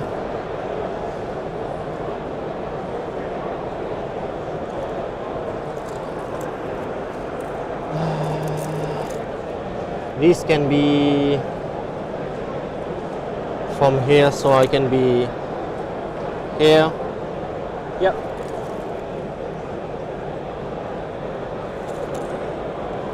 The legs don't see through, so I need a cannon.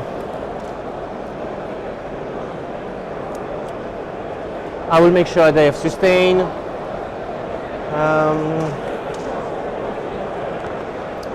Advance the noise. 5.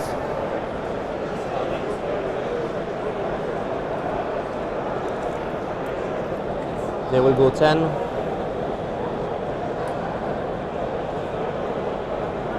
Yeah. We'll make sure they will give sustain. Yeah.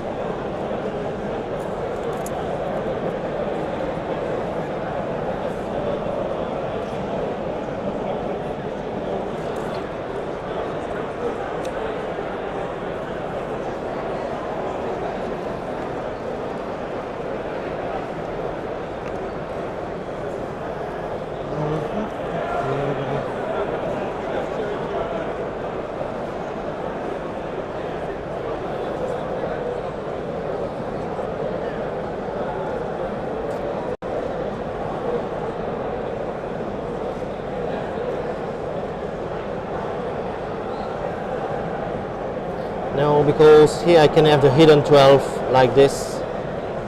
Yeah, sounds good. Already screening. Yeah, but I will move to get a better hidden. Yep.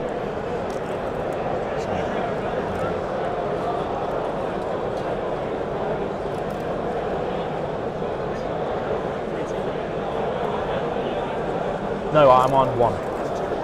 Because I've had to spend it already to ingress.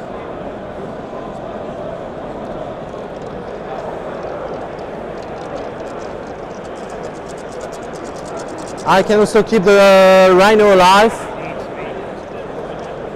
because I still have my deep strike also. I can keep the rhino alive with the lord inside here and deep strike. But this means you can, no, because here it's blocking. I think I can just use the demonet for that. Yeah.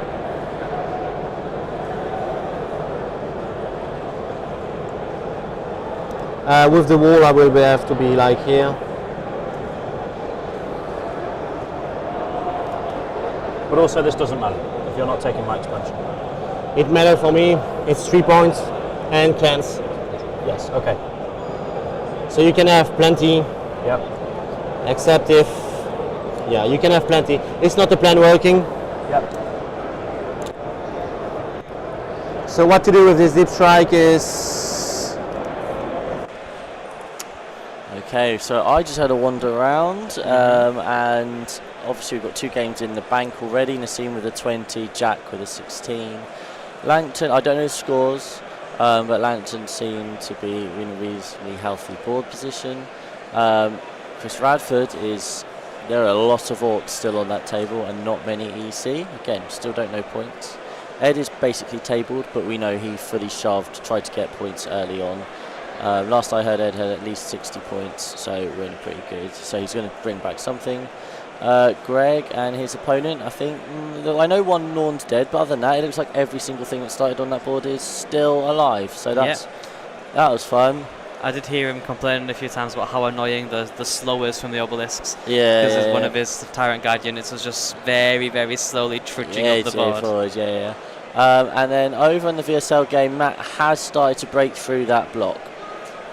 So that is very exciting. You know what's also exciting? The Army Painter. Oh yeah. They are probably the most exciting paint brand out there. So you just ponder on that for a while, guys. Think about how could a paint brand be exciting. Let me know in the chat. That would be good. But yeah, things seem to be looking healthy. The coaches are just chatting. Seem pretty chill. There don't seem to be any concerns at the moment. Absolutely. I'd love to tell you more about Army Painter, but you know what? I think there probably will be opportunities over the next day or so to tell you more about Army Painter. I don't want to give away the whole game, so I want to tease you a little bit, let you know that maybe there could be something. So just got to keep bringing back the viewers, you know. Can't blow our load completely straight away, guys. Come on. Carl. Now, Carl's got a problem. Carl says, I found myself bored at work on Monday lunchtime. Anyone know what I could do with my time? Well, you know what? There is a YouTube. It's mine. What's wrong? Yeah, fine. Sorry, my Magnus is just being borrowed by someone else. It's being stolen by another country. By another country. I so they swear can, to God, if he drops that, yeah. I am kicking off.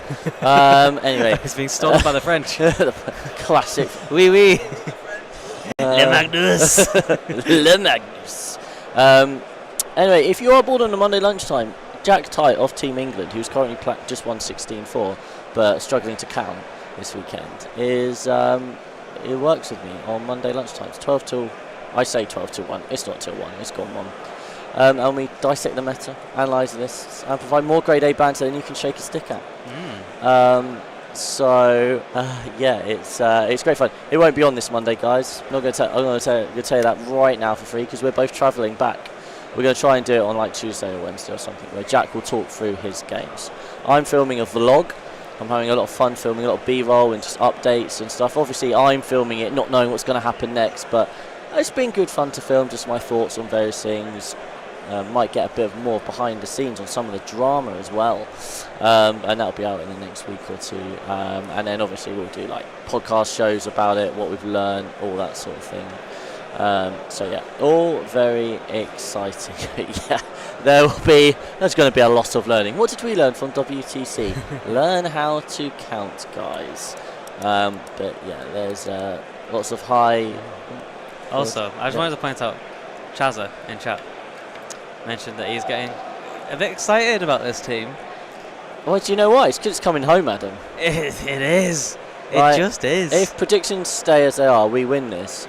We go into the final day of WTC as one of only 3 undefeated teams, right, in the whole tournament, playing at a spot at getting into the final, essentially. All to play for. Like, how exciting is that, guys? You are rightful to be excited about this team. Young energy. They're an exciting hungry team. Energy. Feels good. They're an exciting team to watch. Yeah. Speaking of an exciting watch, let's go back to this game. Here, if you drop, move 10.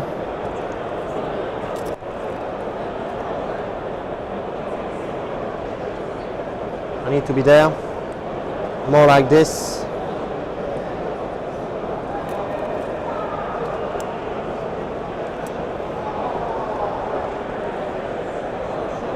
They are fine. If you drop Jeremy to kill them, I'm fine. You're ingress? I have to. Yeah, you have to.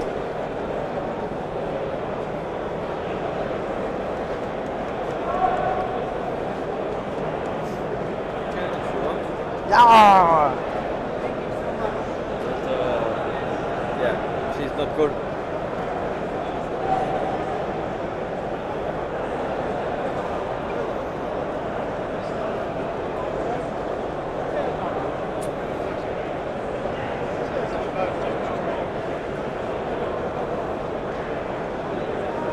So I can move over this bit because it's less than 2. So basically 7 gets the front of my base there, and then another 7. So I'll have to search if I want to shoot with a filer, basically, or I just take.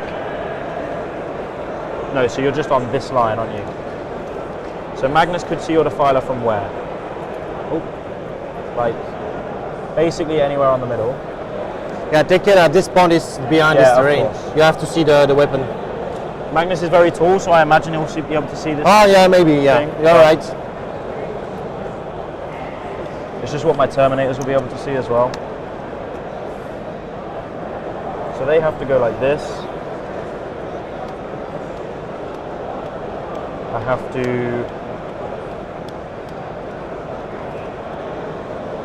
close it with no spells.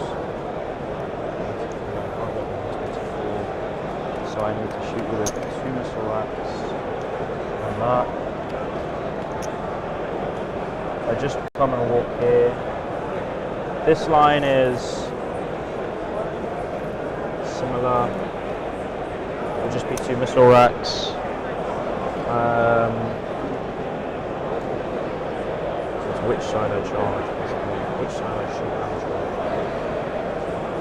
That's going to collapse. I need to kill them somehow. They're not going to be hidden. Ingress here. Shoot at them. On a very short charge here. Magnus goes to the middle and tries to pop the one, just one shot at a filer. Probably fails, but at that point that's that. That's all I can do. So these just go.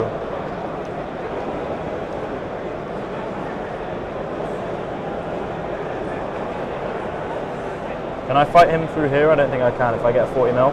The terrain is 2 inches normally. So I have to get to there.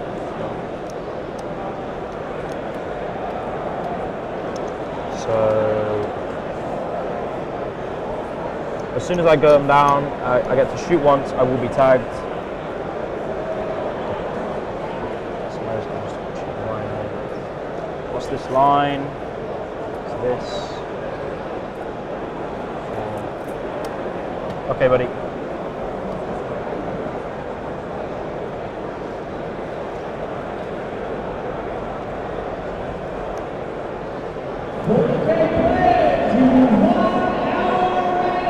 Check.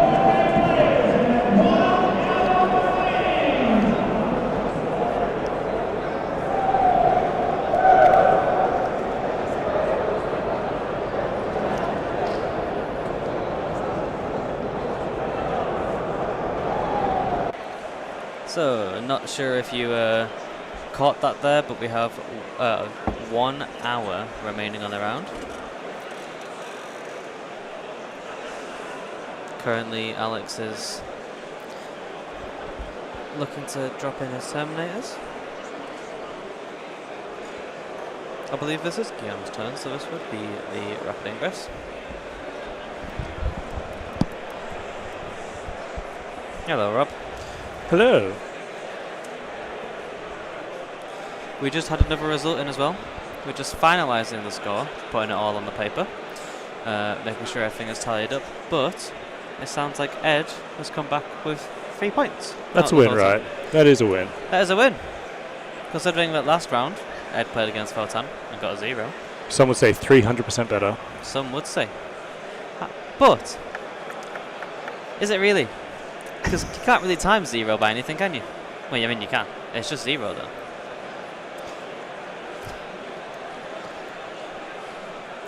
This is turning out to be a spicy round, isn't it? It is.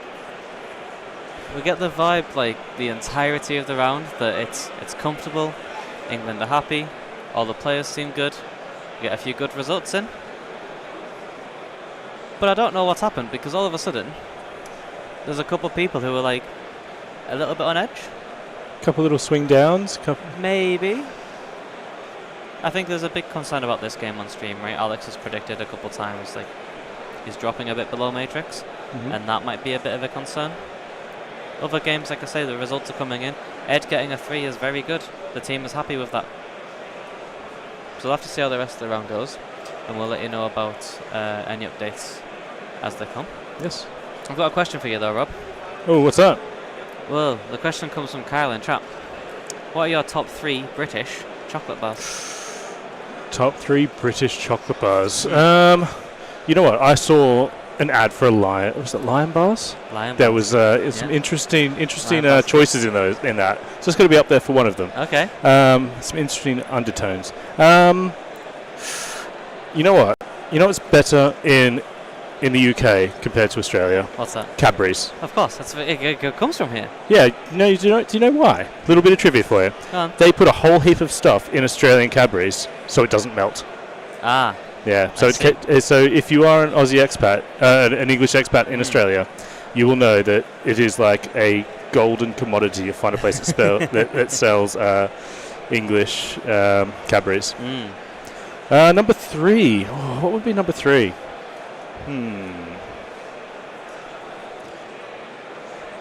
It's a tough question, isn't it? Yeah, I don't know. I was going to say I'm a fan of the Marvelous Creations, but that's not really English. I just like this. It's a bit different. It's more not- American, really, right? It is more American, but to be fair, it is sold here. I guess we can say it. It's Cadbury's again. Anyways. Give me two options. Give me two or three options. Okay. So we'll move away from Cadbury, I guess. We'll go with a Galaxy. We'll go with a Mars bar. What else? Dime bar. Dime bar, definitely dime bar. There we go. I love a little IKEA Top trip and three. buying a bag of tiny dime bars. Oh, I do love IKEA. Right, shooting activation has started. Let's go back up to the players. Take plenty. He does pop. The Right. Lord takes 2. My Terminators take 2. Wait, I will double check the rests. My Marines are in range and the Rhino also. Rhino, 3. Marines, 2.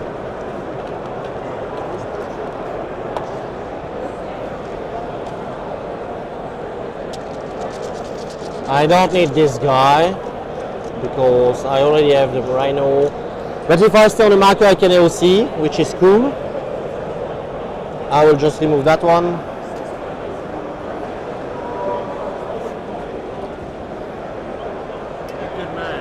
Nose Marines. You have the Sorcerer wounded.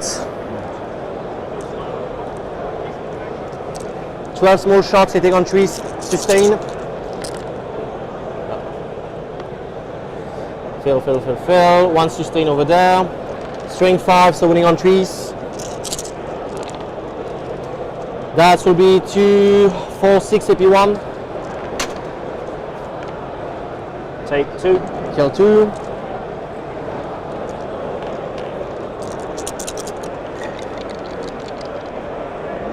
Yep. It's damage 2. Oh, of course. So you take 3 or 2?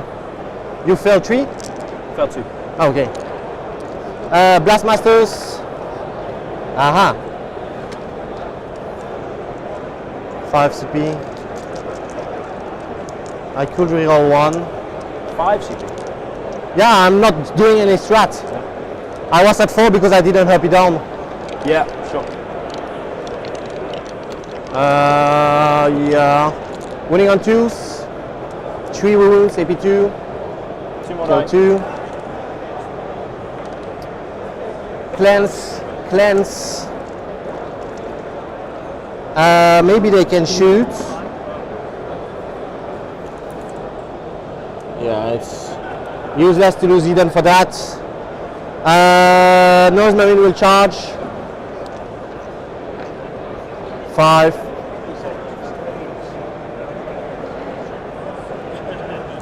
Should be enough.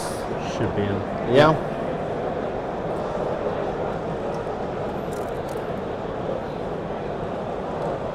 No way for me to avoid the line of sight with a 5.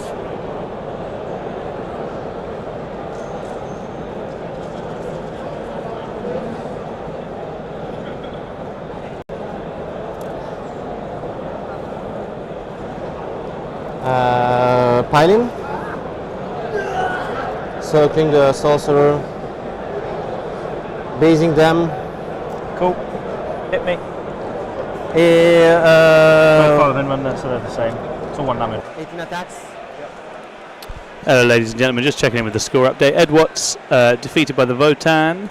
3-17. So Ed's scraping out some points there. We're just waiting to see how the remaining results come in. Matt Bell trying to play catch up on Liam VSL. Greg still in a slog with the Volts. Radford trying to dig out from under the Orc Horde, and Langton fighting with Scraps against the Tau, who are also fighting with Scraps. Then, of course, you got this cagey little number. And it should be said that a lot of the whole round we've been saying how relaxed everyone, yes, how calm everyone is. I hate to say it, but that mood has changed. Yeah, there is a hint. There is a bit of tension. There's a hint of anxiety, I think, with a few things dipping here and there. I think a few things have dipped. I mean, quick check at the scoreboard. Matt is 70-40 down to Liam, but has all of the boards. He's got everything all left. of the stuff. Liam's essentially tabled, so he's going to catch up by how much? Ed's 3 points could be incredibly valuable there. into a really rough this. But yeah, there's certainly tension going on right now. There's definitely tension. It's going to be close. It's always hard to know how much of that's just like anxiety and just nerves, but I think we need scores to come in as anticipated now. Yes, we don't want any more drops. No more drops. That's it. Otherwise, you're in draw territory. But we'll go back to players, and hear what they have to say as they hit a critical point. Let's start killing dummies. You have CP2 heroic, so I will just go as far as I want. So they can pile in. Yeah, no, whip goals. You can take the marker back, so because you will pile in, go to the marker. So I'm finishing the third there. Okay. So cleanse twice, no prisoner for 4 points. Prisoners. 4. Cleanse. 3, 5. And your other card, that was it, right? So 9 secondaries. 9 primaries, also. 9 secondaries. I get 4 points for burden. But these have to stay down. No updates. Okay. Your turn? I know. Okay, so just hold on. I'm gonna. Yeah. Are you okay? I'll screw you when you're up. 57-42 for me. Correct. I have 57-42. So up to you. Ready? Stay in -1 damage. Yeah. The score is being checked, but it's looking like a 12-8 Liam VSL win against Matt Bell. Very hard fought. Matt has done a fantastic job at holding up the Belgian Giant. I believe that's the score every time they play, which we were reasonably happy with as a way to slow Liam down. Fantastic work from Matt Bell, just didn't quite break out for those final points. Liam switched to blocking and defence and locked in a big score before Matt tabled him. Absolutely. I can see 4 of them.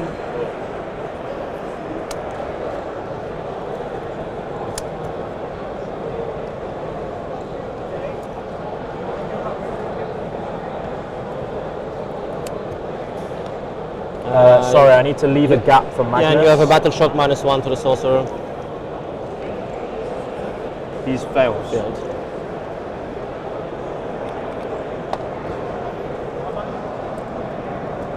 Thanks.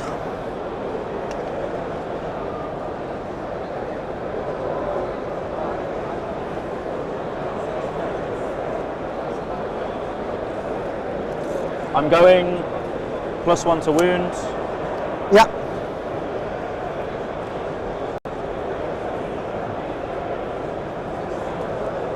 Where's the sorcerer gone? Where's my Terminator sorcerer gone? There.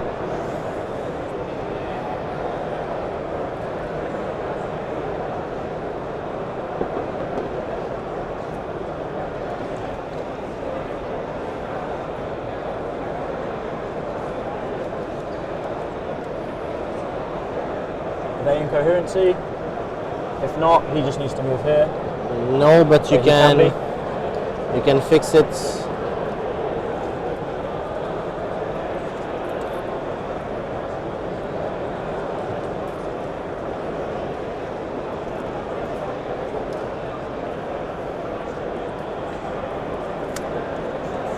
Seeing them. So Magnus is just going to 14. He's just going to move out 12 and be an inch short.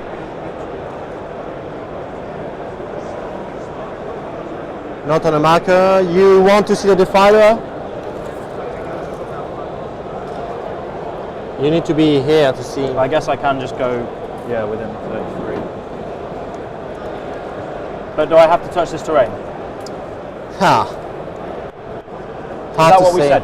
Because my intention is I'm just going to surge 1 inch. I think you don't have to. But the question we had is about the height of the leg. Because from here you don't see the leg. If I do this? Let's check if you see the bottom part. I think so. Let me know.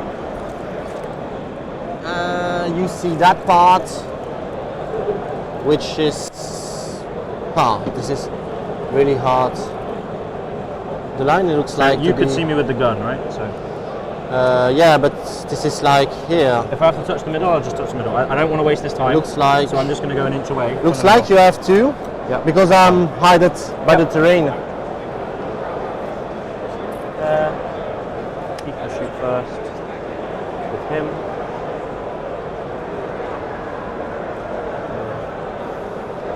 Oh, you can see. You just have to be a bit more forward. If you Oh, I want. can see.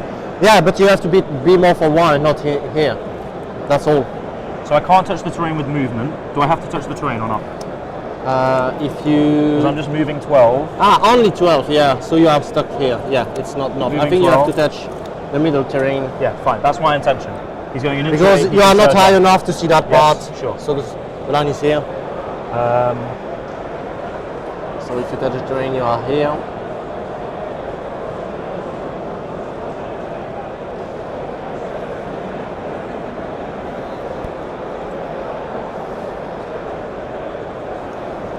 So I have to surge to shoot, so no action. Is that okay?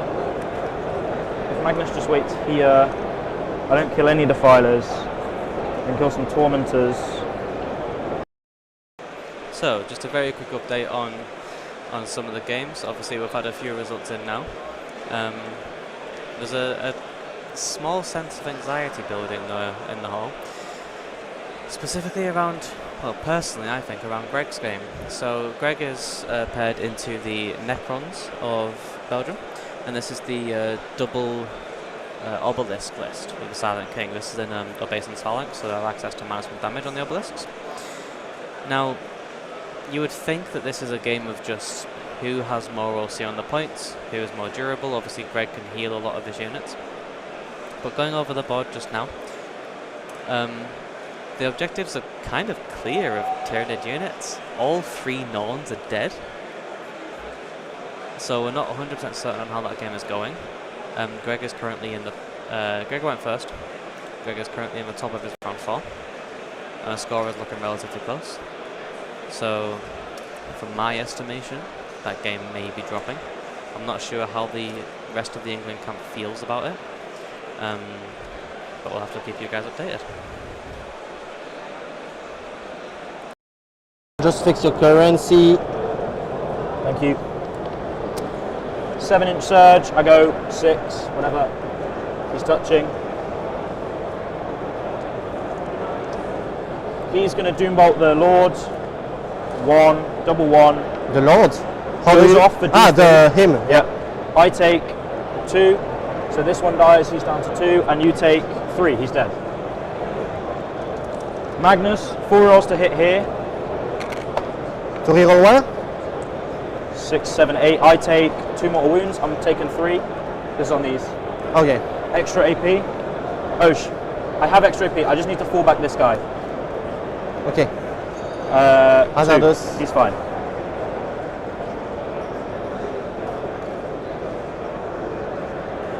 Sorry about that. Okay, so nothing can see that second defiler. Let's just shoot them first. So you have 1 guy on a wound. Yeah. I have real 1s to hit. I'll do the sorcerer. 24. You need to be 24? Yeah. The sorcerer is not the Soul Reaper.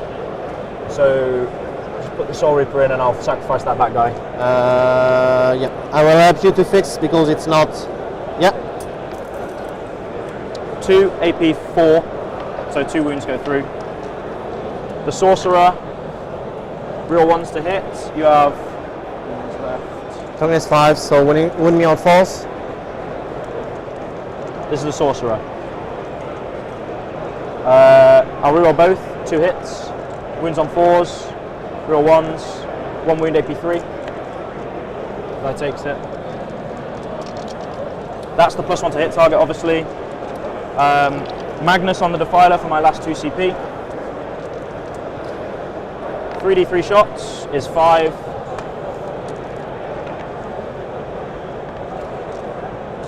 And on trees. 3s. 9 damage, 2 saves. Take 15. Take 15, I will CP1. Okay.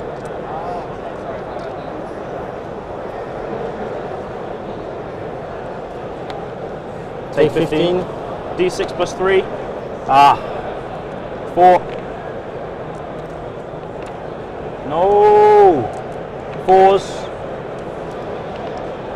2 saves if you want. Make Down one. to 1. Down to 1. Fuck. Ah, it's always the way. Okay. Everyone who can hear, everyone else who has to, will just go on the Rhino. Everyone who can to the rubrics? To the rubrics. So I'll start with the 2 damage sidekick. It hits on 2s. Real yeah, ones. I think all the squad can shoot the rubrics except these 2 maybe. Yeah, okay. Those 3. Yeah. 2 AP5, so 2 die, 2 damage. Missile racks, hit on 3s, win on 2s. 3 AP4, 3 damage, they're dead. On the Rhino is 3 shots, 1 save AP3, and then like this many shots. Take 1. Hit on 4s, 1 lethal, 2 saves AP2. Take 3. In total? In 2. So charges, Terminators, 7.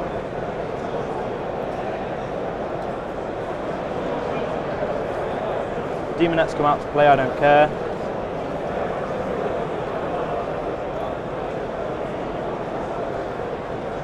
Seven is enough to go to the Rhino. And these.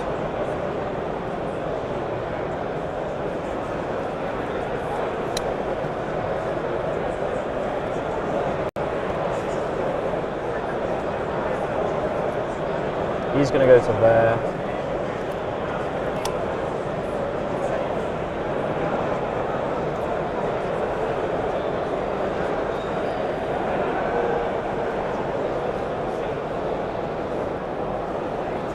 Just going to block out his 2 with all of them, so he can pile in down here. Move 7 to there. Just very quickly, while Alex is doing his pile-ins here and finishing off any other charge moves, just wanted to give a mention to the Army Painter, who have proudly sponsored this stream. So they've been helping us a lot, and they've been helping a lot of the players in the hall as well. We've had an amazing sort of repair station with plenty of glue and accelerant and whatnot, and for all products that you can also get.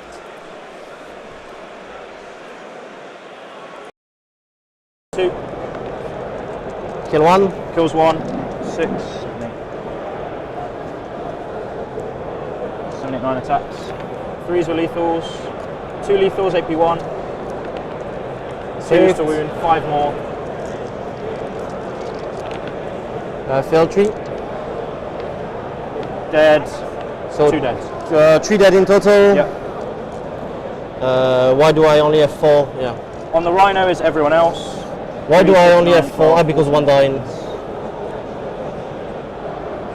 Just make sure. Yep. 6, 9, 15. This plus 9. 2 lethal.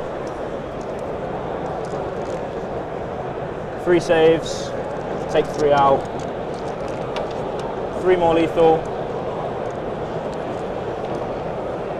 Okay, so 6 saves. I'm gonna clock to you now, if that's okay. Yeah, it's dead. if you want. That is my turn done.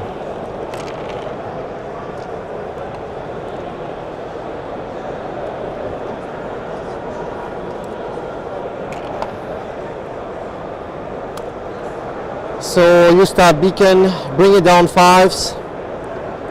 Forward, overwhelming, you killed only him. Only the Rhino. Yeah. So 3 points for overwhelming. 3 I'll take. 5 on bring it down, I'll take. And you only have 6 primary. Started beacon. I'm going to discard forward. Yeah. So I go up to 2. And 6 primary. Because it's not the action. Correct. 4 and 2. Yeah. I will spend 2 CP, go back with a Demonette squad. That should be screen 6 from that. It's the same. 1 wound on the Defiler.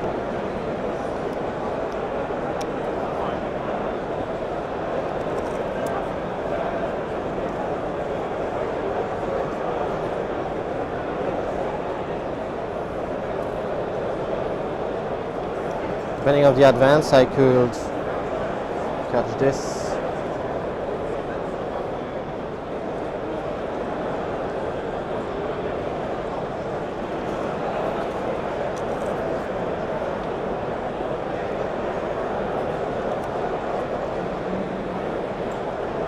These demonette go away.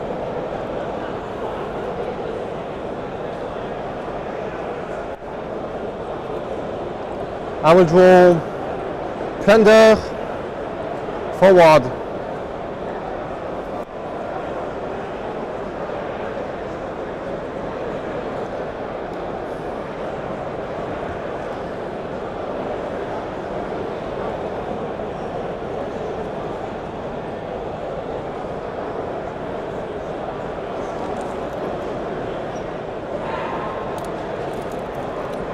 Can I fit a demonette? It should have been screen 6. Not on a marker. I'm on talking this, about yes, this. absolutely. Oh, not within 6, no. Not within 8. Not within 8, no. And I will not be able to drop 6.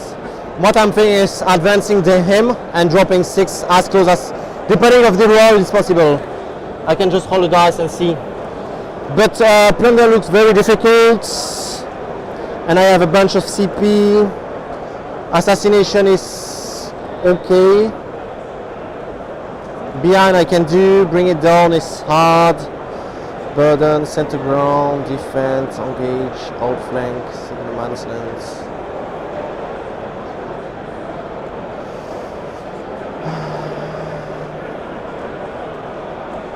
I will discard forward. No, sorry, plunder and draw assassination.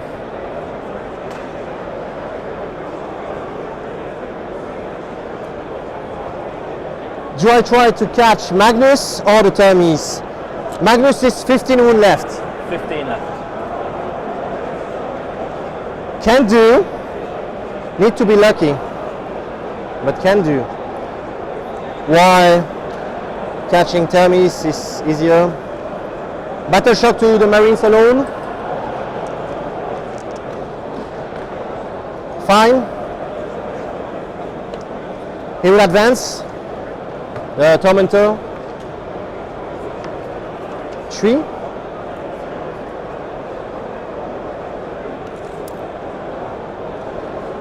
This means with 18 I'm there. I mean he will advance 10. Then drop Wally with an 8. This means this is 8 in charge instead of 9. And I'm not getting Overwatch. I think you're within 6 there though, so it's probably just still a 9, it's just the same. Yeah, because he will be here. It's still the same. Yep. I can just try an 8 in charge reroll.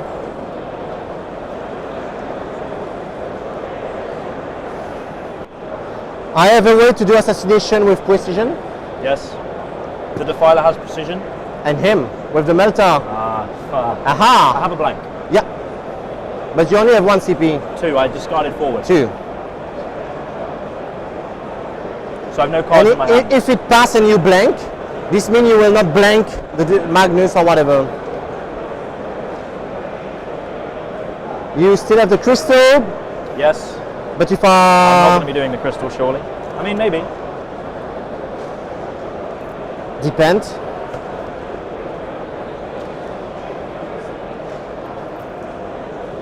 I need to stay 24 to not be Overwatch, which I can do by being here maybe. I can also try to run there to get assassination, but I only have 1 wound left. I'll Overwatch him.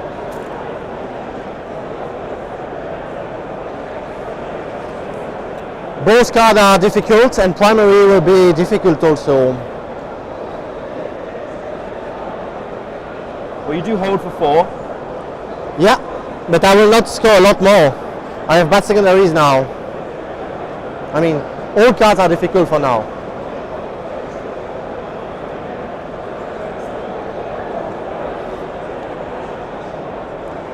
I can swarm the termies. You will not kill 20 demonettes. Watch me. After you've shot me, maybe not. Yeah, but if I swarm them, I can try to shoot Magnus. Yes. The charge from behind the terrain is 7, so 6 because plus 1. What was my last thing I said to you? Yeah. 6.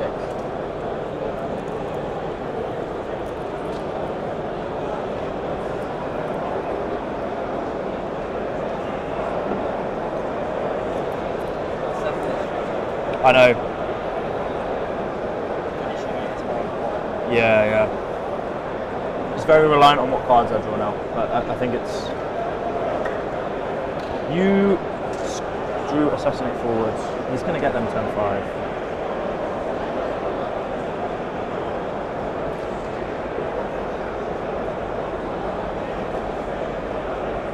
In fact, It's going to go up or down on score on cards.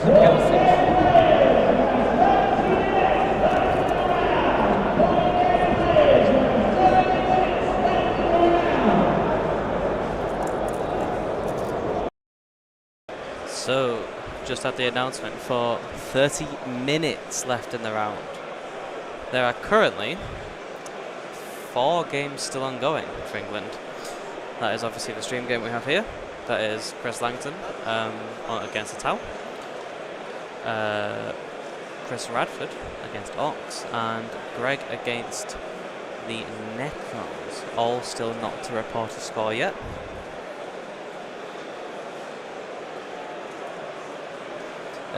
Is the round is looking drawish overall?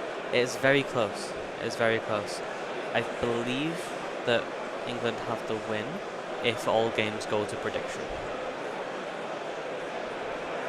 But we'll have to wait and see. There's a couple of games that are swinging down from prediction, a few that are swinging up. We shall see. Drazek, listen. Supporting England is great. I also detest Necrons.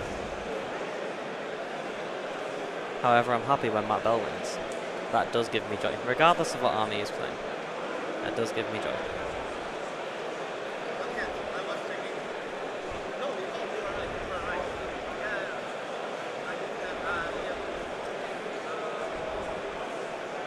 Do I think Magnus's favourite ice cream is a Magnum? That is probably true. What flavour of Magnum though? That's the question. Actually, here in the shop they had 2 flavours of Magnum. They only got them on day 2. They had white and chocolate and almond. And I am not a nut person myself. So, indulge in a white chocolate.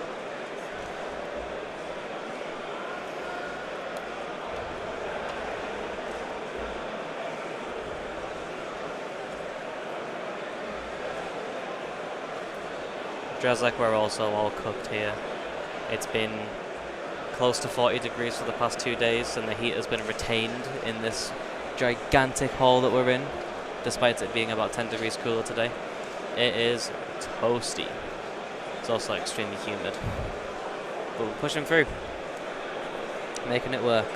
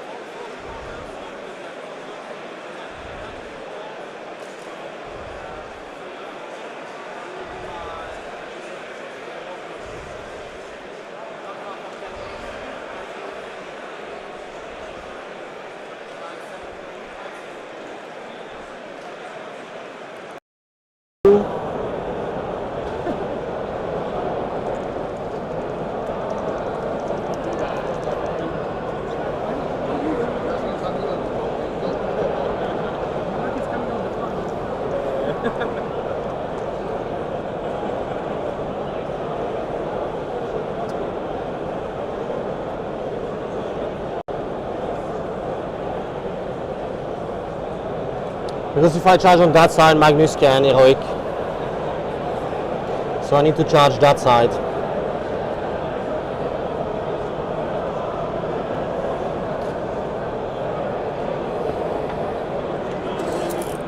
No other possibilities.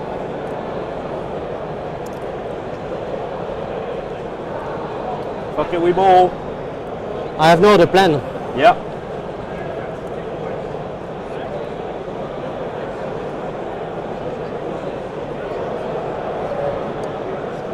How many CP do you have? Still plenty, 2.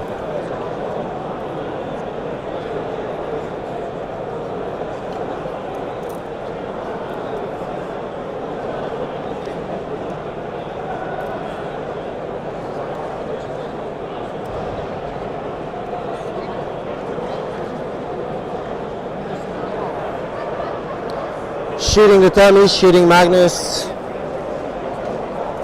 Magnus will. 15 wounds left. I need 7. 8. Can happen. I need 8 because you blank. No, I'm on 15. So you need 8 anyway. So you need 9. Yeah, I need 8. 9 because I blank. Ah yeah, you have 17. No, 16 base. I'm on 15. Yeah, so 15. Yeah, but I will do at least 1 wound with a small weapon. Will you? And I can, if you have like 1 or 2 wounds, I can charge and try to do some dev wounds on the last. Yeah, I am also getting a bit nervy about other games now. I have just asked Tom to get an update for us, and then he stopped to eat some grapes. Just Tom things, eh? Yeah, the other games were looking fairly close to the end. Obviously, this game being the longest one to go, so we'll have to see. But yeah, we'll try and get an update for you as soon as possible. Just before I hand it back to the players, I'd like to ask you all to like and subscribe. If you are enjoying the content, please do this. It really, really helps us. We want to obviously grow. We are blessed to be in this position of commentating the WTC. But we would like to come back again next year. And we'd like to continue growing the channel and producing more and more great content for you guys. So please don't forget to like and subscribe. In addition, if you could also check out the Armor Painter, who have proudly sponsored us. They are here to provide you with all of your hobby needs. And we appreciate them greatly. Thank you very much.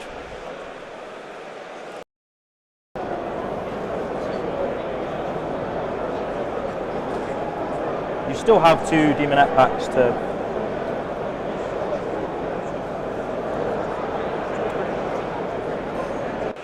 Connor, you absolute hero. Thank you very much. Love you. To put the timer on my side. Yeah. 1 lethal, 1 save. Dead. Yeah, pass it back to me. At least the Demonettes are alive. Yeah.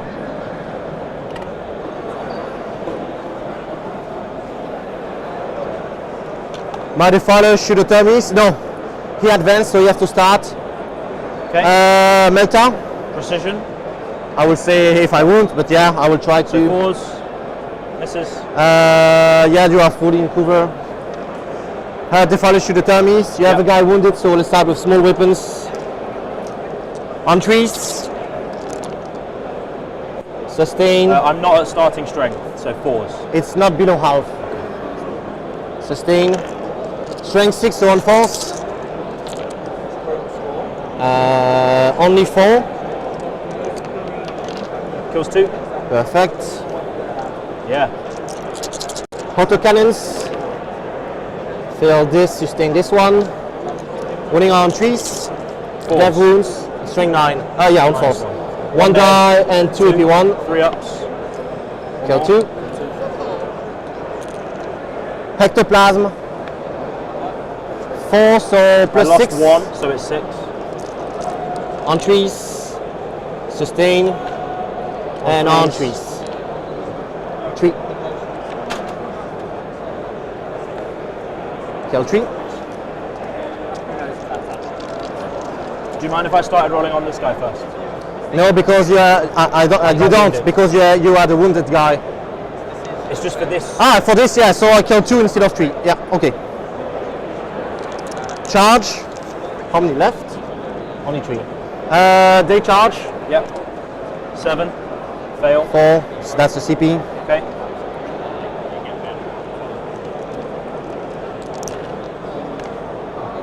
7 plus 1, 8. Yeah, wait a bit. Thanks.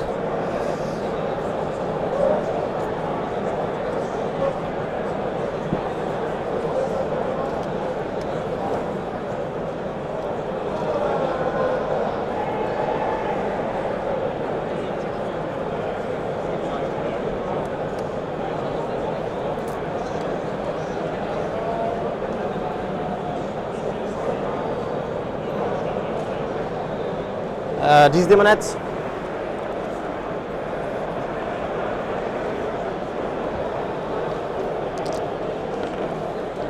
Six. Yep. That's what you needed. Enough. Yep. Just.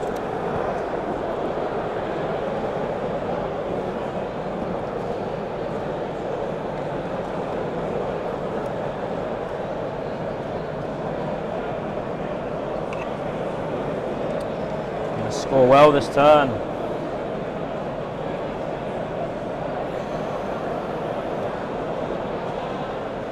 Cheese demonets. 8.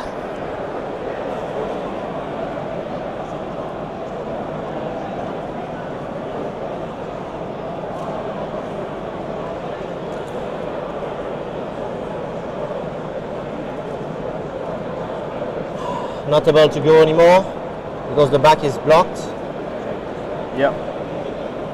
Has to be within 2, yeah.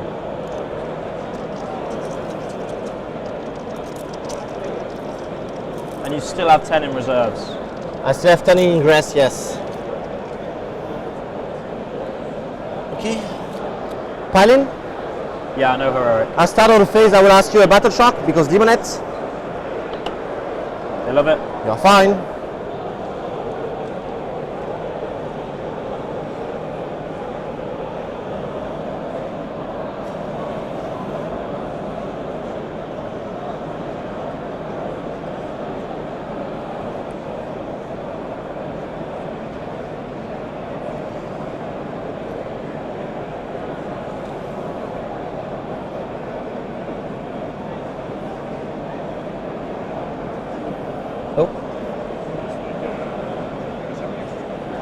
And on the other side, you don't have to CP to interrupt anyway, right?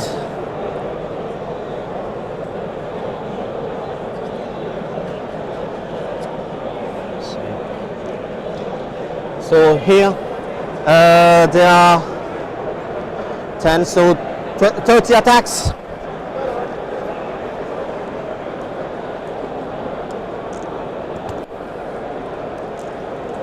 I will do 15 twice, hitting on 3s,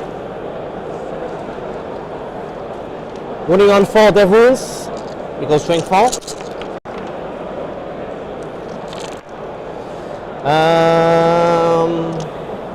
That's only 4 AP1 for now. We take 3. Second half.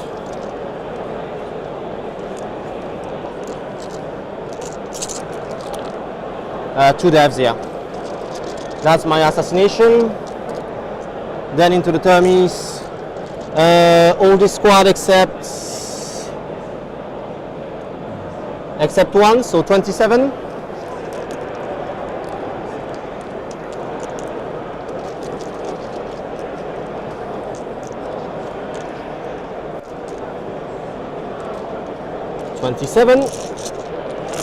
Sustained because of the Marines.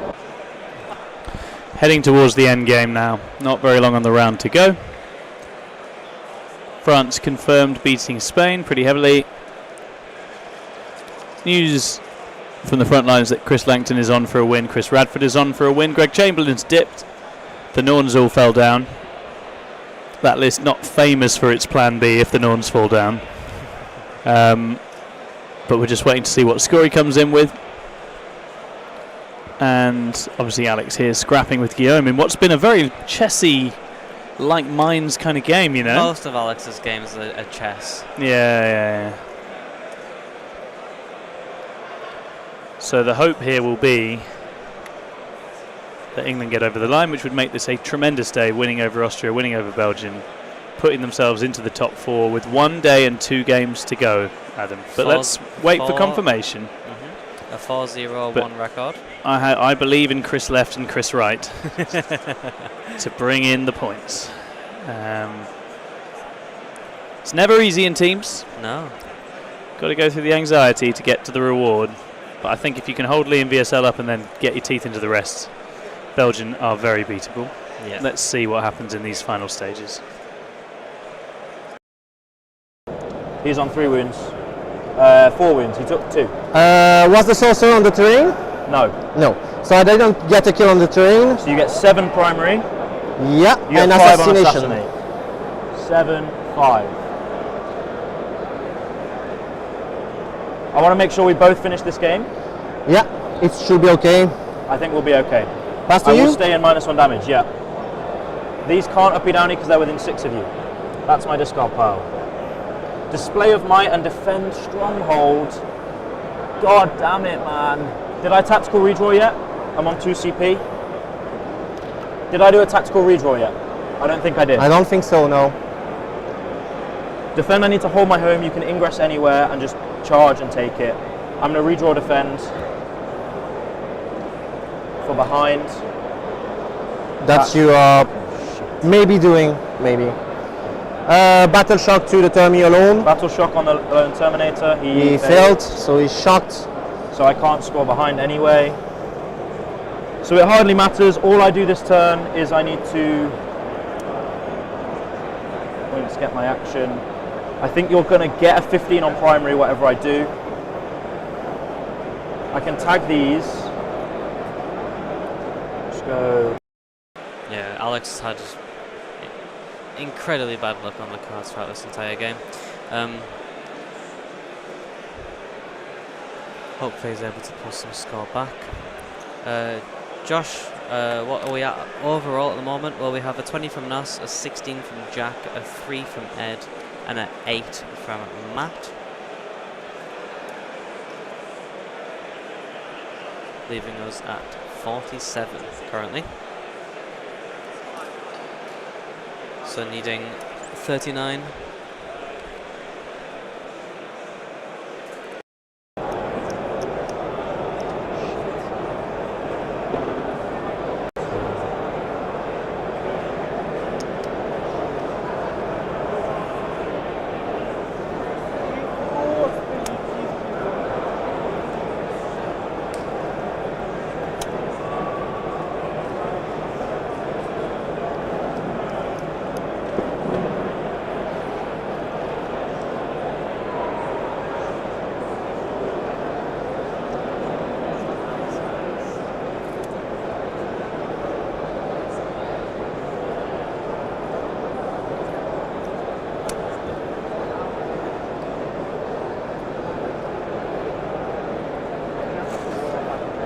It doesn't matter if you rapid there now.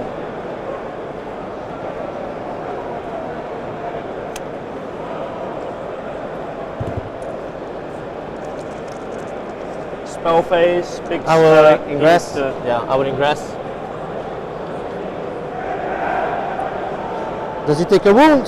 Off there. We have a score in from Chris Radford against the Green Menace, 13-7 to the Emperor's Children. Okay. So that's a win on the board. That's more points on the board. I believe that now leaves us at 60, 50 or 60 total, one of the two. The scores are just here. 36, 39, 47, 60 total, yep. 60 total. With 3 scores to come in, 26 points to find.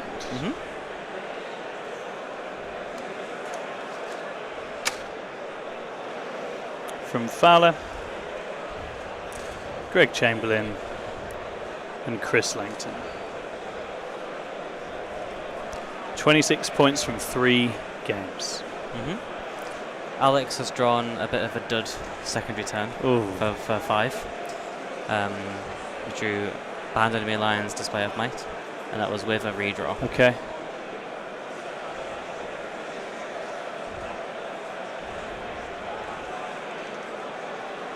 Tough. Yeah. So now I think Alex is just focusing on getting the action done for his primary in the middle objective, and he's just going full damage into the centre to try and kill everything off. So if he gets that terrain piece cleared, he gets to do an action, that's 4 points. It's going to be very, very close.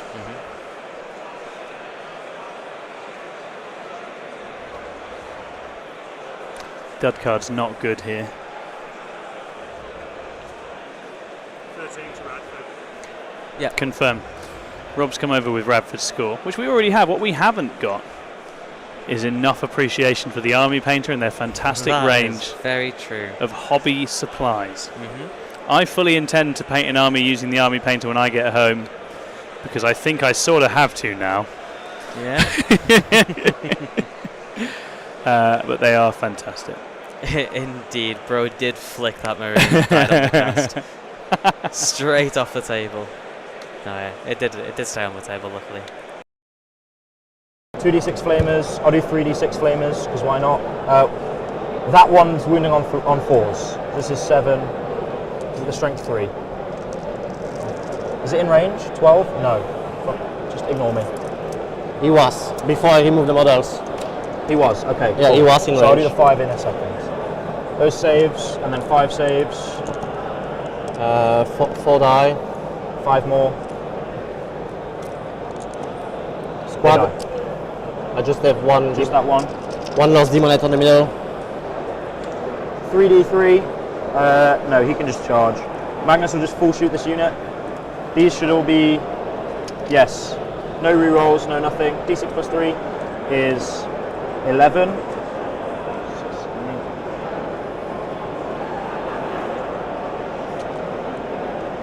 Twos. 3 dead. 4, 5, 6, 7. 3d3 is 4. 2 saves. So just confirmation there from the announcement that there are 9 minutes left on the round. There are still 3 games to finish, and we have 9 minutes left on the round. By the looks of it, I can see Chris Langton's table from here. He is scoring up with his opponent, so we'll get that result extremely shortly. Greg, I believe, is still ongoing with his opponent. I believe they're talking out. I'm not sure if they're done just yet. We'll get an update on that. So Alex will be the last game to finish by the looks of it, just from body posture and whatnot. So we'll get an update on Greg's game extremely shortly. Usually, but obviously as well in this situation, we would players rolling on the table. You know, we want them to roll in the box. Ideally, or hopefully I should say, you can still see the dice rolls here. They are doing this very quickly just because of time. We'll forgive them for that. It is very quick. As soon as turn 5 comes around for the EC, it should be very quick.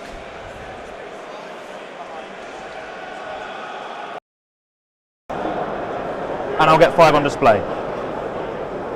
And that's my finishing score. So 71. I will just draw cards. And on the charge, I'm just going to make sure they're within your territory.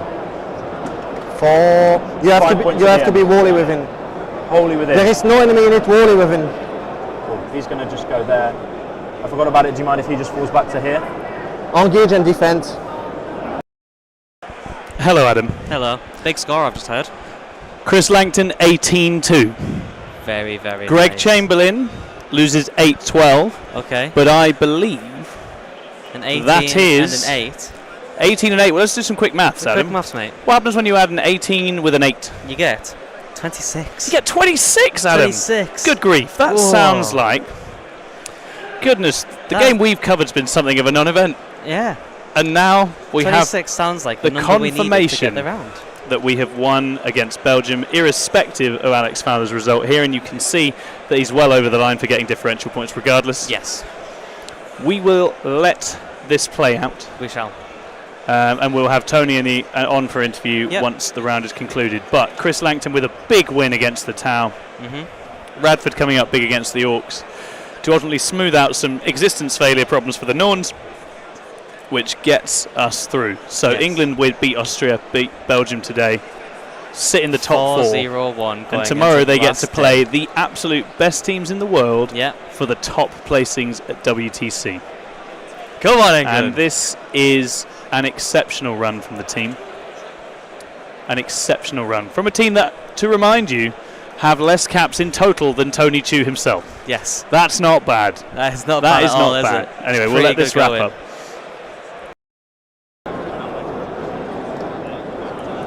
I've not scored my turn yet. Yep. 10. I just scored 5 points on display. 5.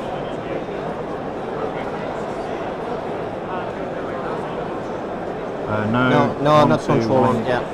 71-89. So that's 18 difference. 18. 13-7. 14-7. Thank you. Well played. Great game, my friend. Let's fix the sheet. Let's fix the score sheet.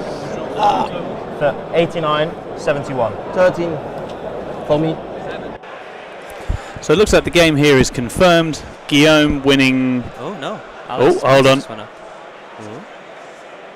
We're going to let the boys chat the scores before we confirm anything here. Does look like an Emperor's Children win.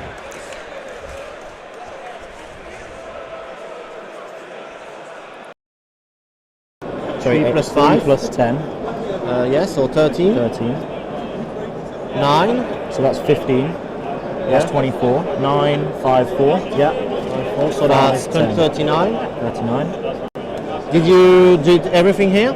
No, I've not done everything there. We'll do that in a second. So assassination just turned 5. 4. Scored turn 4. Because So we'll be shortly getting Tony on there, just double checking the scores here. But just a quick shout out to the Army Painter for providing us with all of our necessary hobby and gaming needs.